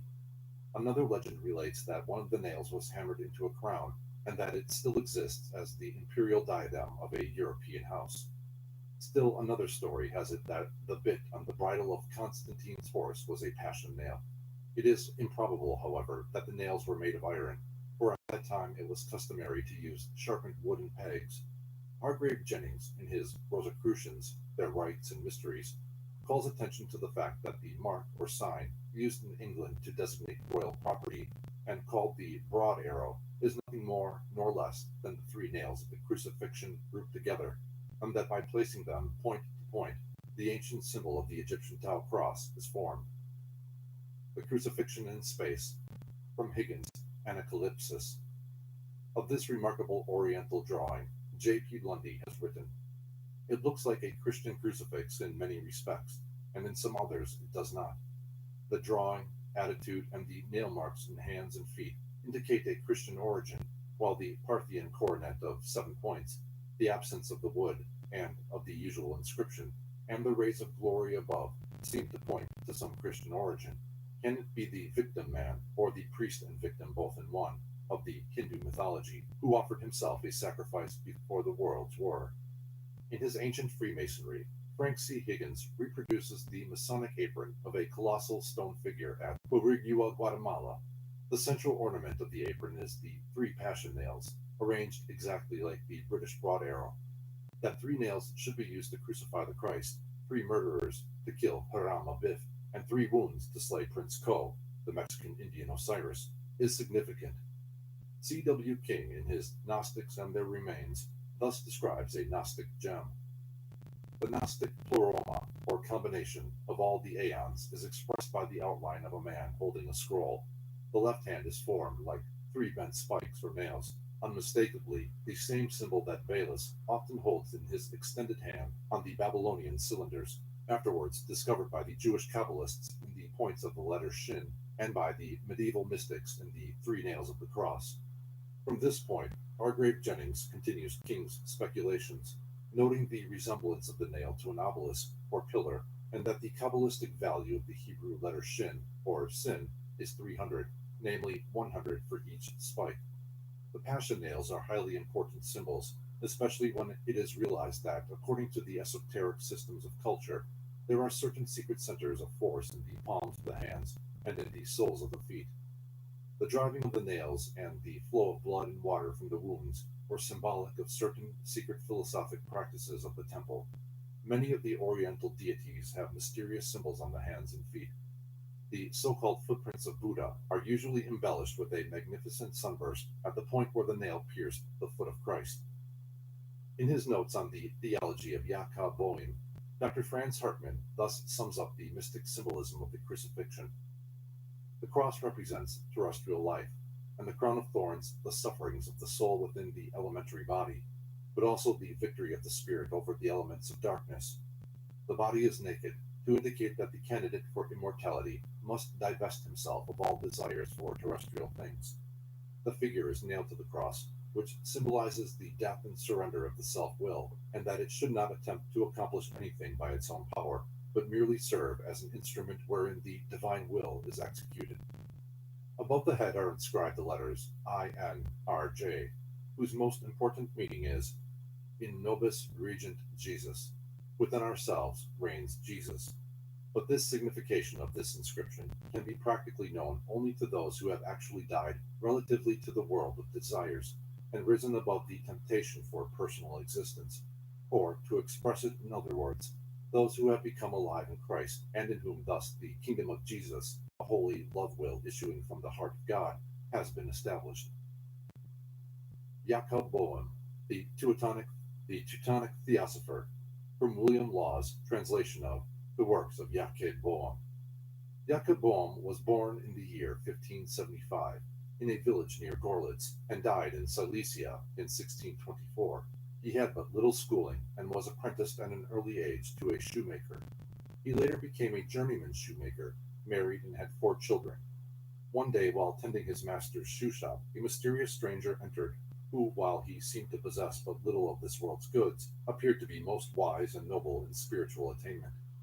The stranger asked the price of a pair of shoes, but young Bowen did not dare to name a figure, for fear that he would displease his master. The stranger insisted, and Bowen finally placed a valuation, which was all that his master possibly could hope to secure for the shoes. The stranger immediately bought them and departed. A short distance down the street, the mysterious stranger stopped and cried out in a loud voice, "Jacob, Jacob, come forth." In amazement and fright, Bowen ran out of the house. The strange man fixed his eyes upon the youth, great eyes which sparkled and seemed filled with divine light. He took the boy's right hand and addressed him as follows: "Jacob, thou art little, but shalt be great, and become another man, such as one as at whom the world shall wonder. Therefore be pious, fear God, and reverence his word. Read diligently the Holy Scriptures, wherein you have comfort and instruction, for thou must endure much misery and poverty, and suffer persecution. But be courageous and persevere, for God loves and is gracious to thee." Deeply impressed by the prediction, Bowen became ever more intense in his search for truth. At last his labors were rewarded. For 7 days he remained in a mysterious condition, during which time the mysteries of the invisible world were revealed to him. It has been said of Jacob Boehm that he revealed to all mankind the deepest secrets of alchemy. He died surrounded by his families, his last words being, "Now I go hence into paradise." One of the most interesting interpretations of the crucifixion allegory is that which identifies the man Jesus with the personal consciousness of the individual. It is this personal consciousness that conceives of and dwells in the sense of separateness, and before the aspiring soul can be reunited with the ever-present and all-pervading Father, this personality must be sacrificed that the universal consciousness may be liberated. The mystery of the Apocalypse. The presence of the temple of Diana at Ephesus marked that city as sacred to the mystery religion, for the 7 wonders of the ancient world were erected to indicate the repositories of recondite knowledge. Of Ephesus, H.P. Blavatsky writes, "It was a focus of the universal secret doctrines, the weird laboratory whence, fashioned in elegant Grecian phraseology, sprang the quintessence of Buddhistic, Zoroastrian, and Chaldean philosophy. Artemis, the gigantic concrete symbol of theosophical pantheistic abstractions, the great mother, multi-mama, androgyne and patroness of the Ephesian writings, was conquered by Paul. But although the zealous converts of the apostles pretended to burn all their books on curious arts, enough of these remained for them to study when their first zeal had cooled off. See Isis Unveiled. Being a great center of pagan learning, Ephesus has been the locale for many early Christian myths.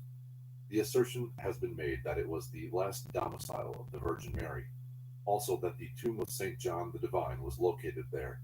According to legend, St. John did not depart from this life in the usual manner, but, selecting his vault, entered it while still alive, and closing the entrance behind him, vanished forever from mortal sight. A rumor was current in ancient Ephesus that St. John would sleep in his tomb until the return of the Savior, and that when the apostle turned over on his sepulchral couch, the earth above moved like the coverlets of a bed. Subjected to more criticism than any other book now incorporated in the New Testament, the Apocalypse, popularly accredited to St. John the Divine, is by far the most important but least understood of the Gnostic Christian writings. Though Justin Martyr declared the book of Revelation to have been written by John, one of Christ's apostles, its authorship was disputed as early as the 2nd century after Christ. In the 3rd century, these contentions became acute, and even Dionysius of Alexandria and Eusebius attacked the Johannine theory, declaring that the book of Revelation and the Gospel according to St. John were written by one Cerinthus, who borrowed the name of the great apostle, the better to foist his own doctrines upon the Christians. Later, Jerome questioned the authorship of the Apocalypse, and during the Reformation, his objections were revived by Luther and Erasmus. The once generally accepted notion that the Book of Revelation was the actual record of a mystical experience occurring to St. John while that seer was in exile in the Isle of Parmos is now regarded with disfavor by more critical scholars. Other explanations have therefore been advanced to account for the symbolism permeating the volume and the original motive for its writing. The more reasonable of these theories may be summed up as follows. First, upon the weight of evidence furnished by its own contents, the Book of Revelation may well be pronounced a pagan writing, one of the sacred books of the Eleusinian or Phrygian mysteries. As a corollary, the real author of a work setting forth the profundities of Egyptian and Greek mysticism must have been an initiate himself, and consequently obligated to write only in the symbolic language of the mysteries. Second, it is possible that the Book of Revelation was written to reconcile the seeming discrepancies between the early Christian and pagan religious philosophies. When the zealots of the primitive Christian church sought to Christianize pagandom, the pagan initiates retorted with a powerful effort to paganize Christianity. The Christians failed, but the pagans succeeded. With the decline of paganism, the initiated pagan hierophants transferred their base of operations to the new vehicle of primitive Christianity, adopting the symbols of the new cult to conceal those eternal verities which are ever the priceless possession of the wise. The Apocalypse shows clearly the resultant fusion of pagan and Christian symbolism, and thus bears irrefutable evidence of the activities of these initiated minds operating through early Christianity. Third, the theory has been advanced that the Book of Revelation represents the attempt made by the unscrupulous members of a certain religious order to undermine the Christian mysteries by satirizing their philosophy. This nefarious end they hope to attain by showing the new faith to be merely a restatement of the ancient pagan doctrines, by heaping ridicule upon Christianity, and by using its own symbols toward its disparagement. For example, the star which fell to earth, Revelation 8:10-11, could be construed to mean the Star of Bethlehem, and the bitterness of that star, called wormwood, and which poisoned mankind, could signify the false teachings of the Christian Church. While the last theory has gained a certain measure of popularity, the profundity of the Apocalypse leads the discerning reader to the inevitable conclusion that this is the least plausible of the three hypotheses. To those able to pierce the veil of its symbolism, the inspired source of the document requires no further corroborative evidence. In the final analysis, true philosophy can be limited by neither creed nor faction. In fact, it is incompatible with every artificial limitation of human thought. The question of the pagan or Christian origin of the Book of Revelation is, consequently, of little importance. The intrinsic value of the book lies in its magnificent epitome of the universal mystery, an observation which led St. Jerome to declare that it is susceptible of 7 entirely different interpretations.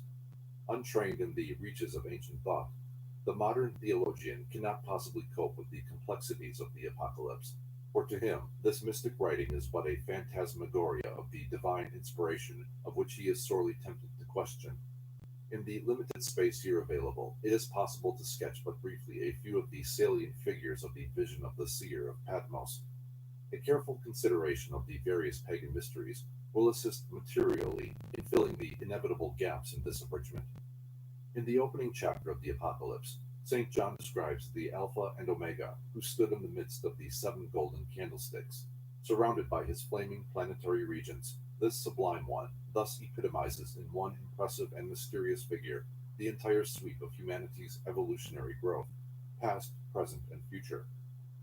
The first stages of man's earthly development, writes Rudolf Steiner, ran their course at a period when the earth was still fiery, and the first human incarnations were formed out of the element of fire. At the end of his earthly career, man will himself radiate his inner being outwards creatively by the force of the element of fire. This continuous development from the beginning to the end of the earth reveals itself to the seer when he sees on the astral plane the archetype of evolving man. The beginning of earthly evolution stands forth in the fiery feet, its end in the fiery countenance, and the complete power of the creative word, to be finally one, is seen in the fiery source coming out of the mouth. See Occult Seals and Columns. The throne of God and of the Lamb, from Jacob Beeman's works. Before the throne of God was the crystal sea, representing the Shamayim, or the living waters which are above the heavens. Before the throne also were 4 creatures, a bull, a lion, an eagle, and a man. These represented the 4 corners of creation, and the multitude of eyes with which they were covered are the stars of the firmament. The 24 elders have the same significance as the priests gathered around the statue of Ceres in the greater Eleusinian rite, and also the Persian genii, or gods of the hours of the day, who, casting away their crowns, glorify the Holy One.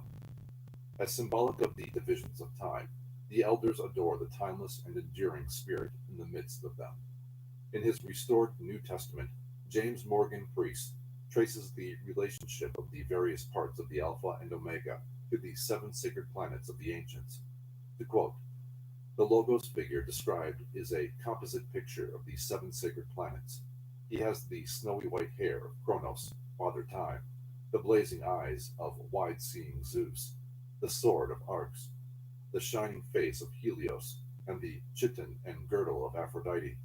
His feet are of Mercury, the metal sacred to Hermes, and his voice is like the murmur of the ocean's waves, the many waters, alluding to Selene, the moon goddess of the 4 seasons and of the waters. The 7 stars carried by this immense being in his right hand are the governors of the world. The flaming sword issuing from his mouth is the creative fiat, or word of power, by which the illusion of material permanence is slain. Here also is represented, in all his symbolic splendor, the Hierophant of the Phrygian mysteries, his various insignia emblematic of his divine attributes. 7 priests bearing lamps are his attendants, and the stars carried in his hand are the 7 schools of the mysteries, whose power he administers. As one born again out of spiritual darkness into perfect wisdom, this Archimagus is made to say, I am he that liveth and was dead, and behold, I am alive forevermore. Amen. And have the keys of hell and of death. In the 2nd and 3rd chapters, St. John delivers to the 7 churches which are in Asia the injunctions received by him from the Alpha and Omega. The churches are here analogous to the rungs of a Mithraic ladder, and John, being in the Spirit, ascended through the orbits of the 7 sacred planets until he reached the inner surface of the Empyrean.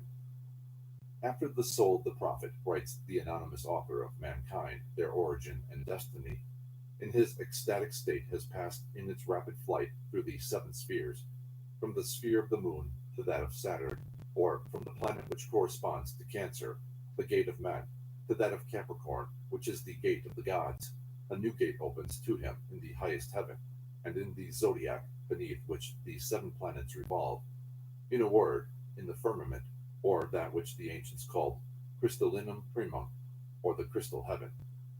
When related to the Eastern system of metaphysics, these churches represent the chakras, or nerve ganglia, along the human spine, the door in heaven being the Brahmarandra, or point in the crown of the skull, Golgotha, through which the spinal spirit fire passes to liberation.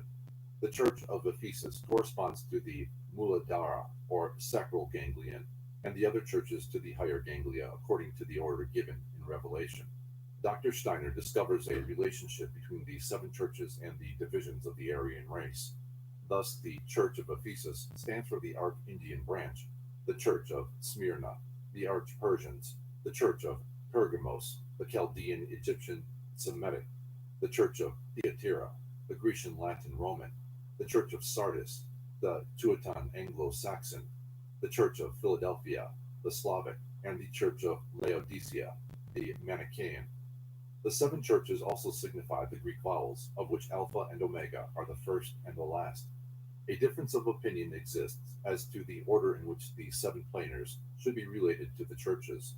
Some proceed from the hypothesis that Saturn represents the Church of Ephesus, but from the fact that this city was sacred to the moon goddess, and also that the sphere of the moon is the first above that of the earth, the planets obviously should ascend in their ancient order from the moon to Saturn.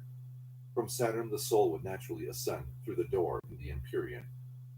In the 4th and 5th chapters, St. John describes the throne of God upon which sat the Holy One, which was and is to come. About the throne were 24 lesser seats, upon which sat 24 elders, arrayed in white garments and wearing crowns of gold. And out of the throne proceeded lightnings and thunderings and voices, and there were 7 lamps of fire burning before the throne, which are the 7 spirits of God.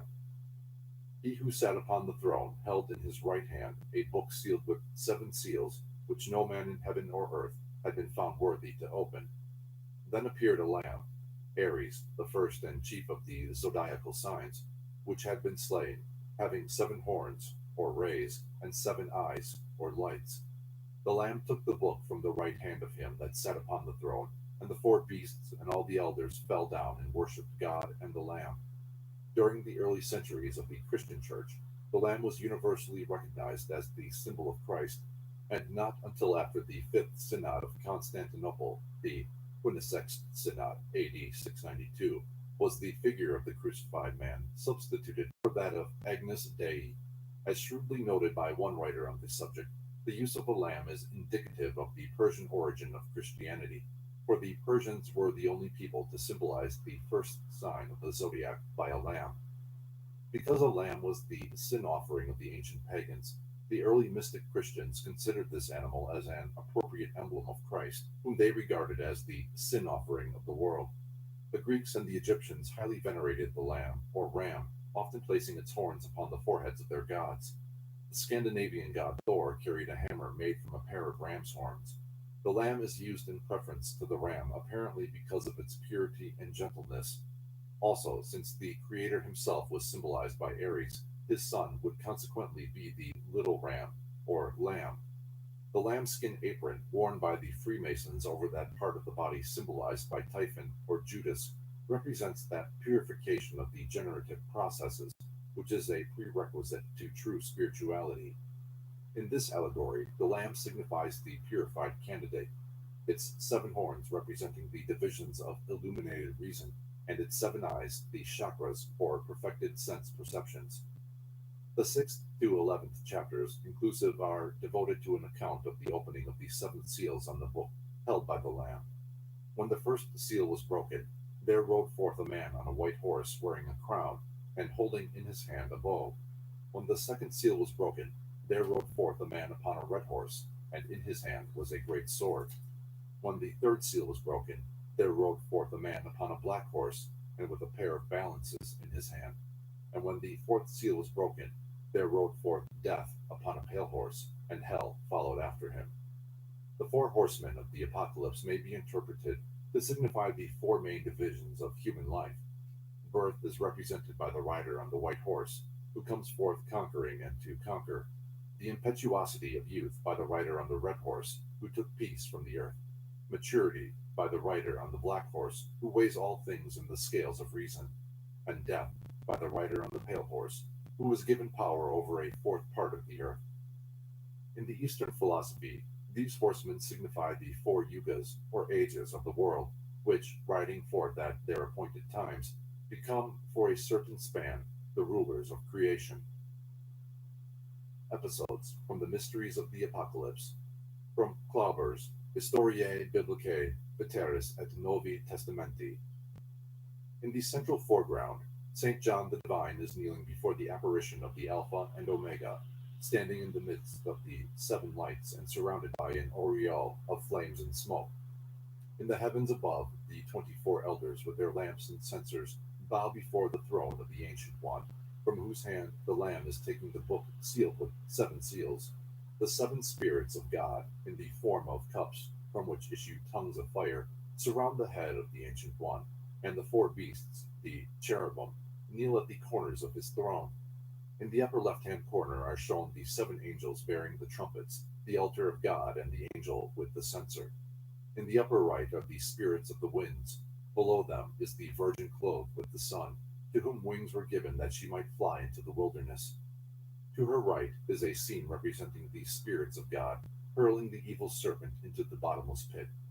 At the lower left, St. John is shown receiving from the angelic fire, whose legs are pillars of fire and whose face is a shining sun, the little book which he is told to eat if he would understand the mysteries of the spiritual life.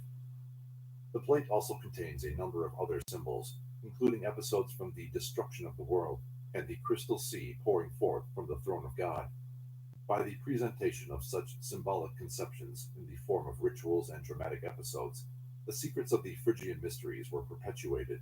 When these sacred pageantries were thus revealed to all mankind indiscriminately, and each human soul was appointed its own initiator into the holy rite of the philosophic life, a boon was conferred upon humanity which cannot be fully appreciated until men and women have grown more responsive to those mysteries which are of the Spirit. Commenting on the 24th allocution of Chrysostom in The Origin of All Religious Worship, Dupuis notes that each of the four elements was represented by a horse bearing the name of God, who is set over the element. The first horse, signifying the fire ether, was called Jupiter, and occupied the highest place in the order of the elements. This horse was winged, very fleet, and, describing the largest circle, encompassed all the others. It shone with the purest light, and on its body were the images of the sun, the moon, the stars, and all the bodies in the ethereal regions. The second horse, signifying the element of air, was Juno. It was inferior to the horse of Jupiter, and described a smaller circle. Its color was black, but that part exposed to the sun became luminous, thus signifying the diurnal and nocturnal conditions of air. The third horse, symbolizing the element of water, was sacred to Neptune. It was of heavy gait and described a very small circle. The fourth horse, signifying the static element of earth, described as immovable and champing its bit, was the steed of Vesta. Despite their differences in temperature, these four horses lived harmoniously together, which is in accord with the principles of the philosophers, who declared the world to be preserved by the concord and harmony of its elements. In time, however, the racing horse of Jupiter burned the mane of the horse of Earth. The thundering steed of Neptune also became covered with sweat, which overflowed the immovable horse of Vesta and resulted in the deluge of Deucalion. At last, the fiery horse of Jupiter will consume the rest, when the three inferior elements, purified by reabsorption into the fiery ether, will come forth renewed, constituting a new heaven and a new earth. When the fifth seal was opened, St. John beheld those who had died for the world of God. When the sixth seal was broken, there was a great earthquake, the sun being darkened and the moon becoming like blood. The angels of the winds came forth, and also another angel who sealed upon their foreheads 144,000 of the children of Israel, that they should be preserved against the awful day of tribulation. By adding the digits together according to the Pythagorean system of numerical philosophy, the number 144,000 is reduced to 9, the mystic symbol of man, and also the number of initiation. For he who passes through the 9 degrees of the mysteries receives the sign of the cross as emblematic of his regeneration and liberation from the bondage of his own infernal or inferior nature. The addition of the 3 ciphers to the original sacred number 1.44 indicates the elevation of the mystery to the 3rd sphere. When the 7th seal was broken, there was a silence for the space of half an hour. Then came forth 7 angels, and to each was given a trumpet. When the 7 angels sounded their trumpets, intoned the 7-lettered name of the Logos, great catastrophes ensued. A star, which was called Wormwood, fell from heaven, thereby signifying that the secret doctrine of the ancients had been given to men who had profaned it and caused the wisdom of God to become a destructive agency.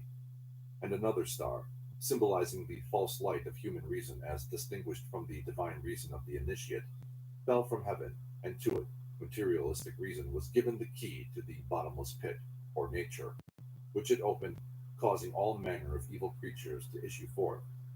And there came also a mighty angel who was clothed in a cloud, whose face was as the sun, and his feet and legs as pillars of fire, and one foot was upon the waters, and the other upon the land, the Hermetic Anthropos.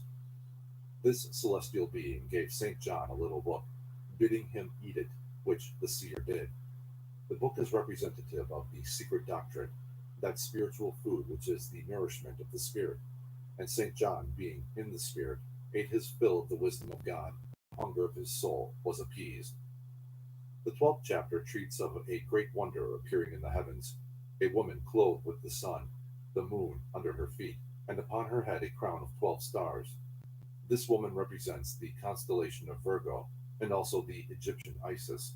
who, about to be delivered from her son Horus, is attacked by Typhon, the latter attempting to destroy the child, predestined by the gods, to slay the spirit of evil. The war in heaven relates to the destruction of the planet Ragnarok and to the fall of the angels. The Virgin can be interpreted to signify the secret doctrine itself, and her son, the initiate born out of the womb of the mysteries. The spirit of evil, thus personified in the great dragon, attempted to control mankind by destroying the mother of those illumined souls who have labored unceasingly for the salvation of the world.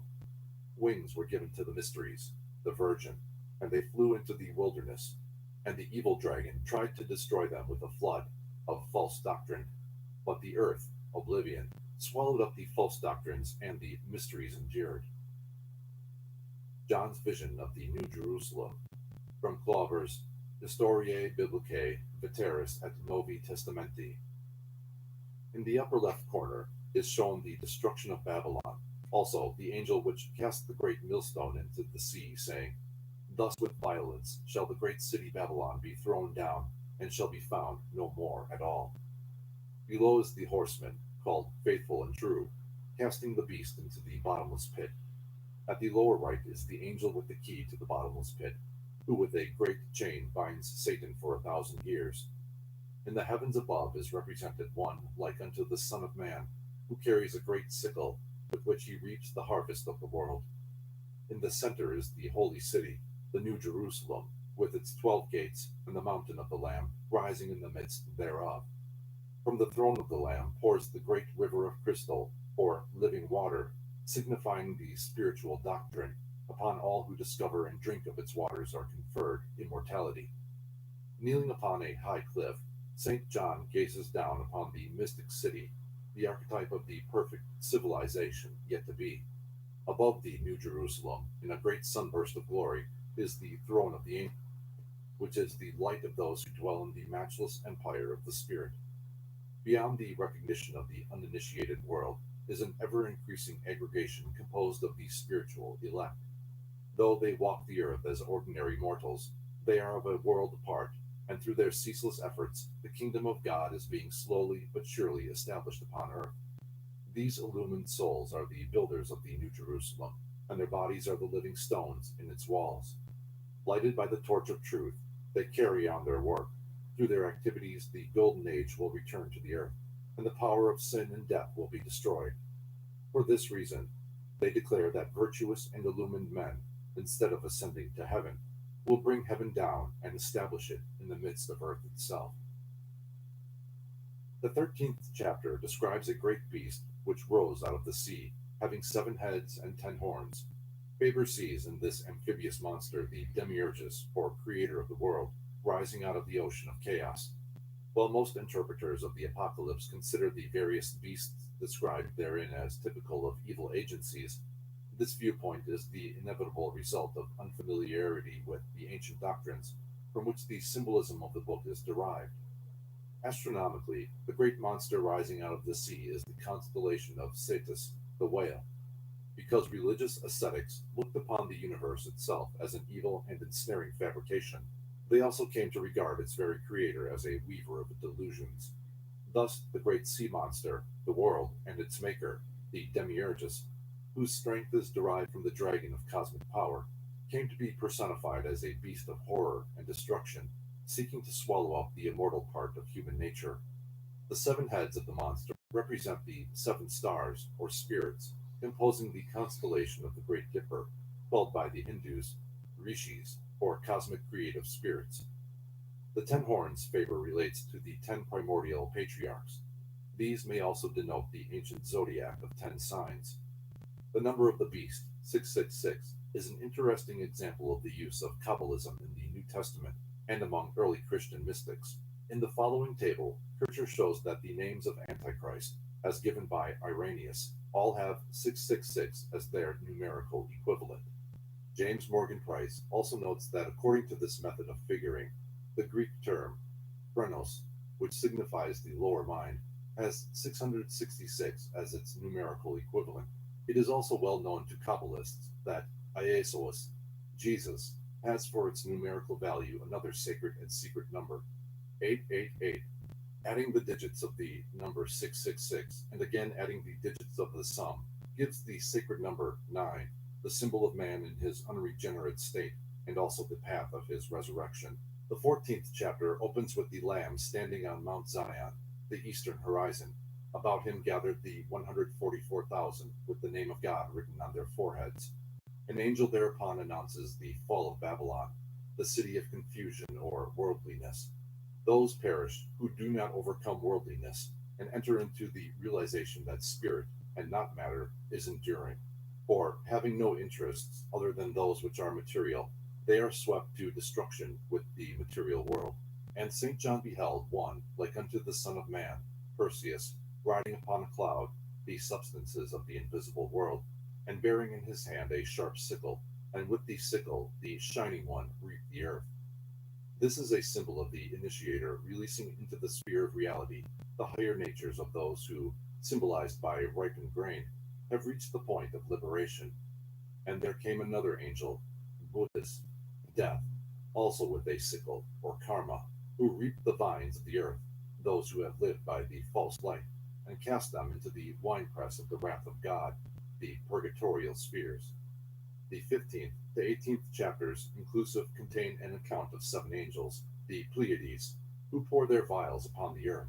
The contents of their vials, the loosened energy of the cosmic bull, are called the 7 last plagues. Here also is introduced a symbolic figure termed the harlot of Babylon, which is described as a woman seated upon a scarlet-colored beast having 7 heads and 10 horns. The woman was arrayed in purple and scarlet, and bedecked with gold, precious stones, and pearls, having in her hand a golden cup full of abominations. This figure may be an effort, probably interpolated, to vilify Cybele or Artemis, the great mother goddess of antiquity, because the pagans venerated the Mater Deorum through symbols appropriate to the feminine generative principle. They were accused by the early Christians of worshipping a courtesan. As nearly all the ancient mysteries included a test of the neophyte's moral character, the temptress, the animal soul, is here portrayed as a pagan goddess. In the 19th and 20th chapters is set forth the preparation of that mystical sacrament called the marriage of the Lamb. The bride is the soul of the neophyte, which attains conscious immortality by uniting itself to its own spiritual source. The heavens opened once more, and St. John saw a white horse, and the rider, the illumined mind, which sat upon it was called Faithful and True. Out of his mouth issued a sharp sword, and the armies of heaven followed after him. Upon the plains of heaven was fought the mystic Armageddon, the last great war between light and darkness. The forces of evil under the Persian Ahriman battled against the forces of good under Ahura Mazda. Evil was vanquished, and the beast and the false prophet cast into a lake of fiery brimstone. Satan was bound for 1,000 years. Then followed the last judgment. The books were opened, including the book of life. The dead were judged according to their works, and those whose names were not in the book of life were cast into a sea of fire. To the neophyte, Armageddon represents the last struggle between the flesh and the spirit, when, finally overcoming the world, the illumined soul rises to union with its spiritual self. The judgment signifies the weighing of the soul and was borrowed from the mysteries of Osiris. The rising of the dead from their graves and from the sea of illusion represents the consummation of the process of human regeneration. The sea of fire into which those are cast who fail in the ordeal of initiation signifies the fiery sphere of the animal world. In the 21st and 22nd chapters are pictured the new heaven and the new earth to be established at the close of Ahriman's reign. St. John, carried in the spirit to a great and high mountain, the brain, beheld the New Jerusalem descending as a bride adorned for her husband. The holy city represents the regenerated and perfected world, the true ashlar of the mason, for the city was a perfect cube, it being written, the length and the breadth and the height of it are equal. The foundation of the holy city consisted of 144 stones in 12 rows, from which it is evident that the New Jerusalem represents the microcosm, patterned after the greater universe in which it stands. The 12 gates of this symbolic dodecahedron are the signs of the zodiac through which the celestial impulses descend into the inferior world. The jewels are the precious stones of the zodiacal signs, and the transparent golden streets are the streams of spiritual light along which the initiate passes on his path towards the sun. There is no material temple in that city, for God and the Lamb are the temple, and there is neither sun nor moon, for God and the Lamb are the light. The glorified and spiritualized initiate is here depicted as a city. This city will ultimately be united with the Spirit of God and absorbed into the divine effulgency. And St. John beheld a river, the water of life, which proceeded out of the throne of the Lamb. The river represents the stream pouring from the first Logos, which is the life of all things and the active cause of all creation. There also was the tree of life, the Spirit, bearing 12 manner of fruit, whose leaves were for the healing of the nations. By the tree is also represented the year, which every month yields some good for the maintenance of existing creatures. Jesus then tells St. John that he is the root and the offspring of David, and the bright and morning star, Venus. St. John concludes with the words, "The grace of our Lord Jesus Christ be with you all. Amen." The Four Horsemen of the Apocalypse, from Solas's Bibliscae Figuren. In the allegory of the Four Horsemen, according to the mysteries of philosophy, is set forth the condition of man during the stages of his existence. In his first and spiritual state he is crowned. As he descends into the realm of experience, he carries the sword, reaching physical expression, which is his least spiritual state. He carries the scales, and by the philosophical death is released again into the highest spheres. In the ancient Roman games, the chariot of the sun was drawn by 4 horses of different colors, and the horsemen of the apocalypse may be interpreted to represent the solar energy riding upon the 4 elements which serve as media for its expression. The faith of Islam. Representative of the attitude of Christendom toward Islam, till recent years at least, is Alexander Ross's postscript to the anglicized version, published in 1649, of Sieur Durier's French translation of the Quran. The author of the postscript directs the following invective against Muhammad and the Quran. Good reader, the great Arabian impostor, now at last after 1,000 years, is by the way of France arrived in England, and his Al-Quran, or gallimaufry of errors, a brat as deformed as the parent, and as full of heresies as his scald head was of scurvy, hath learned to speak English. If you will take a brief view of the Al-Quran, you shall find it a hodgepodge made up of these 4 ingredients. 1. Of contradictions. 2. Of blasphemy. 3. Of ridiculous fables. 4. Of lies. The accusation of blasphemy is emphasized against Muhammad because he affirmed that God, being unmarried, was incapable of having a son. The fallacious argument, however, is apparent from the Prophet's own views of the nature of God as contained in the 2nd surah of the Quran. To Allah, God, belongeth the east and the west. Therefore, whithersoever ye turn yourselves to pray, there is the face of Allah. For Allah is omnipresent and omniscient. They say Allah hath begotten children. Allah forbid. To him belongeth whatever is in heaven and on earth. All is possessed by him, the creator of heaven and earth. And when he decreeth a thing, he only saith unto it, Be, and it is. In other words, the God of Islam has but to desire, and the object of that desire at once comes into being, whereas the God of Alexander Ross must proceed in accord with the laws of human generation. Muhammad, prophet of Islam, the desired of all nations, was born in Mecca, AD 570, and died in Medina, AD 632, or in the 11th year after the Hijra. Washington Irving thus describes the signs and wonders accompanying the birth of the prophet. His mother suffered none of the pangs of travail. At the moment of his coming into the world, a celestial light illumined the surrounding country, and the newborn child, raising his eyes to heaven, exclaimed, God is great, there is no God but God, and I am his prophet. Heaven and earth, we are assured, were agitated at his advent. The lake Sawa shrank back to its secret springs, leaving its borders dry, while the Tigris, bursting its bounds, overflowed the neighboring lands. The palace of Khosrou, the king of Persia, shook it on its foundations, and several of its towers were toppled to the earth. In the same eventful night, the sacred fire of Zoroaster, which, guarded by the Magi, had burned without interruption for upward of 1,000 years, was suddenly extinguished, and all the idols in the world fell down.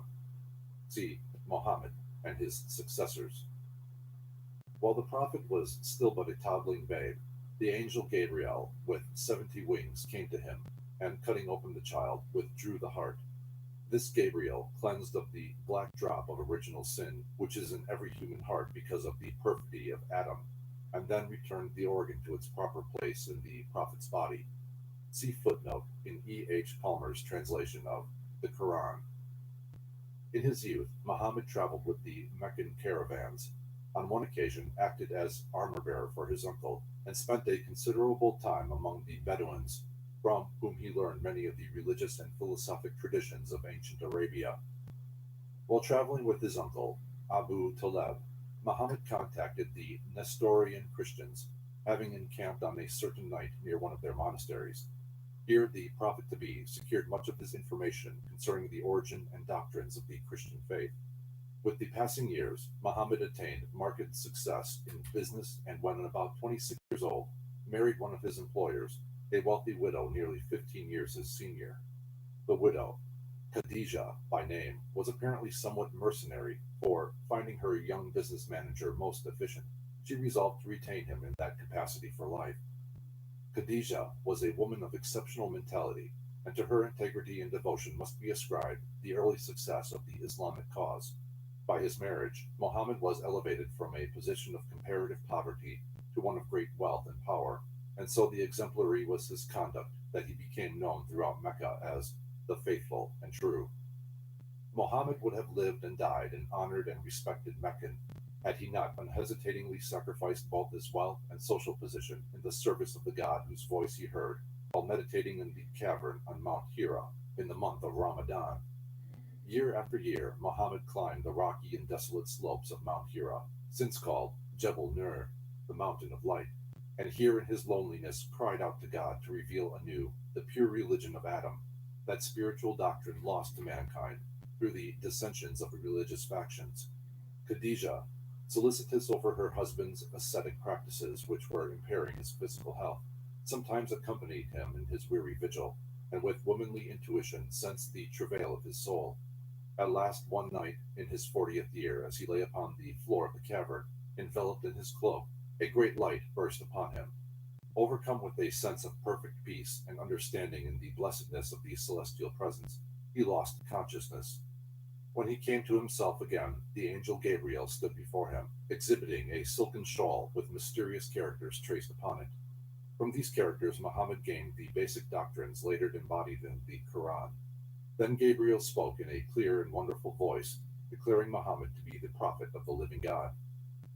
In awe and trembling, Muhammad hastened to Khadija, fearing the vision to have been inspired by the same evil spirits who served the pagan magicians, so greatly despised by him. Khadija assured him that his own virtuous life would be his protection, and that he need fear no evil. Thus reassured, the prophet awaited further visitations from Gabriel. When these did not come, however, such a despair filled his soul that he attempted self-destruction, only to be stopped in the very act of casting himself over a cliff by the sudden reappearance of Gabriel, who again assured the prophet that the revelations needed by his people would be given to him as necessity arose. Mohammed's night journey to heaven, from Théoson's Tableau Général de l'Empire Ottoman. In the 17th surah of the Quran, it is written that upon a certain night, Muhammad was transported from the temple at Mecca to that of Jerusalem, but no details are given of this strange journey. In the Mishkatu al-Masabid, Muhammad is made to describe his ascent through the seven heavens into the icy presence of the May-veiled God, and his subsequent return to his own bed, all in a single night. Muhammad was awakened in the night by the angel Gabriel, who, after removing the prophet's heart, washed the cavity with Zamzam water and filled the heart itself with faith and science. A strange creature called Al-Barak, or the lightning bolt, was brought for the conveyance of the prophet. Al-Barak is described as white animal of the shape and size of a mule, with the head of a woman and the tail of a peacock. According to some versions, Muhammad merely rode Al-Barak to Jerusalem, where, dismounting upon Mount Moriah, he caught hold of the lower rung of a golden ladder lowered from heaven, and, accompanied by Gabriel, ascended through the seven spheres, separating the earth from the inner surface of the Empyrean. At the gate of each sphere stood one of the patriarchs, whom Muhammad saluted as he entered the various planes.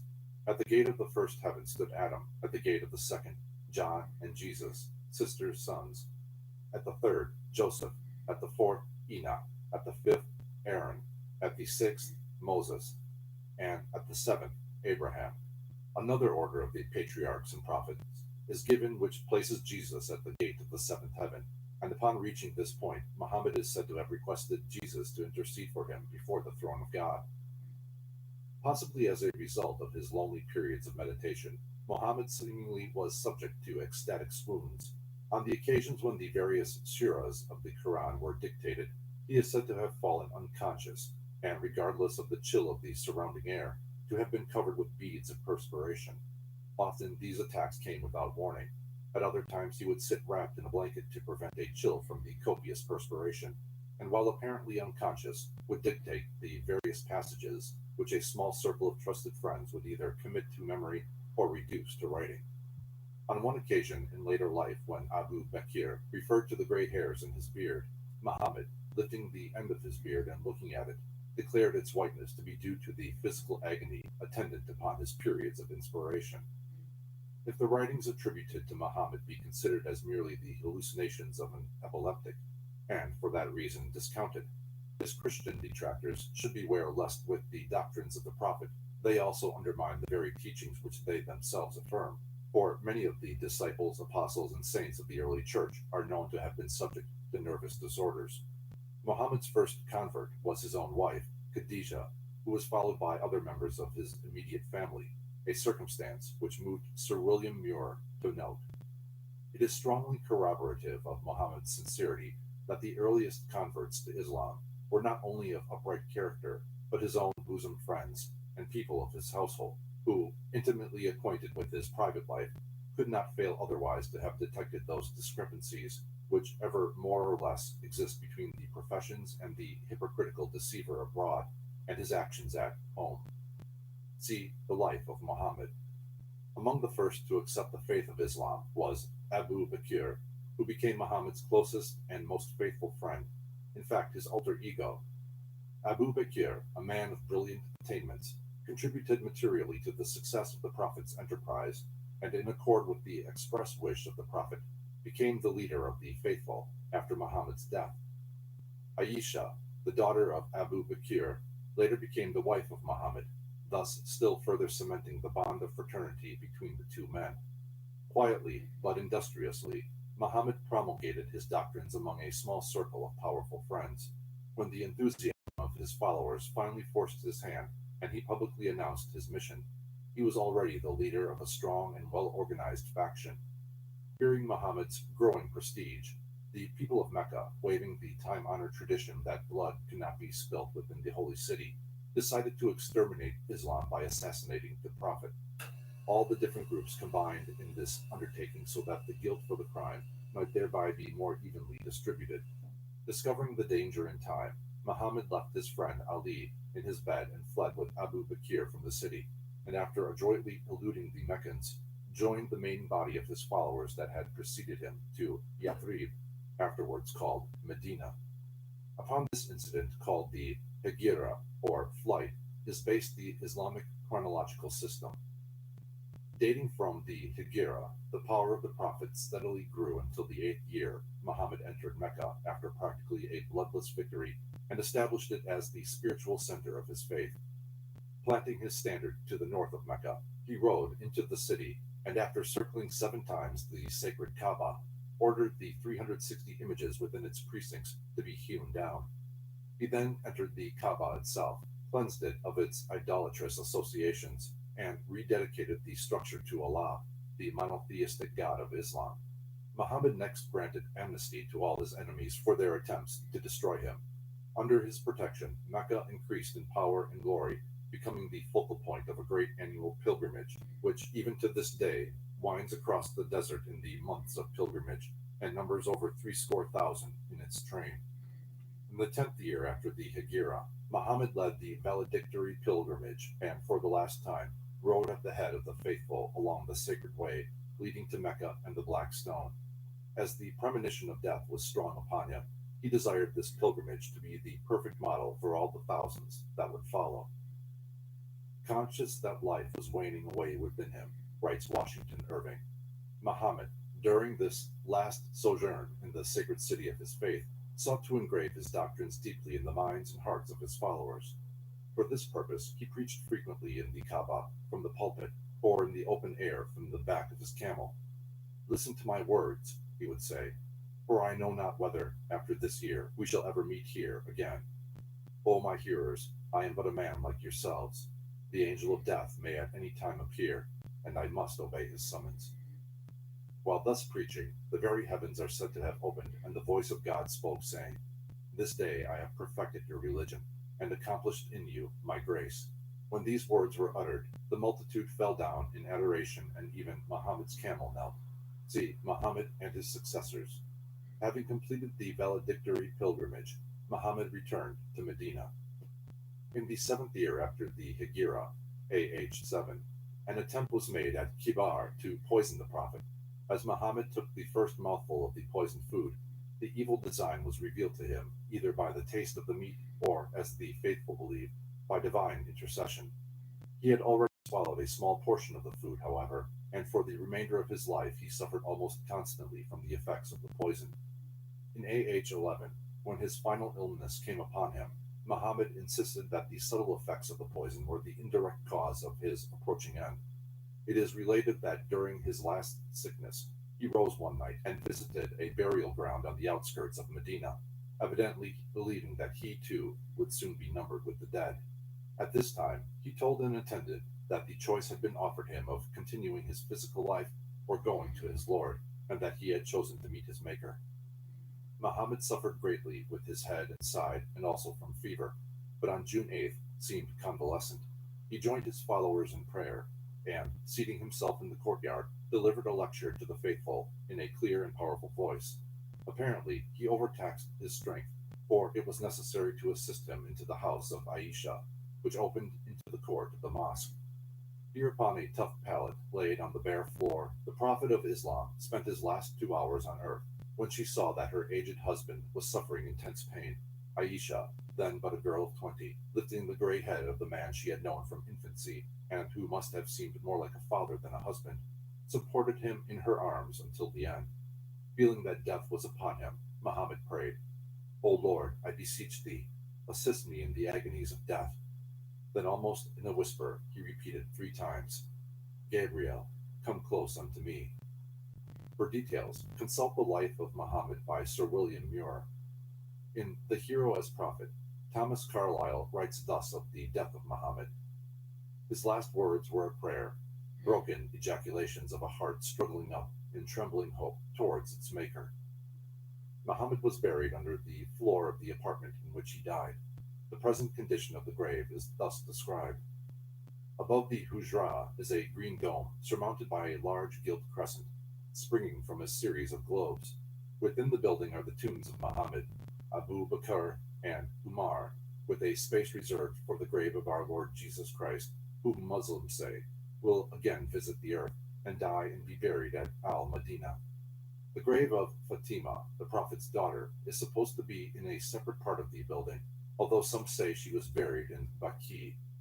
The Prophet's body is said to be stretched full length on the right side, with the right palm supporting the right cheek, the face fronting Makkah.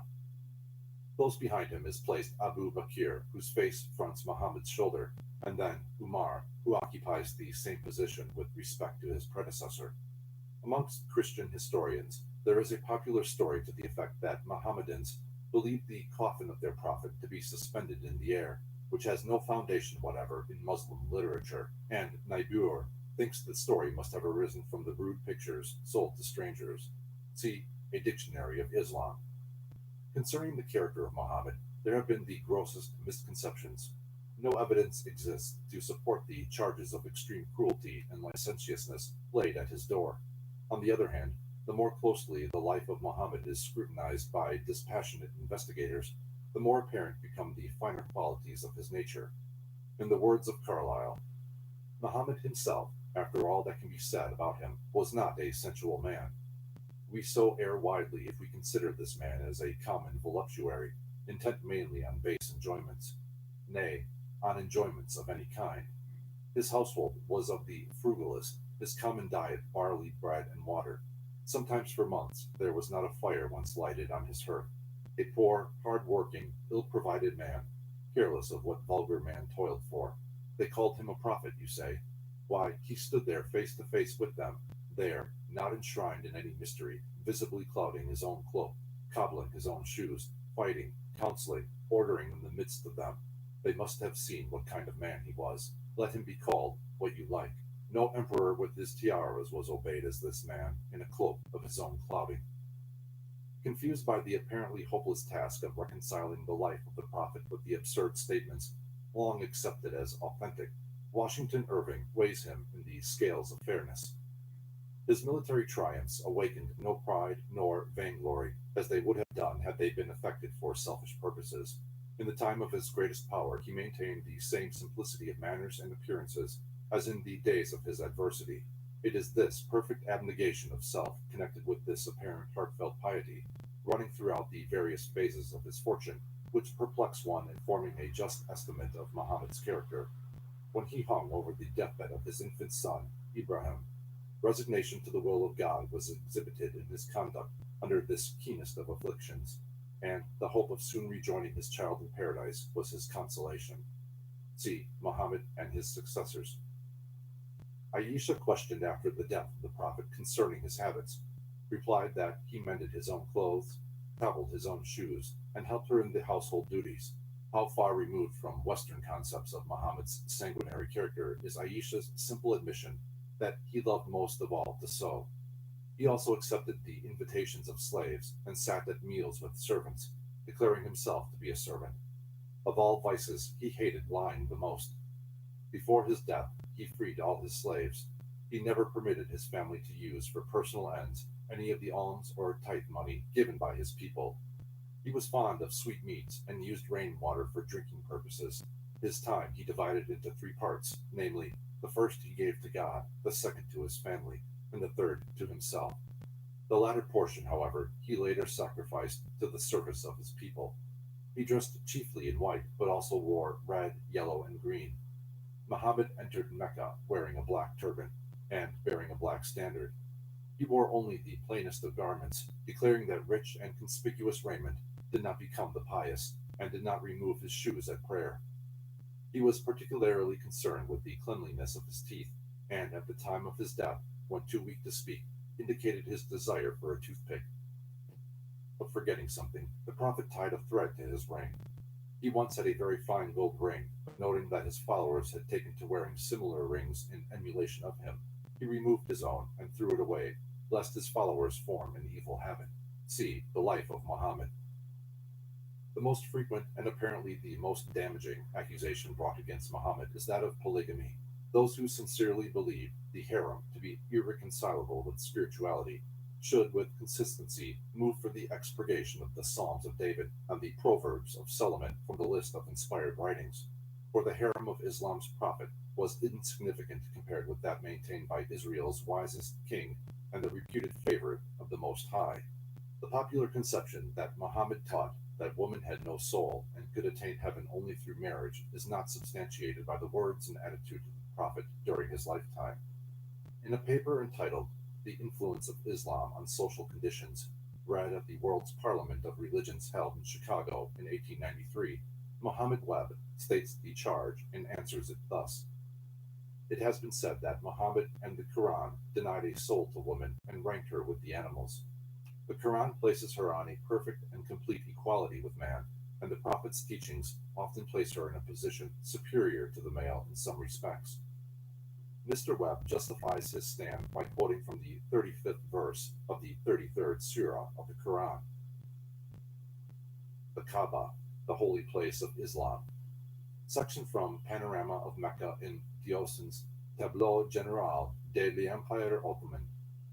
The Kaaba, or cube-shaped building in the midst of the great court of the mosque at Mecca, is the most holy spot in the Islamic world. Toward it, the followers of the Prophet must face 5 times a day at the appointed hours of prayer. Like the devotees of nearly all other faiths, the Muslim originally faced the east while in prayer, but by a later decree he was ordered to turn his face toward Mecca. Little is known of the history of the Kaaba prior to its rededication as a Mohammedan mosque, other than that the building was a pagan temple.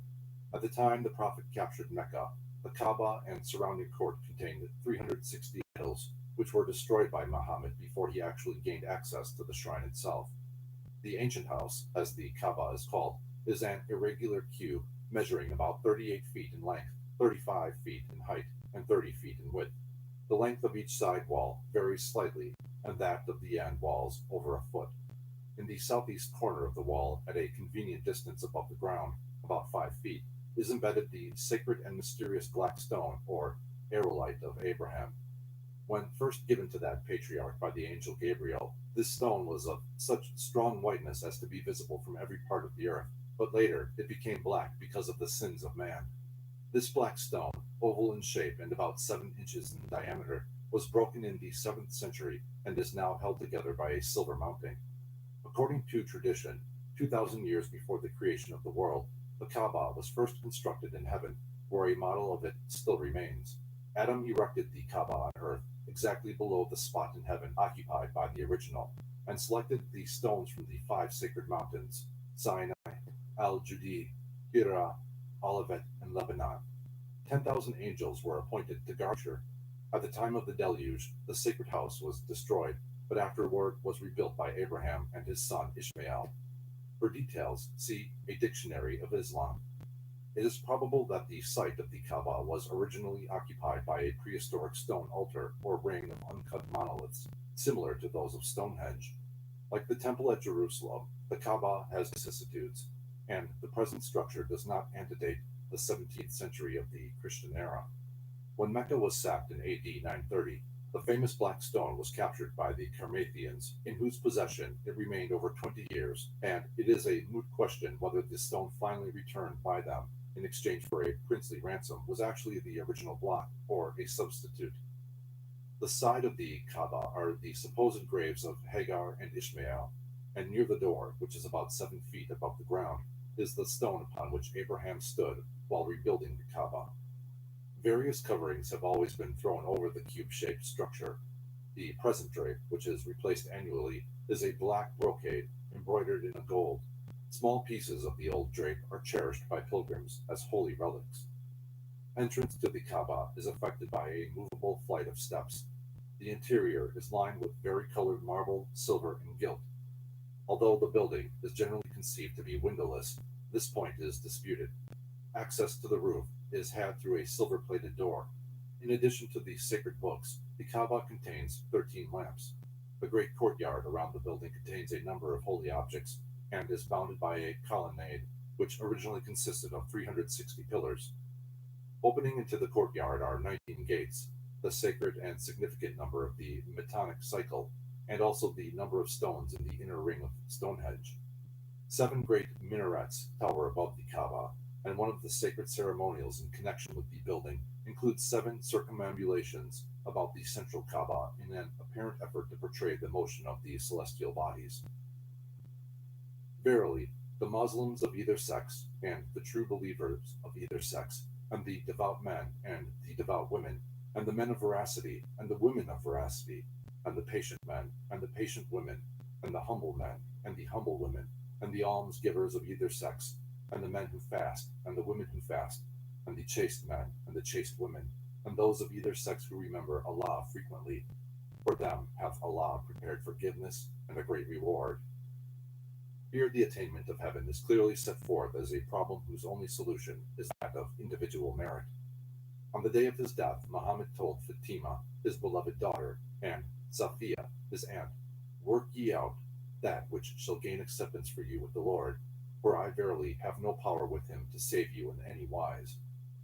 The Prophet did not advise either woman to rely upon the virtues of her husband, nor in any manner did he indicate woman's salvation to be dependent upon the human frailty of her spouse.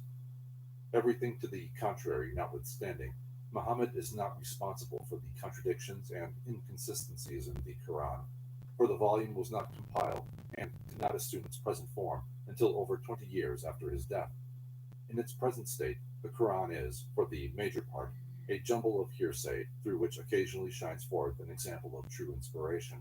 From what is known of the man Muhammad, it is reasonable to suppose that these nobler and finer portions represent the actual doctrines of the Prophet. The remainder are obvious interpolations, some arising from misunderstanding, and others direct forgeries calculated to satisfy the temporal ambitions of conquering Islam. On this subject, Godfrey Higgins speaks with his usual perspicacity.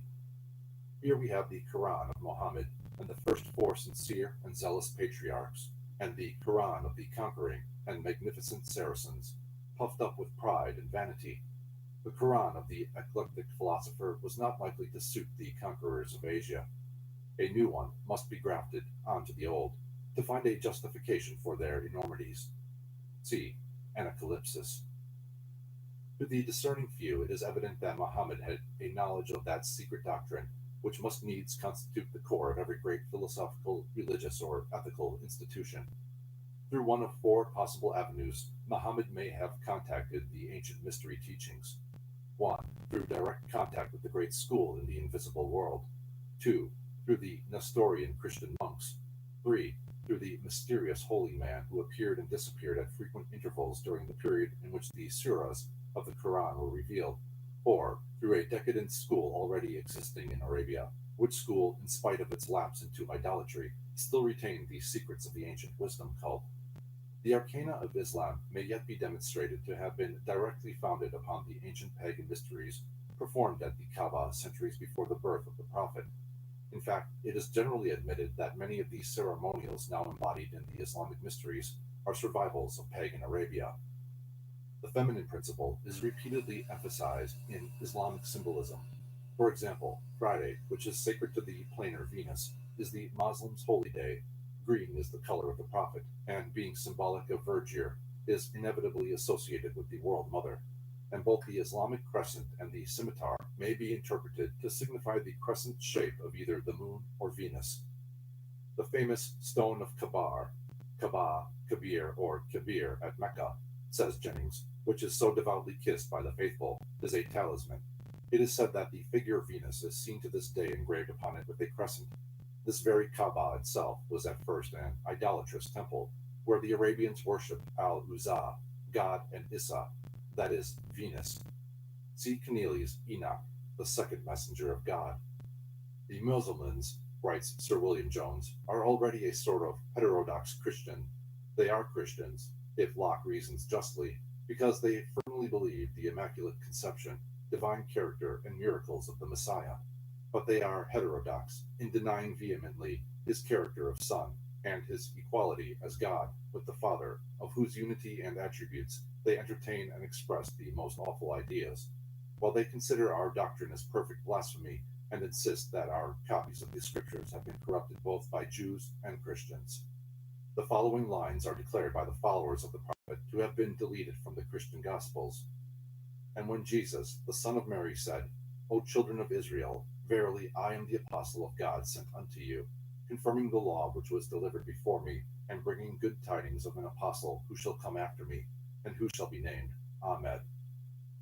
In the present text containing the prophecy of Jesus concerning a comforter to come after him, it is further claimed that the word comforter should be translated illustrious, and that it had a direct reference to Muhammad. Also that the tongues of flame that descended upon the apostles on the day of Pentecost in no way could be interpreted as signifying the promised comforter. When asked, however, for definite proof that the original Gospels contained these so-called expurgated references to Muhammad, the Muslims make a counter-demand for production of the original documents upon which Christianity is founded. Until such writings are discovered, the point under dispute must remain a source of controversy. To ignore the heritage of culture received from Islam would be an unpardonable oversight, for when the crescent triumphed over the cross in southern Europe, it was the harbinger of a civilization which had no equal in its day. In Studies in a Mosque, Stanley Lane Poole writes, for nearly 8 centuries under her Mohammedan rulers, Spain set to all Europe a shining example of a civilized and enlightened state. Art, literature, and science prospered as they prospered nowhere else in Europe. Students flocked from France and Germany and England to drink from the fountains of learning which flowed only in the cities of the Moors. The surgeons and doctors of Andalusia were in the vein of science.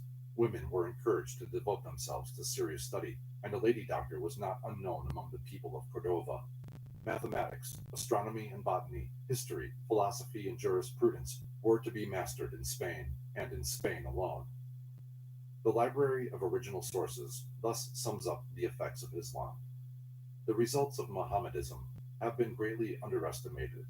In the century after Muhammad's death, it wrested Asia Minor, Africa, and Spain from Christianity, more than half of the civilized world, and established a civilization, the highest in the world during the Dark Ages.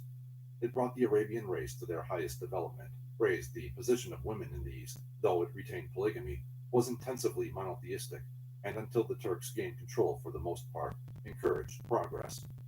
In the same work, among the great Islamic scientists and philosophers who ever made substantial contributions to human knowledge are listed Gerber, or Dafür, who in the 9th century laid the foundations for modern chemistry, Ben Musa, who in the 10th century introduced the theory of algebra, Al-Hayes, who in the 11th century made a profound study of optics and discovered the magnifying power of convex lenses, and in the 11th century also, both Avicenna, or Ibn Sina, whose medical encyclopedia was the standard of his age, and the great Kabbalist Avicenna, or Ibn Gebirol. Looking back upon the science of the Mohammedans, resumes the authority just quoted, it will be seen that they laid the first foundations of chemistry and made important advances in mathematics and optics.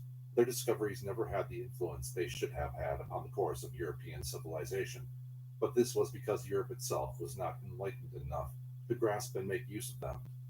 Gerber's observation that oxidized iron weighs heavier than before oxidation had to be made over again. So had some of their work in optics and many of their geographical discoveries. They had rounded Africa long before Vasco da Gama. The composition of gunpowder came into northern Europe from them. We must never forget that the Dark Ages in Christian Europe were the bright ones of the Mohammedan world. In the field of philosophy, the Arabs started by adopting the Neoplatonism they found in Europe and gradually working back to Aristotle. What means the subtle mystery of the phoenix reborn every 600 years? Faintly, from within the sanctuary of the world mysteries is whispered the answer. 600 years before Christ, the phoenix of wisdom, Pythagoras, spread its wings and died upon the altar of humanity, consumed by the sacrificial fire.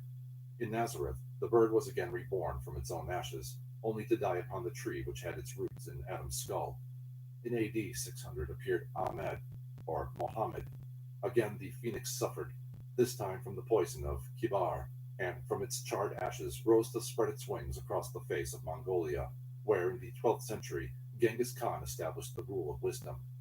Circling the mighty desert of Gobi, the phoenix again gave up its form, which now lies buried in a glass sarcophagus under a pyramid, bearing upon it the ineffable figures of the mysteries. After the lapse of 600 years from the death of Genghis Khan, did Napoleon Bonaparte, who believed himself to be the man of destiny, contact in his wanderings this strange legend of the continual periodic rebirth of wisdom? Did he feel the spreading wings of the phoenix within himself, and did he believe the hope of the world had taken flesh in him? The eagle, on his standard, may well have been the phoenix. This would explain why he was moved to believe himself predestined to establish the kingdom of Christ on earth, and is, perhaps, the clue to his little understood friendliness toward the Muslim. American Indian Symbolism.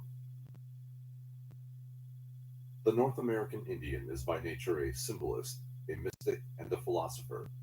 Like most Aboriginal peoples, his soul was en rapport with the cosmic agencies manifesting about him. Not only did his manidos control creation from their exalted seats above the clouds, but they also descended into the world of men and mingled with their red children. The great clouds hanging over the horizon were the smoke from the calumets of the gods, who could build fires of petrified wood and use a comet for a flame.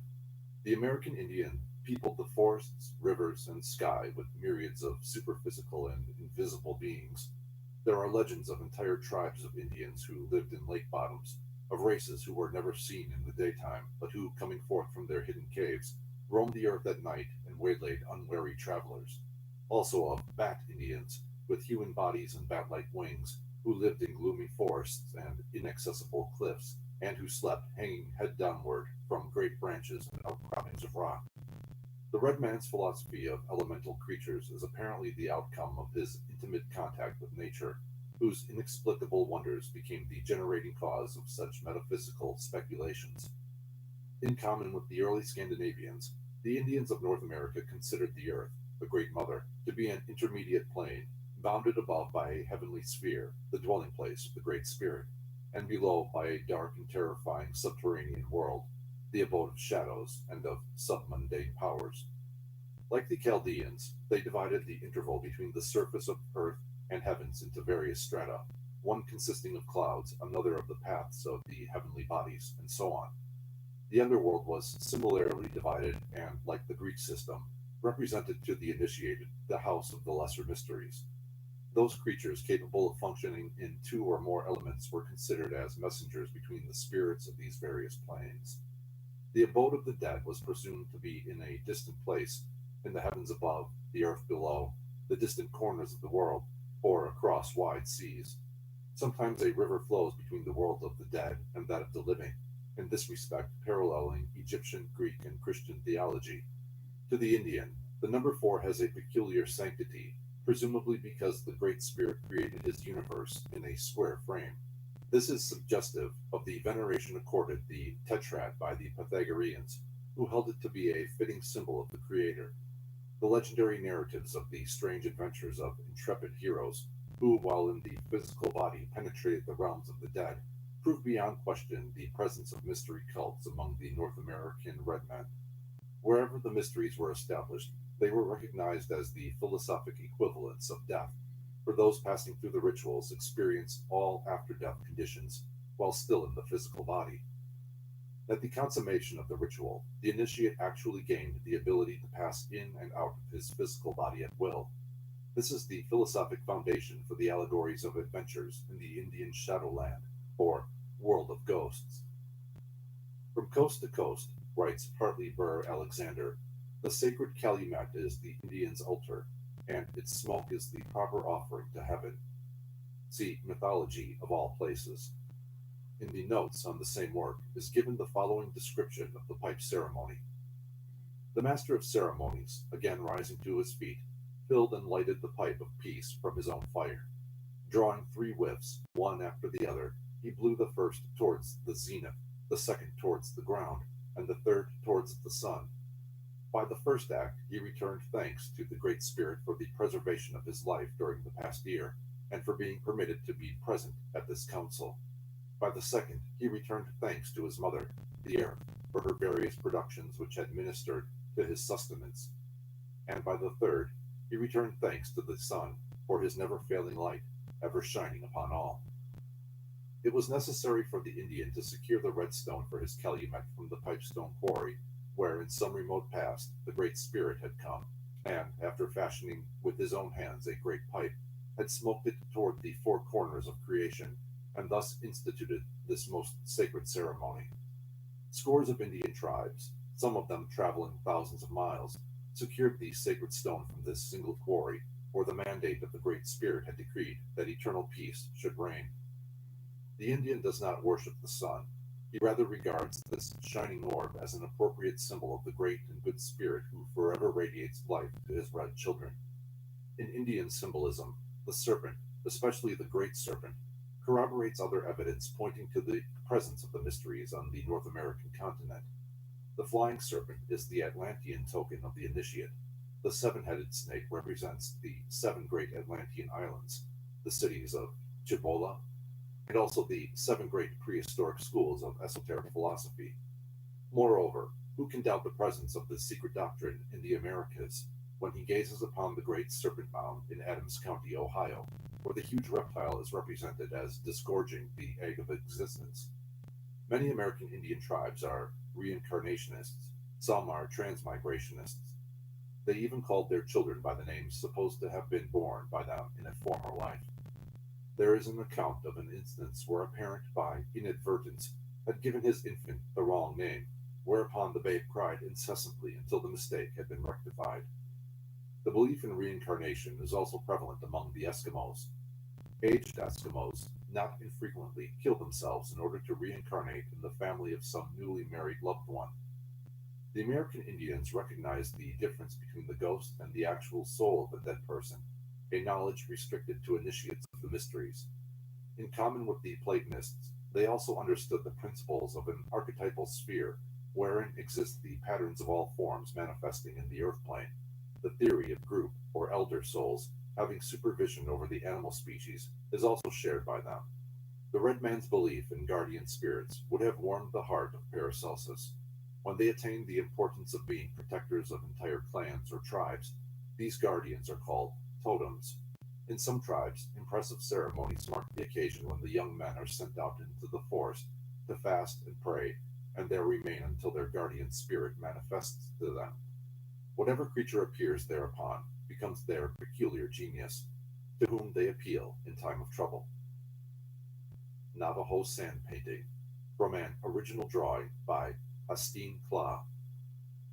The Navajo dry or sand paintings are made by sprinkling varicolored brown pigment upon a base of smooth sand. The one here reproduced is encircled by the rainbow goddess and portrays an episode from the Navajo cosmogony myth. According to Hastine Kla, the Navajo sand priest who designed this painting, the Navajos do not believe in idolatry, hence they make no images of their gods, but perpetuate only the mental concept of them. Just as the gods draw pictures upon the moving clouds, so the priests make paintings on the sand, and when the purpose of the drawing has been fulfilled, it is effaced by a sweep of the hand. According to this informant, the Zuni, Hopi, and Navajo nations had a common genesis. They all came out of the earth and then separated into three nations. The Navajos first emerged about 3,000 years ago at a point now called La Platte Mountain in Colorado. The four mountains sacred to the Navajos are La Platte Mountain, Mount Taylor, Navajo Mountain, and San Francisco Mountain. While these three nations were under the earth, four mountain ranges were below with them. The eastern mountains were white, the southern blue, the western yellow, and the northern black. The rise and fall of these mountains caused the alteration of day and night. When the white mountains rose, it was day under the earth. When the yellow ones rose, twilight. The black mountains brought night, and the blue, dawn. 7 major deities were recognized by the Navajos, but Hastine Kla was unable to say whether the Indians related these deities to the planets. Bakuchidi, one of these 7 major gods, was white in color with light reddish hair and gray eyes. His father was the sun ray and his mother the daylight. He ascended to heaven, and in some respects his life parallels that of Christ. To avenge the kidnapping of his child Kahothsod, a fish god caused a great flood to arise. To escape destruction, the Zunis, Hopis, and Navajos ascended to the surface of the earth.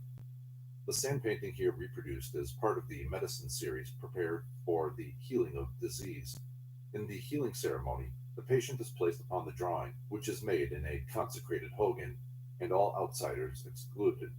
The sacred swastika in the center of the drawing is perhaps the most nearly universal of religious emblems, and represents the 4 corners of the world.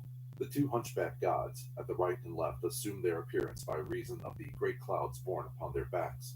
In Navajo religious art, male divinities are always shown with circular heads, and female divinities with square heads. The outstanding hero of North American Indian folklore is Hiawatha, a name which, according to Lewis Spence, signifies he who seeks the wampum belt. Hiawatha enjoys the distinction of anticipating by several centuries the late Woodrow Wilson's cherished dream of a League of Nations. Following in the footsteps of Schoolcraft, Longfellow confused the historical Hiawatha of the Iroquois with Manabozho, a mythological hero of the Algonquins and Ojibwas. Hiawatha, a chief of the Iroquois, after many reverses and disappointments, succeeding in uniting the 5 great nations of the Iroquois into the League of the 5 Nations. The original purpose of the League, to abolish war by substituting councils of arbitration, was not wholly successful, but the power of the silver chain conferred upon the Iroquois a solidarity attained by no other confederacy of North American Indians. Hiawatha, however, met the same opposition which has confronted every great idealist, irrespective of time or race. The shamans turned their magic against him, and according to one legend, created an evil bird which, swooping down from heaven, tore his only daughter to pieces before his eyes. When Hiawatha, after accomplishing his mission, had sailed away in his self-propelled canoe along the path of the sunset, his people realized the true greatness of their benefactor and elevated him to the dignity of a demigod. In Longfellow's Song of Hiawatha, the poet has cast the great Indian statesman in a charming setting of magic and enchantment. Yet, through the maze of symbol and allegory is ever faintly visible the figure of Hiawatha the Initiate, the very personification of the Red Man and his philosophy. The Popol Vuh. No other sacred book sets forth so completely as the Popol Vuh the initiatory rituals of a great school of mystical philosophy. This volume alone is sufficient to establish incontestably the philosophical excellence of the Red race. The Red, children of the sun, writes James Morgan Priest, do not worship the one God. For them, that one God is absolutely impersonal, and all the forces emanated from that one God are personal. This is the exact reverse of the popular Western conception of a personal God and impersonal working forces in nature. Decide for yourself which of these beliefs is the more philosophical. These children of the sun adore the plumed serpent, who is the messenger of the sun. He was the god Quetzalcoatl in Mexico, Gucumatz in Quiche, and in Peru he was called Amaru. From the latter name comes our word America. Amaruca is literally translated land of the plumed serpent. The priests of this god of peace, from their chief center in the Cordilleras, once ruled both Americas. All the red men who have remained true to the ancient religion are still under their sway. One of their strong centers was in Guatemala, and of their order was the author of the book called Popol Vuh. In the Quiche tongue, Quetzal, the bird of paradise, Quetzal, the serpent veiled in plumes of the paradise bird. The Popol Vuh was discovered by Father Jimenez in the 17th century. It was translated into French by Brasseur de Bourbourg and published in 1861. The only complete English translation is that by Kenneth Sylvan Guthrie, which ran through the early files of the Word magazine, and which is used as the basis of this article. A portion of the Popol Vuh was translated into English with extremely valuable commentaries by James Morgan Priest, but unfortunately his translation was never completed. The second book of the Popol Vuh is largely devoted to the initiatory rituals of the Quiche nation. These ceremonials are of first importance to the students of Masonic symbolism and mystical philosophy, since they establish beyond doubt the existence of ancient and divinely instituted mystery schools on the American continent. Louis Spence, in describing the Popol Vuh, gives a number of translations of the title of the manuscript itself, passing over the renditions, the Book of the Map, and the Record of the Community. He considers it likely that the correct title is The Collection of Written Leaves, Popol signifying the prepared bark, and vuh, paper or book, from the verb ush, to write. Dr. Guthrie interprets the words Popol Vuh to mean the Senate Book, or the Book of the Holy Assembly. Brasseur de Bourbourg calls it the Sacred Book, and Father Jimenez designates the volume the National Book. In his articles on the Popol Vuh, appearing in the 15th volume of Lucifer, James Morgan Priest, approaching the subject from the standpoint of the mystic, calls this work the Book of the Azure Veil. In the Popol Vuh itself, the ancient records from which the Christianized Indian who compiled it derived his material are referred to as the tale of human existence in the land of shadows, and how man saw light and life. The meager available native records contain abundant evidence that the later civilizations of Central and South America were hopelessly dominated by the black arts of their priestcrafts. In the convexities of their magnetized mirrors, the Indian sorcerers captured the intelligences of elemental beings, and, gazing into the depths of these abominable devices, eventually made the scepter subservient to the wand. Robed in garments of sable blue, their search for truth were led by their sinister guides through the confused passageways of necromancy. By the left-hand path, they descended into the somber depths of the infernal world, where they learned to endow stones with the power of speech, and to subtly ensnare the minds of men with their chants and fetishes. As typical of the perversion which prevailed, none could achieve to the greater mysteries until a human being had suffered immolation at his hand, and the bleeding heart of the victim had been elevated before the leering face of the stone idol, fabricated by a priestcraft, the members of which realized more fully than they dared to admit the true nature of the man-made demon. The sanguinary and indescribable rites practiced by many of these Central American Indians may represent remnants of the later Atlantean perversion of the ancient sun mysteries. According to the secret tradition, it was during the later Atlantean epoch that black magic and sorcery dominated the esoteric schools, resulting in the bloody sacrificial rites and gruesome idolatry, which ultimately overthrew the Atlantean Empire and even penetrated the Aryan religious world. The Mysteries of Xibalba. The princes of Xibalba, so the Popol Vuh recounts, sent their 4 owl messengers to Hunhunapoo and Vukub Hunhunapoo, ordering them to come at once to the place of initiation in the fastness of the Guatemalan mountains. Failing in the tests imposed by the princes of Xibalba, the 2 brothers, according to the ancient custom, paid with their lives for their shortcomings. Hunhunapoo and Vukub Hunhunapoo were buried together, but the head of Hunhunapoo was placed among the branches of the sacred calabash tree, which grew in the middle of the road leading to the awful mysteries of Xibalba. Immediately, the calabash tree covered itself with fruit, and the head of Hunhunapoo showed itself no more, for it reunited itself with the other fruits of the calabash tree. Now Zukik was the virgin daughter of Prince Kuchumakik. From her father she had learned of the marvelous calabash tree, and desiring to possess some of its fruit, she journeyed alone to the somber place where it grew. When Zukik put forth her hand to pick the fruit of the tree, some saliva from the mouth of Hunhunapoo fell into it, and the head spoke to Zukik, saying, "This saliva and froth is my posterity, which I have just given you. Now my head will cease to speak, for it is only the head of a corpse, which has no more flesh." Following the admonitions of Hunhunapoo, the young girl returned to her home. Her father, Kuchumakik, later discovering that she was about to become a mother, questioned her concerning the father of her child. Zukik replied that the child was begotten while she was gazing upon the head of Hunhunapoo in the calabash tree, and that she had known no man. Kuchumakik, refusing to believe her story at the instigation of the princes of Xibalba, demanded her heart in an urn. Led away by her executioners, Zukik pleaded with them to spare her life, which they agreed to do, substituting for her heart the fruit of a certain tree, rubber, whose sap was red and of the consistency of blood. When the princes of Xibalba placed the supposed heart upon the coals of the altar to be consumed, they were all amazed by the perfume which rose therefrom, for they did not know that they were burning the fruit of a fragrant plant. Zukik gave birth to twin sons, who were named Hanapoo and Xibalanque, and whose lives were dedicated to avenging the deaths of Hunhunapoo and Vukub Hunhunapoo. The years passed, and the 2 boys grew up to manhood, and great were their deeds. Especially did they excel in a certain game called tennis, but somewhat resembling hockey.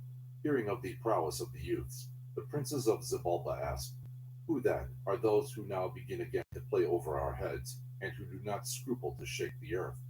Are not Hunhunapoo and Vukub Hunhunapoo dead, who wish to exalt themselves before our face?" So the princes of Xibalba sent for the 2 youths, Hunapoo and Xibalanque, that they might destroy them also in the 7 days of the mysteries.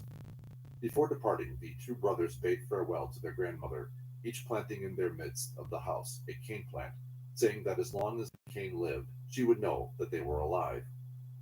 "O our grandmother, O our mother, do not weep. Behold the sign of our word which remains with you."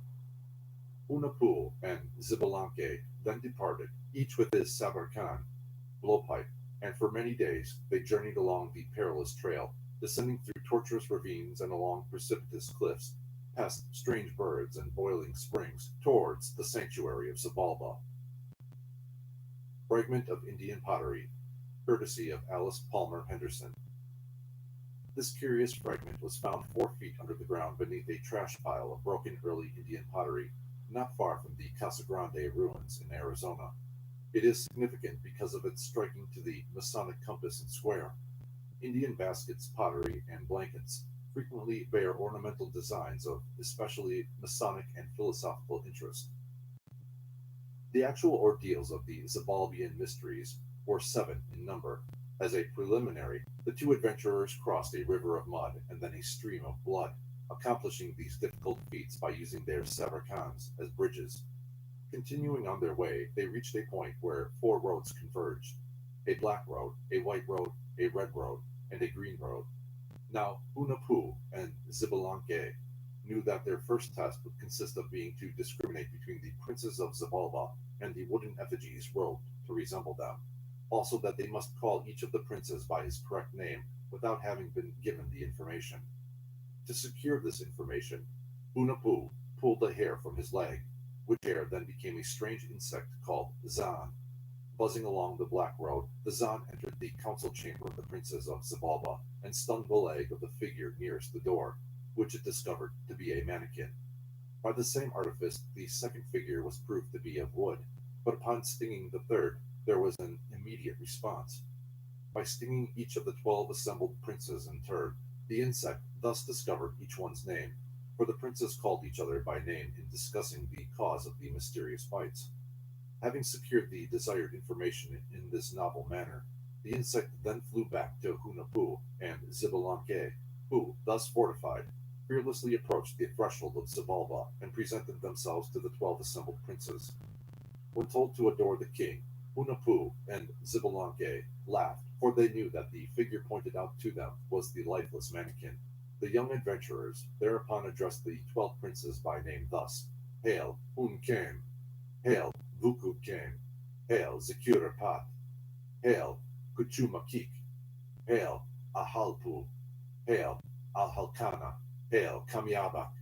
Hail, Kamiaholona! Hail, Kiksik! Hail, Patan! Hail, Kikre! Hail, Kikurizakak! When invited by the Xibalbians to seat themselves upon a great stone bench, Hunahpu and Xbalanque declined to do so, declaring that they well knew the stone to be heated, so that they would be burned to death if they sat upon it. The princes of Xibalba then ordered Hunahpu and Xbalanque to rest for the night in the House of Shadows. This completed the first degree of the Xibalbian mysteries. The second trial was given to the House of Shadows, where to each of the candidates was brought a pine torch and a cigar, with the injunction that both must be kept alight throughout the entire night, and yet each must be returned the next morning unconsumed. Knowing that death was the alternative to failure of the test, the young men burned arrows feathers in place of the pine splinters, which they closely resembled, and also put fireflies on the tips of the cigars. Seeing the lights, those who watched felt certain that Hunahpu and Xbalanque had fallen into the trap, but when morning came, the torches and cigars were returned to the guards, unconsumed and still burning. In amazement and awe, the princes of Xibalba gazed upon the unconsumed splinters and cigars, for never before had these been returned intact. The third ordeal took place presumably in a cavern called the House of Spears. Here, hour after hour, the youths were forced to defend themselves against the strongest and most skillful warriors armed with spears. Hunahpu and Xbalanque pacified the spearmen, who thereupon ceased attacking them. They then turned their attention to the second and most difficult part of the test, the production of 4 vases of the rarest flowers, but which they were not permitted to leave the temple to gather. Unable to pass the guards, the 2 young men secured the assistance of the ants. These tiny creatures, crawling into the gardens of the temple, brought back the blossoms so that by morning the vases were filled. When Hunahpu and Xbalanque presented the flowers to the 12 princes, the latter, in amazement, recognized the blossoms as having been filched from their own private gardens. In consternation, the princes of Xibalba then counseled together how they could destroy the intrepid neophytes, and forthwith prepared for them the next ordeal. For their fourth test, the 2 brothers were made to enter the House of Cold, where they remained for an entire night. The princes of Xibalba considered the chill of the icy cavern to be unbearable, and it is described as the abode of the frozen winds of the north. Hunahpu and Xbalanque, however, protected themselves from the deadening influence of the frozen air by building fires of pine cones, whose warmth caused the spirit of cold to leave the cavern, so that the youths were not dead, but full of life when day dawned. Even greater than before was the amazement of the princes of Xibalba when Hunahpu and Xbalanque again entered the hall of assembly in the custody of their guardians. The fifth ordeal was also of a nocturnal nature. Hunahpu and Xbalanque were ushered into a great chamber which was immediately filled with ferocious tigers. Here they were forced to remain throughout the night. The young men tossed bones to the tigers, which they ground to pieces with their strong jaws. Gazing into the house of the tigers, the princes of Xibalba beheld the animals chewing the bones, and said one to the other, "They have at last learned to know the power of Xibalba, and they have given themselves up to the beasts." But when at dawn Hunahpu and Xbalanque emerged from the house of the tigers unharmed, the Xibalbians cried, "Of what race are those?" For they could not understand how any man could escape the tiger's fury. Then the princes of Xibalba prepared for the two brothers a new ordeal. The sixth test consisted of remaining from sunset to sunrise in the house of fire. Hunahpu and Xbalanque entered a large apartment, arranged like a furnace. On every side the flames arose and the air was stifling. So great was the heat that those who entered this chamber could survive only a few moments. But at sunrise, when the doors of the furnace were opened, Hunahpu and Xbalanque came forth unscorched by the fury of the flames. The princes of Xibalba, perceiving how the two intrepid youths had survived every ordeal prepared for their destruction, were filled with fear lest all the secrets of Xibalba should fall into the hands of Hunahpu and Xbalanque. So they prepared the last ordeal, an ordeal yet more terrible than any which had gone before, certain that the youths could not withstand this crucial test. Midewiwin record on birch bark, courtesy of Alice Palmer Henderson. The birch bark roll is one of the most sacred possessions of an initiate of the Midewiwin, or Grand Medicine Society of the Ojibwas. Concerning these rolls, Colonel Carrick Mallory writes, "To persons acquainted with secret societies, a good comparison for the Midewiwin charts would be what is called a trestle board of a Masonic order, which is printed and published and publicly exposed without exhibiting any secrets of the order. Yet it is not only significant, but useful to the esoteric in assistance to their memory as to the details of ceremony. A most complete and trustworthy account of the Midewiwin is that given by W. J. Hoffman in the 7th Annual Report of the Bureau of Ethnology. He writes, "The Midewiwin, Society of the Mide or Shaman, consists of an indefinite number of Mide of both sexes. The society is graded into 4 separate and distinct degrees, although there is a general impression prevailing, even among certain members, that any degree beyond the first is practically a mere repetition. The great power attained by one in making advancement depends upon the fact of his having submitted to being shot at with the medicine sacks in the hands of the officiating priests. It has always been customary for the Midi priests to preserve birch bark records bearing delicate, incised lines to represent pictorially the ground plan of the number of degrees to which the owner is entitled. Such records or charts are sacred and are never exposed to the public view. The 2 rectangular diagrams represent 2 degrees of the Mide Lodge and the straight line through the center of the spiritual path, or straight and narrow way, running through the degrees. And the faces at the termini of the lines are Manidos, or powerful spirits.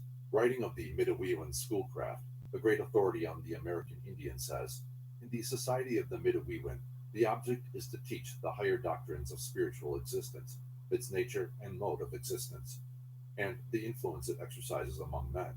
It is an association of men who profess the highest knowledge known to the tribes."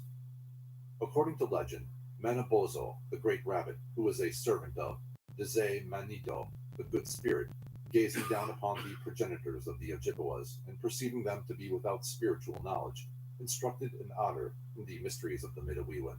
Manabozho built a Midewigan and initiated the otter, shooting the sacred Migis, a small shell, the sacred symbol of the Midi, into the body of the otter. He then conferred immortality upon the animal and entrusted to it the secrets of the Grand Medicine Society. The ceremony of initiation is preceded by sweat baths and consists chiefly of overcoming the influences of evil Manidos. The initiate is also instructed in the art of healing and, judging from plate 3 of Mr. Hoffman's article, a knowledge of directionalizing the forces moving through the vital centers of the human body. Though the cross is an important symbol in the Midewiwin rites, it is noteworthy that the Midi priests steadfastly refused to give up their religion and be converted to Christianity. The 7th ordeal took place in the House of the Bats. Here in the dark subterranean labyrinth lurked many strange and odious creatures of destruction. Huge bats fluttered dismally through the corridors and hung with folded wings from the carvings on the walls and ceilings. Here also dwelt Camozotes, the god of bats, a hideous monster with the body of a man and the wings and head of a bat. Camozotes carried a great sword, and, soaring through the gloom, decapitated with a single sweep of his blade any unwary wanderers seeking to find their way through the terror-filled chambers. Xbalanque passed successfully through this horrifying test, but Hunahpu, caught off his guard, was beheaded by Camazotz. Later, Hunahpu was restored to life by magic, and the two brothers, having thus foiled every attempt against their lives by the Zabaldians, in order to better avenge the murder of Hunahpu, permitted themselves to be burned upon a funeral pyre. Their powdered bones were then cast into a river, and immediately became two great man-fishes. Later taking upon themselves the forms of aged wanderers, they danced for the Zabaldians and wrought strange miracles. Thus one would cut the other to pieces, and with a single word resurrect him, or they would burn houses by magic, and then instantly rebuild them. The fame of the two dancers, who were in reality Hunahpu and Xbalanque, finally came to the notice of the 12 princes of Xibalba, who thereupon desired these two miracle workers to perform their strange fears before them. After Hunahpu and Xbalanque had slain the dog of the princes and restored it to life, had burned the royal palace and instantly rebuilt it, and given other demonstrations of their magical powers, the monarch of the Zabalbians asked the magicians to destroy him and restore him also to life. So Hunahpu and Xbalanque slew the princes of Xibalba, but did not return them to life, thereby avenging the murder of Hunahpu and Vuku Hunahpu. These heroes later ascended to heaven, where they became the Celestial Lights. Keys to the Mysteries of Xibalba. Do not these initiations, writes Le Plombion, vividly recall to mind what Hinoch said he saw in his visions? That blazing house of crystal, burning hot and icy cold, that place where were the bow of fire, the quiver of arrows, the sword of fire, that other where he had to cross the babbling stream, and the river of fire, and those extremities of the earth, full of all kinds of huge beasts and birds, or the habitation where appeared one of the great glory sitting upon the orb of the sun. And lastly, does not the tamarind tree in the midst of the earth, that he was told was the tree of knowledge, find its simile in the calabash tree, in the middle of the road where those of Xibalba placed the head of Hunahpu after sacrificing him for having failed to support the first trial of the initiation? These were the awful ordeals that the candidates for initiation into the sacred mysteries had to pass through in Xibalba. Do they not seem an exact counterpart of what happened in a milder form at the initiation into the Eleusinian mysteries, and also the greater mysteries of Egypt, from which these were copied?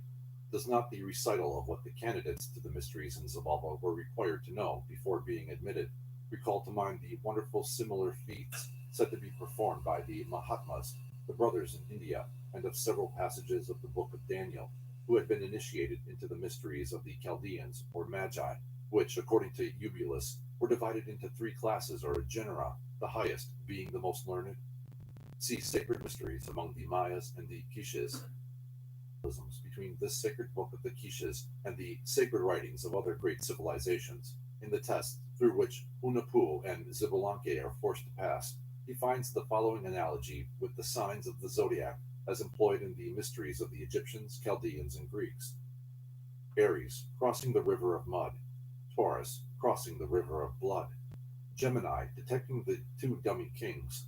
Cancer, the house of darkness. Leo, the house of spears. Virgo, the house of cold, the usual trip to hell. Libra, the house of tigers, or feline poise. Scorpio, the house of fire. Sagittarius, the house of bats, where the god Camazotz decapitates one of the heroes. Capricorn, the burning on the scaffold, the dual phoenix. Aquarius, their ashes being scattered in a river. Pisces, their ashes turning into man-fishes, and later back into human form. It would seem more appropriate to assign the river of blood to Aries, and that of mud to Taurus, and it is not at all improbable that in the ancient form of the legend, the order of the rivers was reversed. Dr. Guthrie's most astonishing conclusion is his effort to identify Xibalba with the ancient continent of Atlantis. He sees in the 12 princes of Xibalba the rulers of the Atlantean Empire, and in the destruction of these princes by the magic of Hunahpu and Xbalanque, an allegorical depiction of the tragic end of Atlantis.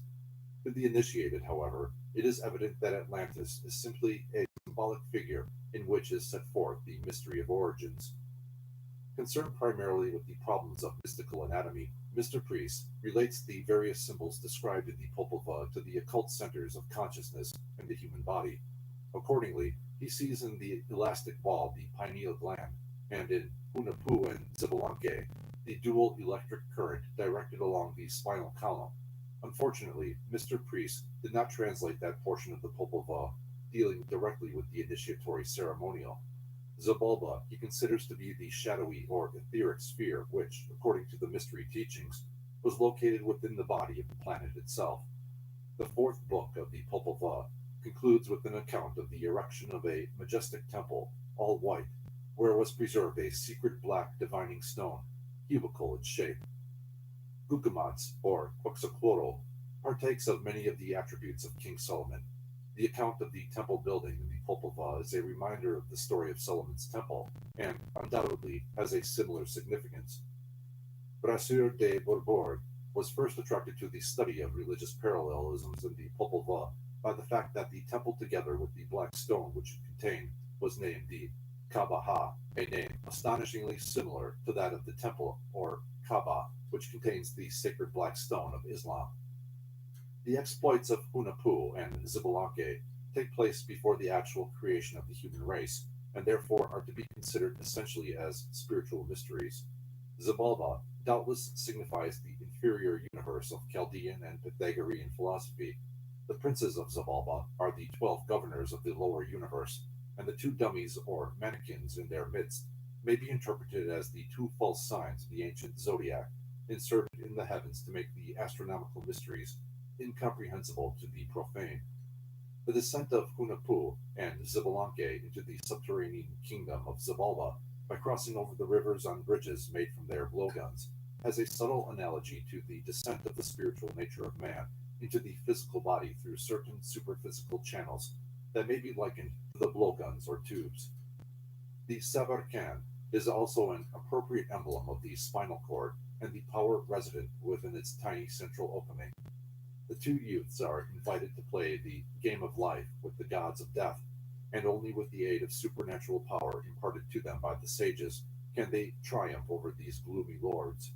The tests represent the soul wandering through the subzodiacal realms of the created universe. Their final victory over the lords of death represents the ascension of the spiritual and illumined consciousness from the tower nature which has been wholly consumed by the fire of spiritual purification. That the Quiches possessed the keys to the mystery of regeneration is evident from an analysis of the symbols appearing upon the images of their priests and gods. In Volume 2 of the Annales del Museo Nacional de Mexico is reproduced the head of an image generally considered to represent Quetzalcoatl. The sculpture is distinctly oriental in character, and on the crown of the head appear both the thousand-petaled sunburst of spiritual illumination and the serpent of the liberated spinal fire. The Hindu chakra is unmistakable, and it frequently appears in the religious art of the three Americas. One of the carved monoliths of Central America is adorned with the heads of two elephants with their drivers. No such animals have existed in the Western Hemisphere since prehistoric times, and it is evident that the carvings are the result of contact with the distant continent of Asia. Among the mysteries of the Central American Indians is a remarkable doctrine concerning the consecrated mantles, or, as they were called in Europe, magic capes. Because their glory was fatal to mortal vision, the gods, when appearing to the initiated priests, robed themselves in these mantles. Allegory and fable likewise are the mantles with which the secret doctrine is ever enveloped. Such a magic cape of concealment is the Popova, and deep within its folds sits the god of Quiche philosophy. The massive pyramids, temples, and monoliths of Central America may be likened also to the feet of gods, whose upper parts are enshrouded in magic mantles of invisibility. The mysteries and their emissaries. Did that divine knowledge which constituted the supreme possession of the pagan priestcraft survive the destruction of their temples? Is it yet accessible to mankind, or does it lie buried beneath the rubbish of ages, entombed within the very sanctuaries that were once illuminated by its splendor? In Egypt, writes Origen, the philosophers have a sublime and secret knowledge respecting the nature of God. What did Julian imply when he spoke of the secret initiations into the sacred mysteries of the seven-rayed God? who lifted souls to salvation through his own nature? Who were the blessed theurgists who understood the profundities concerning which Julian dared not speak? If this inner doctrine were always concealed from the masses, for whom a simpler code had been devised, is it not highly probable that the exponents of every aspect of modern civilization, philosophic, ethical, religious, and scientific, are ignorant of the true meaning of the very theories and tenets on which their beliefs are founded? Do the arts and sciences that the race has inherited from older nations conceal beneath their fair exterior a mystery so great that only the most illumined intellect can grasp its import? Such is undoubtedly the case. Albert Pike, who has gathered ample evidence of the excellence of the doctrines promulgated by the mysteries, supports his assertions by quoting from the writings of Clement of Alexandria, Plato, Epictetus, Proclus, Aristophanes, and Cicero, all of whom unite in lauding the high ideals of these institutions. From the unqualified testimony of such reputable authorities, no reasonable doubt can exist that the initiates of Greece, Egypt, and other ancient countries possess the correct solution to those great cultural, intellectual, moral, and social problems which, in an unsolved state, confront the humanity of the 20th century. The reader must not interpret this statement to mean that antiquity had foreseen and analyzed every complexity of this generation, but rather that the mysteries had evolved a method whereby the mind was so trained in the fundamental verities of life that it was able to cope intelligently with any emergency which might arise. Thus, the reasoning faculties were organized by a simple process of mental culture, for it was asserted that where reason reigns supreme, inconsistency cannot exist. Wisdom, it was maintained, lifts man to the condition of godhood, a fact which explains the enigmatical statement that the mysteries transformed roaring beasts into divinities. The preeminence of any philosophical system can be determined only by the excellence of its products. The mysteries have demonstrated the superiority of their culture by giving to the world minds of such overwhelming greatness, souls of such beatific vision, and lives of such outstanding impeccability that even after the lapse of ages, the teachings of these individuals constitute the present spiritual, intellectual, and ethical standards of the race. The initiates of the various mystery schools of past ages form a veritable golden chain of supermen and superwomen connecting heaven and earth. They are the links of that Homeric golden chain with which Zeus boasted he could bind the several parts of the universe to the pinnacle of Olympus. The sons and daughters of Isis are indeed an illustrious line, founders of sciences and philosophies, patrons of arts and crafts, supporting by the transcendency of their divinely given power the structures of the world religions erected to do them homage. Founders of doctrines which have molded the lives of uncounted generations, these initiate teachers bear witness to that spiritual culture which has always existed, and always will exist, as a divine institution in the world of men. Those who represent an ideal beyond the comprehension of the masses must face the persecution of the unthinking multitude, who are without that divine idealism which inspires progress and those rational faculties which unerringly sift truth from falsehood. The lot of the initiate teacher is therefore almost invariably an unhappy one.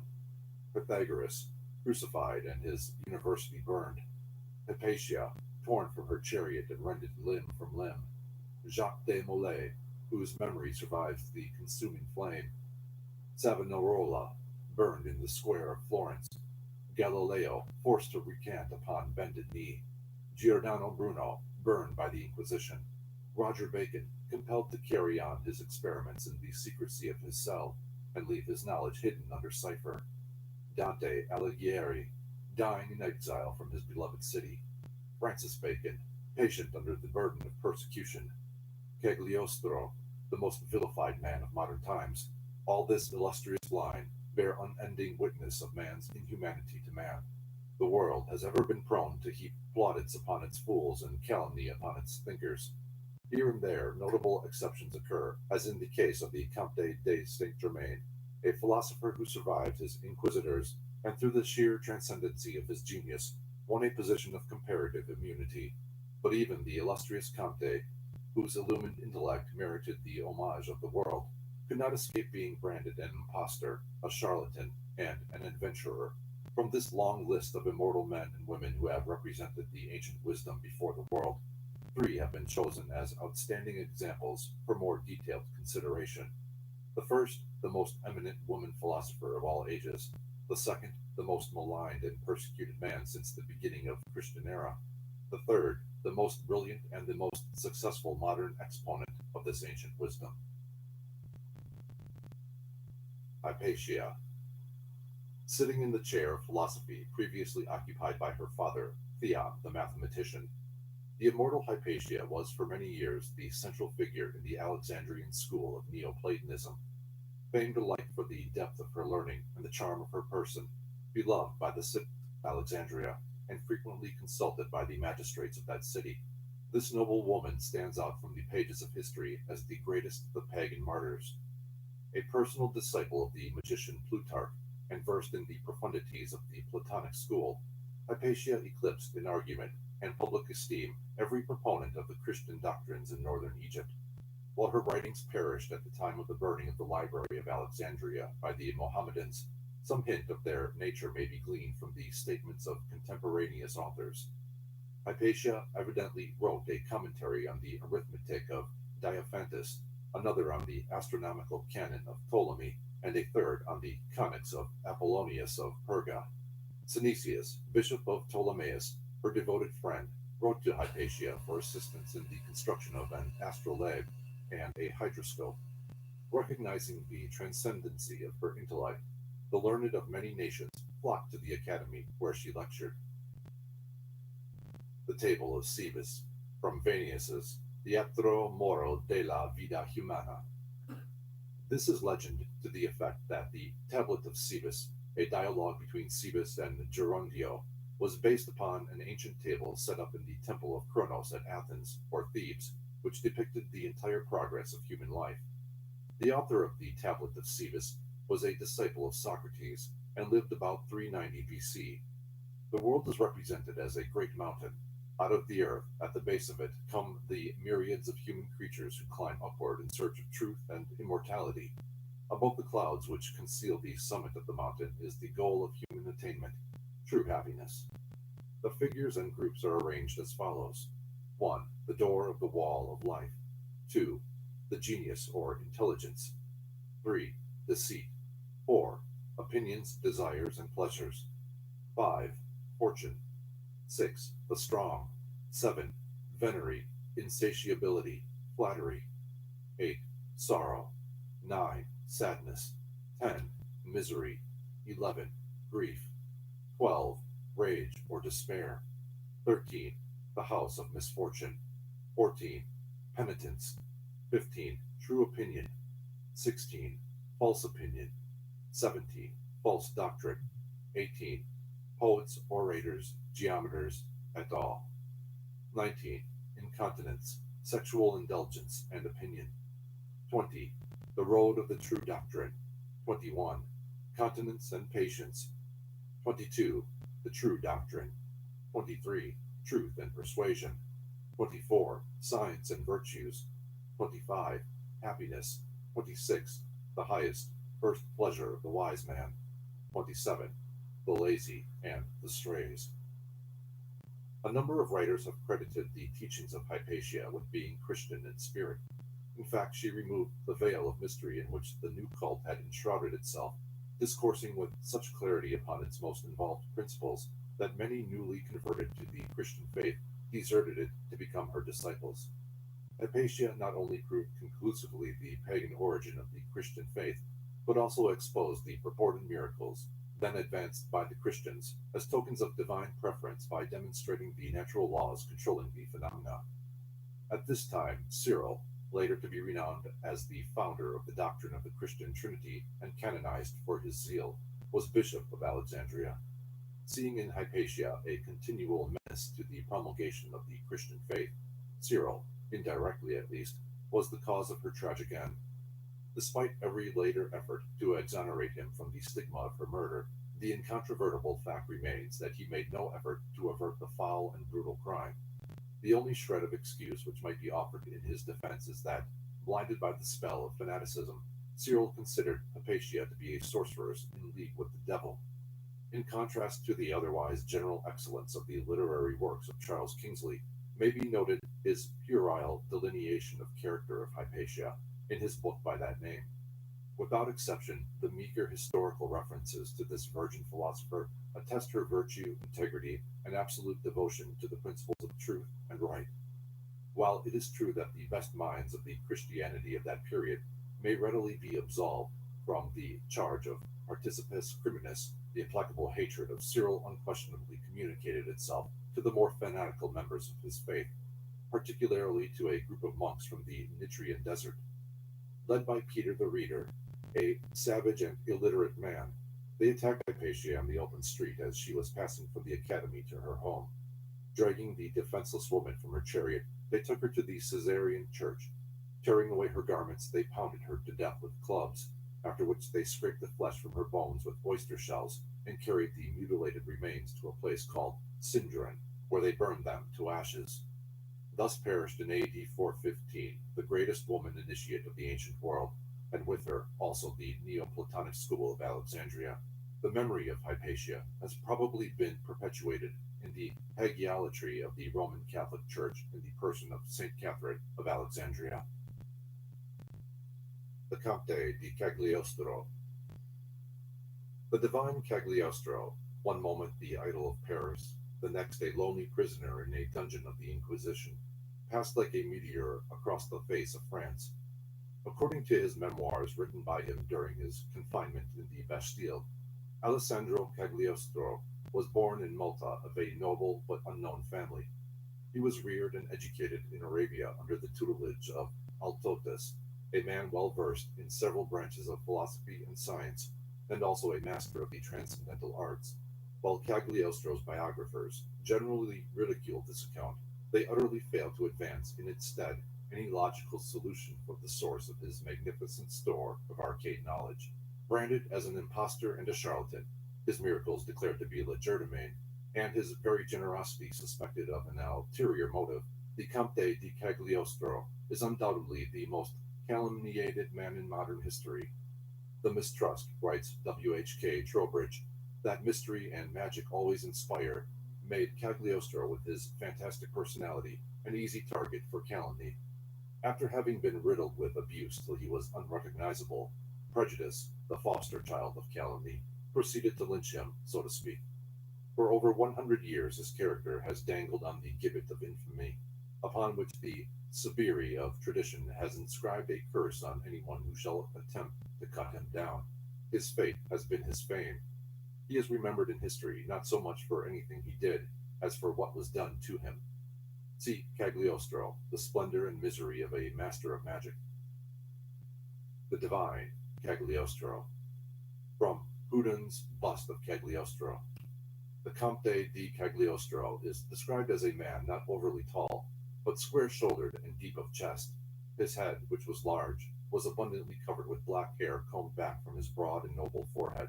His eyes were black and very brilliant, and when he spoke with great feeling upon some profound subject, the pupils dilated, his eyebrows rose, and he shook his head like a maned lion. His hands and feet were small, an indication of noble birth, and his whole bearing was one of dignity and studiousness. He was filled with energy, and could accomplish a prodigious amount of work.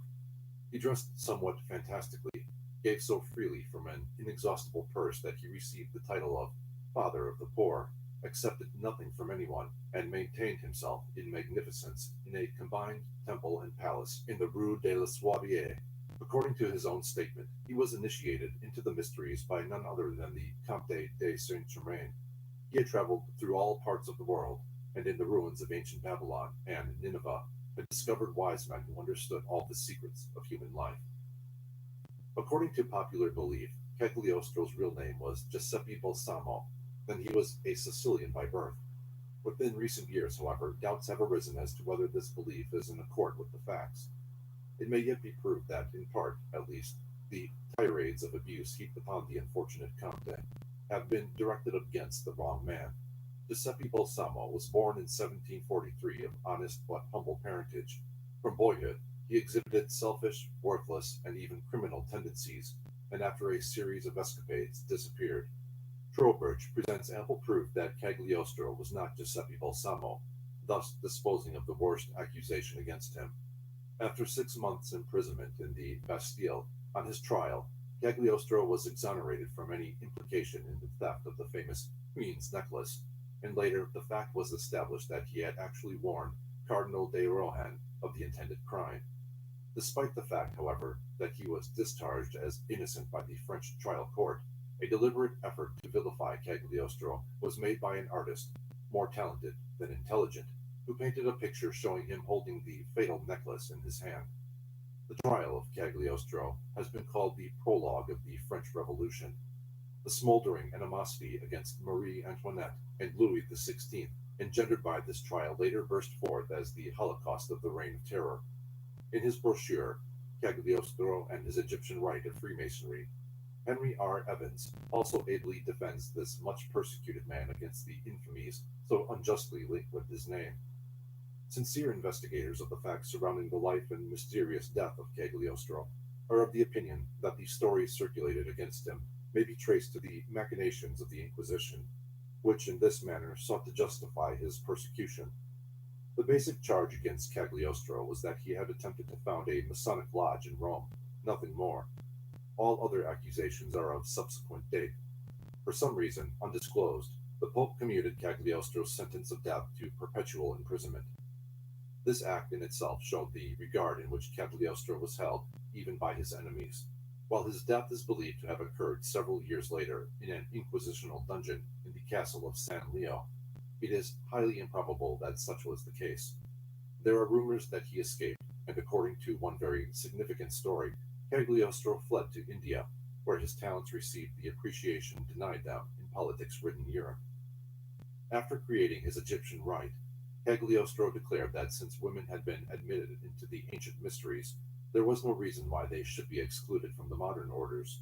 The Princess de Lamballe graciously accepted the dignity of Mistress of Honor in his secret society, and on the evening of her initiation, the most important members of the French court were present.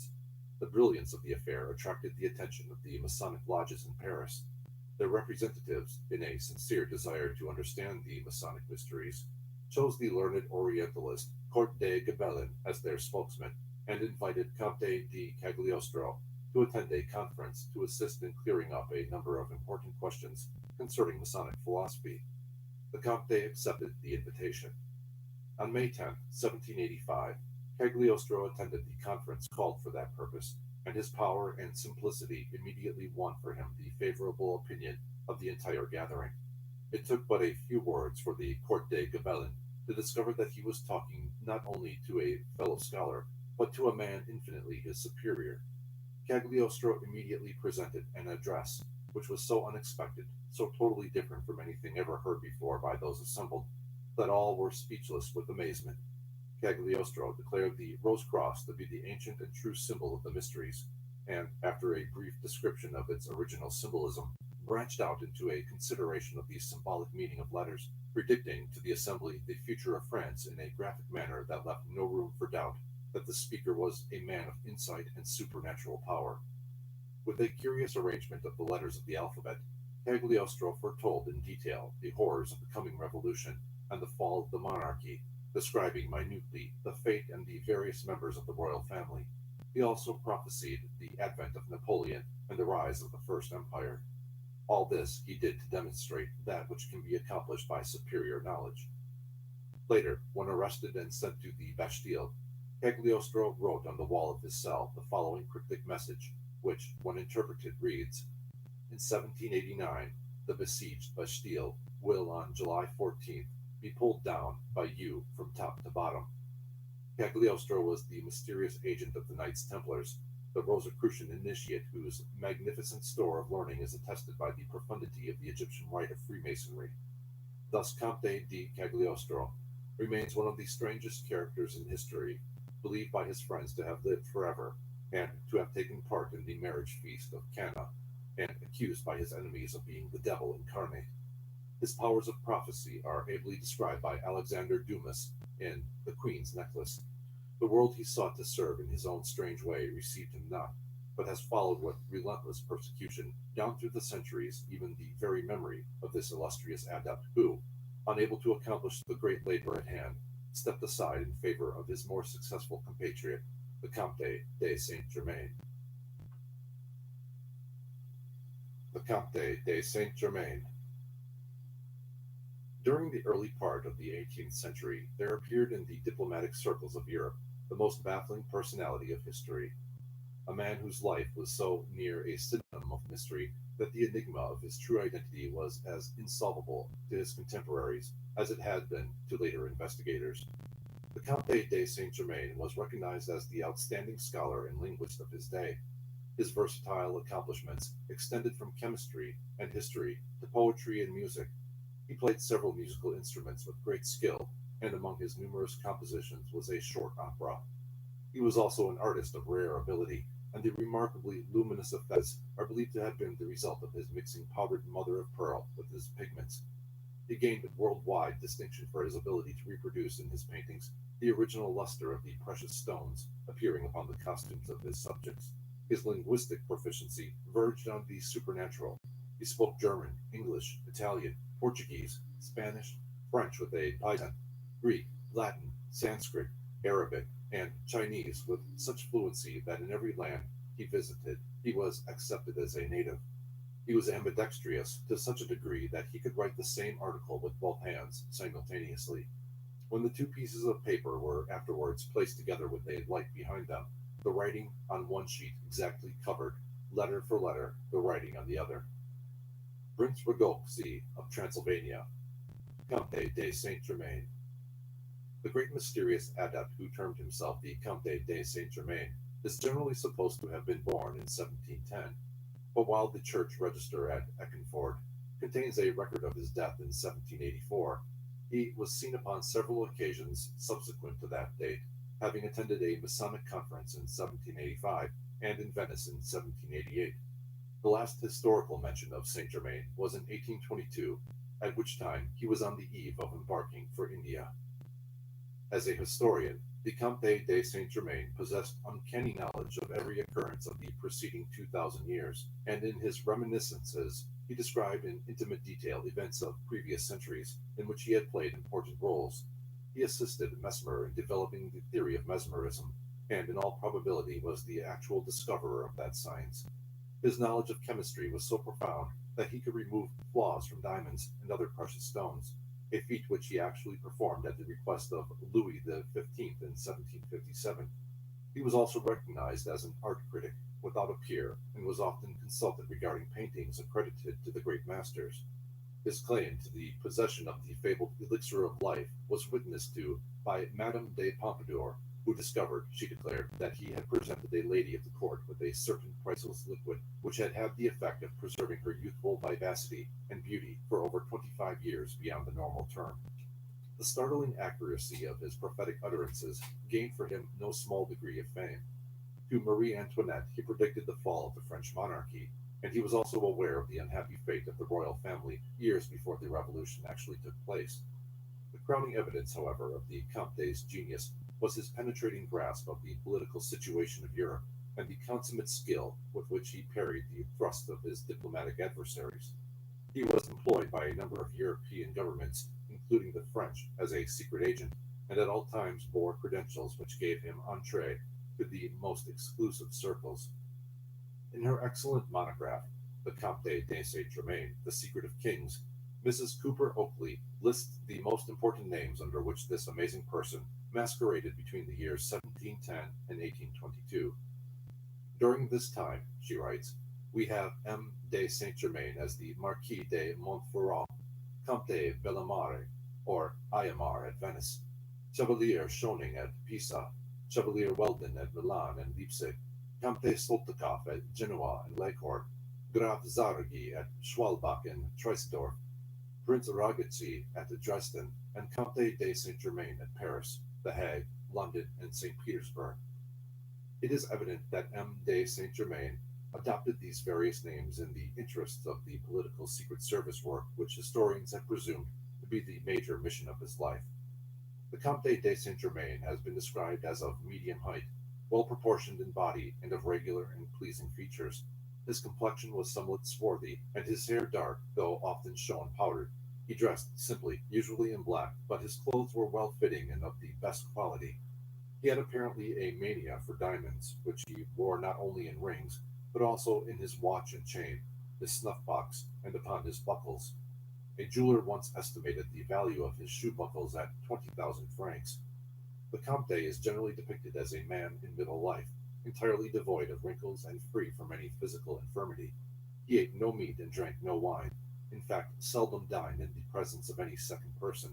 Although he was looked upon as a charlatan and impostor by a few nobles of the French court, Louis XV severely reprimanded a courtier who made a disparaging remark concerning him. The grace and dignity that characterized his conduct, together with his perfect control of every situation, attested the innate refinement and culture of one to the manner born. This remarkable person also had the surprising and impressive ability to divine, even to the most minute details, the questions of his inquisitors before they were asked. By something akin to telepathy, he was also able to feel when his presence was needed in some distant city or state, and it has even been recorded of him that he had the astonishing habit not only of appearing in his own apartment and in those of friends without resorting to the conventionality of the door, but also of departing therefrom in a similar manner. M. de Saint Germain's travels covered many countries. During the reign of Peter III, he was in Russia, and between the years 1737 and 1742 in the court of the Shah of Persia as an honored guest. On the subject of his wanderings, Una Birch writes, "The travels of the Comte de Saint Germain covered a long period of years and a great range of countries. From Persia to France and from Calcutta to Rome, he was known and respected. Horace Walpole spoke with him in London in 1745. Clive knew him in India in 1756. Madame de Adhemar alleges that she met him in Paris in 1789, 5 years after his supposed death, while other persons pretend to have held conversations with him in the early 19th century. He was on familiar and intimate terms with the crowned heads of Europe, and the honored friend of many distinguished persons of all nationalities. He is even mentioned in the memoirs and letters of the day, and always as a man of mystery. Frederick the Great, Voltaire, Madame de Pompadour, Rousseau, Chatham, and Walpole, all of whom knew him personally, rivaled each other in curiosity as to his origin. During the many decades in which he was before the world, however, no one succeeded in discovering why he appeared as a Jacobite agent in London, as a conspirator in Petersburg, as an alchemist and connoisseur of pictures in Paris, or as a Russian general at Naples.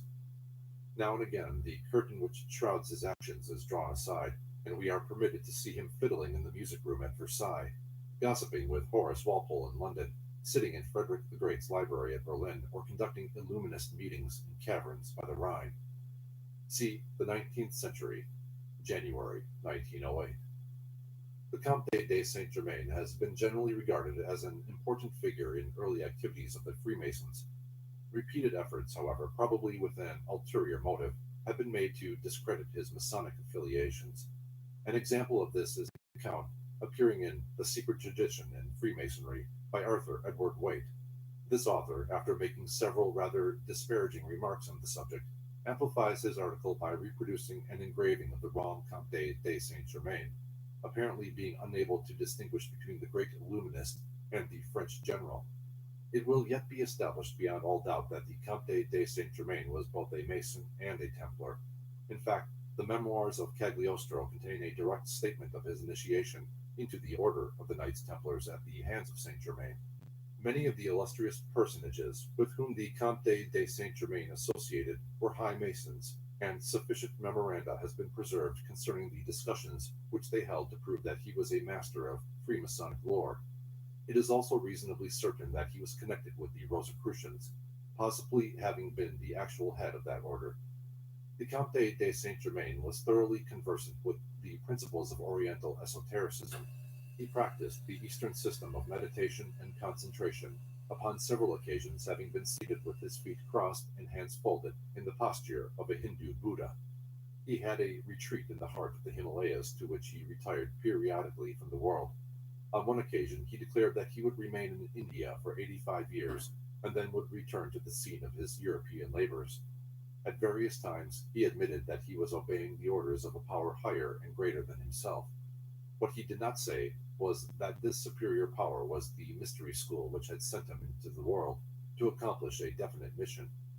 The Comte de Saint-Germain and Sir Francis Bacon are the two greatest emissaries sent into the world by the secret brotherhood in the last 1,000 years. E. Francis Udny, a theosophical writer, is of the belief that the Comte de Saint-Germain was not the son of Prince Rákóczi of Transylvania, but because of his age could have been none other than the prince himself, who was known to be of a deep philosophic and mystic nature. The same writer believes the Comte de Saint-Germain passed through the philosophic death as Francis Bacon in 1626, as François Rákóczi in 1735, and as Comte de Saint-Germain in 1784. He also feels that the Comte de Saint-Germain was the famous Comte de Gabalis, and, as Count Hompesch, was the last Grand Master of the Knights of Malta. It is well known that the many members of the European secret societies have feigned death for various purposes. Marshal Ney, a member of the Society of Unknown Philosophers, escaped the firing squad, and under the name of Peter Stewart Ney, lived and taught school for over 30 years in North Carolina. On his deathbed, P.S. Ney told Dr. Locke, the attending physician, that he was Marshal Ney of France. In concluding an article on the identity of the inscrutable Comte de Saint-Germain, Andrew Lang writes, "Did Saint-Germain really die in the palace of Prince Charles of Hesse about 1780 to 85? Did he, on the other hand, escape from the French prison where Grosley thought he saw him during the French Revolution? Was he known to Lord Lytton about 1860? Is he the mysterious Muscovite advisor of the Dalai Lama? Who knows? He is a will-o'-the-wisp of the memoir writers of the 18th century. See Historical Mysteries." Episodes from American History. Many times the question has been asked, was Francis Bacon's vision of the New Atlantis a prophetic dream of the great civilization which was so soon to rise upon the soil of the New World? It cannot be doubted that the secret societies of Europe conspired to establish upon the American continent a new nation, conceived in liberty and dedicated to the proposition that all men are created equal. Two incidents in the early history of the United States evidence the influence of that silent body which has so long guided the destinies of people and religions. By them, nations are created as vehicles for the promulgation of ideals, and while nations are true to these ideals, they survive. When they vary from them, they vanish like the Atlantis of old, which had ceased to know the gods. In his admirable little treatise, Our Flag, Robert Allen Campbell revives the details of an obscure but most important episode of American history, the designing of the colonial flag of 1775. The account involves a mysterious man concerning whom no information is available other than that he was on familiar terms with both General George Washington and Dr. Benjamin Franklin. The following description of him is taken from Campbell's treatise. Little seems to have been known concerning this old gentleman, and in the materials from which this account is compiled, his name is not even once mentioned, for he is uniformly spoken of or referred to as the professor. He was evidently far beyond his 70 years, and he often referred to historical events of more than a century previous, just as if he had been a living witness of their occurrence. Still, he was erect, vigorous, and active, hale, hearty, and clear-minded, as strong and energetic every way as in the prime of his life. He was tall, of fine figure, perfectly easy and very dignified in his manners, being at once courteous, gracious, and commanding. He was, for those times, and considering the customs of the colonists, very peculiar in his method of living, for he ate no flesh, fowl, or fish. He never used for any food any green thing, any roots, or anything unripe. He drank no liquor, wine, or ale, but confined his diet to cereals and their products, fruits that were ripened on the stem in the sun, nuts, mild tea, and the sweets of honey, sugar, or molasses. He was well educated, highly cultivated, of extensive as well as varied information, and very studious. He spent considerable of his time in the patient and persistent conning of a number of very rare old books and ancient manuscripts, which he seemed to be deciphering, translating, or rewriting. These books and manuscripts, together with his own writings, he never showed to anyone, and he did not even mention them in his conversations with the family, except in the most casual way, and he always locked them up very carefully in a large, old-fashioned, cubically shaped, iron-bound, heavy oaken chest whenever he left his room, even for his meals. He took long and frequent walks alone, sat on the brows of the neighboring hills, or mused in the midst of the green and flower-gemmed meadows. He was fairly liberal, but in no way lavish, in spending his money, with which he was well supplied.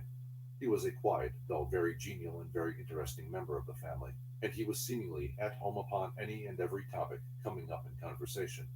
He was, in short, one whom everyone would notice and respect, whom few would feel well acquainted with, and whom no one would presume to question concerning himself as to whence he came, why he tarried, or whither he journeyed. By something more than a mere coincidence, the committee appointed by the Colonial Congress to design a flag accepted an invitation to be guests while in Cambridge of the same family with which the professor was staying. It was here that the General Washington joined them for the purpose of deciding upon a fitting emblem.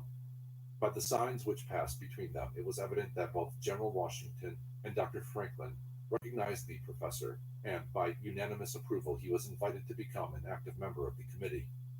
During the proceedings which followed, the professor was treated with the most profound respect, and all of his suggestions immediately acted upon.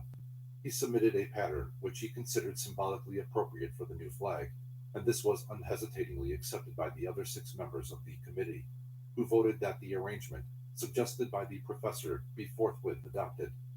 After the episode of the flag, the professor quietly vanished, and nothing further is known concerning him.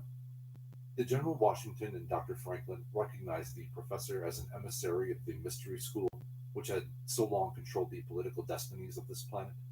Benjamin Franklin was a philosopher and a Freemason, possibly a Rosicrucian initiate. He and the Marquis de Lafayette, also a man of mystery, most important links in the chain of circumstance that culminated in the establishment of the original 13 American colonies as a free and independent nation. Dr. Franklin's philosophic attainments are well attested in Poor Richard's Almanac, published by him for many years under the name of Richard Saunders.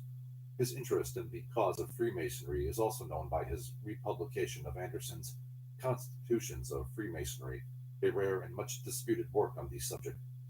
It was during the evening of July 4th, 1776, that the second of these mysterious episodes occurred. In the old State House in Philadelphia, a group of men were gathered for the momentous task of severing the last tie between the old country and the new. It was a grave moment, and not a few of those present feared that their lives would be the forfeit for their audacity. In the midst of the debate, a fierce voice rang out. The debaters stopped and turned to look upon the stranger. Who was this man who had suddenly appeared in their midst and transfixed them with his oratory? They had never seen him before.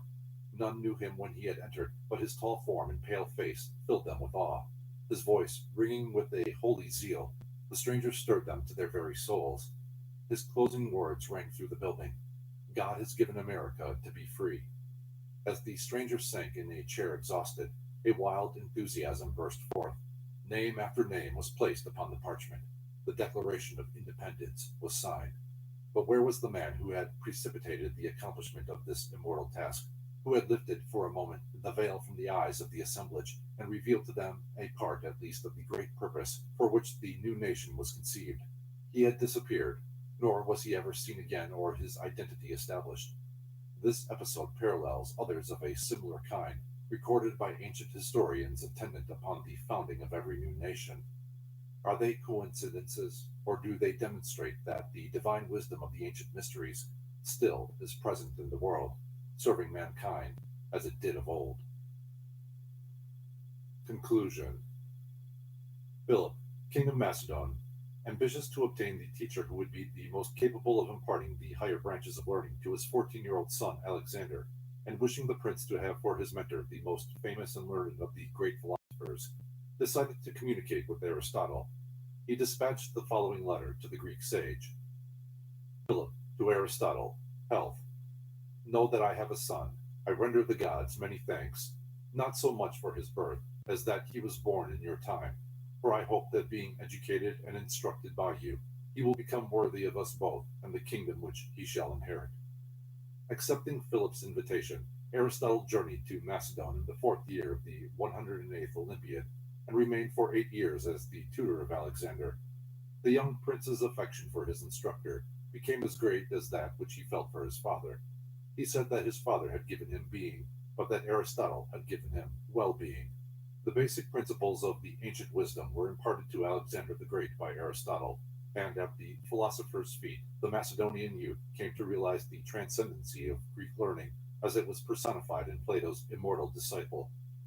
Elevated by his illumined teacher to the threshold of the philosophic sphere, he beheld the world of the sages, the world that fate and the limitations of his own soul decreed he should not conquer. Aristotle, in his leisure hours, edited and annotated the Iliad of Homer and presented the finished volume to Alexander. This book the young conqueror so highly prized that he carried with him on all his campaigns. At the time of his triumph over Darius, discovering among these spoils a magnificent gem-studded casket of unguents, he dumped its contents upon the ground, declaring that at last he had found a case worthy of Aristotle's edition of the Iliad. While on his Asiatic campaign, Alexander learned that Aristotle had published one of his most prized discourses, an occurrence which deeply grieved the young king. So to Aristotle, conqueror of the unknown, Alexander, conqueror of the known, sent this reproachful and pathetic admission of the insufficiency of worldly pomp and power. Alexander to Aristotle, health. You were wrong in publishing those branches of science hitherto not to be acquired except from oral instruction. In what shall I excel others if the more profound knowledge I gain from you be communicated to all? For my part, I had rather surpassed the majority of mankind in the sublimer branches of learning than in extent of power and dominion. Farewell. The receipt of this amazing letter caused no ripple in the placid life of Aristotle, who replied that although the discourse had been communicated to the multitudes, none who had not heard him deliver the lecture, who lacked spiritual comprehension, could understand its true import. A few short years, and Alexander the Great went the way of all flesh, and with his body crumbled the structure of empire erected upon his personality. 1 year later, Aristotle also passed into that greater world concerning whose mysteries he had so often discoursed with his disciples in the Elysium. But as Aristotle excelled Alexander in life, so he excelled him in death. For though his body mouldered in an obscure tomb, the great philosopher continued to live in his intellectual achievements. Age after age paid him grateful tribute. Generation after generation pondered over his theorems, until by the sheer transcendency of his rational faculties, Aristotle, the master of those who know, as Dante has called him, became the actual conqueror of the very world which Alexander had sought to subdue with the sword. Thus it is demonstrated that to capture a man it is not sufficient to enslave his body. It is necessary to enlist his reason, that to free a man it is not enough to strike the shackles from his limbs. His mind must be liberated from bondage to his own ignorance. Physical conquest must ever fail, for, generating hatred and dissension, it spurs the mind to the avenging of an outraged body. But all men are bound, whether willingly or unwillingly, to obey that intellect in which they recognize qualities and virtues superior to their own. That the philosophic culture of ancient Greece, Egypt, and India excelled that of the modern world must be admitted by all, even by the most confirmed of modernists. The golden era of Greek aesthetics, intellectualism, and ethics has never since been equaled. The true philosopher belongs to the most noble order of men. The nation or race which is blessed by possession of illumined thinkers is fortunate indeed, and its name shall be remembered for their sake. In the famous Pythagorean school at Crotona, philosophy was regarded as indispensable to the life of man. He who did not comprehend the dignity of the reasoning power could not properly be said to live. Therefore, when through innate perverseness a member either voluntarily withdrew or was forcibly ejected from the philosophic fraternity, a headstone was set up for him in the community graveyard, for he who had forsaken intellectual and ethical pursuits to re-enter the material sphere with its illusions of sense and false ambition was regarded as one dead to the sphere of reality. The life represented by the thraldom of the senses, the Pythagoreans conceived to be spiritual death, while they regarded death to the sense world as spiritual life. Philosophy bestows life in that it reveals the dignity and purpose of living. Materiality bestows death in that it benumbs or clouds those faculties of the human soul which should be responsive to the enlivening impulses of creative thought and ennobling virtue. How inferior to these standards of remote days are the laws by which men live in the 20th century. Today, man, a sublime creature with infinite capacity for self-improvement, in an effort to be true to false standards, turns from his birthright of understanding, without realizing the consequences, and plunges into the maelstrom of material illusion. The precious span of his earthly years he devotes to the pathetically futile effort to establish himself as an enduring power in a realm of unenduring things. Gradually, the memory of his life as a spiritual being vanishes from his objective mind, and he focuses all his partly awakened faculties upon the seething beehive of industry, which he has come to consider the sole actuality. From the lofty heights of his selfhood, he slowly sinks into the gloomy depths of ephemerality. He falls to the level of the beast, and in brutish fashion mumbles the problems arising from his all too insufficient knowledge of the divine plan. Here, in the lurid turmoil of a great industrial, political, commercial inferno, men writhe in self-inflicted agony, and reaching out into the swirling mists, strive to clutch and hold the grotesque phantoms of success and power. John and the Vision of the Apocalypse, from an engraving by Jean Duvet. Jean Duvet of Langres, who was born in 1485 and presumably died sometime after 1561, the year in which his illustrations to the Apocalypse were printed in the book form, was the oldest and greatest of French Renaissance engravers. Little is known concerning Duvet, beyond the fact that he was the goldsmith to the King of France. His engravings for the Book of Revelation, executed after he had passed his 70th year, were his masterpiece. For further information regarding this obscure master, consult the article by William M. Ivins, Jr. in The Arts, May 1926. The face of John is an actual portrait of Duvet. This plate, like many others cut by Duvet, is rich in philosophical symbolism. Ignorant of the cause of life, ignorant of the purpose of life, ignorant of what lies beyond the mystery of death, yet possessing within himself the answer to it all, man is willing to sacrifice the beautiful, the true, and the good within and without upon the blood-stained altar of worldly ambition. The world of philosophy, that beautiful garden of thought wherein the sages dwell in the bond of fraternity, fades from view.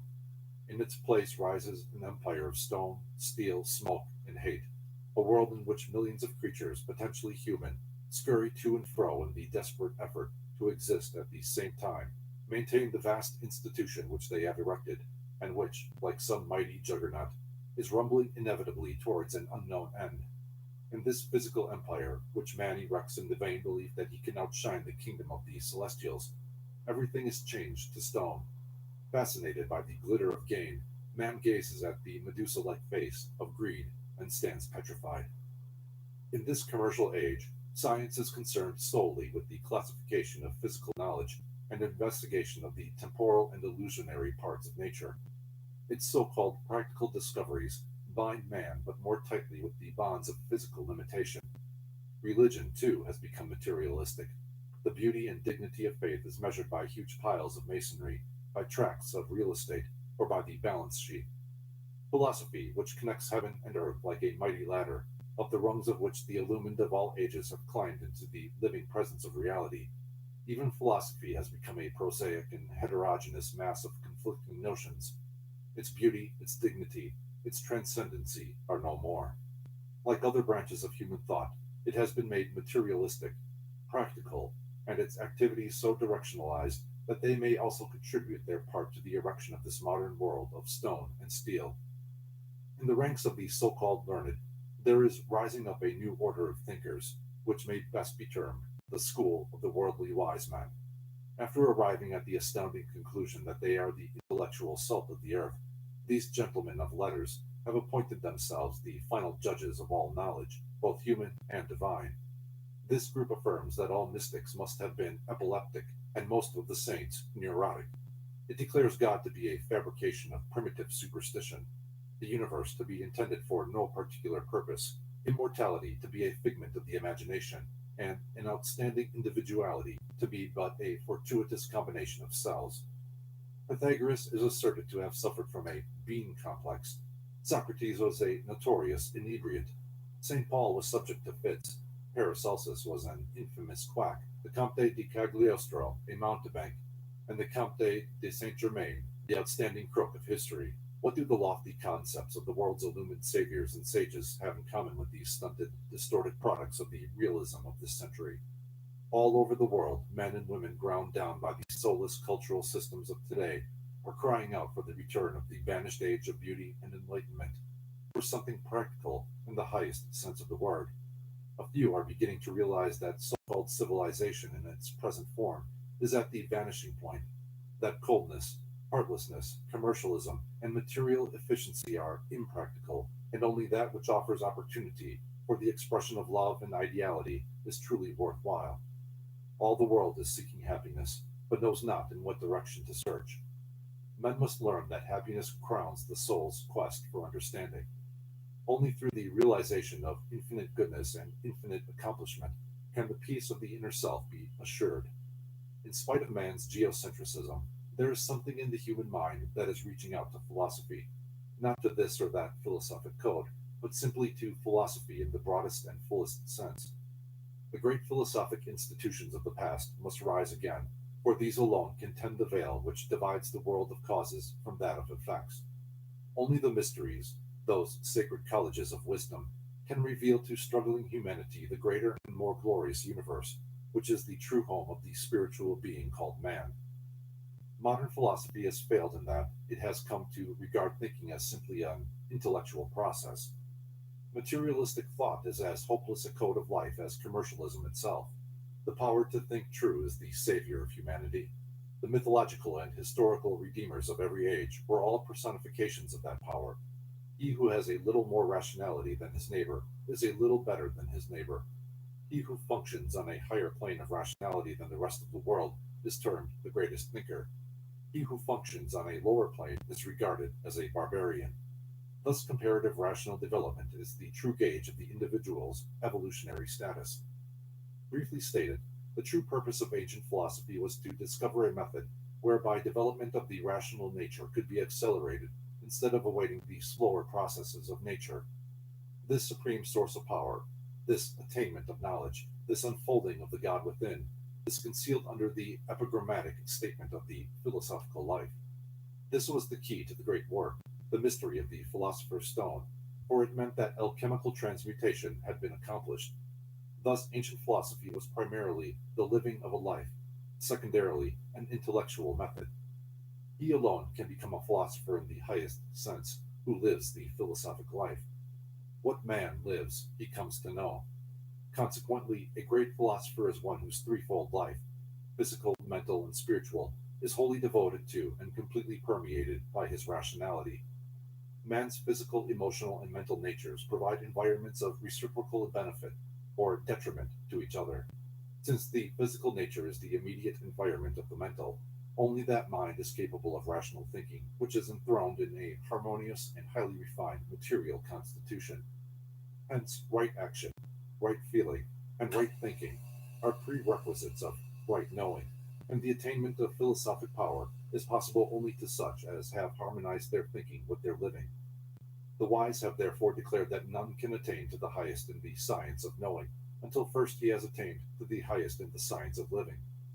Philosophic power is the natural outgrowth of the philosophic life, just as an intense physical existence emphasizes the importance of physical things, or just as the monastic metaphysical asceticism establishes the desirability of the ecstatic state. So complete philosophic absorption ushers the consciousness of the thinker into the most elevated and noble of all spheres, the pure philosophic or rational world.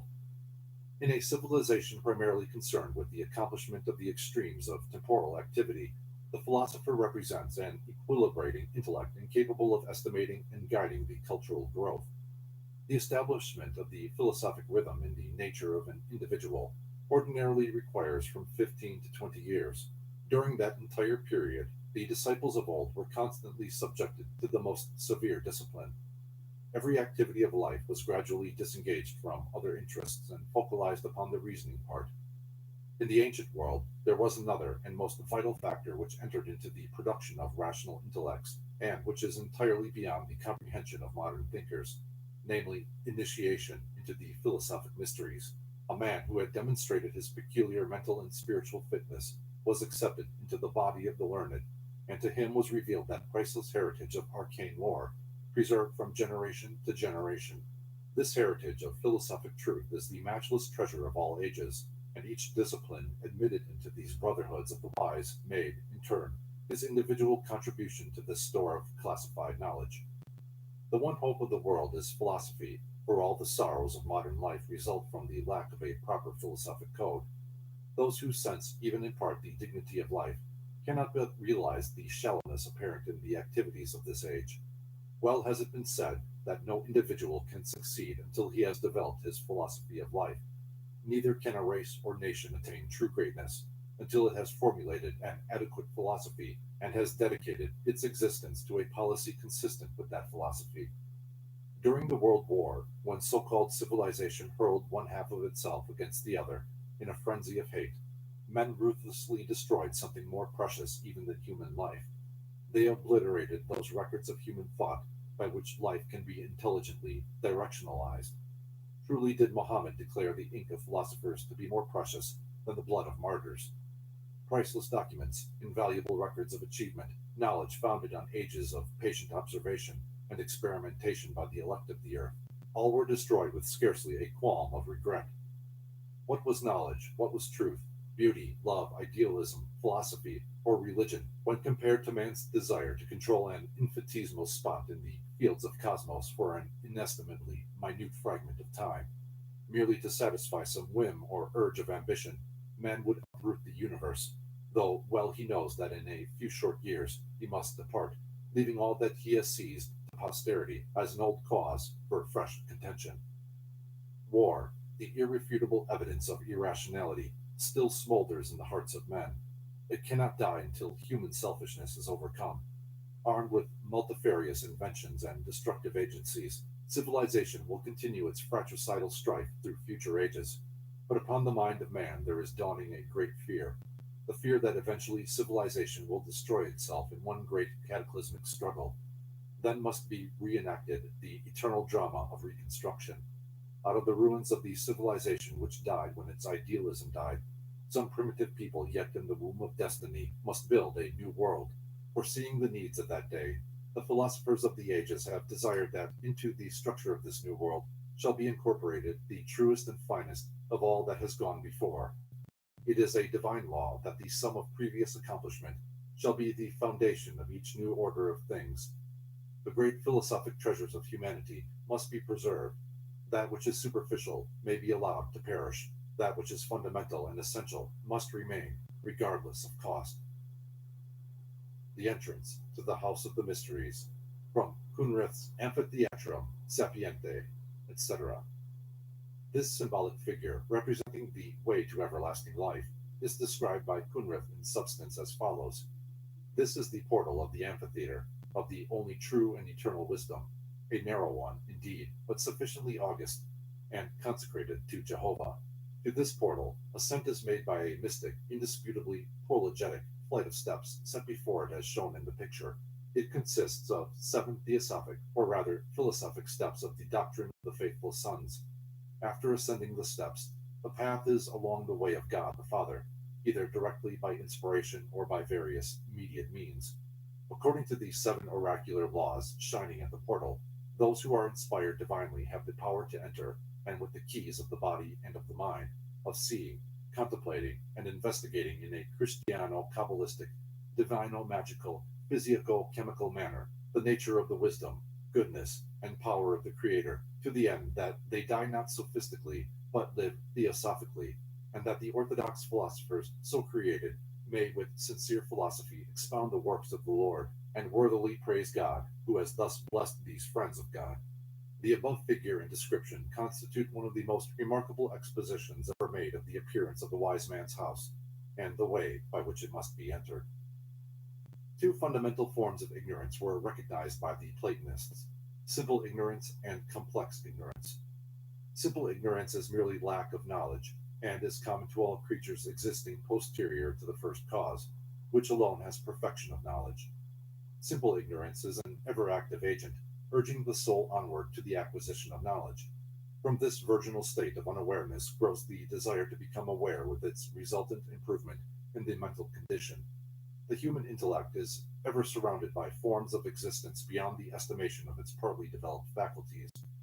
In this realm of objects, not understood, is a never failing source of mental stimuli. Thus, wisdom eventually results from the effort to cope rationally with the problem of the unknown.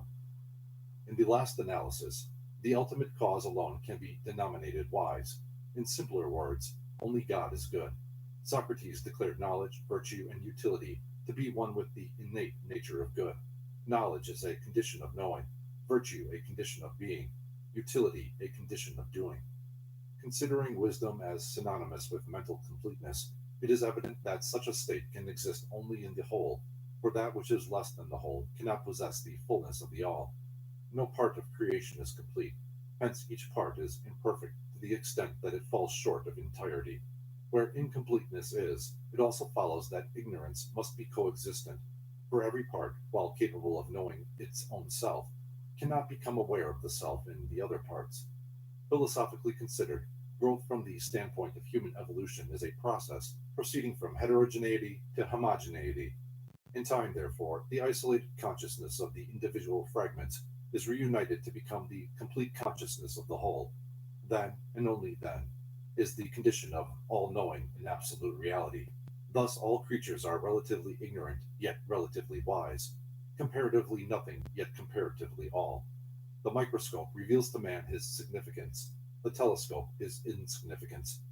Through the eternities of existence, man is gradually increasing in both wisdom and understanding. His ever expanding consciousness is including more of the external within the area of itself. Even in man's present state of imperfection, it is dawning upon his realization that he can never be truly happy until he is perfect, and that of all the faculties contributing to his self perfection, none is equal in importance to the rational intellect. Through the labyrinth of diversity, only the illumined mind can and must lead the soul into the perfect light of unity. In addition to the simple ignorance, which is the most potent factor in mental growth, there exists another, which is of a far more dangerous and subtle type. This second form, called twofold or complex ignorance, may be briefly defined as ignorance of ignorance. Worshipping the sun, moon, and stars, and offering sacrifices to the winds, the primitive savage sought with crude fetishes to propitiate his unknown gods. He dwelt in a world filled with wonders which he did not understand. Now great cities stand where once roamed the crook-boned men. Humanity no longer regards itself as primitive or aboriginal. The spirit of wonder and awe has been succeeded by one of sophistication. Today, man worships his own accomplishments, and either relegates the immensities of time and space to the background of his consciousness, or disregards them entirely. The 20th century makes a fetish of civilization, and is overwhelmed by its own fabrications. Its gods are of its own fashioning. Humanity has forgotten how infinitesimal, how impermanent, and how ignorant it actually is. Ptolemy has been ridiculed for conceiving the earth to be the center of the universe, yet modern civilization is seemingly founded upon the hypothesis that the planet Earth is the most permanent and important of all the heavenly spheres, and that the gods from their starry thrones are fascinated by the monumental and epochal events taking place upon this spherical anthill in chaos. From age to age, men ceaselessly toil to build cities that they may rule over them with pomp and power, as though a fillet of gold or 10 million vassals could elevate man above the dignity of his own thoughts, and make the glitter of his scepter visible to the distant stars. As this tiny planet rolls along its orbit in space, it carries with it some 2 billion human beings who live and die oblivious to that immeasurable existence lying beyond the lump on which they dwell.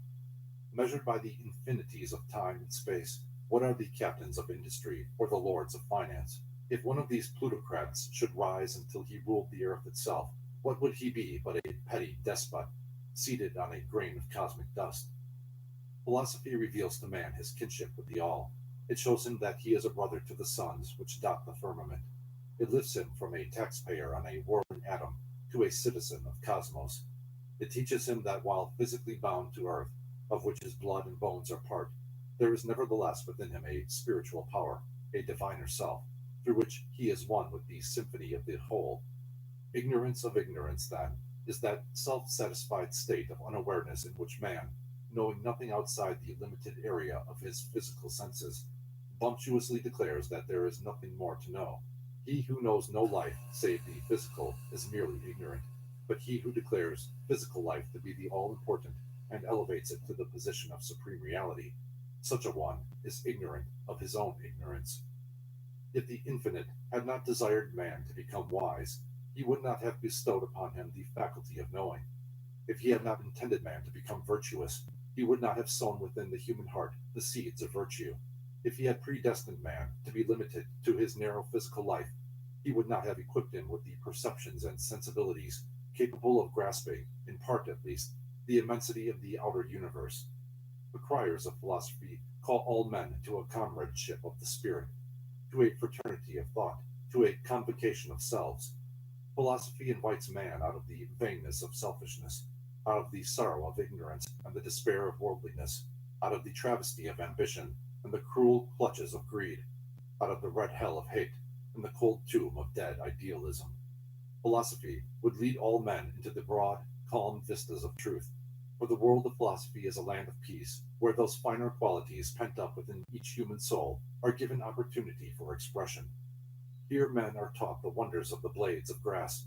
Each stick and stone is endowed with speech and tells the secret of its being. All life, bathed in the radiance of understanding, becomes a wonderful and beautiful reality.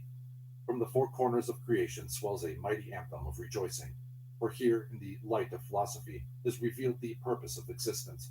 The wisdom and goodness permeating the whole become evident to even man's imperfect intellect. Here the yearning heart of humanity finds that companionship which draws forth from the innermost recesses of the soul, that great store of good which lies there like a precious metal in some deep hidden vein.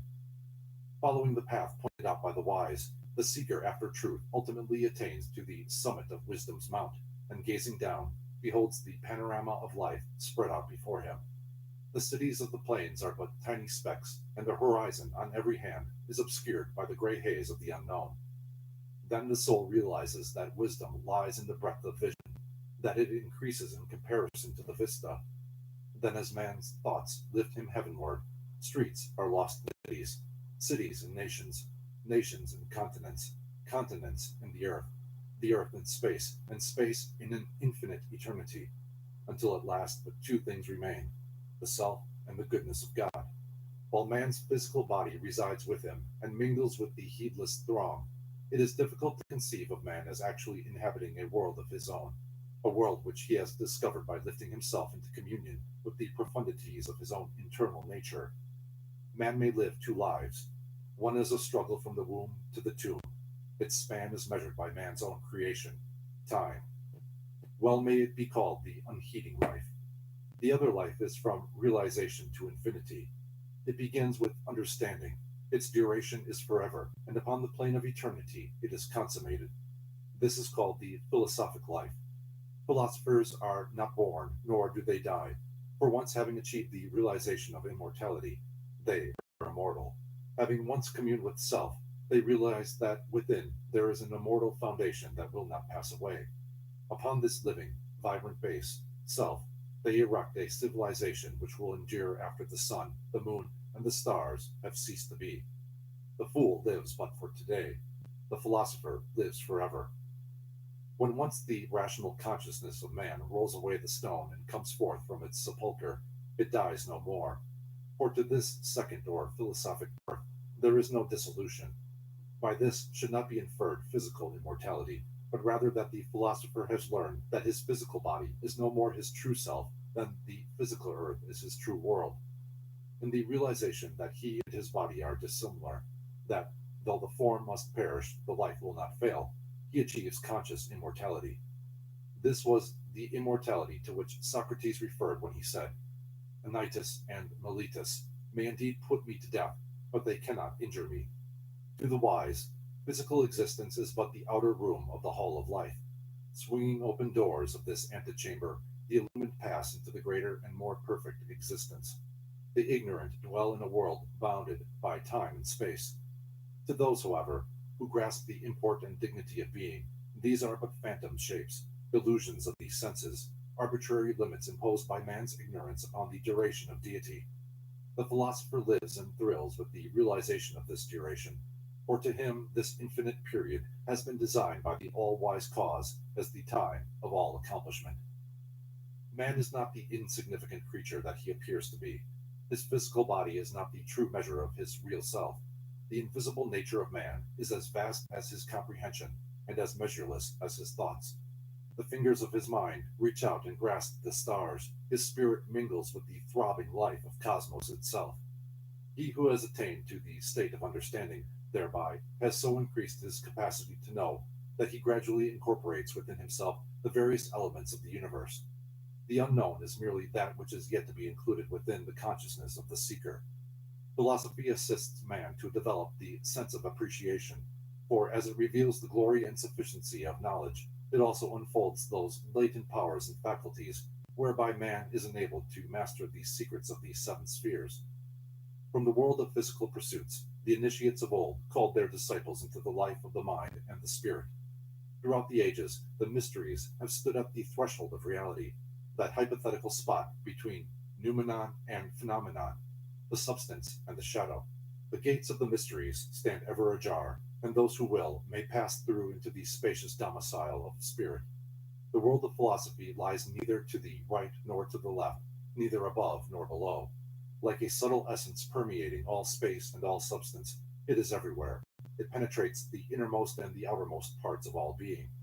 In every man and woman, these two spheres are connected by a gate which leads from the not-self and its concerns to the self and its realizations. In the mystic, this gate is the heart, and through spiritualization of his emotions, he contacts that more elevated plane which, once felt and known, becomes the sum of the worthwhile. In the philosopher, reason is the gate between the outer and the inner worlds, the illumined mind bridging the chasm between the corporeal and the incorporeal. Thus Godhood is born within the one who sees, and from the concerns of men he rises to the concerns of gods. In this era of practical things, men ridicule even the existence of God. They scoff at goodness while they ponder with befuddled minds the phantasmagoria of materiality. They have forgotten the path which leads beyond the stars. The great mystical institutions of antiquity, which invited man to enter into his divine inheritance, have crumbled, and institutions of human scheming now stand where once the ancient houses of learning rose, a mystery of fluted columns and polished marble. The white-robed sages who gave to the world its ideals of culture and beauty have gathered their robes about them and departed from the sight of men. Nevertheless, this little earth is bathed as of old in the sunlight of its providential generator. Wide-eyed babes still face the mysteries of physical existence. Men continue to laugh and cry, to love and hate. Some still dream of a nobler world, a fuller life, a more perfect realization. In both the heart and mind of man, the gates which lead from mortality to immortality are still ajar. Virtue, love, and idealism are yet the regenerators of humanity. God continues to love and guide the destinies of his creation. The path still winds upward to accomplishment. The soul of man has not been deprived of its wings. They are merely folded under its garment of flesh. Philosophy is ever that magic power which, sundering the vessel of clay, releases the soul from its bondage to habit and perversion. Still as of old, the soul released can spread its wings and soar to the very source of itself. The criers of the mysteries speak again, bidding all men welcome to the house of light. The great institution of materiality has failed. The false civilization built by man has turned, and, like the monster of Frankenstein, is destroying its creator. Religion wanders aimlessly in the maze of theological speculation. Science batters itself impotently against the barriers of the unknown. Only transcendental philosophy knows the path. Only the illumined reason can carry the understanding part of man upward to the light. Only philosophy can teach man to be born well, to live well, to die well, and in perfect measure to be born again. Into this band of the elect, those who have chosen the life of knowledge, of virtue, and of utility, the philosophers of the ages invite you.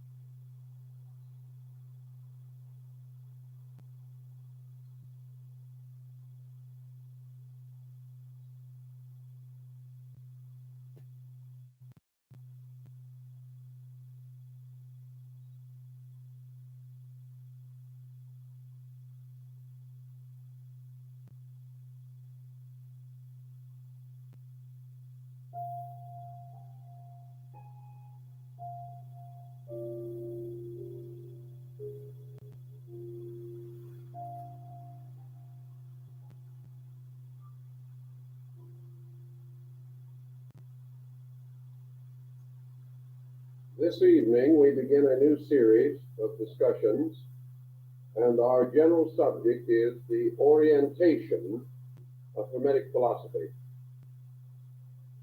In all of these courses, we are attempting in every way possible to present the material without depriving the student of the right to arrive at certain conclusions of his own. In other words, where certain reasonable doubts exist, where conflict or contradiction is present, we will say so, in order that we shall at least have solid ground as far as we can go. And in the case of the Hermetic philosophy, we cannot go as far as we wish that we could. In the first place, the entire origin of this field of thought is utterly obscure. All that we have is a group of definitely conflicting reports. But out of the conflict itself, and out of the very circumstances which surround the times and conditions associated with the beginning of the school, we gain some very useful and practical insight. So we will try to sketch the field first historically. It is generally assumed that the only material that we have relating to the general subject of Hermetic philosophy originates in the writings of the ante-Nicene father, Clement of Alexandria. Clement Alexandrinus includes in his work a considerable discussion of a system of Egyptian ritualistic, symbolical, magical metaphysics, which was prevalent at his time. And he wrote with the perspective of the late 1st and early 2nd century AD. Clement does not, however, actually approach the central problem, namely, who was Hermes. Thus, we have to seek in other directions, not nearly as factual or as comprehensive. The standard texts of the present time do not have any general knowledge of how what is called the corpus hermeticum came into existence. The corpus is composed or made up of a series of writings attributed to a mysterious person called Hermes, and often referred to either as Hermes Trismegistus or Mercurius Termaximus in the Latin form. Several efforts have been made to assume that this Hermes was the Egyptian deity Thoth, Thoth, long associated with the concept of wisdom, and considered by many to have become intermixed with the Greek Hermes, particularly during the period of the Grecian pharaohs of Egypt, that is, the dynasty of the Ptolemies, the dynasty immediately preceding the beginning of the Christian era. There is no evidence of certainty, however, that the Hermes of the Hermetic school was actually the Egyptian Thoth. This, however, brings a further matter.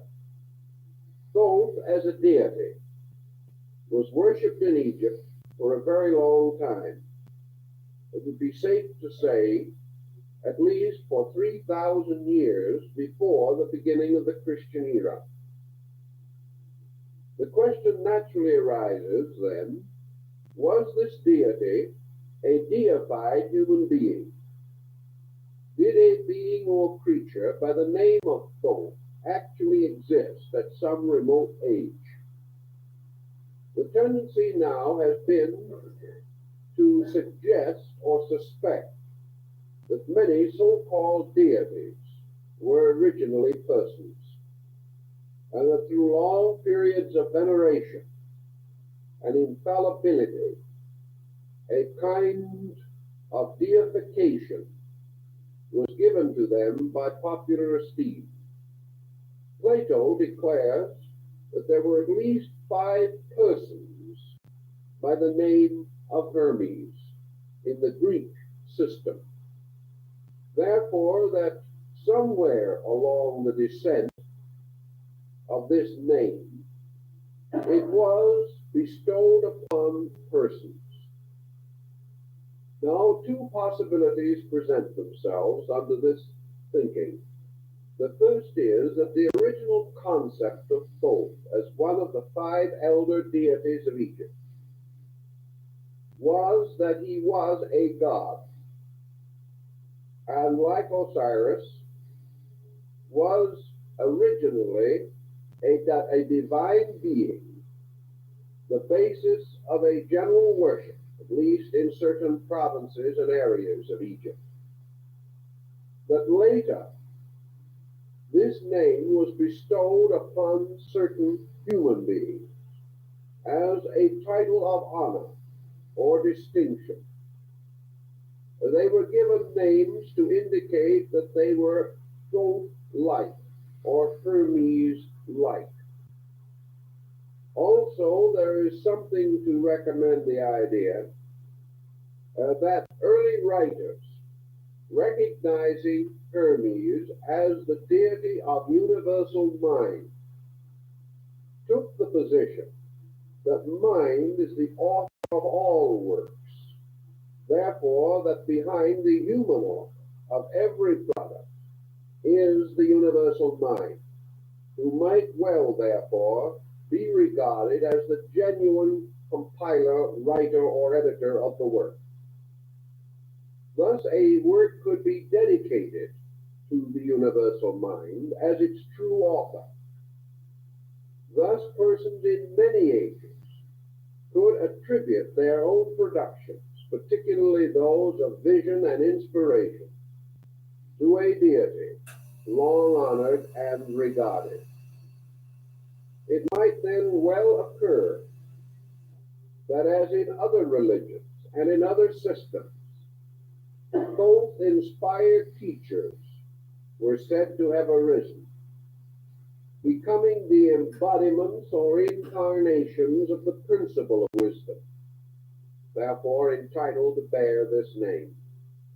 Certainly there were several persons for the name of Orpheus, as Taylor points out for us in his analysis of the mystical hymns of Orpheus.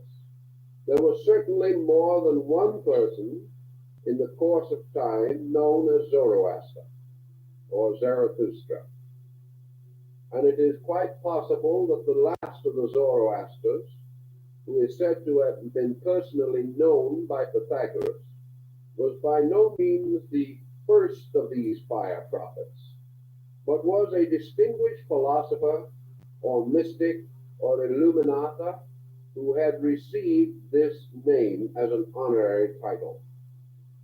Thus it is quite conceivable that the name of Thoth or Hermes, because of the peculiar sphere of influence over which this deity was said to rule, could well have been associated with human beings, whereas many other deities might not so readily adapt themselves to this process of humanization, or this process of perpetual or periodic re-embodiment.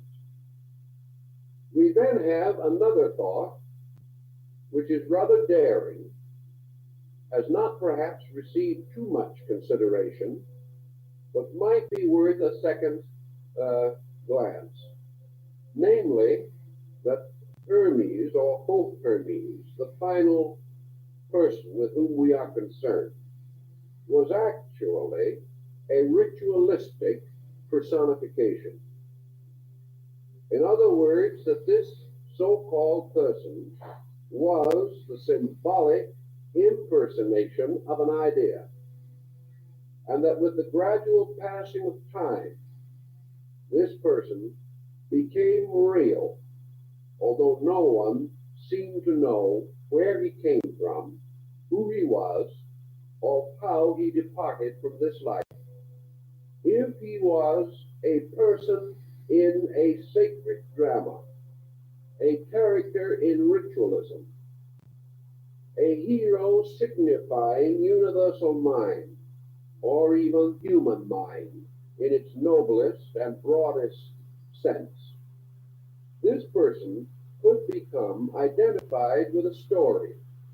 Ritualism could create a life for him, create situations, but these situations would be essentially symbolical rather than literal, although they might be very well set forth in a rather literal appearing relationship. That such may have been the case in the situation involving Hermes is not unreasonable, for we know that even Clement refers to the Hermetic system as broadly and deeply ritualistic. Wherever ritualism becomes important, we have this tendency for the emergence of a prominent or principal ritual personality who becomes the actual embodiment of the doctrine, the procedure, and all that has to do with a system of religious philosophy or mysticism. We know also that it is quite possible for imaginary or ritualistic persons to gradually gain historical definition. A good example, of course, is the story of the Count of Monte Cristo, who had no existence except in the fertile imagination of Alexander Dumas the father. Yet even today, tourists are taken out to the prison where he was imprisoned, and his cell is carefully and faithfully shown to them.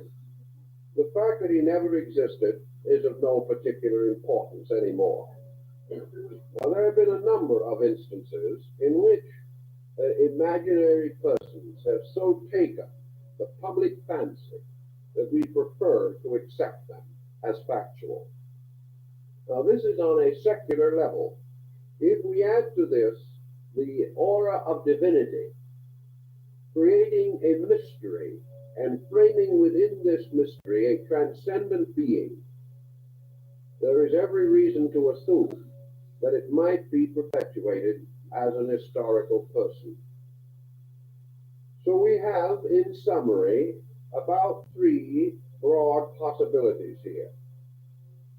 One, that we are dealing with a divinity representing a universal state of consciousness, and that this divinity simply descended into the Greek period of Egyptian philosophy and was regarded as the patron of a school or system. The second is that this divinity was represented by embodiments, and that therefore priestly initiates, teachers, authors, and scribes may have received this name and have therefore been regarded as this person. And the third, that he is a ritual figure, as we will find in many other religions and philosophical systems. With this situation broadly expressed as we can, we then come to the intricate problem of dating the Hermetic philosophy.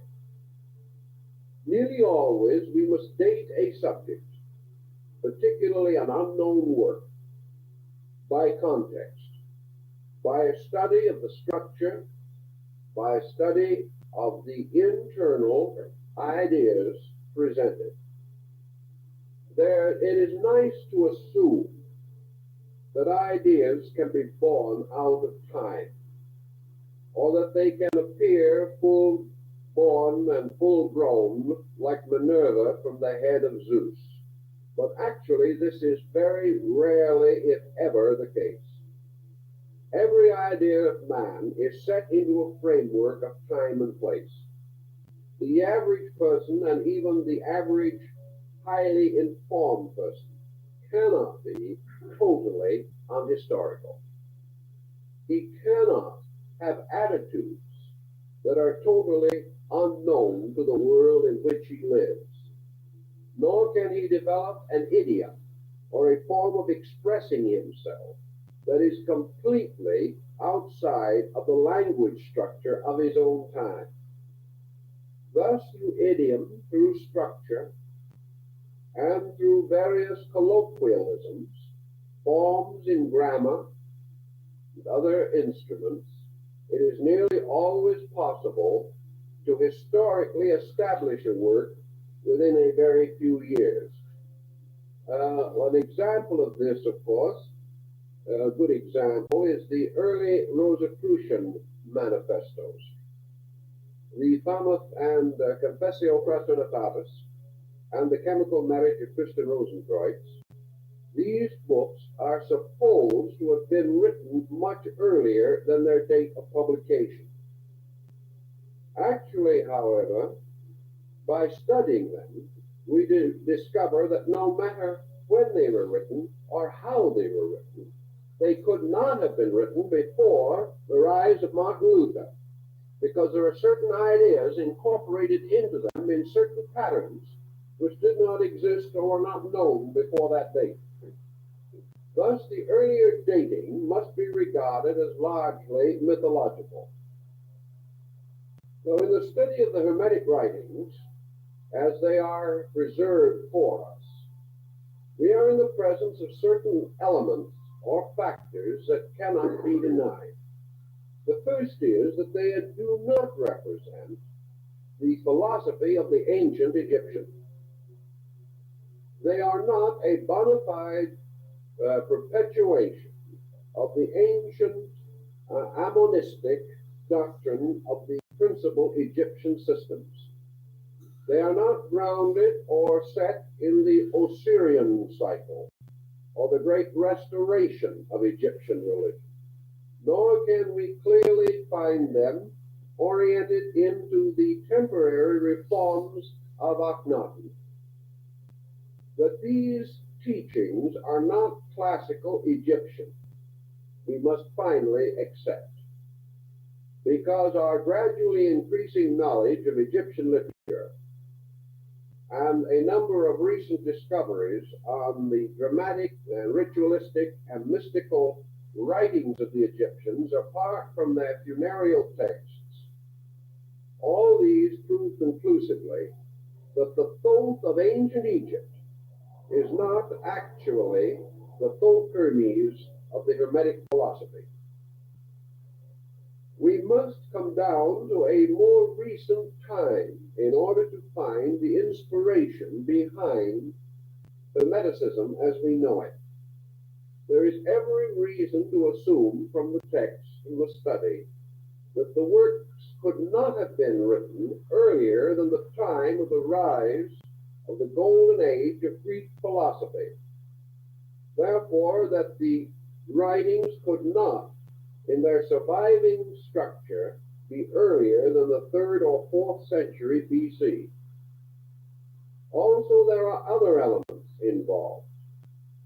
Elements coming from the eastern side, indicating strong Oriental influence.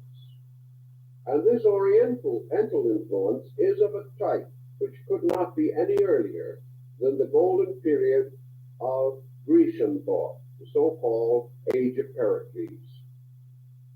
Therefore, assuming this to be the earliest possible date, and remembering always that the earliest known versions of these works are in Greek. We must also determine, if possible, the latest conceivable date. And knowing the quotations from the Hermetic writings made by the fathers in the 1st and 2nd century, we can say with reasonable certainty that this work, the Corpus Hermeticum, must have been compiled or brought together in a period of approximately 300 years, not earlier than the middle of the 4th century BC, or later than the beginning of the Christian era. This general pattern will be subject to perhaps a re-estimation of 40 or 50 years, but I think not more than that. Actually, the Corpus Hermeticum consists of 42 books. At least it is so traditionally stated. Against this is the rather bizarre background in which it is affirmed that the writings of Hermes originally included 10,000 volumes. This, I think, again, must cause us to pause and assume that probably a symbolic meaning is intended. Here we have something to suggest Hermes as universal mind, the writer of all books.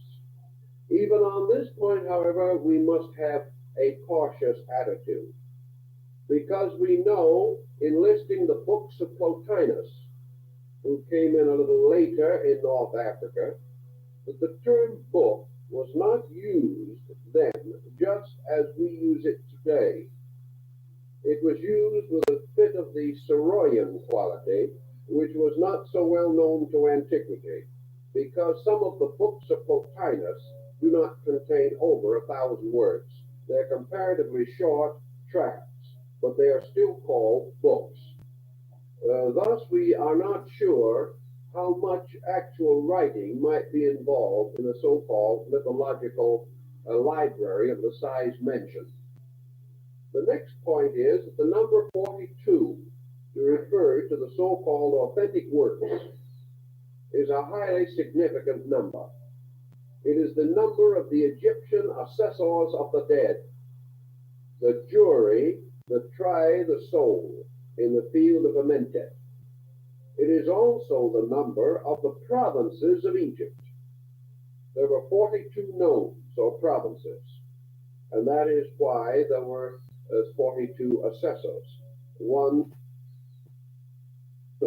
of the jurors being selected from each of the provinces or nomes and their celestial correspondences in the universe. Thus, the number 42 suggests high symbolism of some kind, and also reminds us that the phrenologists of the 19th century, for some reason quite unknown, decided that there were 42 faculties of the human brain. Again, a number appearing which seems to exhaust certain intellectual processes and reflexes within the human intellectual equipment. So we have to be a little cautious on this point. Sensing the possibility that we are dealing with an allegory or a figurative concept of some kind, possibly even Kabbalistic. The next point in connection with it, of course, is that up to the present time, very few of the so-called original works of Hermes have been known. We will, in a later discussion, go into these books, but for our orientation problem, we might say that up to now, 42 works are not known. The principal work that is known today is the Pyramandres, or the Shepherd of Men. Outside of that, there are other short fragments, but the Corpus Hermeticum contains nothing resembling 42 books. Early writers came to the conclusion that it never did. But now we must also pause for a moment and mention the Cannaboscian find at Luxor in Egypt in 1946, when the discovery of a Gnostic library about 30 miles from Luxor. Also included within this collection of books several Hermetic writings not previously known to exist.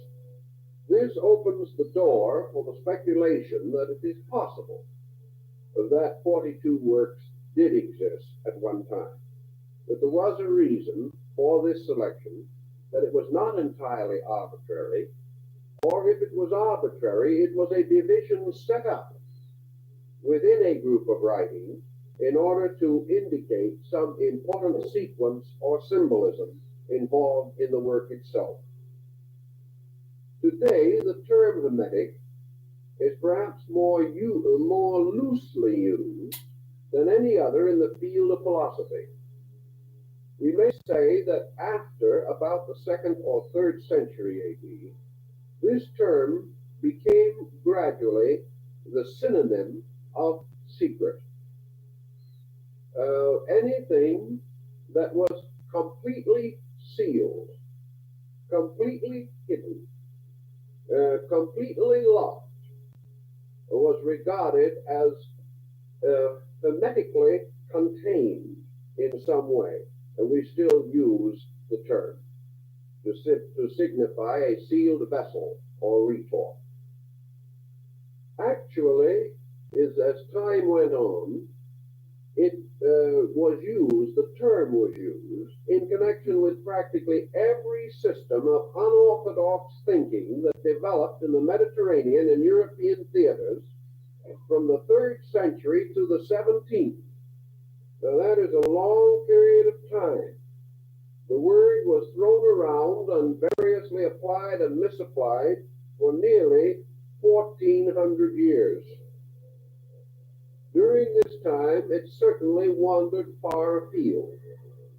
A very large literature involving it arose upon alchemical speculation. It even became involved in medicine and in astronomy and in mathematical formulas of one kind or another. It came in general to represent practically the whole body of a secret or profound learning, particularly such learning as related to causes or to principles not immediately otherwise obvious or available. From this, we must come to the conclusion that today it is exceedingly difficult to differentiate between the layers and overlayers of speculation which have developed around this theme. If we study the period most involved in the rise of Hermetic philosophy, say the period from the 3rd century BC down through and into the 1st century AD, this period certainly stands out as a period of extraordinary mental activity. It also stands out as the beginning of the rise of sectarianism as it had never previously been known. And we must pause for a moment to analyze this because I think it is important to us. Our ancient forebears in the North Africa Mediterranean theater usually had their own local religions. They had the religions of their provinces and of their cities and communities. Usually the city or community faith was based upon that of the larger geographical area involved. When a nation conquered another nation, it conquered the gods along with mortals and brought its own religion which superseded that of the people that had been conquered. Thus there was very little actual change of faith due to sectarianism. People were not inclined to say, I prefer to worship this way and you can worship that way if it pleases you. You worshipped according to the land in which you lived. And if anything happened and your land changed proprietors, then it was assumed that if your gods were not strong enough to preserve the country that they governed, then it was a good idea to change your gods and join up with the conquerors, and at least be on the right side of the situation. And as changes in the religions of peoples were very slow, and most reformations were of slight general importance, I think we can say that up to the beginning of this critical period, there was almost no concept of what the Shakespearean plays refer to as a misbeliever, an individual with a wrong religion. The only way you had a wrong religion was to be in the wrong place, or to fail to change when some other religion took over your country. There were not minority faiths and majority faiths such as we know today, nor were there the 500 jarring sects referred to by Omar. These things simply had no existence. There was practically no tendency of anyone to say to another man, your faith is wrong, or your gods are unreal, or anything of that nature. That attitude was foreign to antiquity. Wherever the deities were strong enough to protect you, you worshiped them. And generally, the so-called state religion concept prevailed. And if you were within the state, you held to its faith. If you traveled from another country temporarily as a merchant or someone of that nature, and you came within the area of a deity different from your own, it was assumed that there would be a certain prejudication among the gods also. Your belief was held with respect, but it was very unlikely that you would be able to convert anyone to it in the new area. You were there as a guest. Your God was there as a guest of the local deities, and everybody expected everybody to take a nice attitude about the whole thing. All of a sudden, this changed, and changed in an extraordinary way. There have gradually developed, in an incredibly short time, considering the motions of these days, a difference of attitude involving the total rejection of certain ideas as false and superstitious, the imposing of an entirely new group of ideas, and the division of peoples into schismatic groups, bitterly antagonistic to each other, and frequently ready to persecute and martyr the members of other faiths. This was a new and different situation. It arose with the changing of certain patterns, and we still are not too sure of what caused these patterns to change. But individuals living quietly within the atmosphere of their local gods did not change without cause. And this cause was not revelational. This cause was historical, social, and political. It had to be, because it had to strike into the lives of many persons of different minds and in different localities, in whose lives and thoughts such ideas had not previously existed to a degree that there is any historical record of them. Something happened, and we must begin to try to find out what did happen. One of the things that probably contributed very strongly to this situation was the rise of the Roman Empire. The Romans were the first great colonizing people of our knowledge. Also, they were the outstanding exponents of a way of life based upon commerce, exchange, and economic procedures.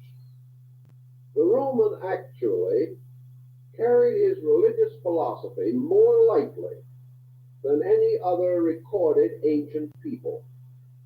To him, religion was secondary to business. course, it's quite incredible that such should be the case, and we can hardly imagine it, although we're in exactly the same spot today. The Roman had his religious services, and he had his prayers, but he was perhaps the first man to pray for the inconvenience of his competitors. He was very definitely invited the gods to work a hardship on anyone he didn't like. He also was perhaps among the first to pray for profit and for these material concerns which were comparatively secondary in the religious life of ancient peoples. He was also confronted with a situation that perhaps disillusioned him, or on another way of looking at it, opened him to the modern attitude on religion. In the process of colonizing and conquering and extending the boundaries of his domain until the Roman, in his glory, controlled most of the known world. In this procedure, it was necessary for him to absorb, govern, direct, and integrate into the great pattern of the Roman political structure more than 100 different peoples. These peoples, each with their own religions. This was the first time that these various religions had been subjected to the domination of a comparatively unreligious people.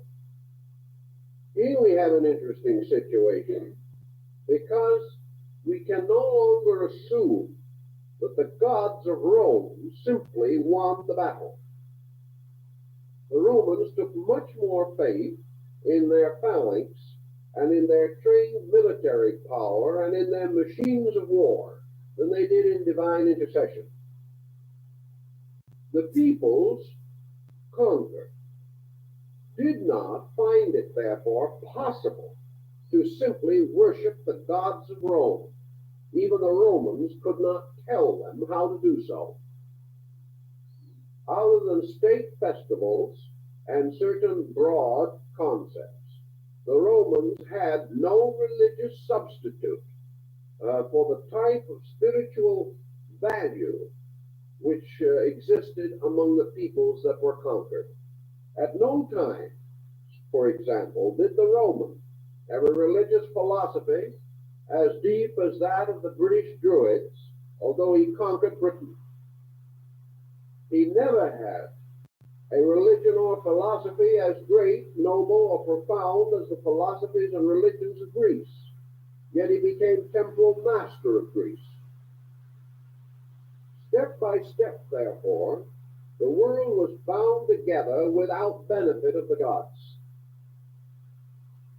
Now the Roman was enough of a businessman to realize something that even we do not fully recognize as we try to gather around some such place of compromise and arbitration as the United Nations Council chamber. The Roman realized that he could not profitably destroy the religions of all the peoples he conquered. He realized that to do so would be to destroy the social structure of the world. He therefore controlled the religion, but did not attempt to destroy it. And in the height of the empire, Rome, in its great edicts, declared universal religious tolerance. And at the time of the great Roman Forum, which was really the common ground of the empire, temples to many deities of many races and of many nations stood side by side with complete immunity from persecution. The Roman did not care what you worshipped, as long as you paid your taxes and kept out of treasonable activity. He did not care what your religion was, as long as you did not attempt to discredit the economic, political, military, or social power of the Roman state. Therefore, nearly all religious persecution in Rome was the result of groups or individuals attacking the Roman way of life. As long as they did not do this and simply maintained their interest in their own affairs, the Romans were not inclined to persecute in any way. And the proof of that is that nearly all of the great religious and philosophical teachers of the period at one time or other drifted into Rome, had schools there, and taught publicly without any interference of any kind. They taught many doctrines strange to Rome, but they paid their taxes and kept out of politics, and all went well. This, however, presented for the first time a situation that had never existed in our general thinking. The world, the Roman world, had the spectacle of many gods meeting on a common ground, the temples of many faiths, and to a certain degree, this proximity must have influenced Roman thinking. It must have caused the Roman, and later the members of other peoples that came to Rome for one reason or another, to do for the first time what you might call religious shopping. They began to look around. Instead of simply worshiping the conventional deities of Rome, they learned that a certain teacher was particularly outstanding, so they went to him. We know that because of their attitude, the Roman intellectual would go to the great teacher of rhetoric regardless of his gods. That made no difference, but we can be quite certain that an outstanding master of rhetoric or philosophy addicted to other deities would certainly involve his students in his personal philosophies and religions as time went on. So we have the possibility, which did not previously exist, of the average person weighing gods against each other, trying to observe the relative values of things, and coming to the conclusion that this was deeper than that, or that was more shallow than this, and the possibility arose of the individual saying, I believe this philosophy or this theology is better than that. Previously, such comparison was comparatively impossible. This arose also in the building of Roman philosophy. And when we study the works of the principal Roman philosophers, as Marcus Aurelius Antoninus, the Emperor Julianus, and Cicero, and several of the other outstanding men of the time, we know that they were all eclectic philosophers. That is, they show definitely that each one of them had trotted from one temple to another and had gained something every time he stopped.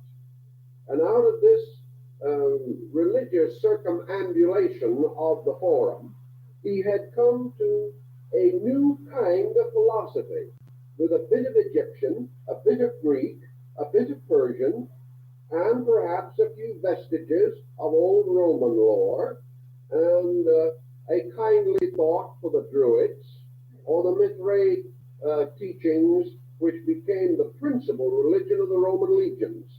During their period of the conquest of Britain, for example, the Roman soldiers were not even worshiping the Roman gods. They were worshiping the Persian Mithraic deities.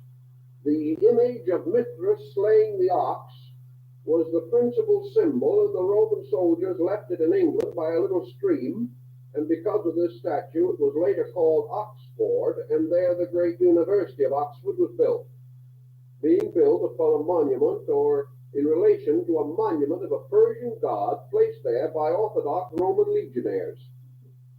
Now you begin to see that we're in what might be termed a polyglot situation.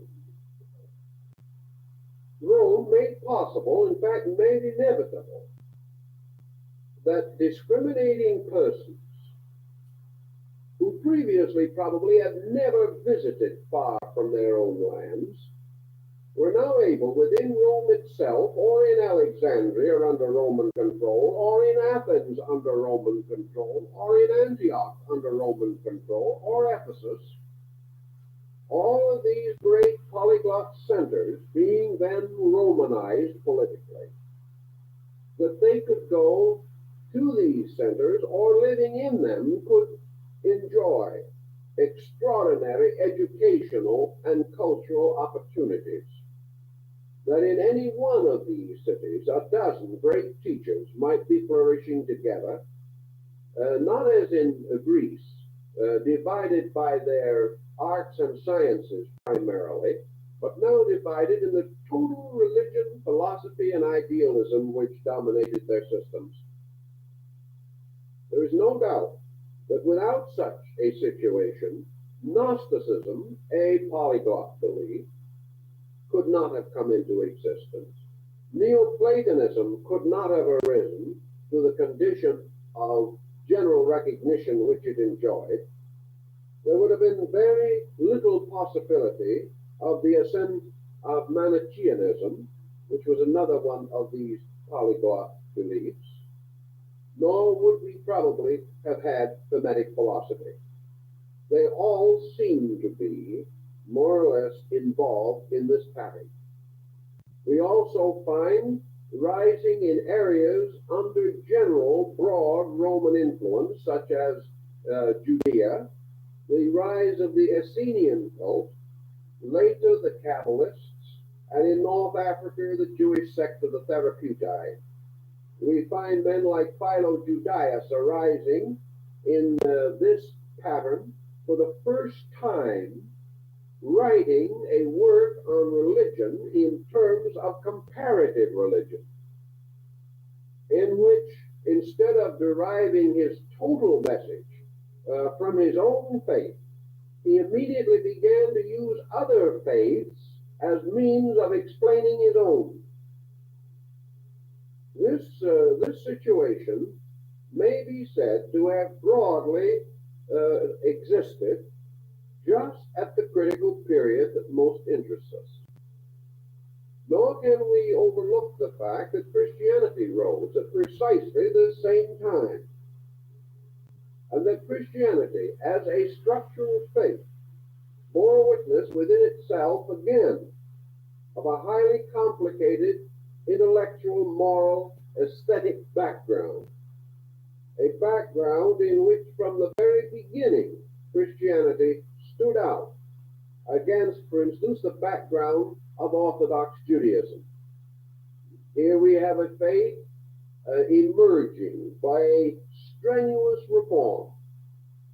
Here we find this faith spreading almost like wildfire, extending through a highly conditioned society. Had Egypt, with its old gods, had its old impregnable position, had the ancient deities of Greece been firmly and completely dominant, and had the Latinized Greek gods of Rome had the strength and domination and complete authority that they had in the times of Numa, or even in the period of the first Caesars, we could not have imagined any polyglot or heterodox faith spreading through these areas without an immediate reaction that would have almost exterminated it. Instead of that, we find it reaching people who are already inquiring, who are already a little uncertain, who are already disillusioned in something. The great note of Judaism of the time was disillusionment. The ancient gods of Israel had not preserved their people from the tyranny of Rome or the tyranny of Herod. The old vows had been broken. The punishment of deity was upon a delinquent people. All these explanations, man's moral effort to avoid or evade the inevitable fact that as a sovereignty he had been defeated and enslaved. All this turmoil All this increasing doubt, the power of Rome took away from nearly all these other peoples the absolute faith which they previously had in their own deities, and gave them no immediate transference of that faith to any other group of deities. And gradually, out of this confusion, appears to have arisen a kind of intellectual individuality, perhaps best represented by your eclectic philosophy. These people simply, as we said, went shopping intellectually.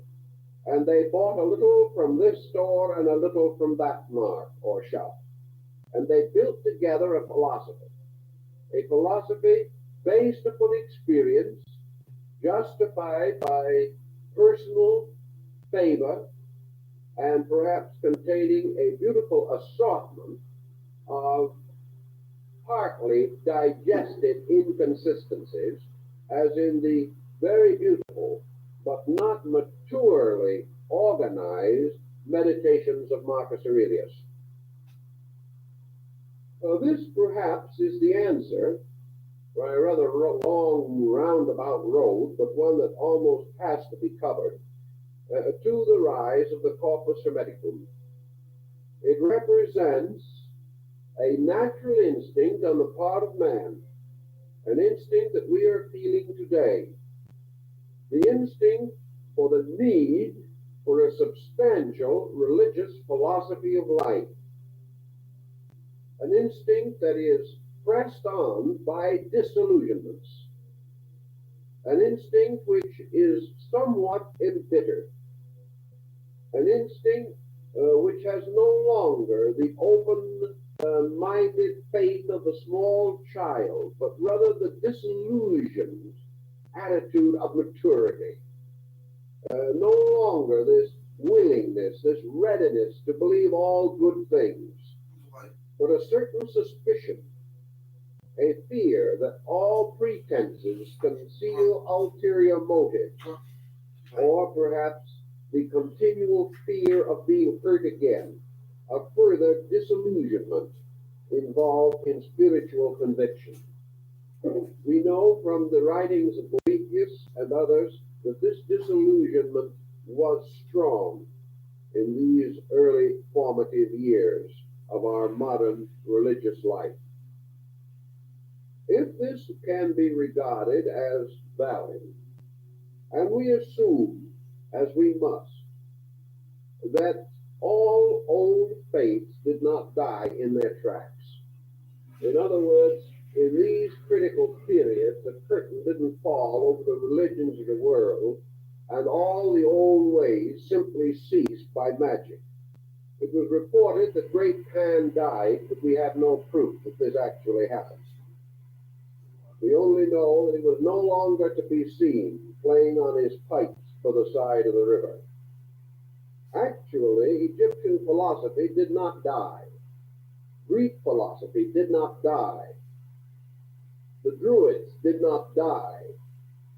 They were perpetuated in England in the bards.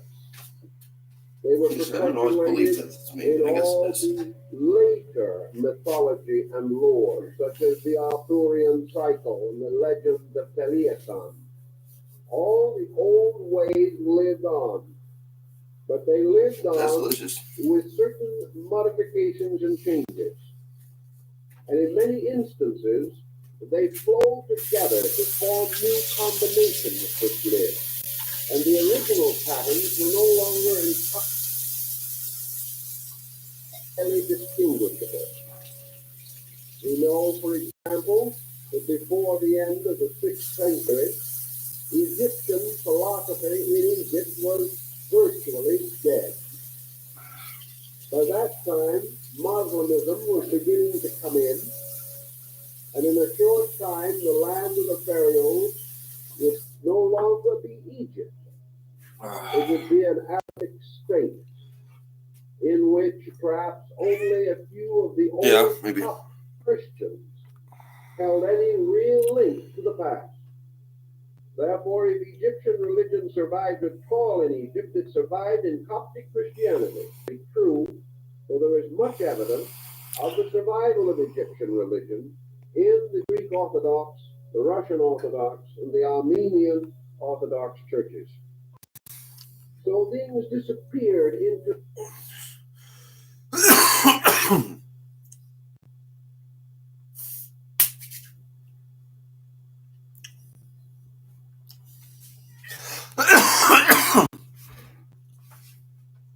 Eat your crab. Want a kibble? Yeah.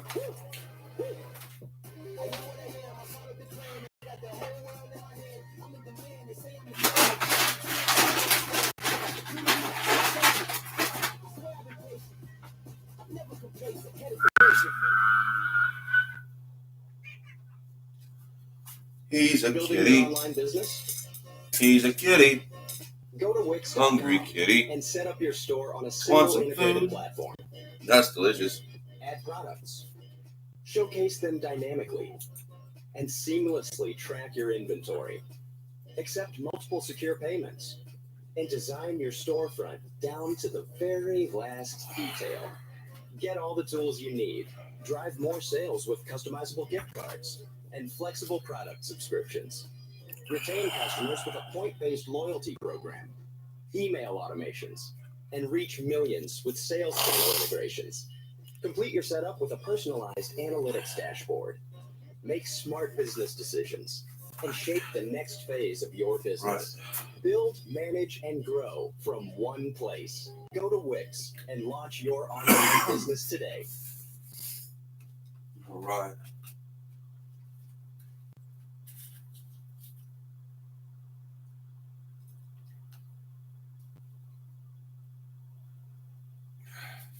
Though usually unconsciously and without a true understanding of the law they are operating. By refusing to allow their negative mental and emotional states to manifest in them, they really neutralize them and cause them to pass under them.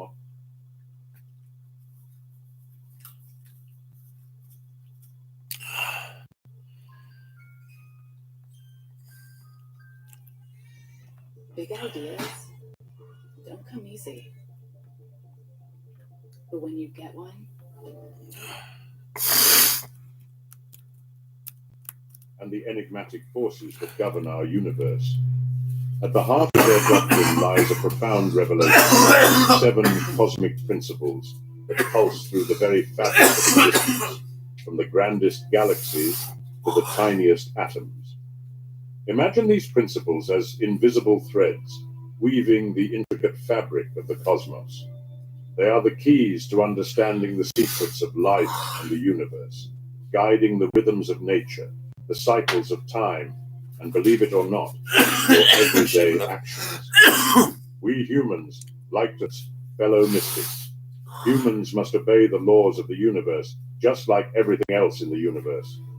To defy them and fight them is to rebel against creation itself, which is the death of your potential connection with God.